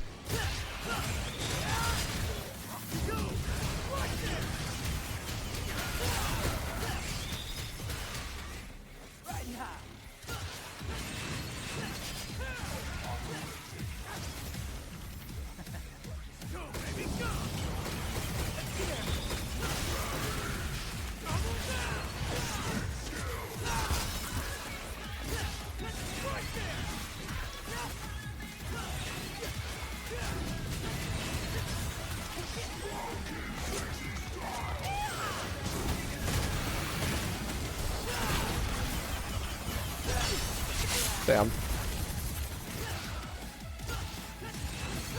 What? You mean the Pokemon? Yeah.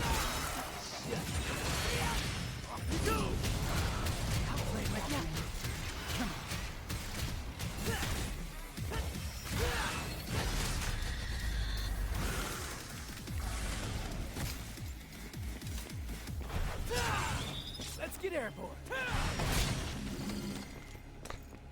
I guess they turn into orbs if you don't break them during the combat encounter. This game is fun though. Even without turbo mode, I'm having more fun than I thought I would. I think the addition of enemy step is just huge. Like, it makes things way more fun. Is this the area that you're talking about? Because like in the speedrun context and stuff, you never get to use any of these moves. They're too expensive. Ah, okay. Get airborne if I want to cross. Let's give it a whirl. Come on. Yeah. Go home already.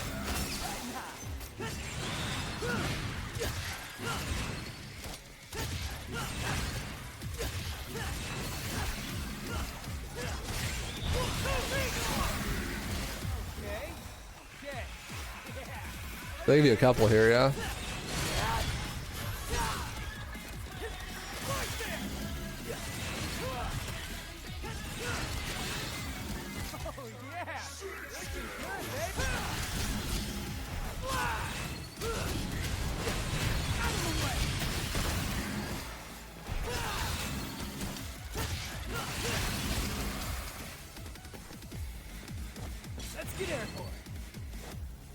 There's two things on the way, the secret mission and the blurb. Okay.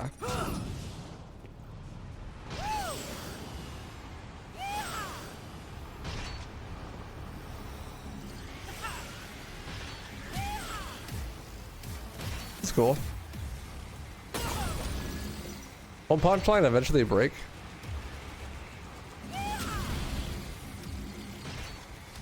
This is pretty sick. Yeah, nice Valor. Punchline does normally eventually break. If you ride it for long enough. That's pretty sick. It must be that like this arena, or maybe this mission specifically, is like that's not the case. So do I have to backtrack into the section I just flew through to get the secret mission, or is it this way? What'd you say?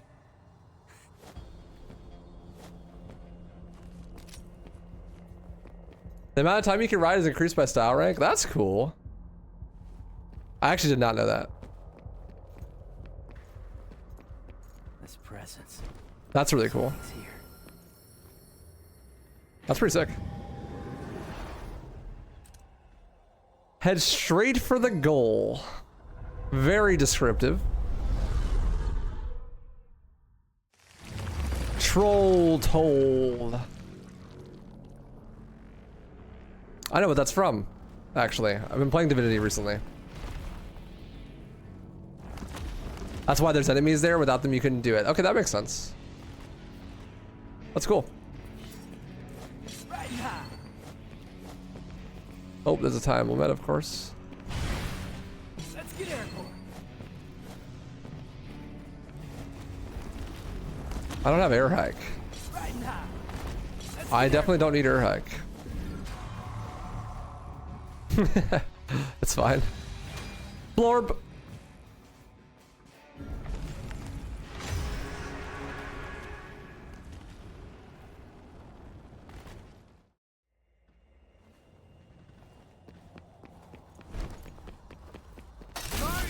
Sorry, Nico.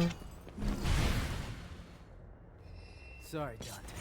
The Demon King's mine.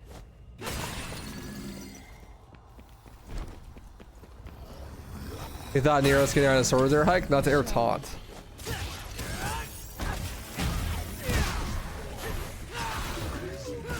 You can air hike and air taunt, and after you beat the game once, you unlock double trigger with Nero. Spoilers, and you can do a triple jump. So you have 4 jumps with Nero, actually. If you thought that it was for any reason too hard to stay in the air.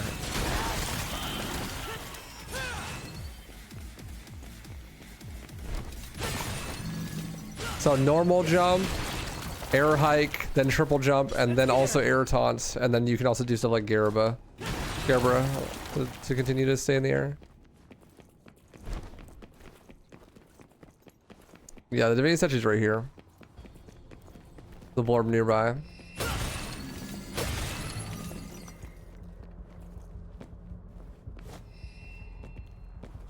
Wait, air taunt works after every individual jump, so you can actually do 6 jumps. Jesus Christ.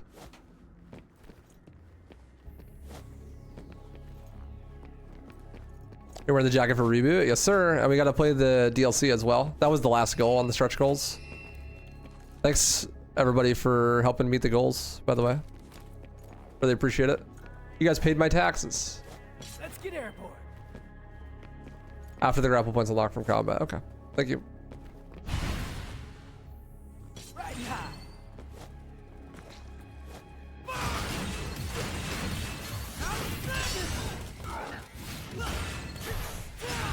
Let's do a reversal. Where's bro going?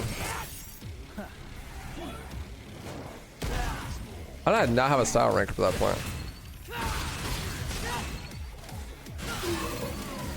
Let's get airborne.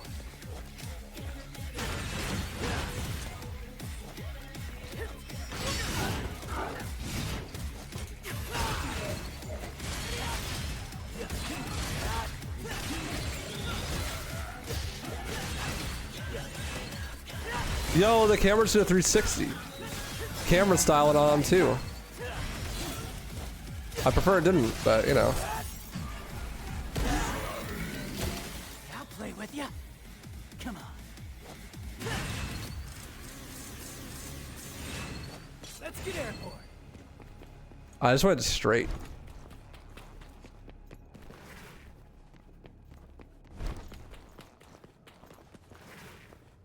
RKO out of nowhere.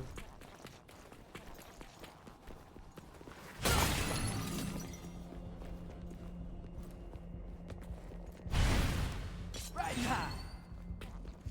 Let's get airborne. Yeah.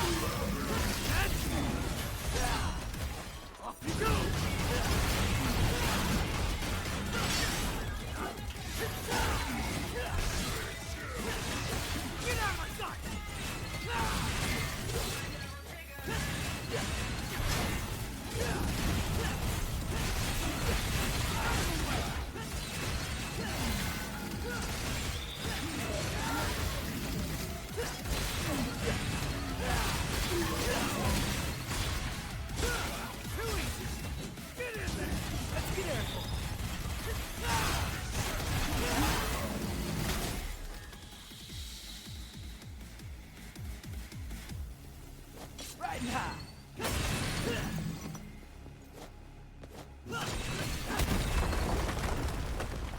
DMC5 combat just so easy, bro. Zero charge pistol bad? No, it's really good, but you don't actually unlock charge shot until post game. So you just have color up, which is like nowhere near as good.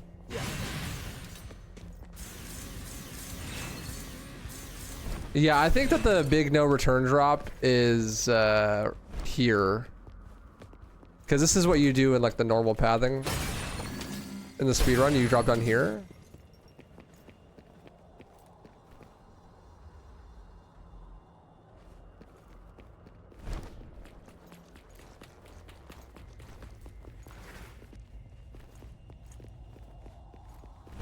So I feel like it's gonna be here somewhere. I can't go back any further, so hopefully I didn't make a no return already.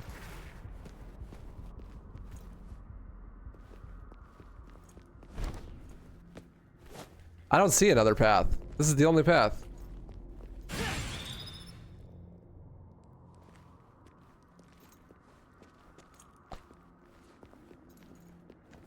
What am I looking for? Blorb, I think.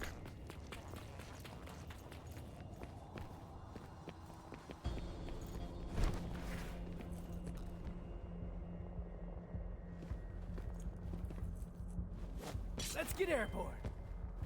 After the second divinity statue. Oh, so that's further down. There's another divinity statue after this next combat encounter.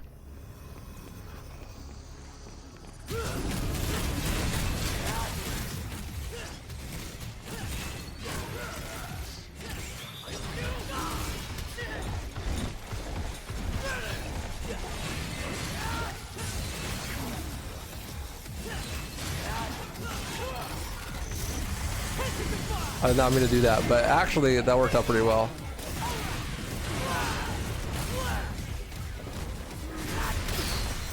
I hate Tomboy.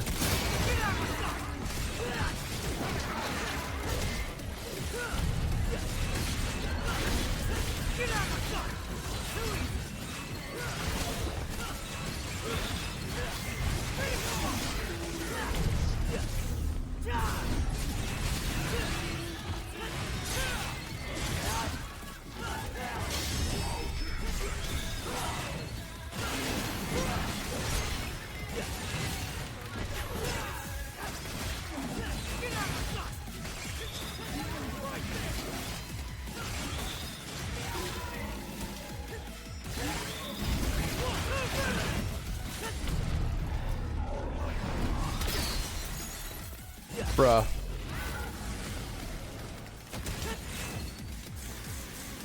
Favorite buzzer animation in this game?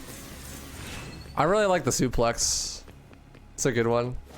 Or maybe the one you do on the final boss. Where you just like toss him into the ground. It's fun.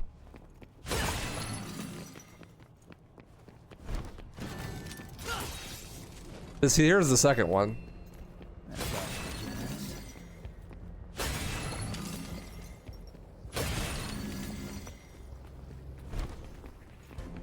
But then the boss fight's right here.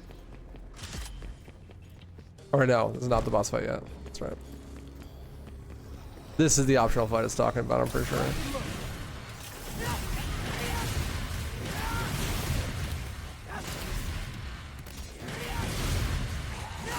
I just don't know how to fucking use Tomboy, bro.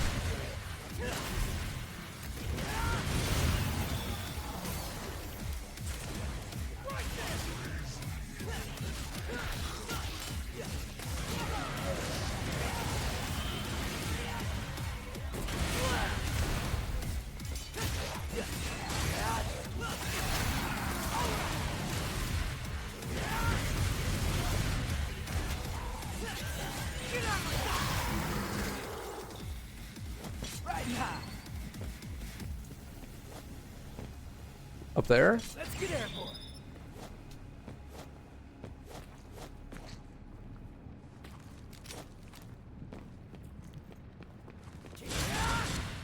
Riding high.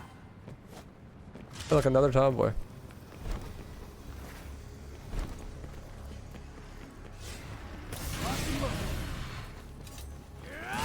Can you not lock on with Tomboy?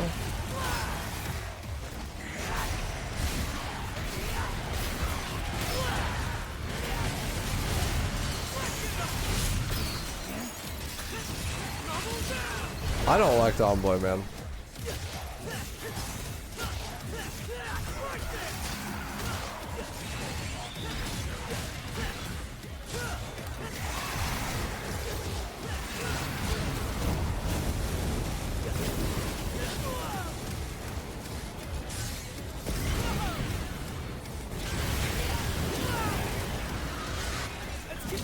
Can you fuck off?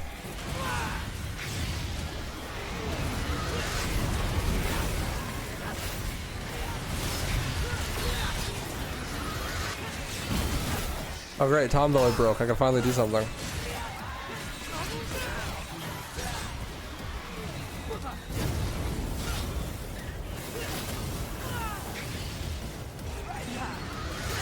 Maybe no. What do you do, dude?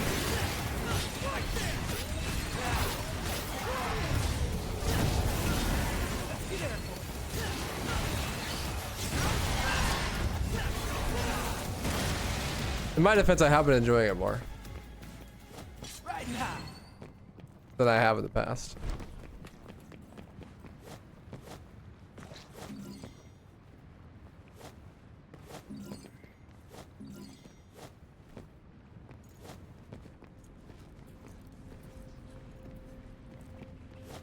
Oh, there it is.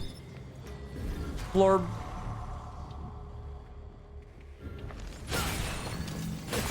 We gotta be like... I have 3 more blorbs and 1 more plorb? That's it, right? Gotta be almost done. The game's almost over.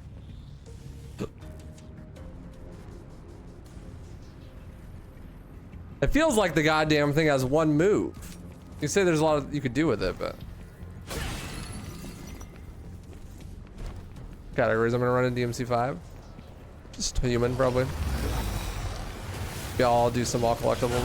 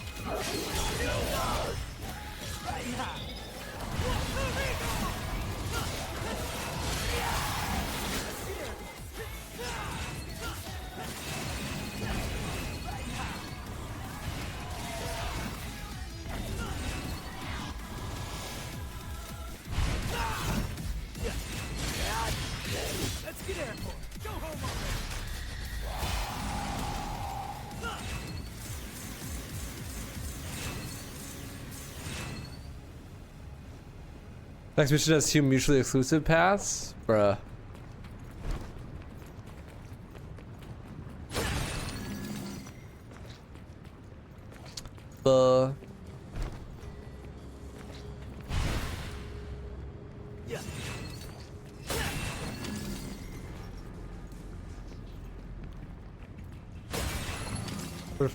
Moment. Get in my way and I'll crush you. I probably should get some breakers for the boss.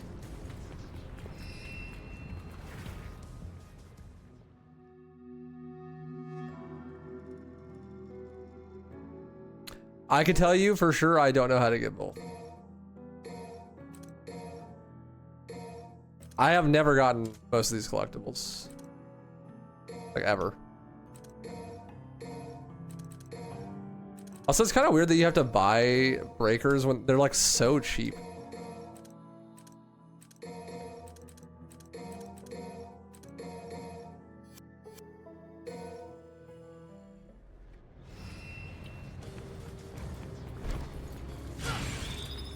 It's like, what's even the purpose of you having to buy them if they're gonna be so cheap?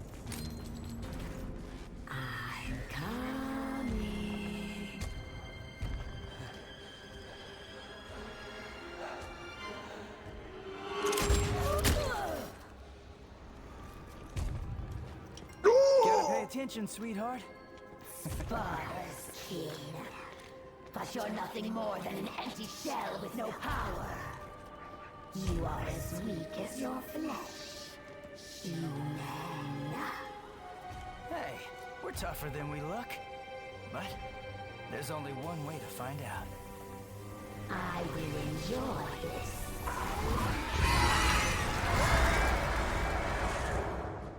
So Malphus has an interesting mechanic. If you get hit once, there's a cutscene that plays where V gives you an item. So if you, but that despawns your breakers. So if you plant like an overture breaker on Malphus and then get hits, then it just despawns.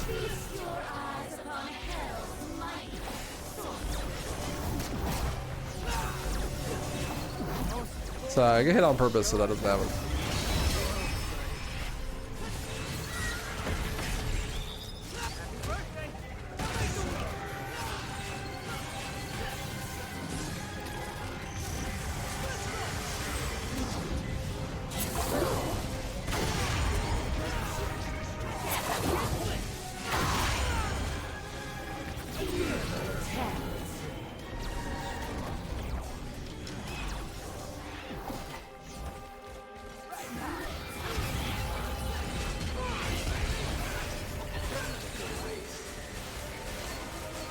I honestly don't even know what this boss can do because you kill it so fast in the speedrun, and I've only ever fought it with that context really. But it kind of seems like you could just obsolete the boss by being in the air. Nice dropkick. I'm trying to use Table Hopper, but none of the attacks are gonna hit me, except for the ones that instantly hit me.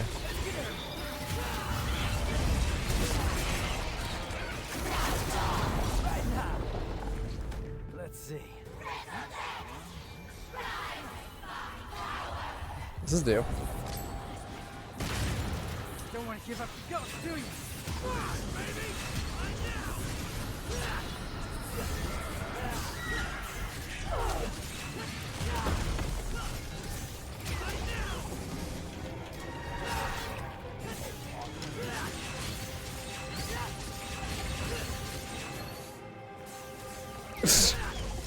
Not me just continuously falling off her wings.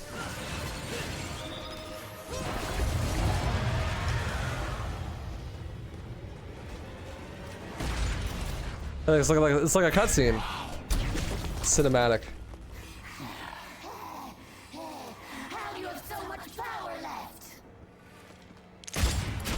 See?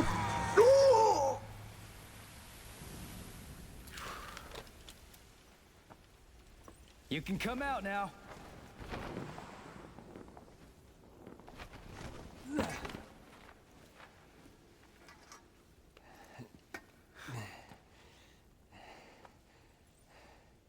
I guess I owe you one.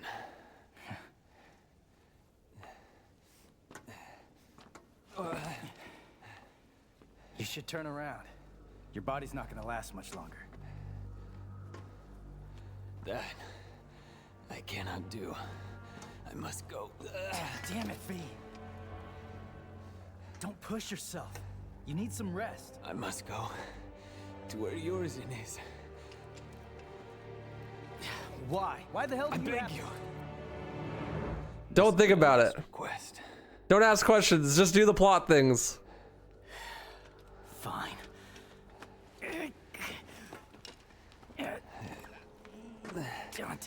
definitely gonna beat us there. Get this man some lotion. He is the ashiest motherfucker on the planet.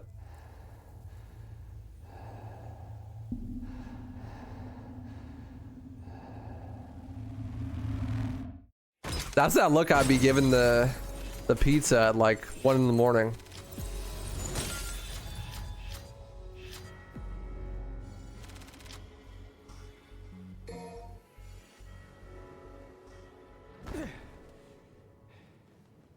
No hard feelings, guys, but this is my gig. Trust me, Nero. This one's gonna be a little too much for you. Obviously, the implication is that Dante thinks that it's too much emotionally from Nero, not even like as a demon hunter, but he can't explain that without spoiling the end of the game, so he won't. All right, we have Dr. Faust now. Dr. Faust is an interesting weapon because it uses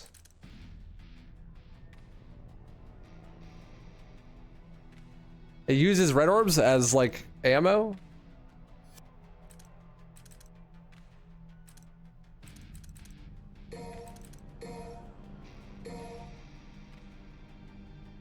Dr. Faust only speedrun when? Pretty much in the speedrun, when you get to the point where you get Dr. Faust, you only use Dr. Faust for the rest of the game.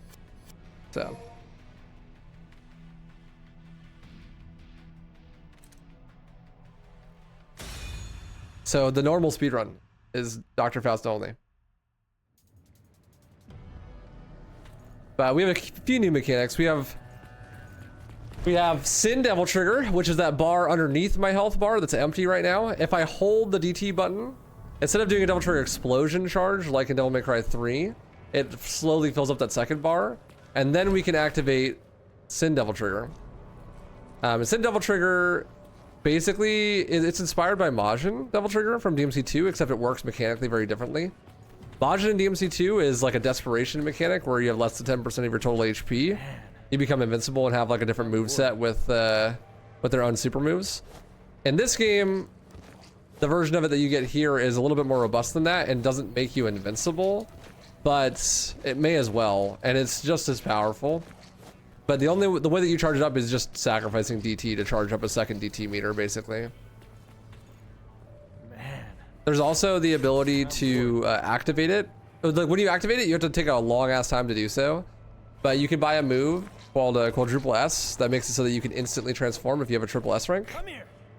Which is cool in a way. It's kind of a cool mechanic. I like the fact that they're using the style meter to like have actual gameplay implications besides, you know, getting orbs and shit. But at the same time, STT is so useful mechanically that having that locked behind triple S kind of sucks. On the same time, like at the same time with that, it's so easy to get a triple S in this game that it doesn't quite matter. It mostly matters when you're doing like void stuff or combo farming and shit, like trying to make a style video. It's like quadruple S all the time is easily the most useful cheat.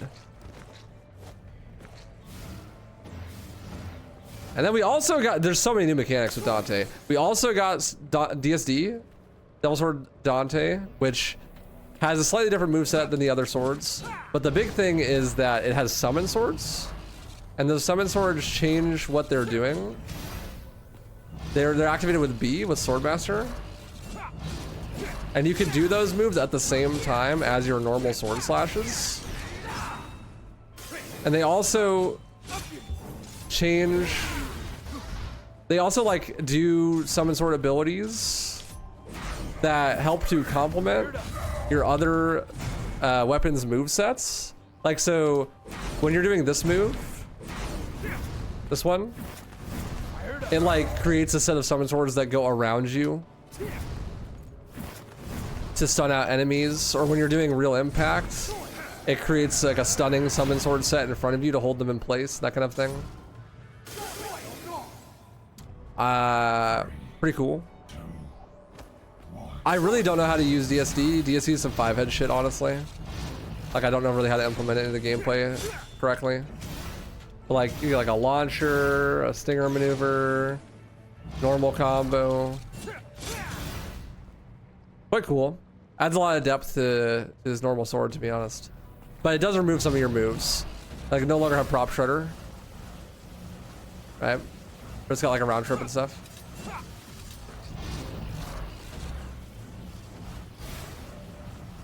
And then we have Dr. Faust. Dr. Faust is the hat. And as you can see in the top right, it uses your red orbs as ammo. But as a trade-off for that, it's completely fucking busted. It does, and it's actually insane. It does so much damage, it's ridiculous. It's like actually not fun how much damage it does. Like you already are such an insane beast in this game that no one could possibly kill you. But with Faust, completely unironically with Faust, you can one-hit kill the final boss. On the hardest difficulty. I am not even kidding. That is how strong Faust is. Kind of a joke.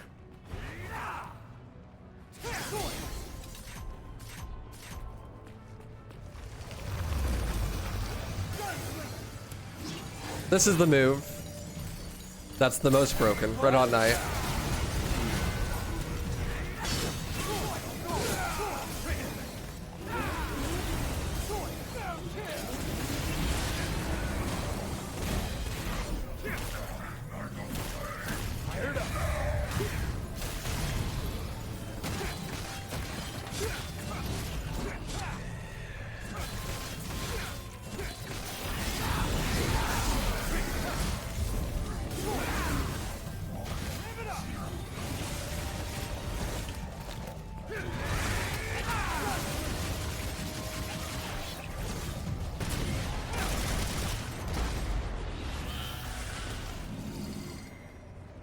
You do the Michael Jackson on Vergil and he immediately dies of cringe. Yeah.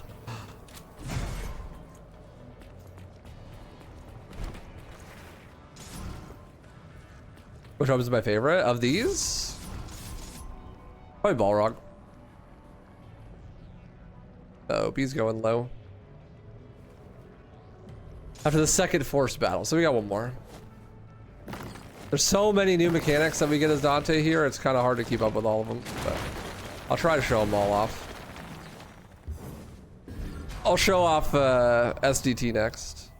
I didn't buy any moves for it, but...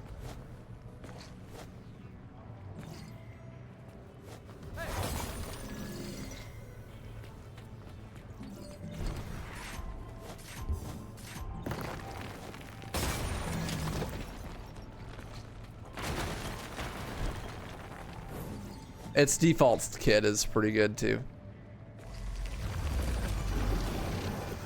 So there's long ass animation associated with it, but if you have that animation, or if you have a quadruple S and you have S rank, then the animation skips. As you can see, it's a little bit busted.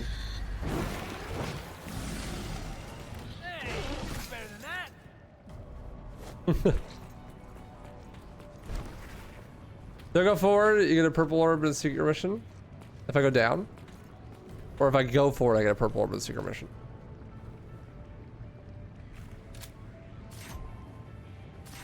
And I see across the gap there's a spot. Do I need to go down?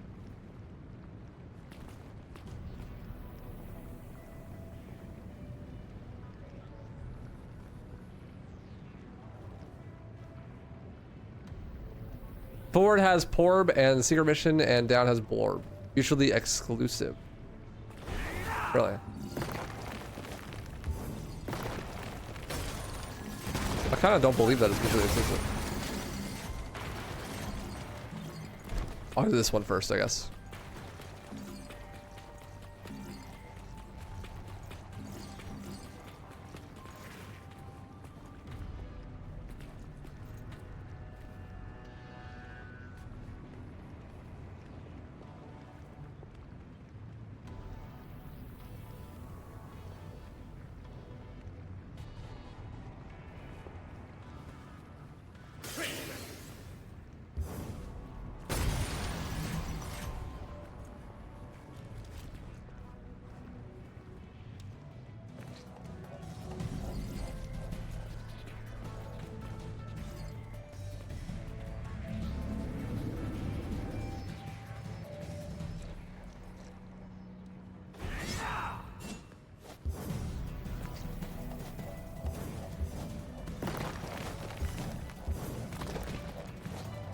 I don't know where the lorb is. Oh, hello.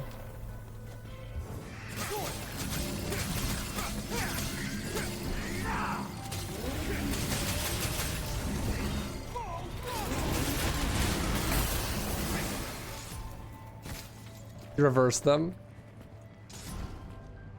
Pepe laugh.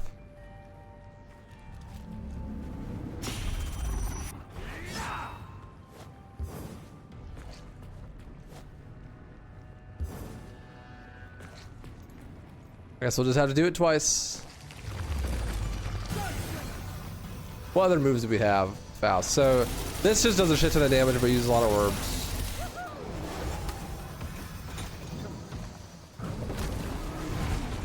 Just summon an extra hat to shoot with you. Did I just like not buy the move to put the hat on the enemy? I don't know how that one works.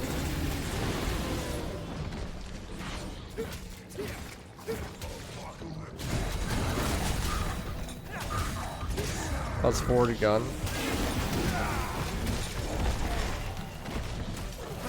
Oh yeah, you wear the hat, bro.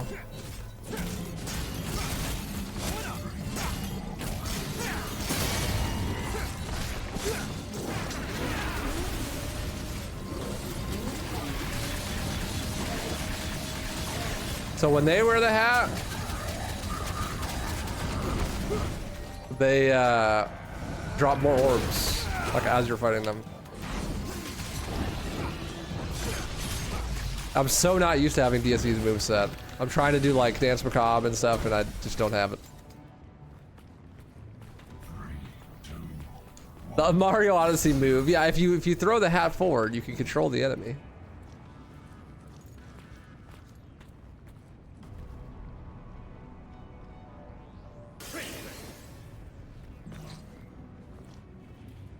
Any Borbers?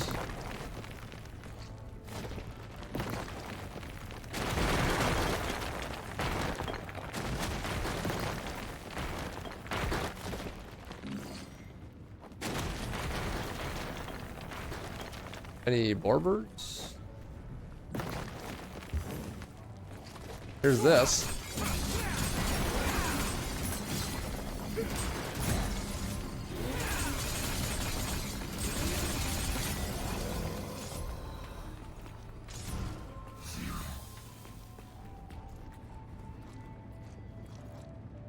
Back to forward Swordmaster? Oh, okay. I actually did not know that. That's really good to know.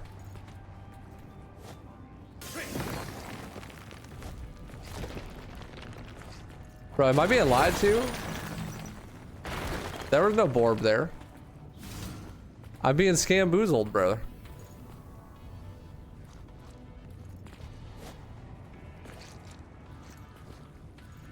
It's not real. It doesn't exist. I'm being debated by chat.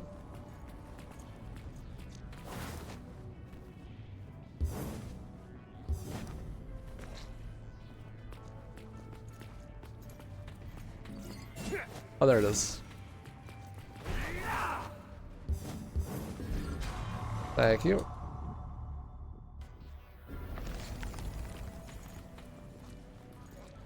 Should I just restart mission now or what?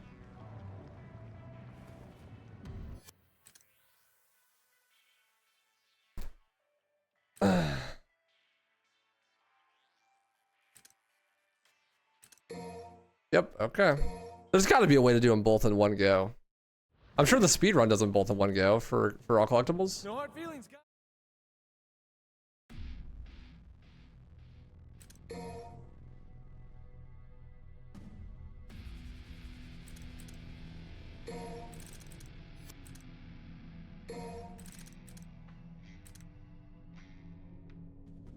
Oh yeah, you need to buy Swords Formation first.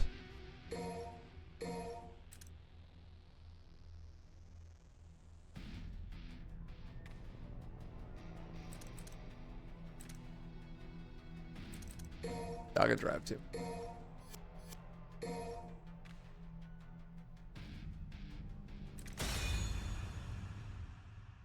Well, it's just all collectibles, not cake.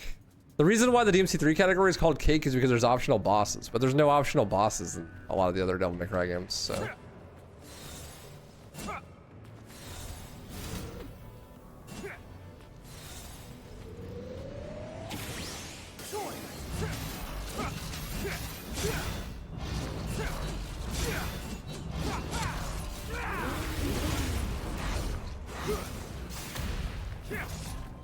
Wait, so how does swords formations work?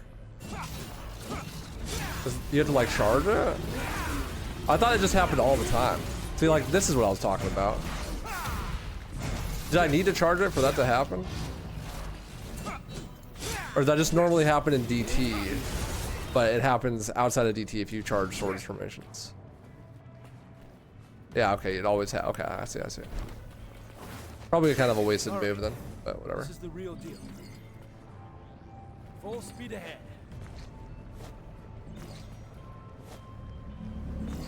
I'm learning so much about this game.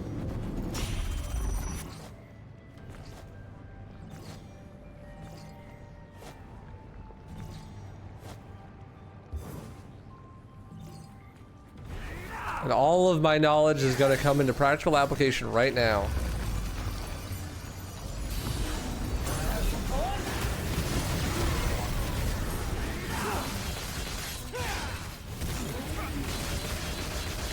As I insta-kill the enemies with a hat.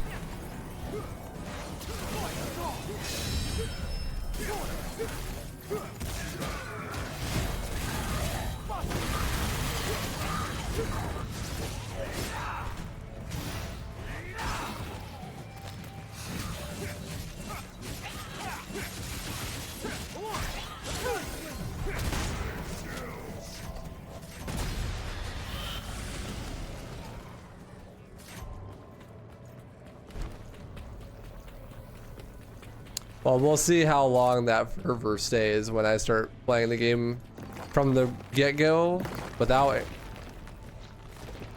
having stuff like enemy step to make the game fun, and I have to play as V for 1/3 of the game.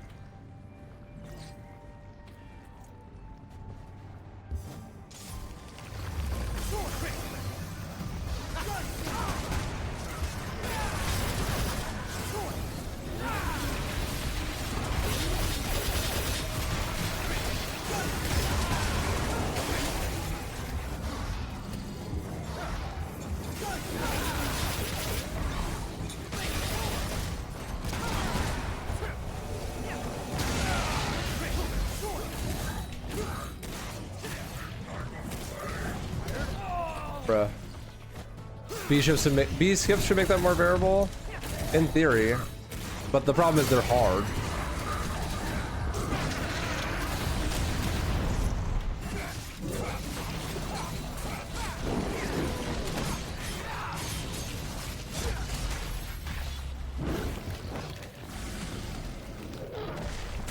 God, Vergil's probably more boring to play than V is.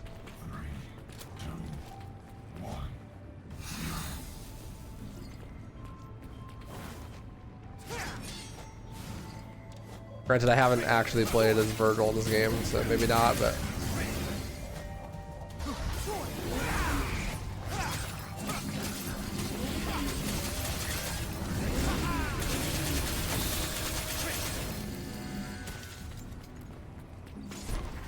Okay, so I went the other path. Where is my secret mission and stuff?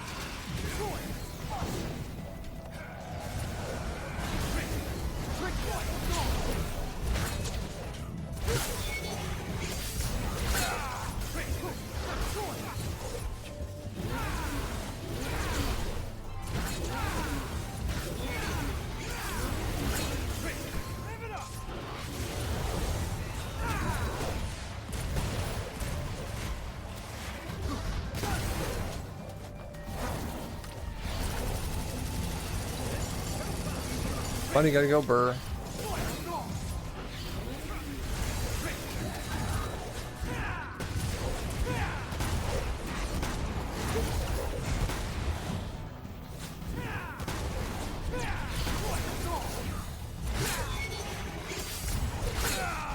Can you just stand still for 5 fucking seconds? I can't land, bro! It's impossible to land. They're just in the air always. Every time I press the attack button, it's an aerial attack. Like, just land! Land so I can do normal combat, please.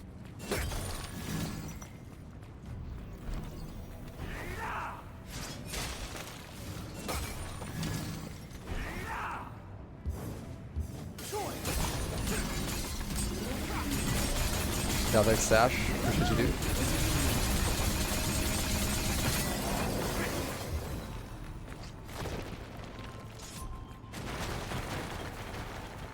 In that alcove? Yeah, I thought so. Right down here.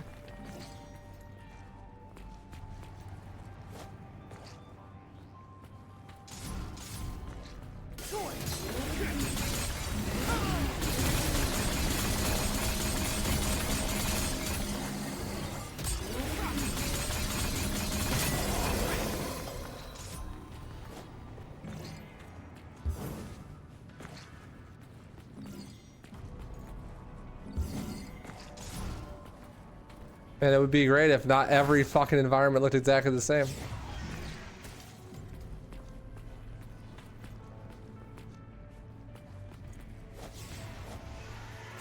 Time to screw around. I can't go back now.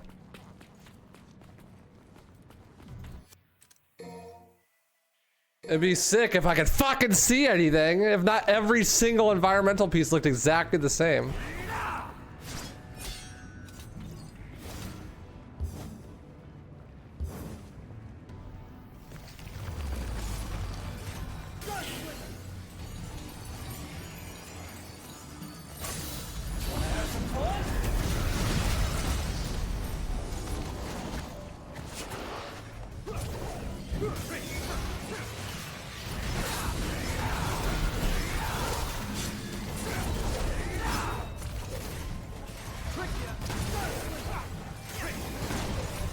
I don't want to do cut in.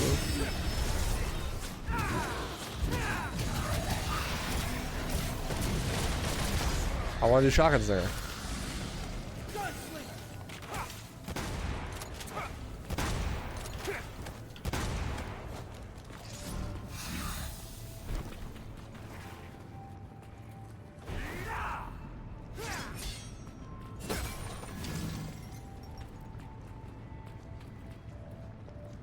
I see it.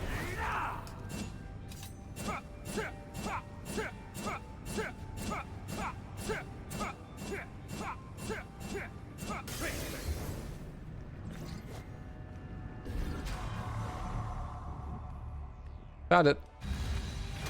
Hell trigger pog. Okay, that was a secret mission somewhere.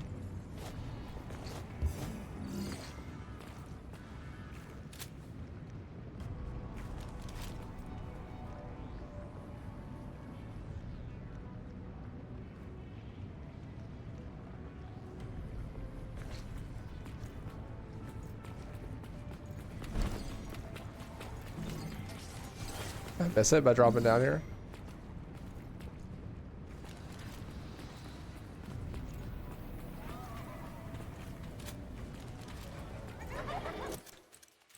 This mission is dog shit, actually. God, this checkpoint is awful too.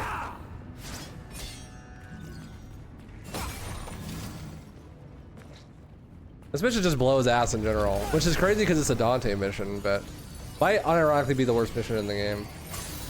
Because I also just feel like it's just less fun because Dante has all of these tools. I think unironically I enjoy Dante more when I have less tools. Maybe a skill issue, but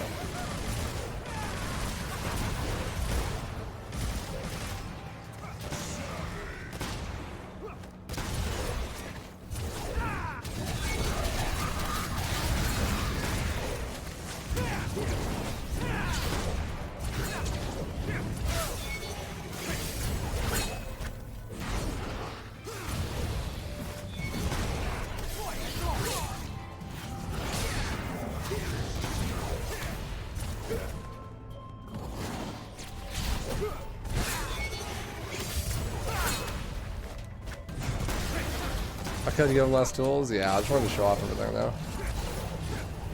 By the time you get all the tools, there's only like 2 missions left in the game, so. Fuck you, dude.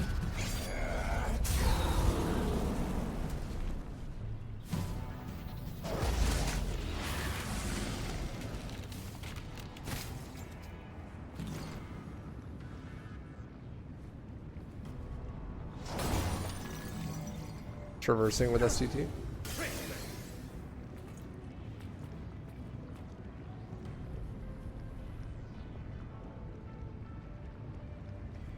Did I play DMD when I played DMC5 before this? No, I played the game once on Devil Hunter.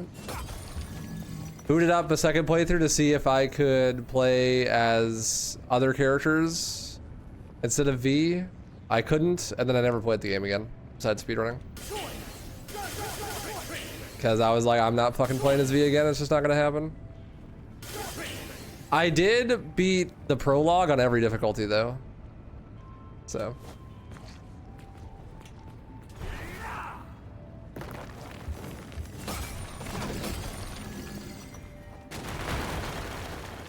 Why is it called Quadruple S? Yeah, they named it that way. It's Capcom thought, that's a cool name, and named it that.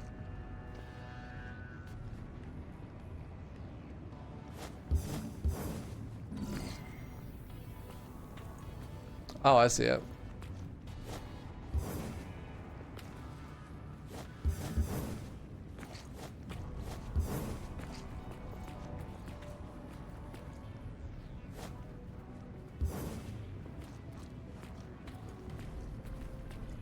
Where do I have to stand at? Here? I see, I was there, I'm just an idiot. You know what it was? I thought that this was the platform that the tree was on, and I had circled back to the other route.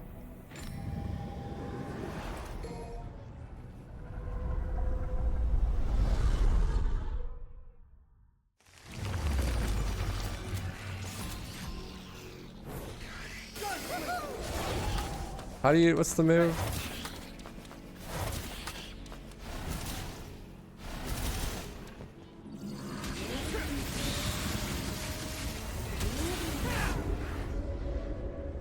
No, you're good, dude. It's a fucking confusing ass level. Not your fault at all.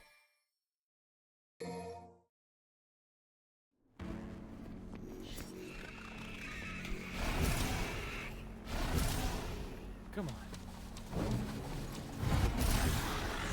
What's the... It is forward. And now I'm gonna play with...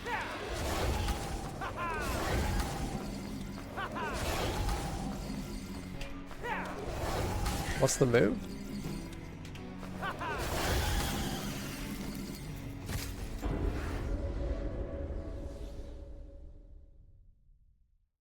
I don't remember the move.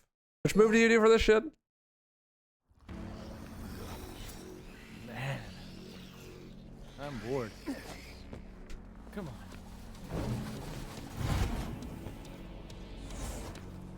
Come on. Isn't there like a move that you... I probably didn't buy Hat Trick.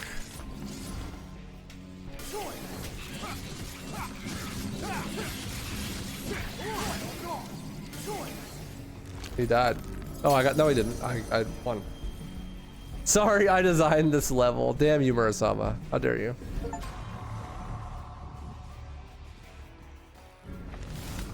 I've got something at level 4. Press square again right as you catch the hat. After you said it? Okay, okay. Thank you. I just like don't like Faust very much, so I never use it very much. A lot of Dante's moves in this game are just mad slow. Like...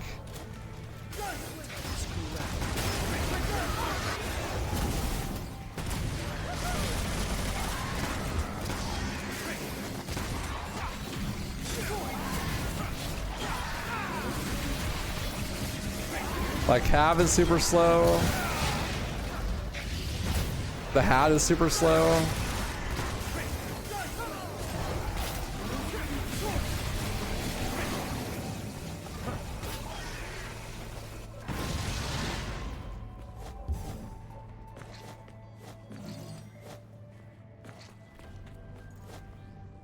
So it's kind of hard to keep the pace going.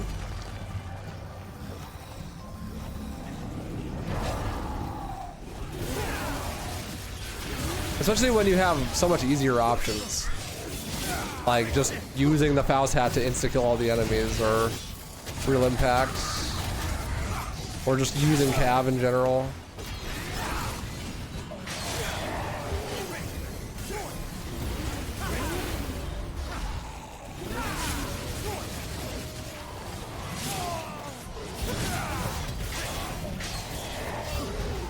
Why is my lock on never bringing me to the fucking enemy I'm locked onto?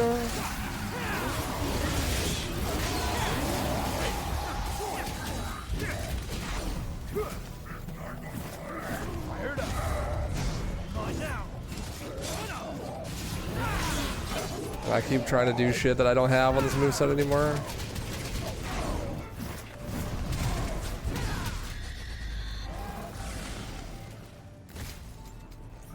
Thank you, Farsaba.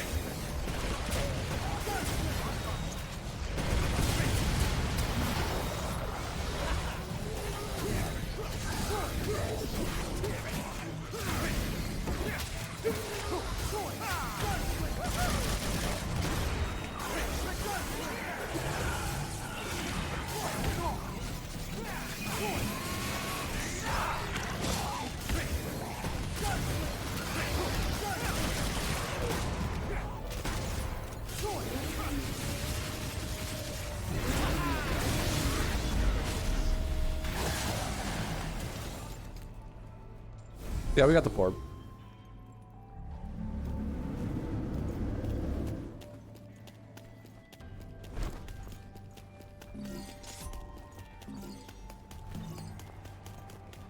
Onward and downward.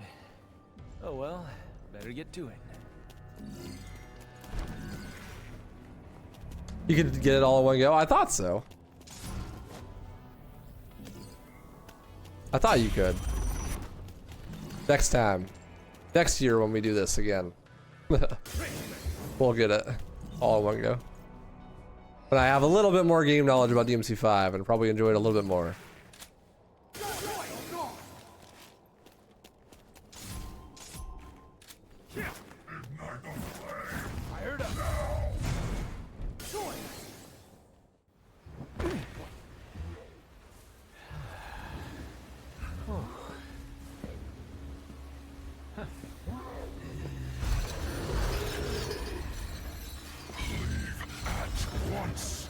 Only kings of the underworld may enter these gates. You shall not pass. Oh, easy there, fella. Hey, I remember a stinky little pooch just like you.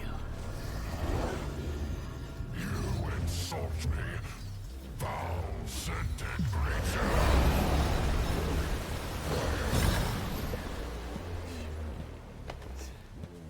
Looks like your master's got you on a pretty short leash.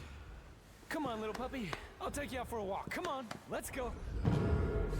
You have fought our king the best. I am king of the Cerberus tribe.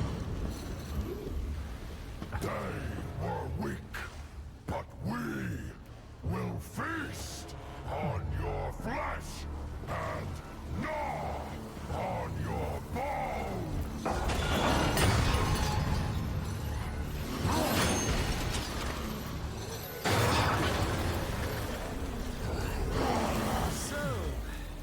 You're the strongest in the litter. Looks like we're gonna need a bigger leash. Come. You guys remember DMC 3? Remember?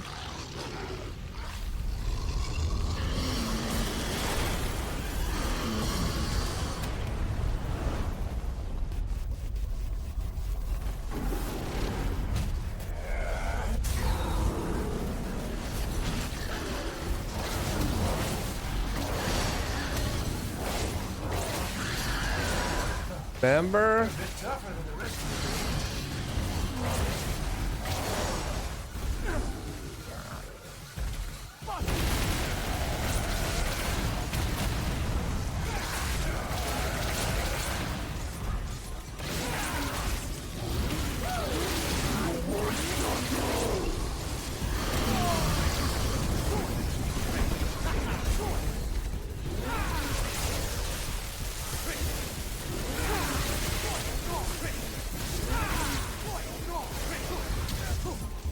This fight's a real shocker.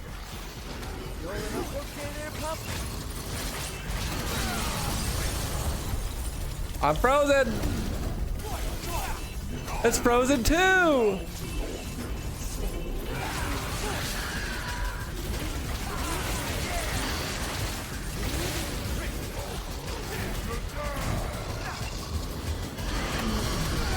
Damn, that was still too close.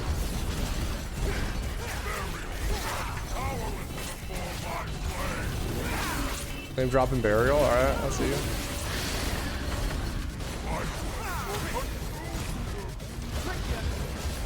Why is bro always running away?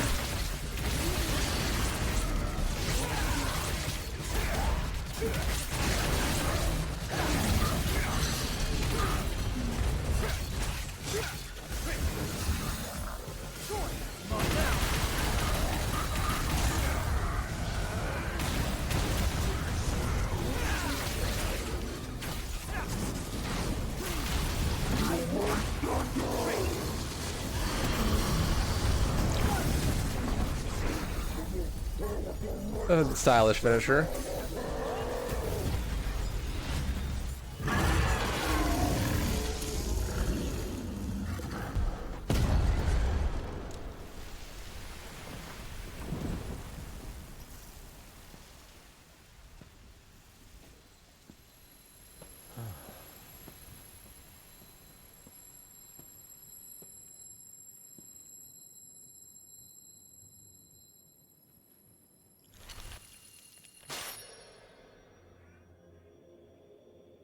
Cerberusant. Cerberusant?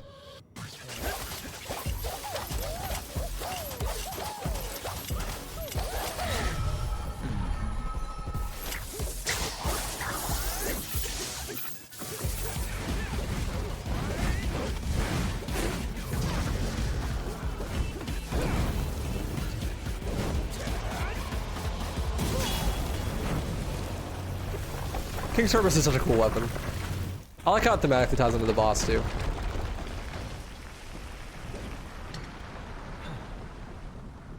Guess I'm the first one here. I like that. The 3 elements boss has less moves than the one with 1 element. Kinda true.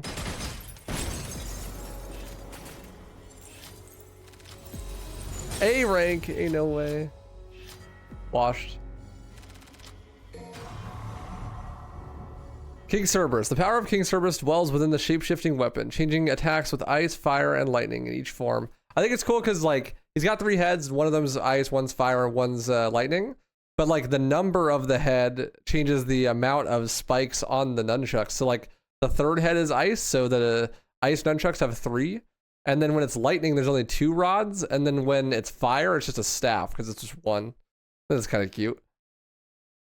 I honestly, like, have no idea how this weapon works because we're basically at the end of the game and we just got it and the only thing left is boss fights. I wanted to be protected and loved, but I was alone. My only choice was to survive. V, you gotta rest. Miro, I will tell you everything. There is no demon named Urizen. Only a man who threw away his humanity in an endless pursuit of power.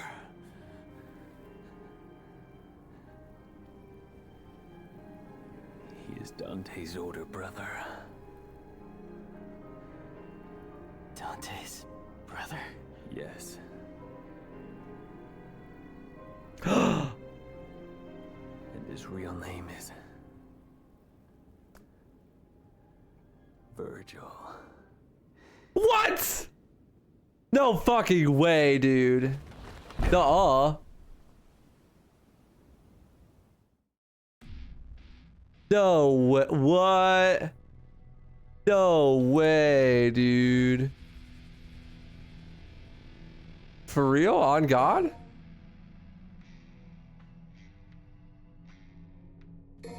Why do they keep insisting that Vergil is older when they're twins? Technically, there is an older twin unless they came out literally at the same time.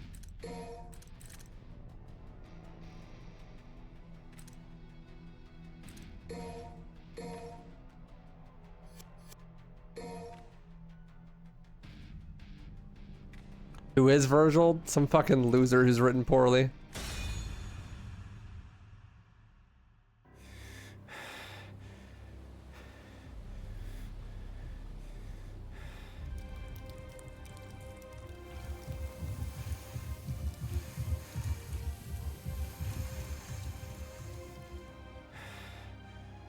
Vergil. Hey, is that the damn fruit you've been jabbering about? Doesn't look so special to me.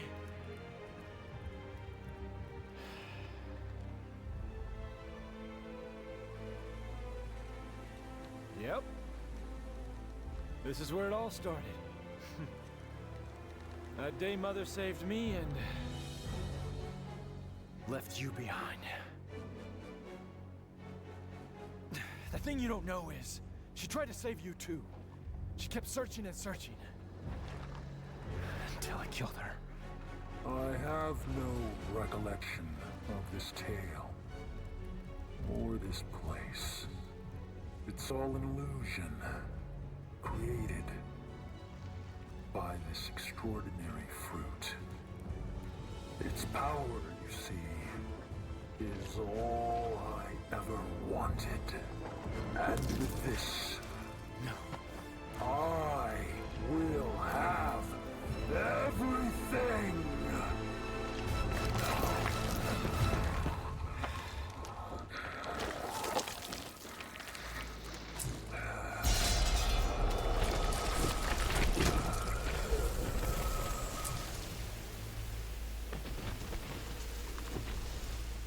No, brother. You don't have everything. That last shred of humanity that you still had, you just lost it.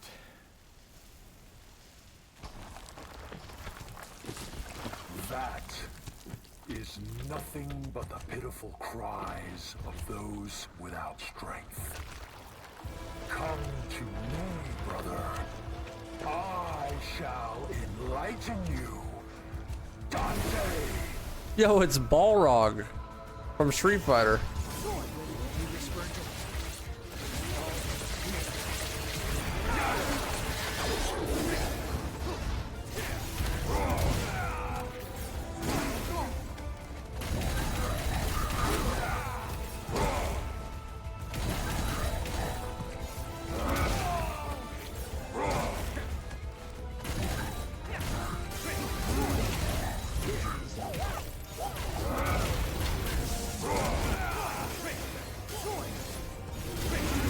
God, there's too many moves. I can't control my character.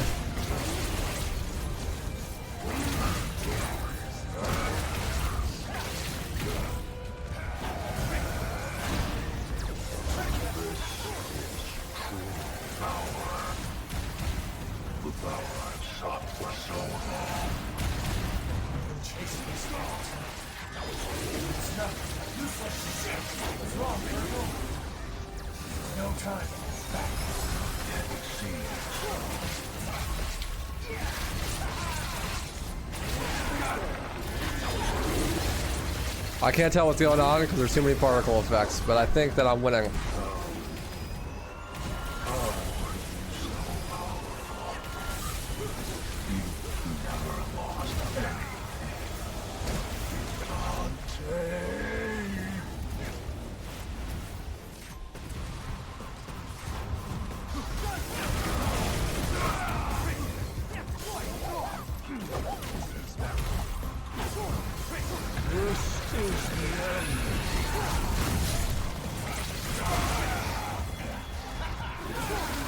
Too many powerful effects. Can't see.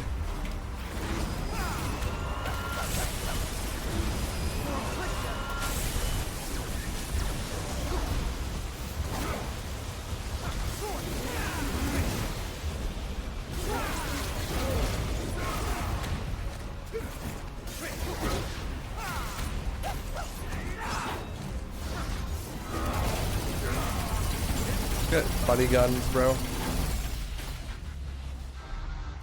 They're brothers? Why are they fighting each other? To see one's justice through, a man must fight for it, even if the one who stands before him is his kin. That's ridiculous. The brothers of blood disagree on the very reason of their existence.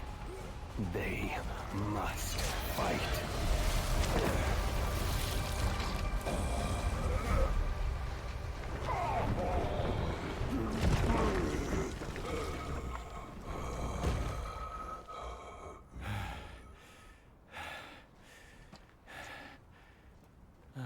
Dante! If anything, he seems weaker than previous fights. I agree, yeah. Is that really your brother? I'm afraid so. So he was behind all this. Your own flesh and blood. Right again.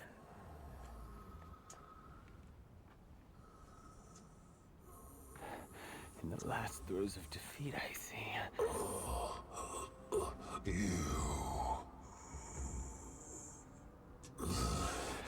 V, get back. Things are about to get really messy. No, please, let me. I want to end this battle with my own hands.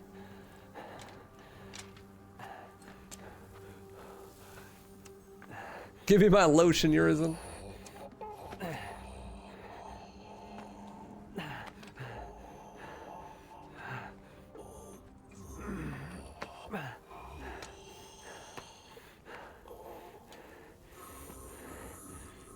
Do not struggle, for if you can't even defeat me, then you've already lost.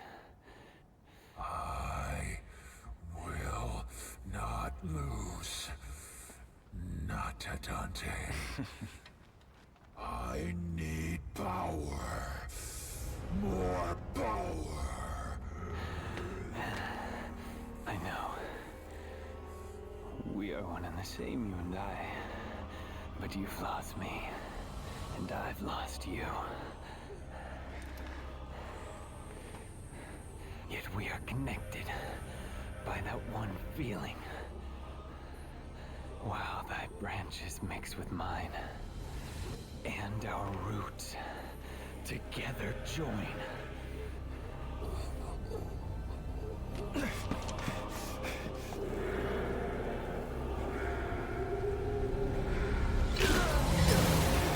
He got tired, bro. He used too much trickster in the last fight. He can't use it now. Don't ask why.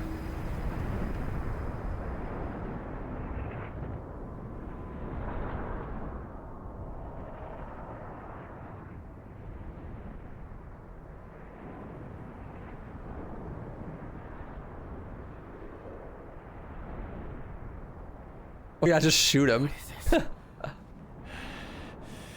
Vergil.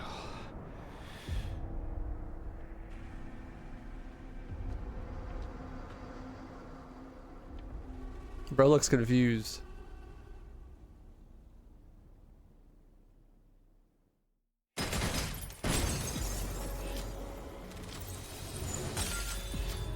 That's Frank.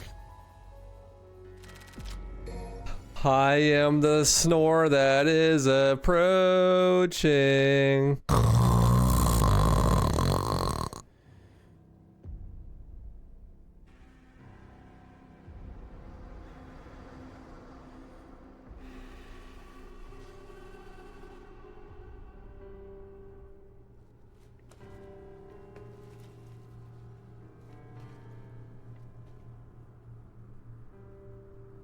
You got some pretty big cojones for coming back. Just don't know when to give up.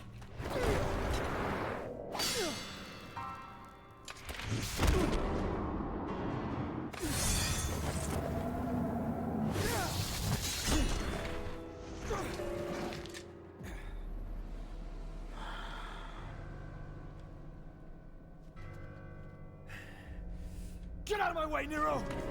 Bro, he's not even in the way. What are you yelling at Nero for? Defeating you like this has no meaning. Come on, Vergil. Let's do this. Heal your wounds, Dante. Get strong. After that, we'll settle the matter.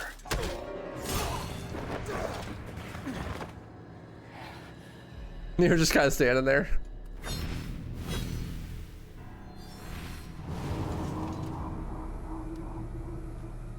Thank you, Nero.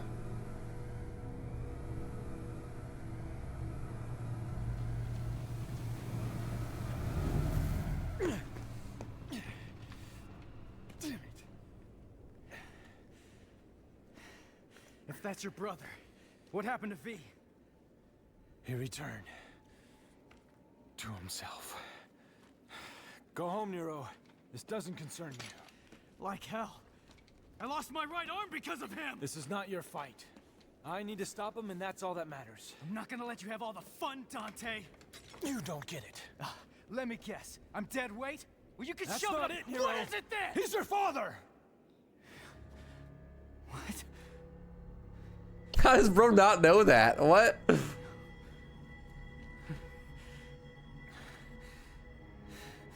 I had the feeling the first time I saw you, but I just wasn't sure. And then I saw how the Yamato reacted. And I was certain. He's your father.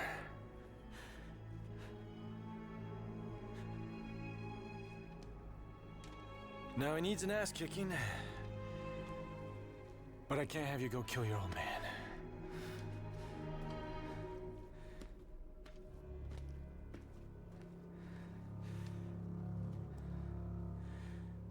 My father. What? Ain't no way.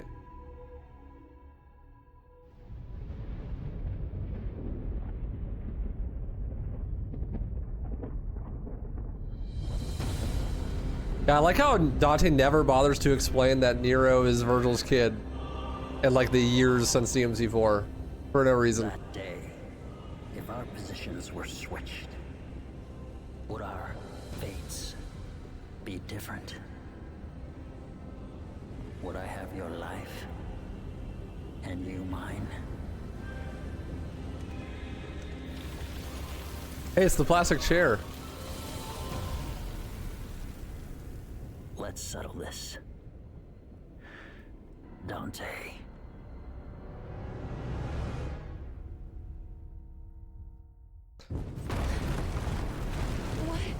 What's happening now? Oh God, I thought it was over. This isn't good. We're gonna get dragged into this. Dante, what happened? My dumbass brother's back and I'm gonna rip him a new one. Vergil's... How?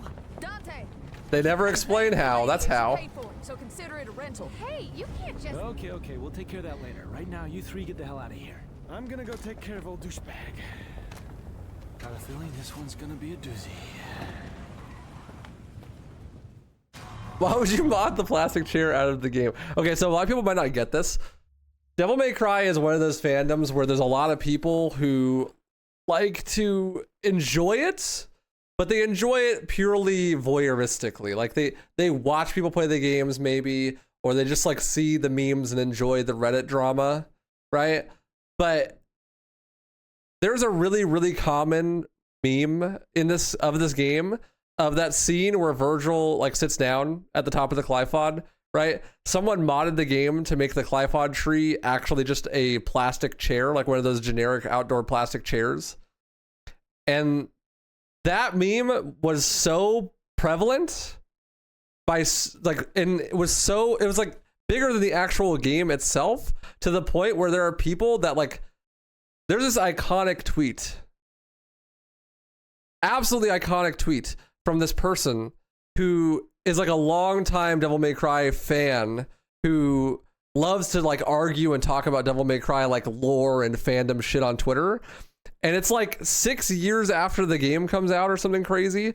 They're like actually playing DMC5 for the first time. The whole time they've been like a big fan of it, right? But they've never actually played it. And then they get to that scene and they completely unironically tweeted out, "What do you mean it's not actually a plastic chair?"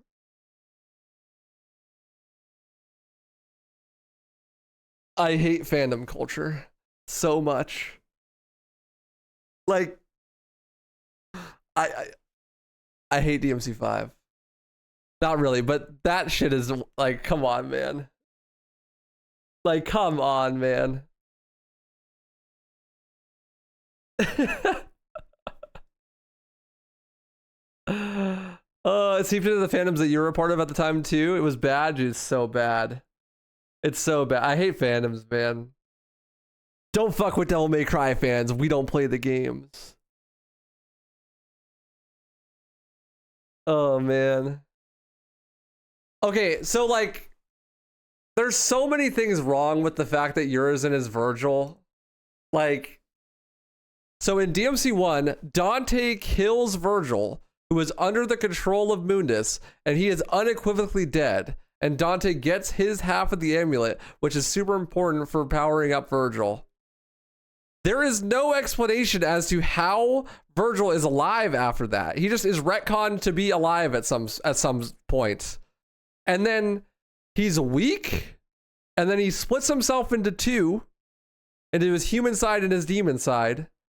But the moral of the story is that like the demon side isn't strong without the human side, so like he's not going to be able to beat Dante and Nero as just that. He has to combine back into himself and recognize that like the human side is what actually gave him power. First of all, the amulets are just gone. That's just no one cares apparently. Second of all, how did he come back? Third of all, V doesn't learn his lesson at all.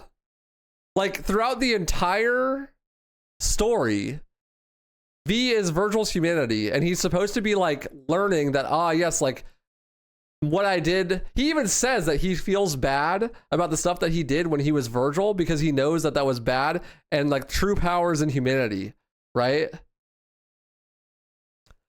But then for some reason, like on a dime near the middle half of the game, he just switches and he's like, now my goal is to become Vergil again so I can have more power.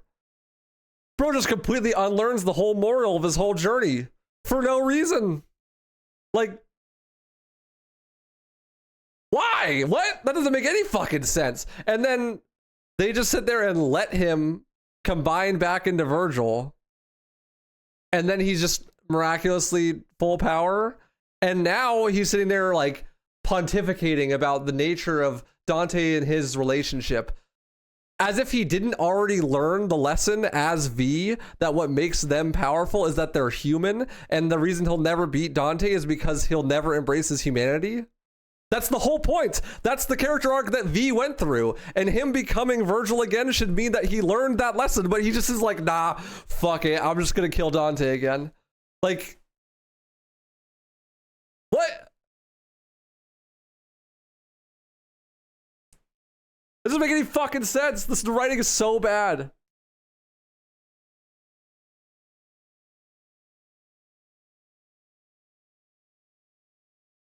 Literally, he just unlearns everything that happens throughout the whole game. And the whole game is about him. The entire game was about him. And like, okay, it's just a dumb game where the story's not supposed to make that much sense, whatever, it's just for funsies. But the game is presented with a realistic aesthetic and has tonally consistent cutscenes that make the game seem like you're supposed to take the story seriously. Even the way that the cutscenes are presented right now at the end of the game is played straight as if you're supposed to take it seriously.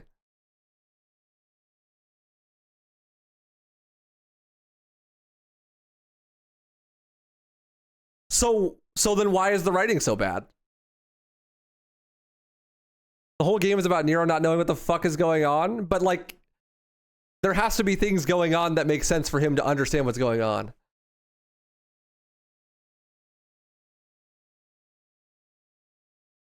Well, it's not simplicity. It actively undoes all of the character development that happens throughout the game.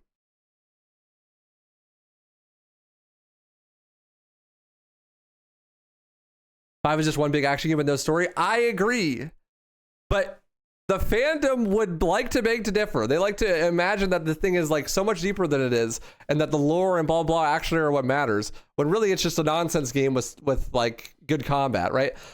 However, I would be remiss to say that this game does not present as if it's supposed to have a good story. Like the story is evidently part of the product, and it's supposed to be taken seriously based on the way that everything is framed. You know, so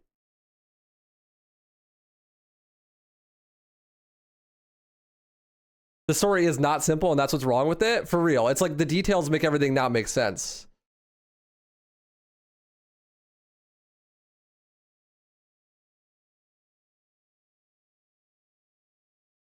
Also, does Dante know who V is up to that point? I feel like there's another missed opportunity. It seems like he should, right? And like, that's not to say that this game is bad, but the writing is definitely bad. Like, it's a fun game, don't get me wrong, right?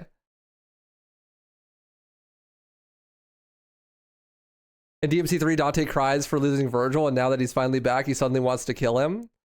Yeah, it makes no sense. Like, they backpedal the character arcs of all of the characters to just do whatever the fuck they want, but then they don't even be consistent with what those new characters would want, right? Like, Nero has a completely different character in 4, and they undo all of his character development through 4 to make him a new blank slate character in 5. And then his character doesn't really make that much sense. I mean, well, Nero's the most consistent character in 5, but Dante is the same thing. Like, he has all this character growth that happens in the previous games, and then they undo all of it, and then it's just a blank slate. But if it's going to be a blank slate, then it should be easy to make things make sense. But then they don't. Yeah, it's not like this is only a flaw with this game. Like, almost every Capcom game has these exact problems, right? DMC 3 just so happens to not, because it's like the one exception of Capcom games that are actually well written. And it's not even that good. But like, every Resident Evil game has this problem too, right? Like, every single one. Capcom just doesn't know how to write. Straight up.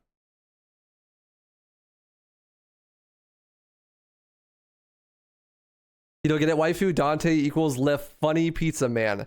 But so I wouldn't even be upset with that if that was true. But the game doesn't present it that way. Like, there's so many cutscenes in this game where characters are just talking to each other and the tone is somber and serious. Even Dante. Like, so if that's the case, just double down on it. Just make all the cutscenes super goofy. You know what I mean? You could take that as him being more emotionally resigned to realizing that Vergil's a serious threat, regardless of his personal feelings, on top of wanting to be a good uncle and taking some of the pressure off Nero. I mean, yeah, but if he knows that V is Vergil, then he just fucking kill him. And also, like, okay, Dante's motivations make sense to some degree, right? But what really doesn't make sense is Vergil's motivations. It doesn't make any fucking sense at all. You know? And then, well, okay, we haven't actually seen the ending of the game, but the ending of the game and the character's reactions to what happens makes no sense, given what we just talked about. I guess I won't spoil it per se, but, you know, whatever. Let's get to the actual gameplay. We'll finish the game. We got Kalina and 2. Literally, we just have double Kalina and now. We can just fire 2 Kalina ands. Kind of based. Kind of based.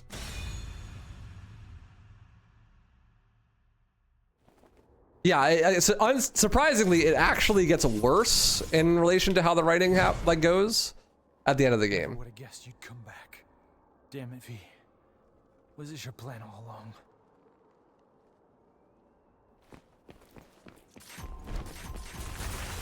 Oh, there's one more collectible, right? After the shadow fight, there will be some steps around and pooses on them, kill them fast, and the board will appear. Okay, thank you. Thank you, Marsama, as well. Hey guys, where you been? I thought you went back into Vergil. You're gonna wish you did. Oh, the wise guy Dante. We were spawned from Vergil's abominable thoughts. But you knew that already. Come to think of it, I did know something was off. Just like with my old brother. Well, we're merely the discarded thoughts from when he was Michelangelo, No longer bound in his consciousness. We're here now to kill you of our own free will. Liberating! And kill you we shall, Dante. Us, not Vergil. So that's a cool thought, right? Like, Griffin, Shadow, and Nightmare are obviously references to the enemy counterparts from DMC 1, right? But they literally are spawned in as like a part of Vergil's consciousness, and when he's split into V.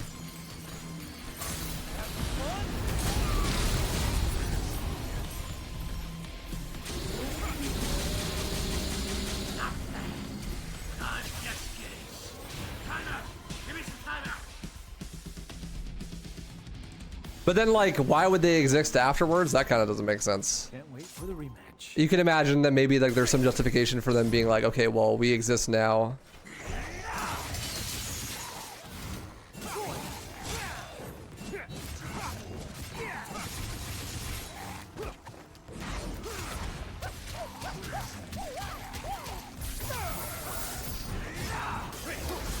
But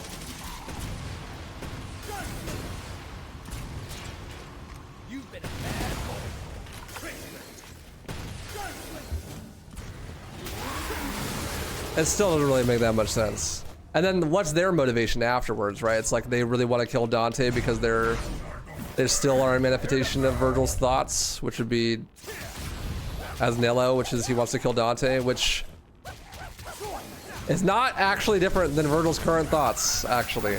So why even brainwash Vergil to turn him into Mundus? Like, his motivation's the same.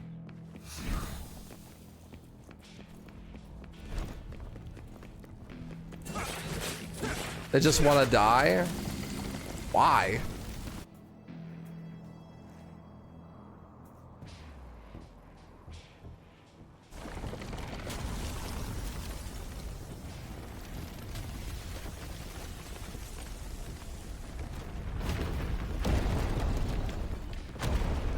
I actually didn't know about this.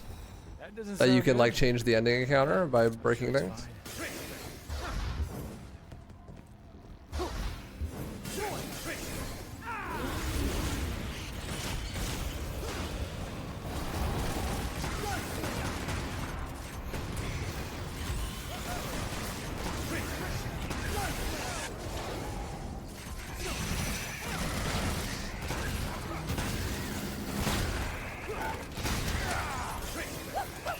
So King Cerberus is cool. You do like, you hold the inputs for different amounts of length to do different types of attacks. Just tapping it gives you the ice nunchucks. And then holding it does the electricity. Swordmaster does the...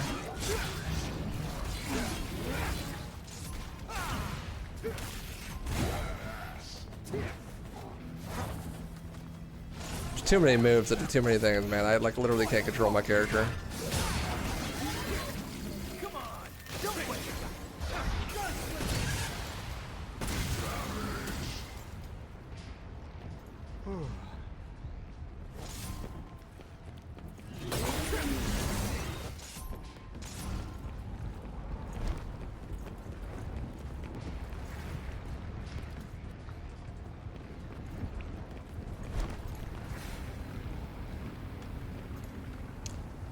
The more we talk about it, the more I feel like the story structure was informed by gameplay and level structure, but then why is the level design the exact same for half the game? That doesn't make sense.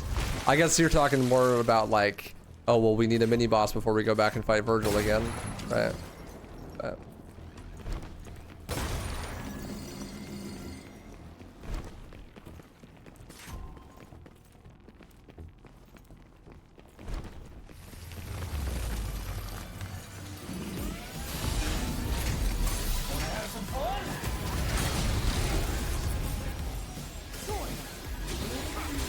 Music goes crazy here, though.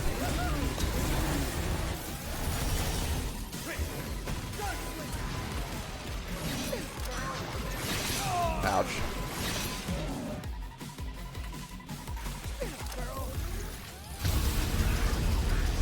I fire my laser beam.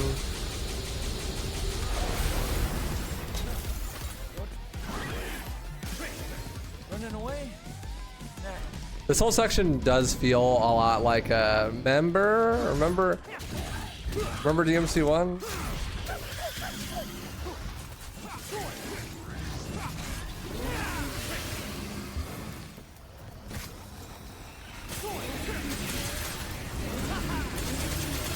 Just like you play DMC1 music and you're fighting enemies that are heavily inspired by DMC1. Or like literally are DMC1 enemies.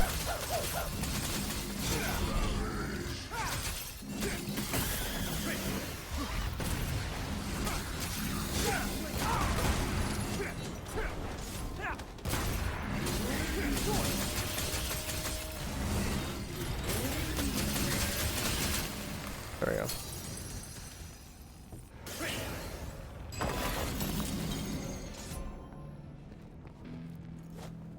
Trying to have mission 18 grow on me, but because the idea of fighting multiple distinct bosses at once is really cool, but their crazy multi-hit moves were clearly designed to be used by the player, not to be fought against. Railguarding half their ship, for example, is fucking impossible. Yeah. Yeah. So I was thinking about this a lot. A big problem I had with this game in the past was that I feel like the whole game is just a series of remember DMC3, remember DMC1, you know, remember DMC4, remember? And I will say that in my replay, having tried to take it from a different perspective, the first half of the game is actually not like that at all. The first half of the game has a really solid sense of identity and is very much its own thing. But the second half of the game, pretty much any time you're playing as Dante, feels very much like just it's Rush for sure.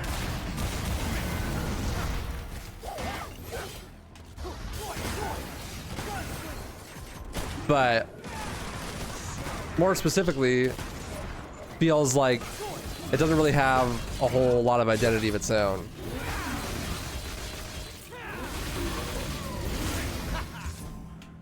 Well, I don't feel that about the first half of the game. We play primarily as Nero and B.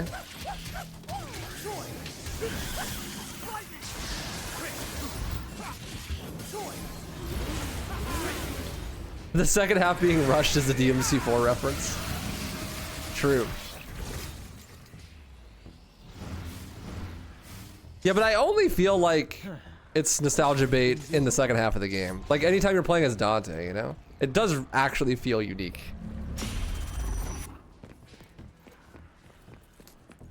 When you're playing as Nero and B.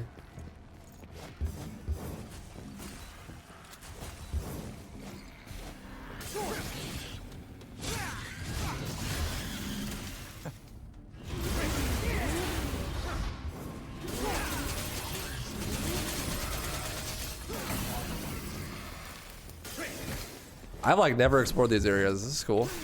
I like this environment. I thought it was way more simple than this.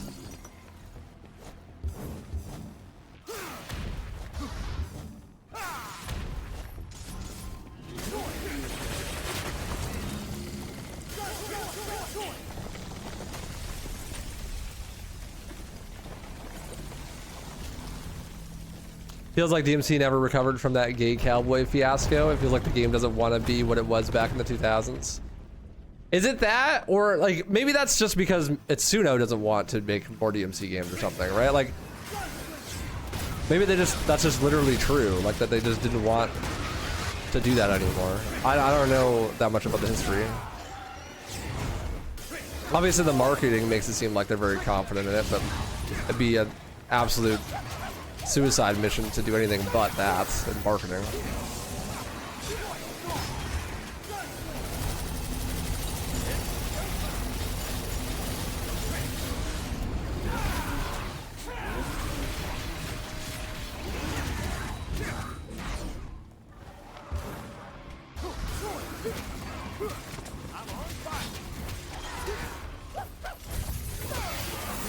Come on, baby. Come get me. From what I heard, Itsuno actually wanted to make a reboot prequel or a reboot sequel. Yeah, I wouldn't be super surprised, honestly.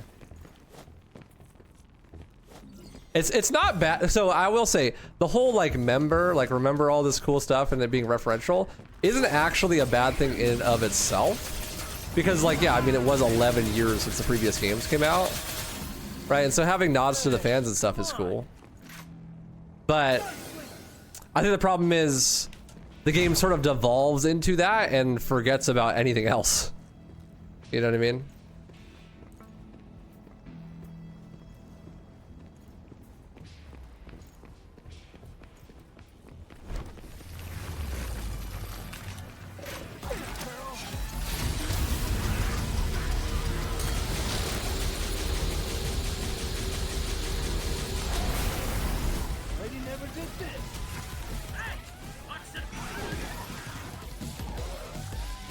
But look at how overpowered, like, you just bust out double killing it and insta kill the boss. Yeah, I got all the porbs. I didn't buy all the porbs in the shop, but I picked up, I don't think I got in every secret mission in every blue room, purple orb fragments.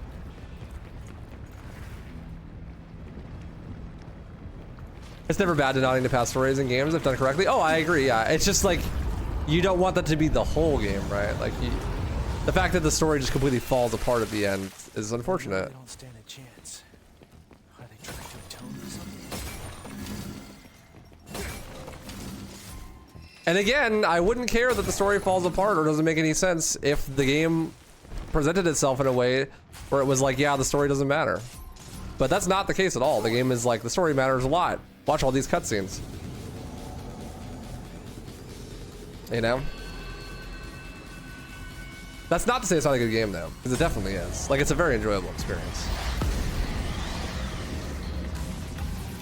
But it does have its problems.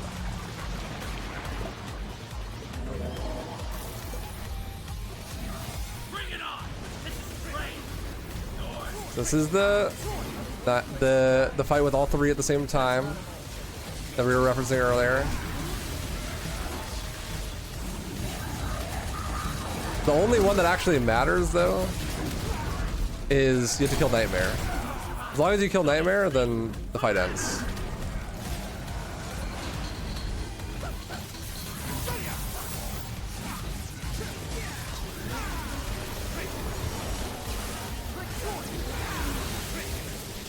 He's on a timer, though, and then he eventually disappears and won't come back until you kill the other two.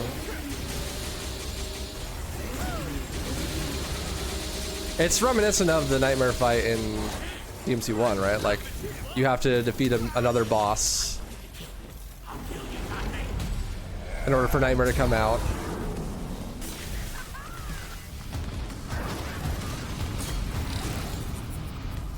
And then you can fight his actual health bar.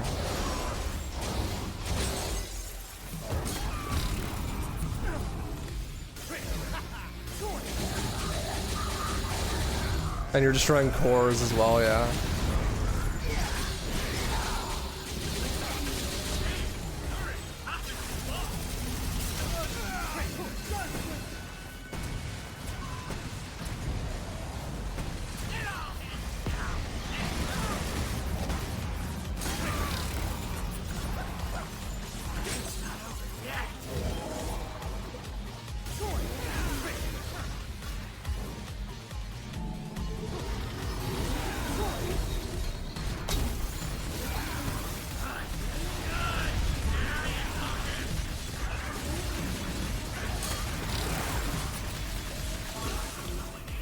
Look at how, like, insanely good Cav is, dude. Cav is broken.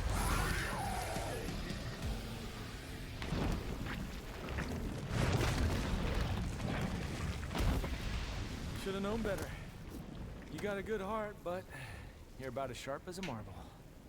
Perhaps. But if you had even a little bit of trouble defeating us, imagine what Vergil can do to you. Go see for yourself. Us. This is our final flight. And the end of Vergil's nightmares. Godspeed, Dante. You'll need it. What does this mean? Why is this a somber, serious moment? It's been a bash.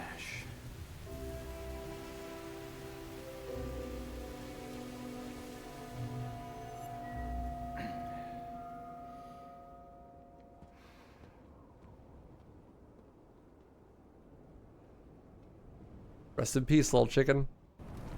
I do like Griffin as a character, though. It's fun.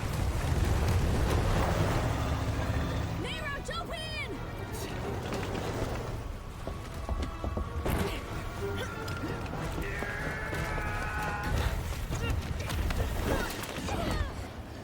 Where's Dante? He's got this. We gotta go now. So this guy Vergil. Know him? Vaguely, yes. Dante said that guy's my father. What the hell's going on, Trish? His logic is sound. I had a hunch myself. This doesn't make any sense. Yes, it does. I know you hate Vergil, but you can't kill your own father. It's true.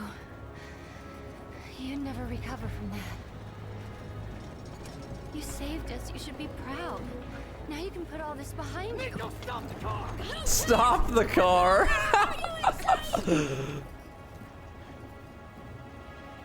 Fine. Stop the car is crazy. Nero is spitting facts. Honestly, like, thematically, I don't even agree with the game. It makes no sense. What doesn't make sense is that no one has ever talked to Nero about this before the game. Like, you don't think it'd be relevant in any case, right? Like, him knowing where his powers come from or anything like that is like.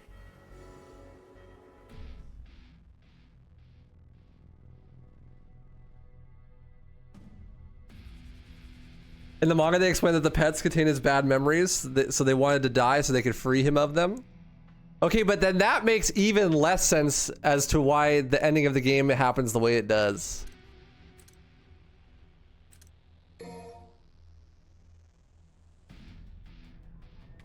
Also, what the implication there is that Lady has never emotionally recovered from killing her father. I kind of don't buy that.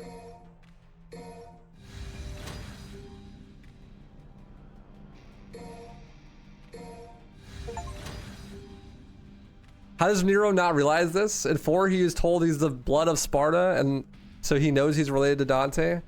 Yeah, they just like literally never think about it. It's that line in the game where what's Nero say? He says, "Better not think about it." It's literally that, but the whole game.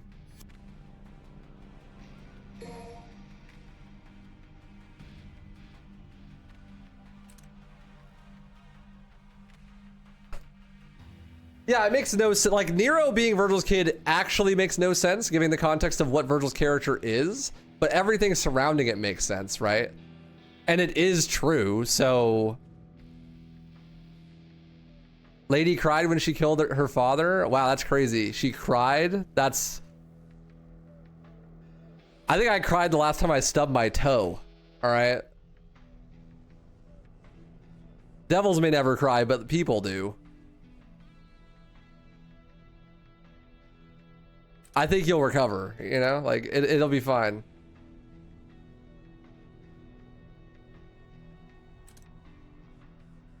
Also, the logic behind this is so toxic.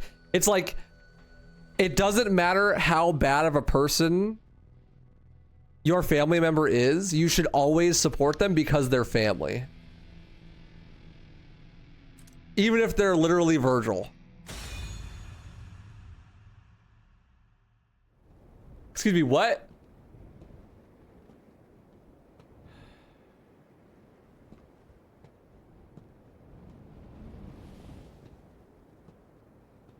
Hey, Vergil.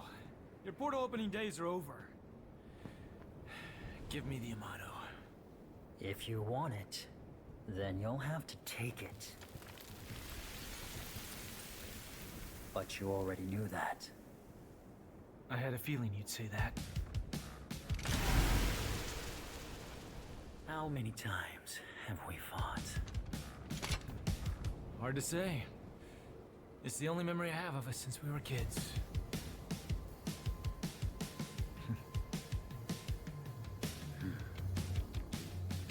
Time to finish this, Vergil.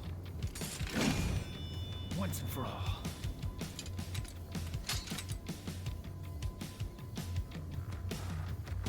I won't lose the likes of you. Foolish. Rushing behind what you can do. Rev it up!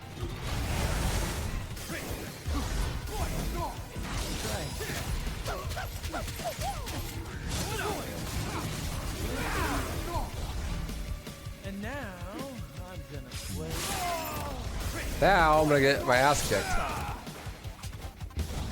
Man, I'm not good with Dante in this game. I was doing pretty good. I was pretty proud of myself for my execution earlier in the game. I had less weapons.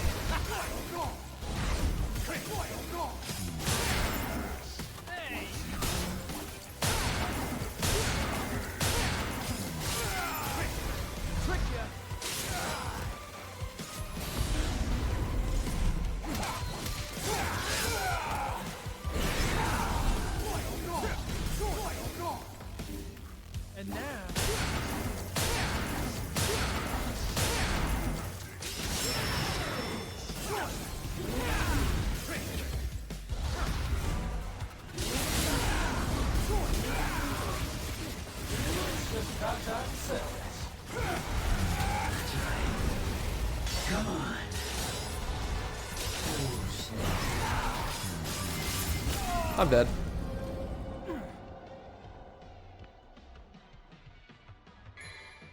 DMC really fucks the muscle memory for real. Ready for a show.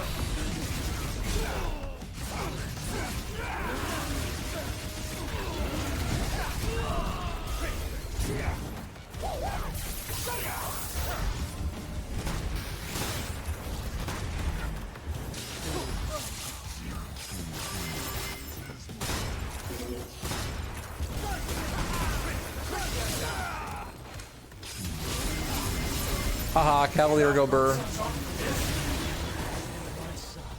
So fun fact, you can just kill Vergil with Red Hot Knight in one hit. Well, you can also do this.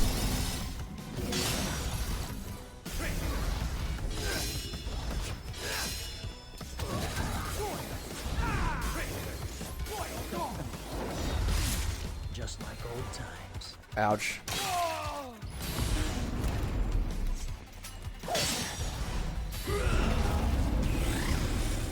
Doppelganger. There's the reboot influences. Save that until you win, if you can.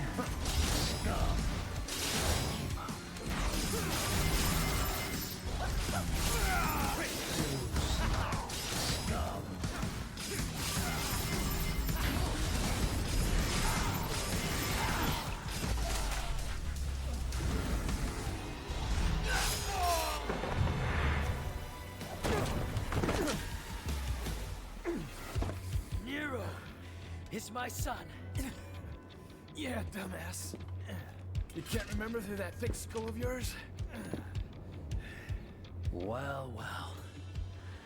That was a long time ago. Yeah, that's what you do in the speedrun. You just Red Hot Knight him and insta kill him. As much as I'd love to hear that story, I think it's about time we ended this.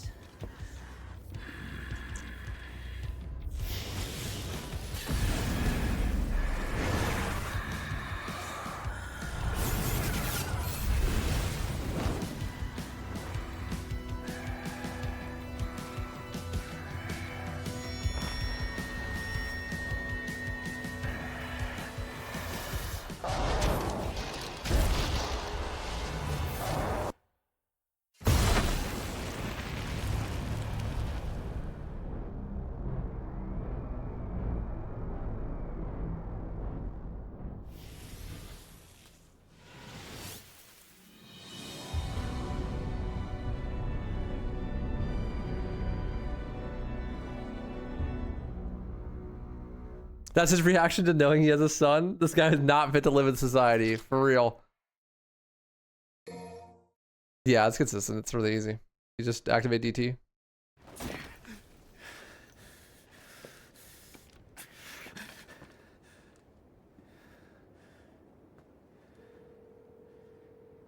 There shouldn't be mistranslations from Japanese to English in a AAA company in 2019. I don't believe that. That's Cope. Is that you, Nero? Did something happen?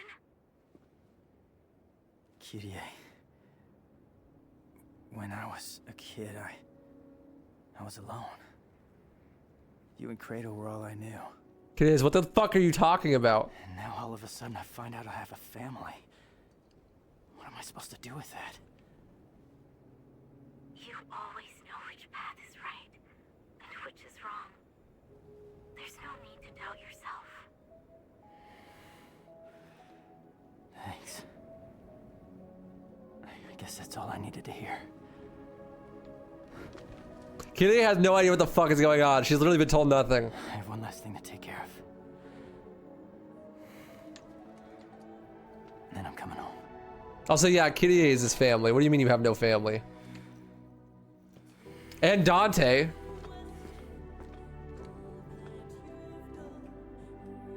I couldn't protect Credo. To this day, I hate myself for not having enough strength. But this time is different. I swear! You were gonna protect? Why?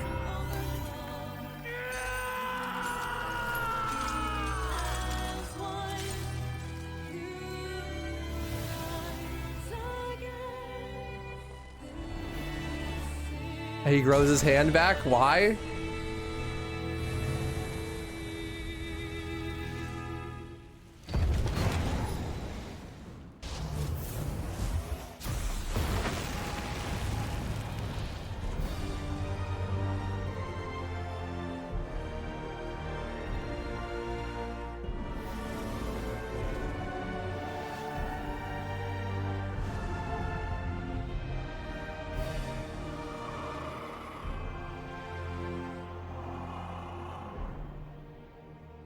This is curious. Nero.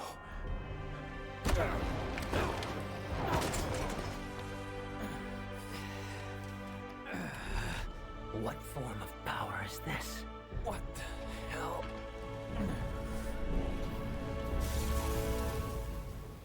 This ends right here.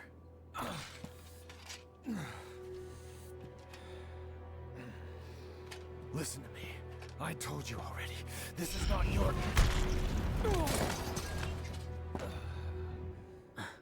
You listen, deadweight. I won't let you kill each other. There are other ways of settling your differences. I'm putting a stop to this sibling rivalry.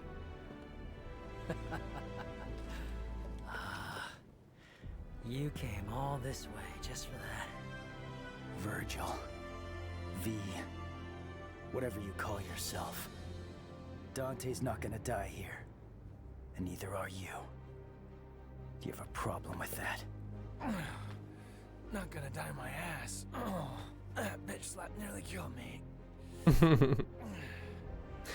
If I beat Nero, then by default, I beat you. Agreed, Dante? Whatever. I don't really care. I'm just gonna sit this one out.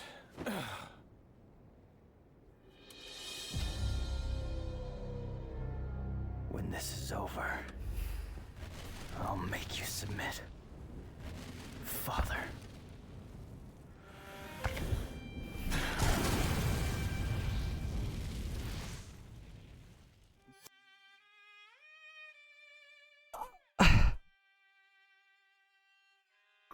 Vergil is Hitler.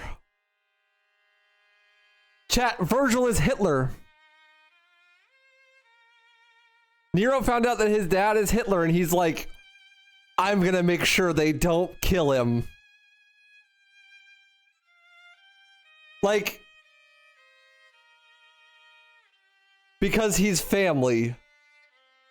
What? What? Like, so Vergil tried to exterminate humanity at this point 2 separate times.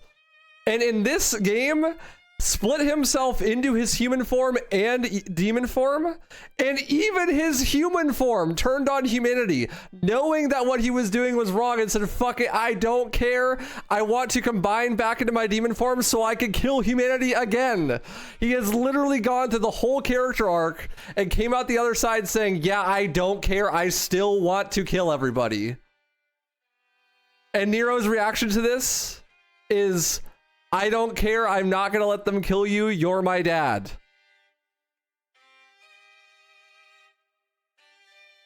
What? Literally worse than Hitler, actually. Not only does that not make any fucking sense, but it's just morally a bad thing. I didn't think I'd come away from it worse than I did when I played this game for the first time. I think that DMC5's story is morally reprehensible. It is actually not pro-social. Like, the moral of the story of this game is actually like pro-Hitler is okay actually because he's my dad. Right? Like, this game unironically has probably done damage to society. Isn't that fucking crazy? That's how bad the story is. Is that it's probably unironically done damage to society. Fucking abhorrently bad story. Gameplay's fun though. This boss fight's really fun. Like, completely unironically, this boss fight's really fun, and it's got some fucking hype moments in it. So, whatever, but yeah. Like it's one thing to be like, oh, he's misunderstood, like he just doesn't know how to act, right? But literally this game sets up him learning how to act by becoming V, and then even his human side, which is supposedly his good side, decides that he doesn't want to do that anyways, and he's just gonna go and kill humanity anyways.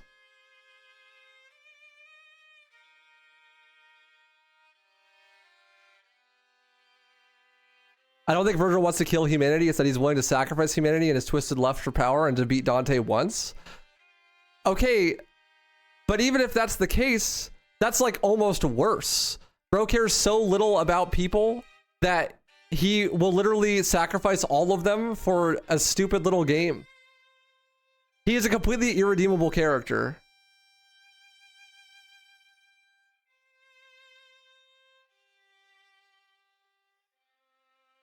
But Nero's supposedly the good guy because he's like, I'm not going to let Dante kill Vergil. Hello? He does not want to kill humanity, but he's over here doing it. Yeah, hello? Thanks for the support. Salted Crunchy Big Weebs for 45 months. Who needs power when you have waifu streaming? Yo, Salted, thank you for the 45 for tier 2. Appreciate you, dude. Huge.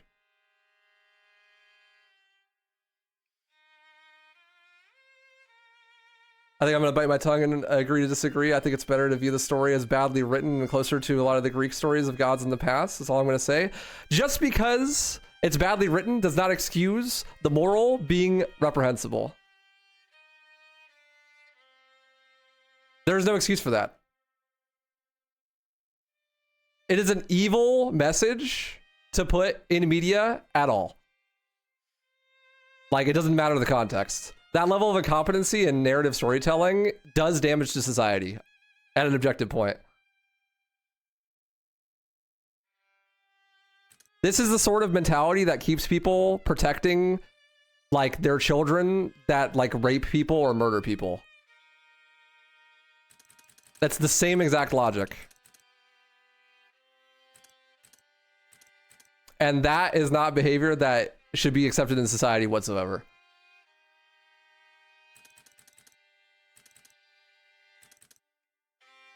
Fuck this game's story, actually.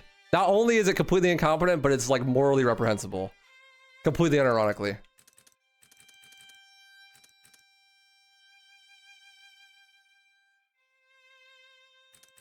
Dante's enabling Vergil at this point. Well, it seems as though Dante doesn't want to enable Vergil and he's trying to stop him. Nero is literally enabling him.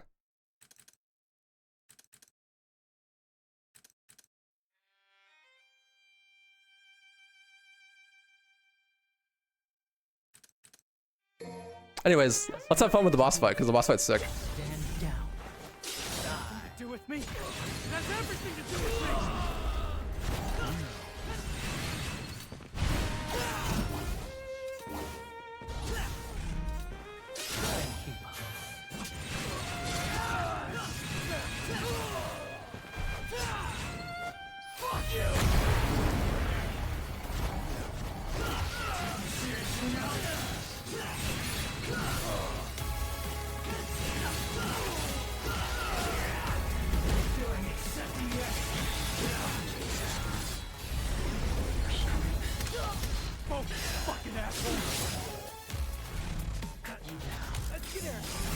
Yeah, so Nero has double trigger now. to the power of him wanting to protect his awful person of a father has leveled him up, and now he can activate DT and has his Buster Arm back.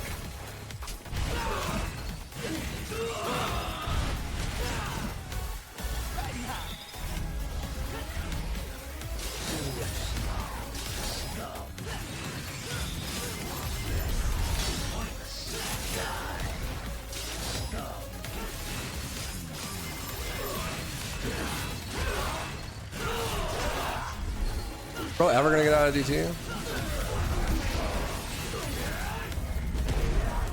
It's not.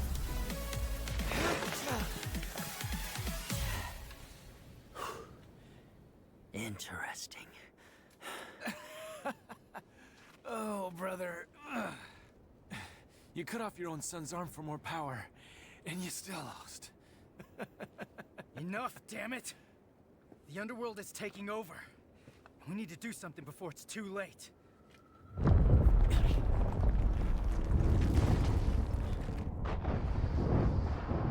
He's right.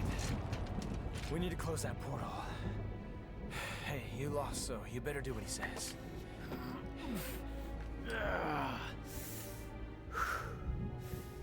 I can still fight. But if those roots continue to spread through town, it'll just interfere with our business. Now, that's the smartest thing I've ever heard you say. Better hurry up. We still got a score to settle. Evidently. Wait! Where are you going? We need to sever the Clifod roots from the underworld itself. Then we'll seal the portal with the Yamato. Hang on. If you do that, you can't come back. Why do you think I'm going? Somebody's got to keep an eye on your old man. You can't just expect me to stay here while you both go. It's because you're here we can go. We're trusting you with things on this side.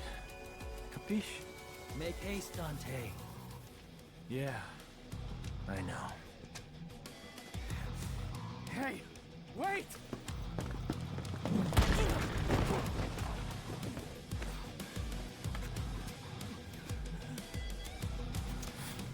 God, this story is dog shit. Adios.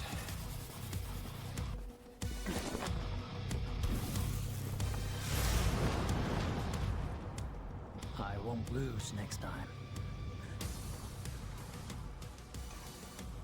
Hold on to that until then.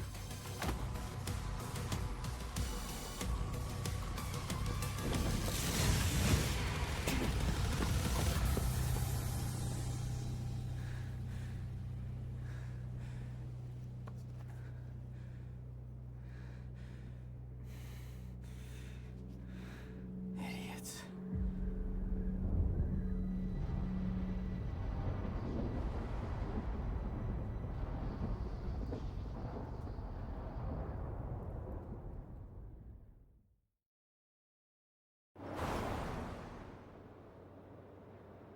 I have a lot to talk about still. Thank you, Chakrams.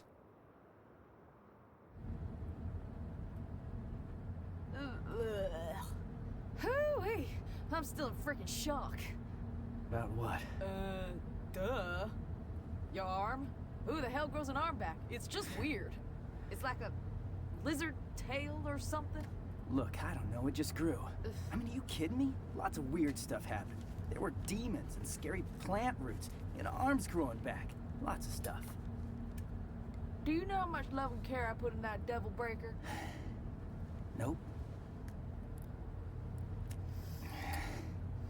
This arm? It's nice. So, how's it feel? How's what feel? Saving the man who killed your own father. Heard Dante killed Vergil once. It doesn't matter. They're both gone now anyway. It's okay to cry. If you want, Nero, over a loss. Whoa, It does you make are look too crappy. kind. Does make you a little bitch, though. There it is. Pog? You think I'm a demon?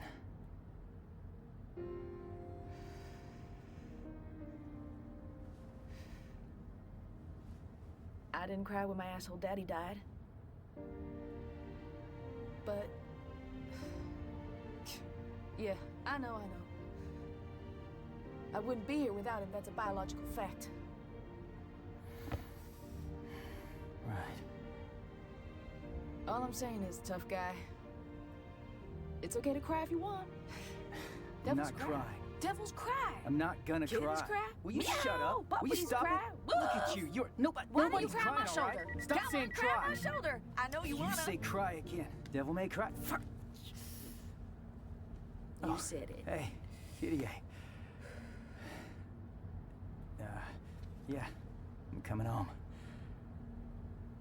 Oh yeah, I don't want to spoil it, but I got a surprise for you. Oh yeah, he's got a huge surprise. You shut up! No, kitty, not you. Nico, you know, and her big mouth. What the hell's your problem? Where'd you learn to drive? Hey, sorry, I gotta call you later. It's time to get back to work.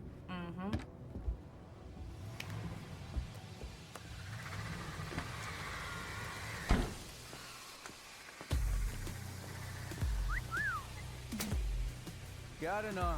I'm good. It's a prototype, and this is the perfect place to test it out. Look, you're gonna use it, and it's a work of art. I gotcha. And it ain't complete without you. Well, how sweet.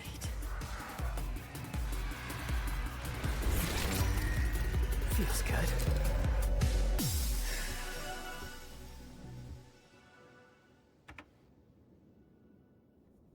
You'll get fixed as soon as we get back. So, Devil's Cry, huh? Let's hear what that sounds like! God, dude. The ending makes it so much worse, too. Like, okay, so not only should they just embrace Vergil and try to make him part of the family, despite all of the heinous shit that he's done, but on top of that, the only reason Vergil complies at all is because he gets beat in a fight by Nero. So the moral there is might equals right? Question mark? Is that what we're going with here? If you can't win a battle of ideas, you just need to beat the shit out of somebody until they comply? Like what? Like might equals right, that's the move? That's the moral of the fucking story.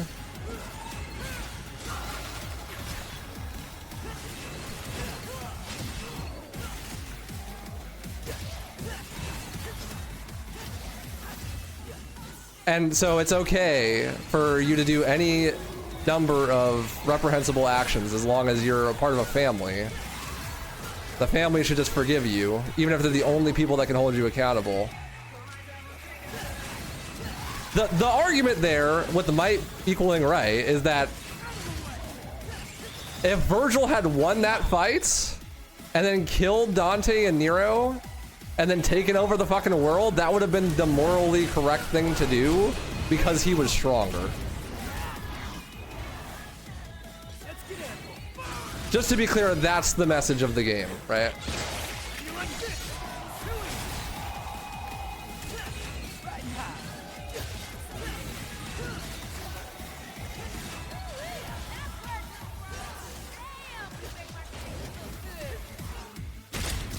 Fucking stupid.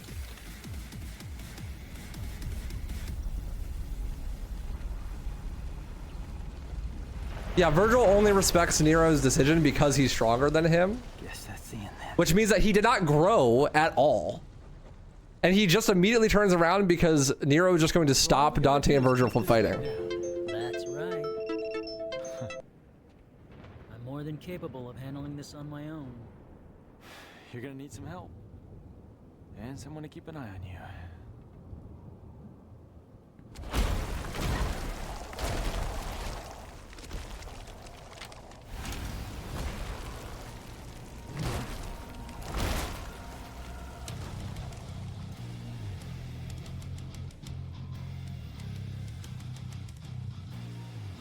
Yeah, dude, like, even Dante comes around. He's like, oh yeah, It's okay. We're just brothers. It's just a brotherly feud. Nothing that happened to humans or anything that you've done that's morally reprehensible actually matters at all. Because we're family, I guess, and because Nero's stronger than both of us now, so we have to do whatever he says.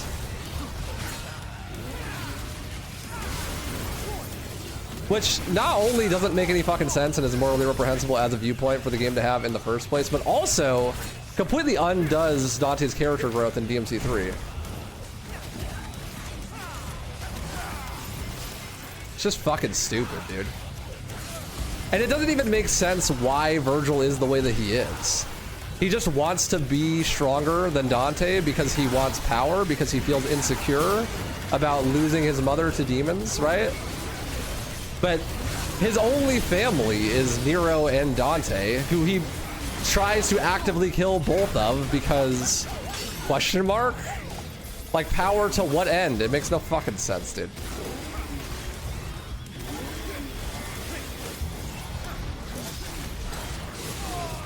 Yeah, but the only reason that they're going on this trip to hell to try to help solve shit is because Nero is stronger than them. Like, Dante would do it anyways, but Vergil sure shit wouldn't.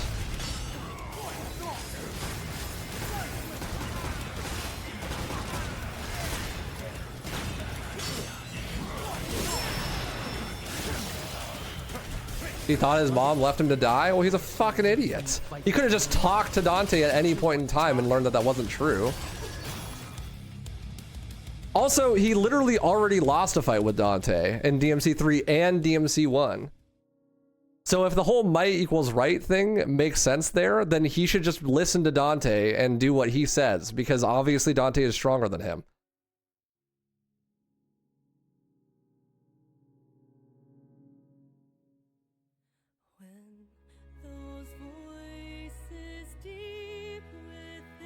I want to point it out that, like, I don't think that this game's story is good enough to really be delving into it as deep as I am with my critique here. But the game itself is what is presenting it as being that deep. The fact that they switched to a super realistic aesthetic and the music choice and the cutscene direction in the actual game itself begs the viewer to take the story seriously. And even though you could just be like, oh, well, the story is bad, an insane amount of the fandom of this game really like the story and unironically think it's good.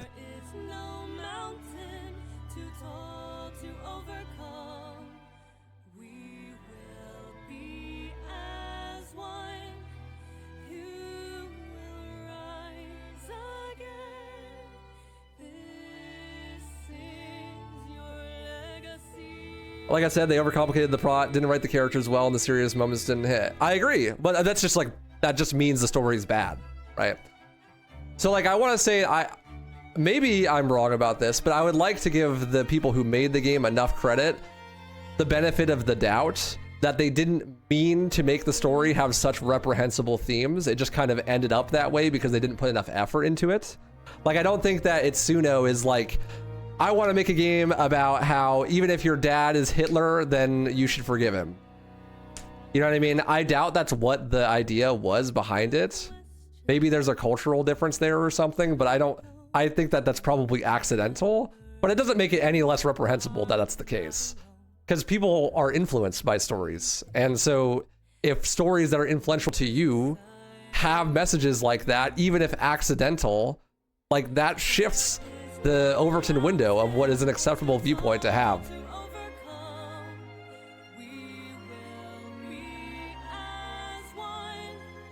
And that is important.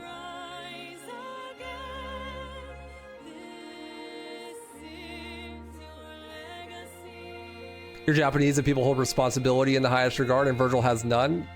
Yeah, so I mean, that's why I don't think that that's likely to be the case. It's probably just complete incompetence.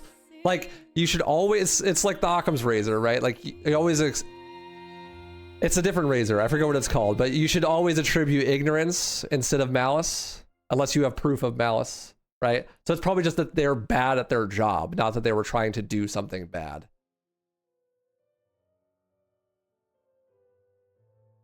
You think of the story so differently. Like I see many good things in it. Like love is the true power. Yeah, I mean, I get that. Well, so you're saying the only reason that Nero could beat Vergil is because he has love for him and doesn't want him to die? I don't know. You can maybe see it that way, but I think it's fucking... If applicable to a real life scenario and not just straight up being a metaphor, which, you know, the game is depicting it as a literal scenario, so it's not really a metaphor, then it's not very applicable, you know? You shouldn't show love to Hitler, you know what I mean?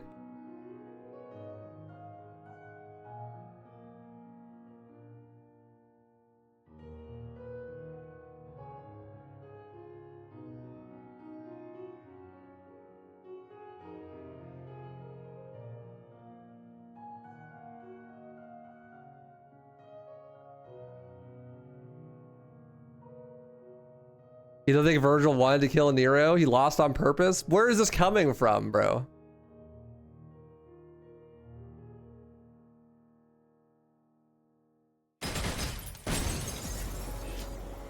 We don't need to dig this deep into it, though. It's not that deep of a story. It's just told with a very straight / somber face. Seriousness doesn't mean it's deep.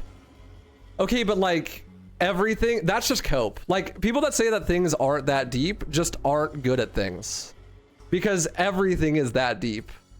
Whether something is deep or not depends on like how much you want to delve into it. But if you're creating a piece of art, all levels of analysis of that piece of art are going to be there, whether they were intended or not. And so like if you are a writer and you write this story and you are not anticipating this sort of interpretation at all, then you're just a bad writer.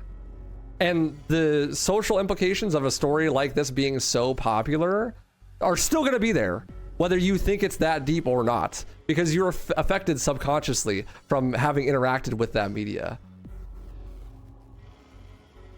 Yeah, it's not that deep just means I'm not going to look into this. I'm just going to enjoy it at a surface level way of enjoying it. But that doesn't, like, just because you're only enjoying it at a surface level does not mean there isn't stuff there at that deeper level and that you're not affected by that deeper level.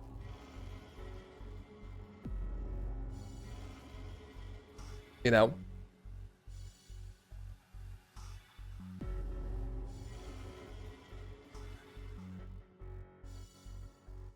I missed the cutscene. How? I have no idea.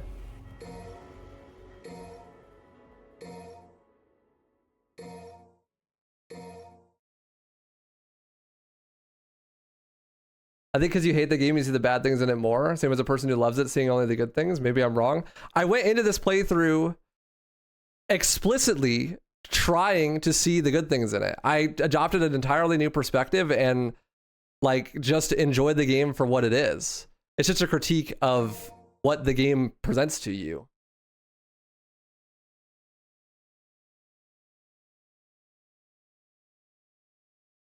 No, I don't mean it's I don't mean it as cope. I do not like the story, but I don't see a reason to dig deep into it. There is no deeper layer of the story than Nero doesn't want to lose his other family member, so killing your dad is bad. Like it or not, that's just the story. Yeah, but like it or not, there are bigger, broader social implications to what the story means when analyzed at a deeper level.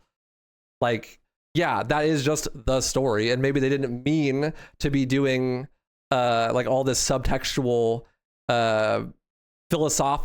philosophizing, right? But like the actions and the narrative of the story beg those results as a philosophy.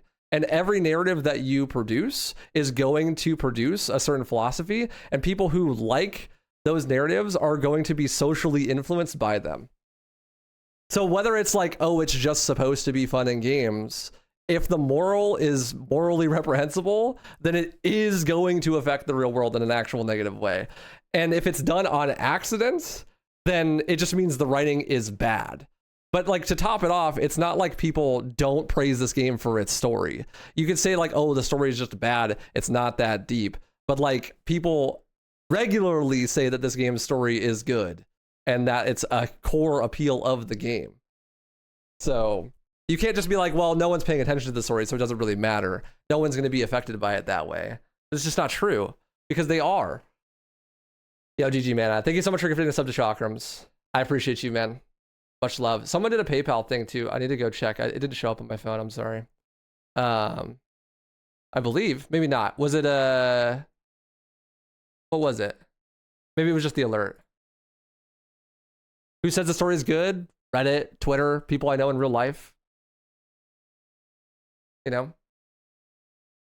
You can enjoy eating junk food for the taste, but it's still going to be bad for you nutritionally. Exactly. It's a perfect metaphor, right?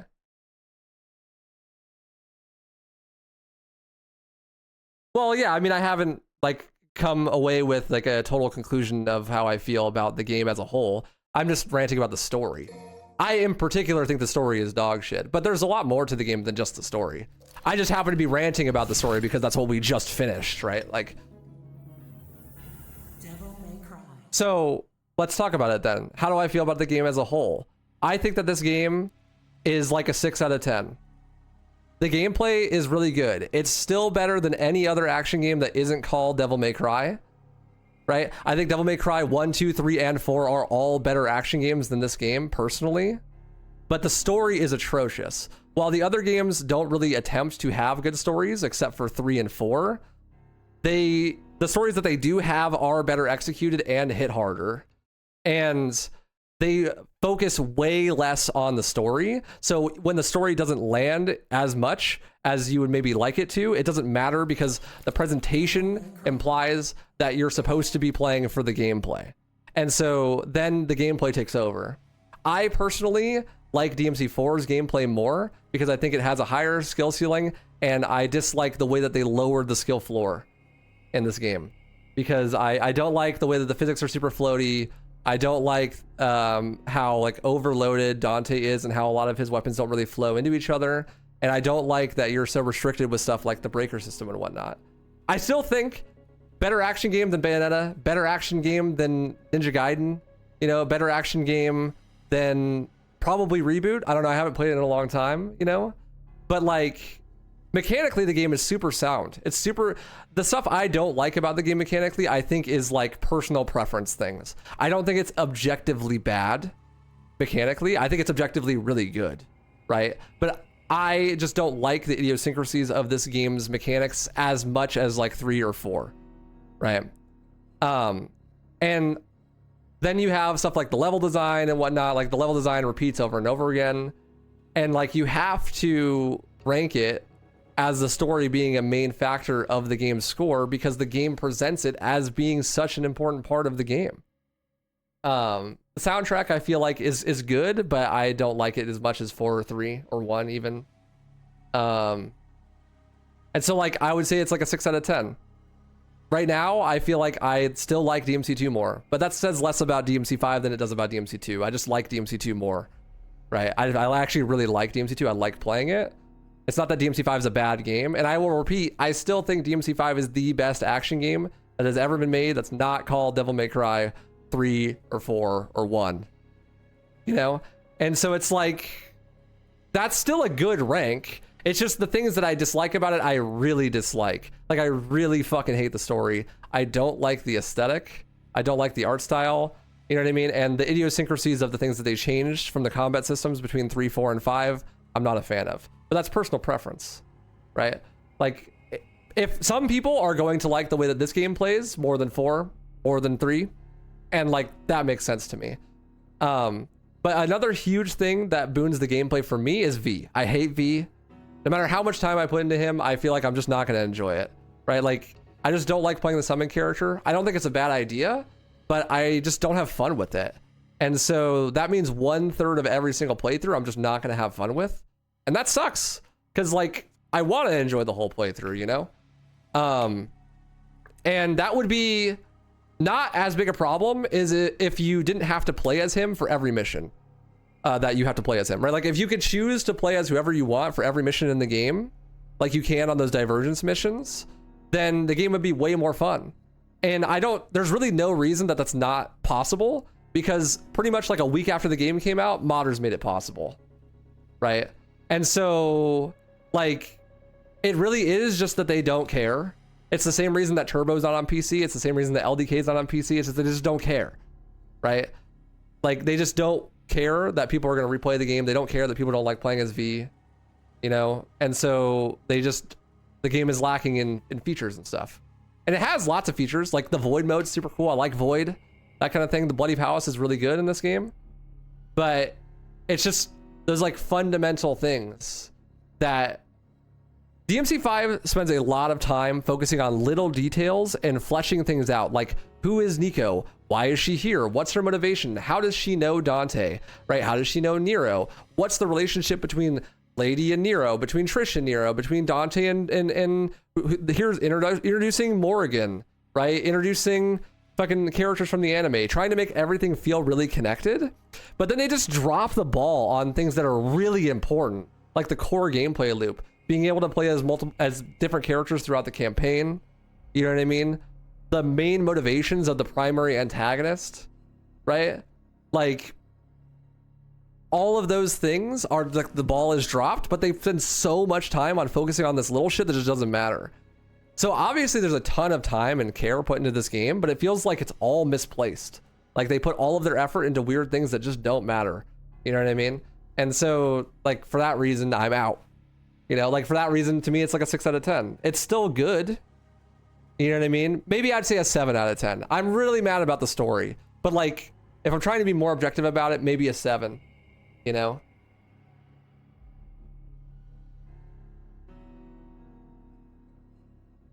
But that's just me. I don't know.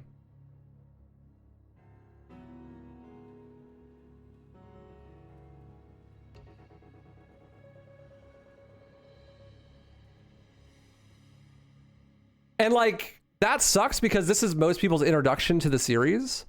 And this introduction being the way it is and being so positively received means that games that come in the future, if any do, are likely to be very heavily influenced by this. You know? Which is unfortunate because like this game has a lot of flaws. It's still good. Don't get me wrong, it's still good. But we've never gotten a DMC game that's fucking complete, right? 3 is the most complete version that we got. But 4, they made twice and never finished the goddamn game. And then it feels like in 5, they just fucking gave up halfway through. You know? Yeah, let's see if I can let's see if I can watch that cutscene I missed. 1 is a complete game, but it's just really short, and it comes from an era where like games weren't as complete, if that makes sense. Like DMC 3 is like around that time where video games were like, okay, we need to have like a big bombastic cinematic story. We need to have good gameplay. We need to have good replayability, all like in this solid package. Almost anyone can enjoy. That's like AAA game dev formula, right? But DMC 1 came out so early that it doesn't really have that. It just kind of goes for what it goes for and doesn't try to have a complete experience. But 3, 4, and 5 all attempt to do that and succeed to varying different degrees. Where do I see the cutscenes, huh? God, I did not realize how much I fucking hate the story in this game. It's been so long. Is it gallery?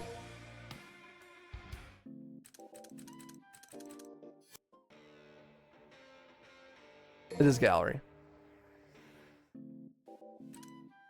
Story. Cutscenes. Let's see.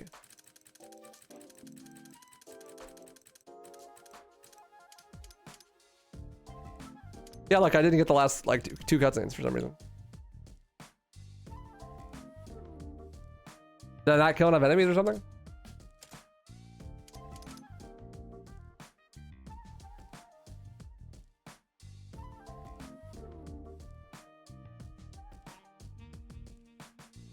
They're Vergil exclusive cutscenes? Is this the cutscene I missed? It is, isn't it? This is the cutscene I missed. So all we gotta do is cut this thing down. That's right. I'm more than capable of handling this on my own. No, I watched this. Help. And someone to keep an eye on you.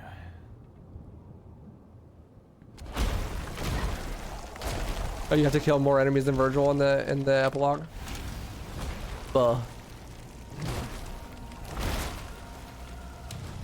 Later, God Heal. Thanks for hanging, dude.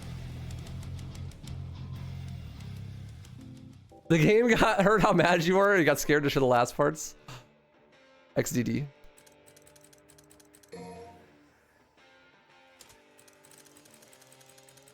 Do I have to play fucking Mission 20 again? I do. Oh well, Mission 20 is fun.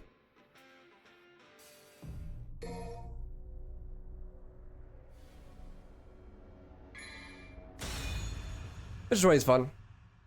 The gameplay is fun. I actually enjoyed the gameplay more than I thought I was going to. I thought I was gonna like hate the gameplay the whole way through, but I still like it. It's still fun. When I'm playing as Dante in the second half of the game, I have a lot harder time having fun, but I honestly think it's just a skill issue. Like I just like am not good with Dante when he has his whole kit. But that should improve over time after I play more. I'm still gonna get good at the game, despite how I feel about it.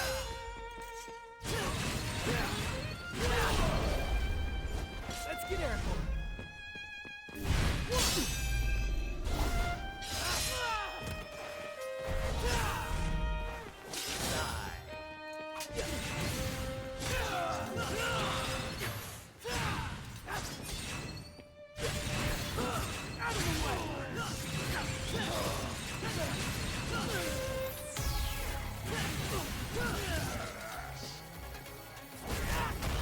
I can't DT.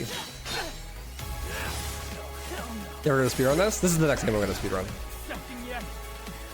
Resistance or your strength. Oh, fucking asshole. Why can't I DT? Oh, it's... That's right, it's analog stick. Or D-pad.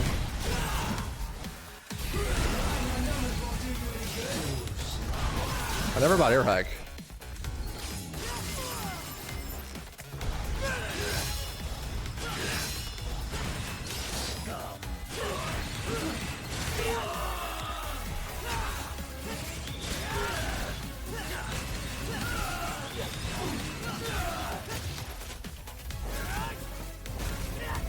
Yeet. Yeah, I forgot about it being a D-pad. Yeah, but this is gonna be the game I speedrun next. Come on. Makes it easier for me. How do I skip this? Later, Murasama.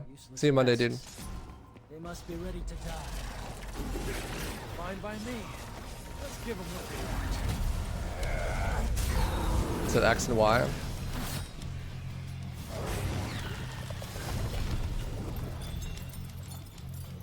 It's gonna kill like one enemy. Or none enemies.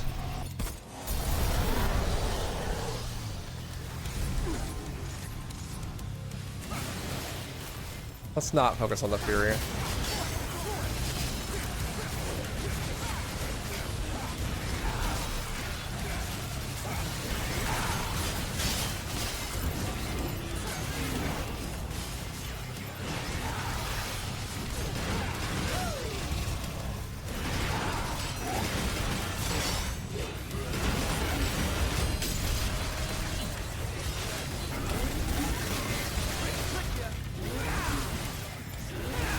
Bruh, hit the enemy.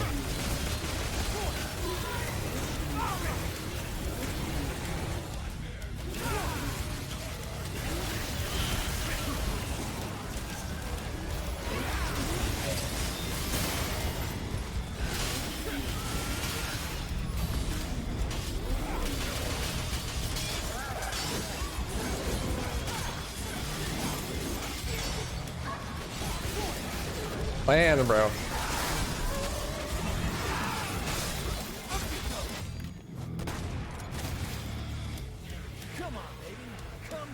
You're sluggish. Are you still wounded from your fight with Nero? You want to talk? Tell me I got more kills, huh? I didn't, again. Bruh! I can't do it. I see I suck with Dante. I told you, I can't fucking do it. Alright, we're gonna have to do the YouTuber thing and watch the cutscenes on YouTube.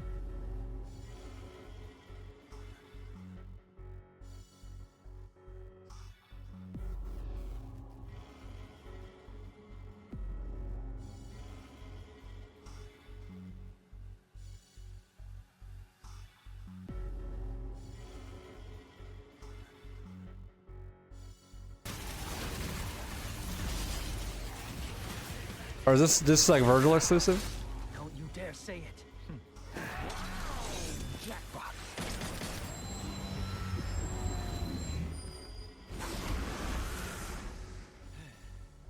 Why you gotta leave me hanging? We used to love saying that. I have no recollection. Well, let me jog you. It's Vergil, bruh.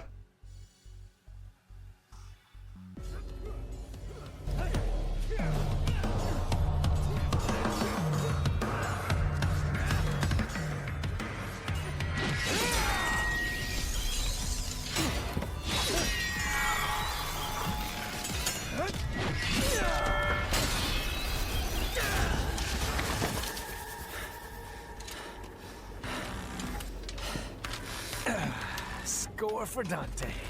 I'm up one. Where did you learn to count? We're even.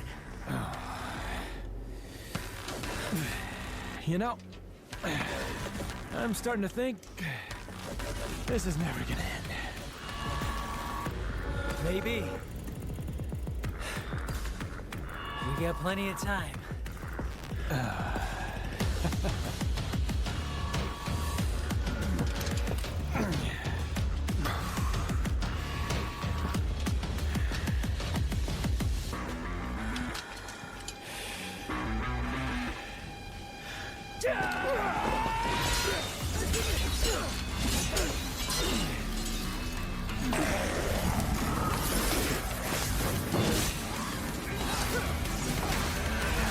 Don't you dare say it, jackpot!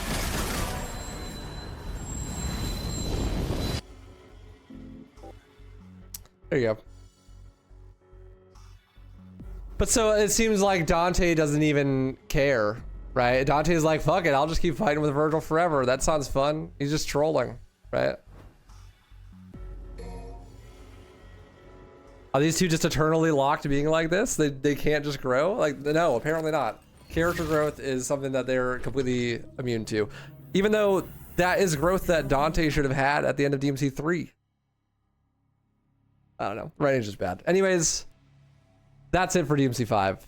Well, for now. We still gotta do the Vergil playthrough, but we will do that on Monday.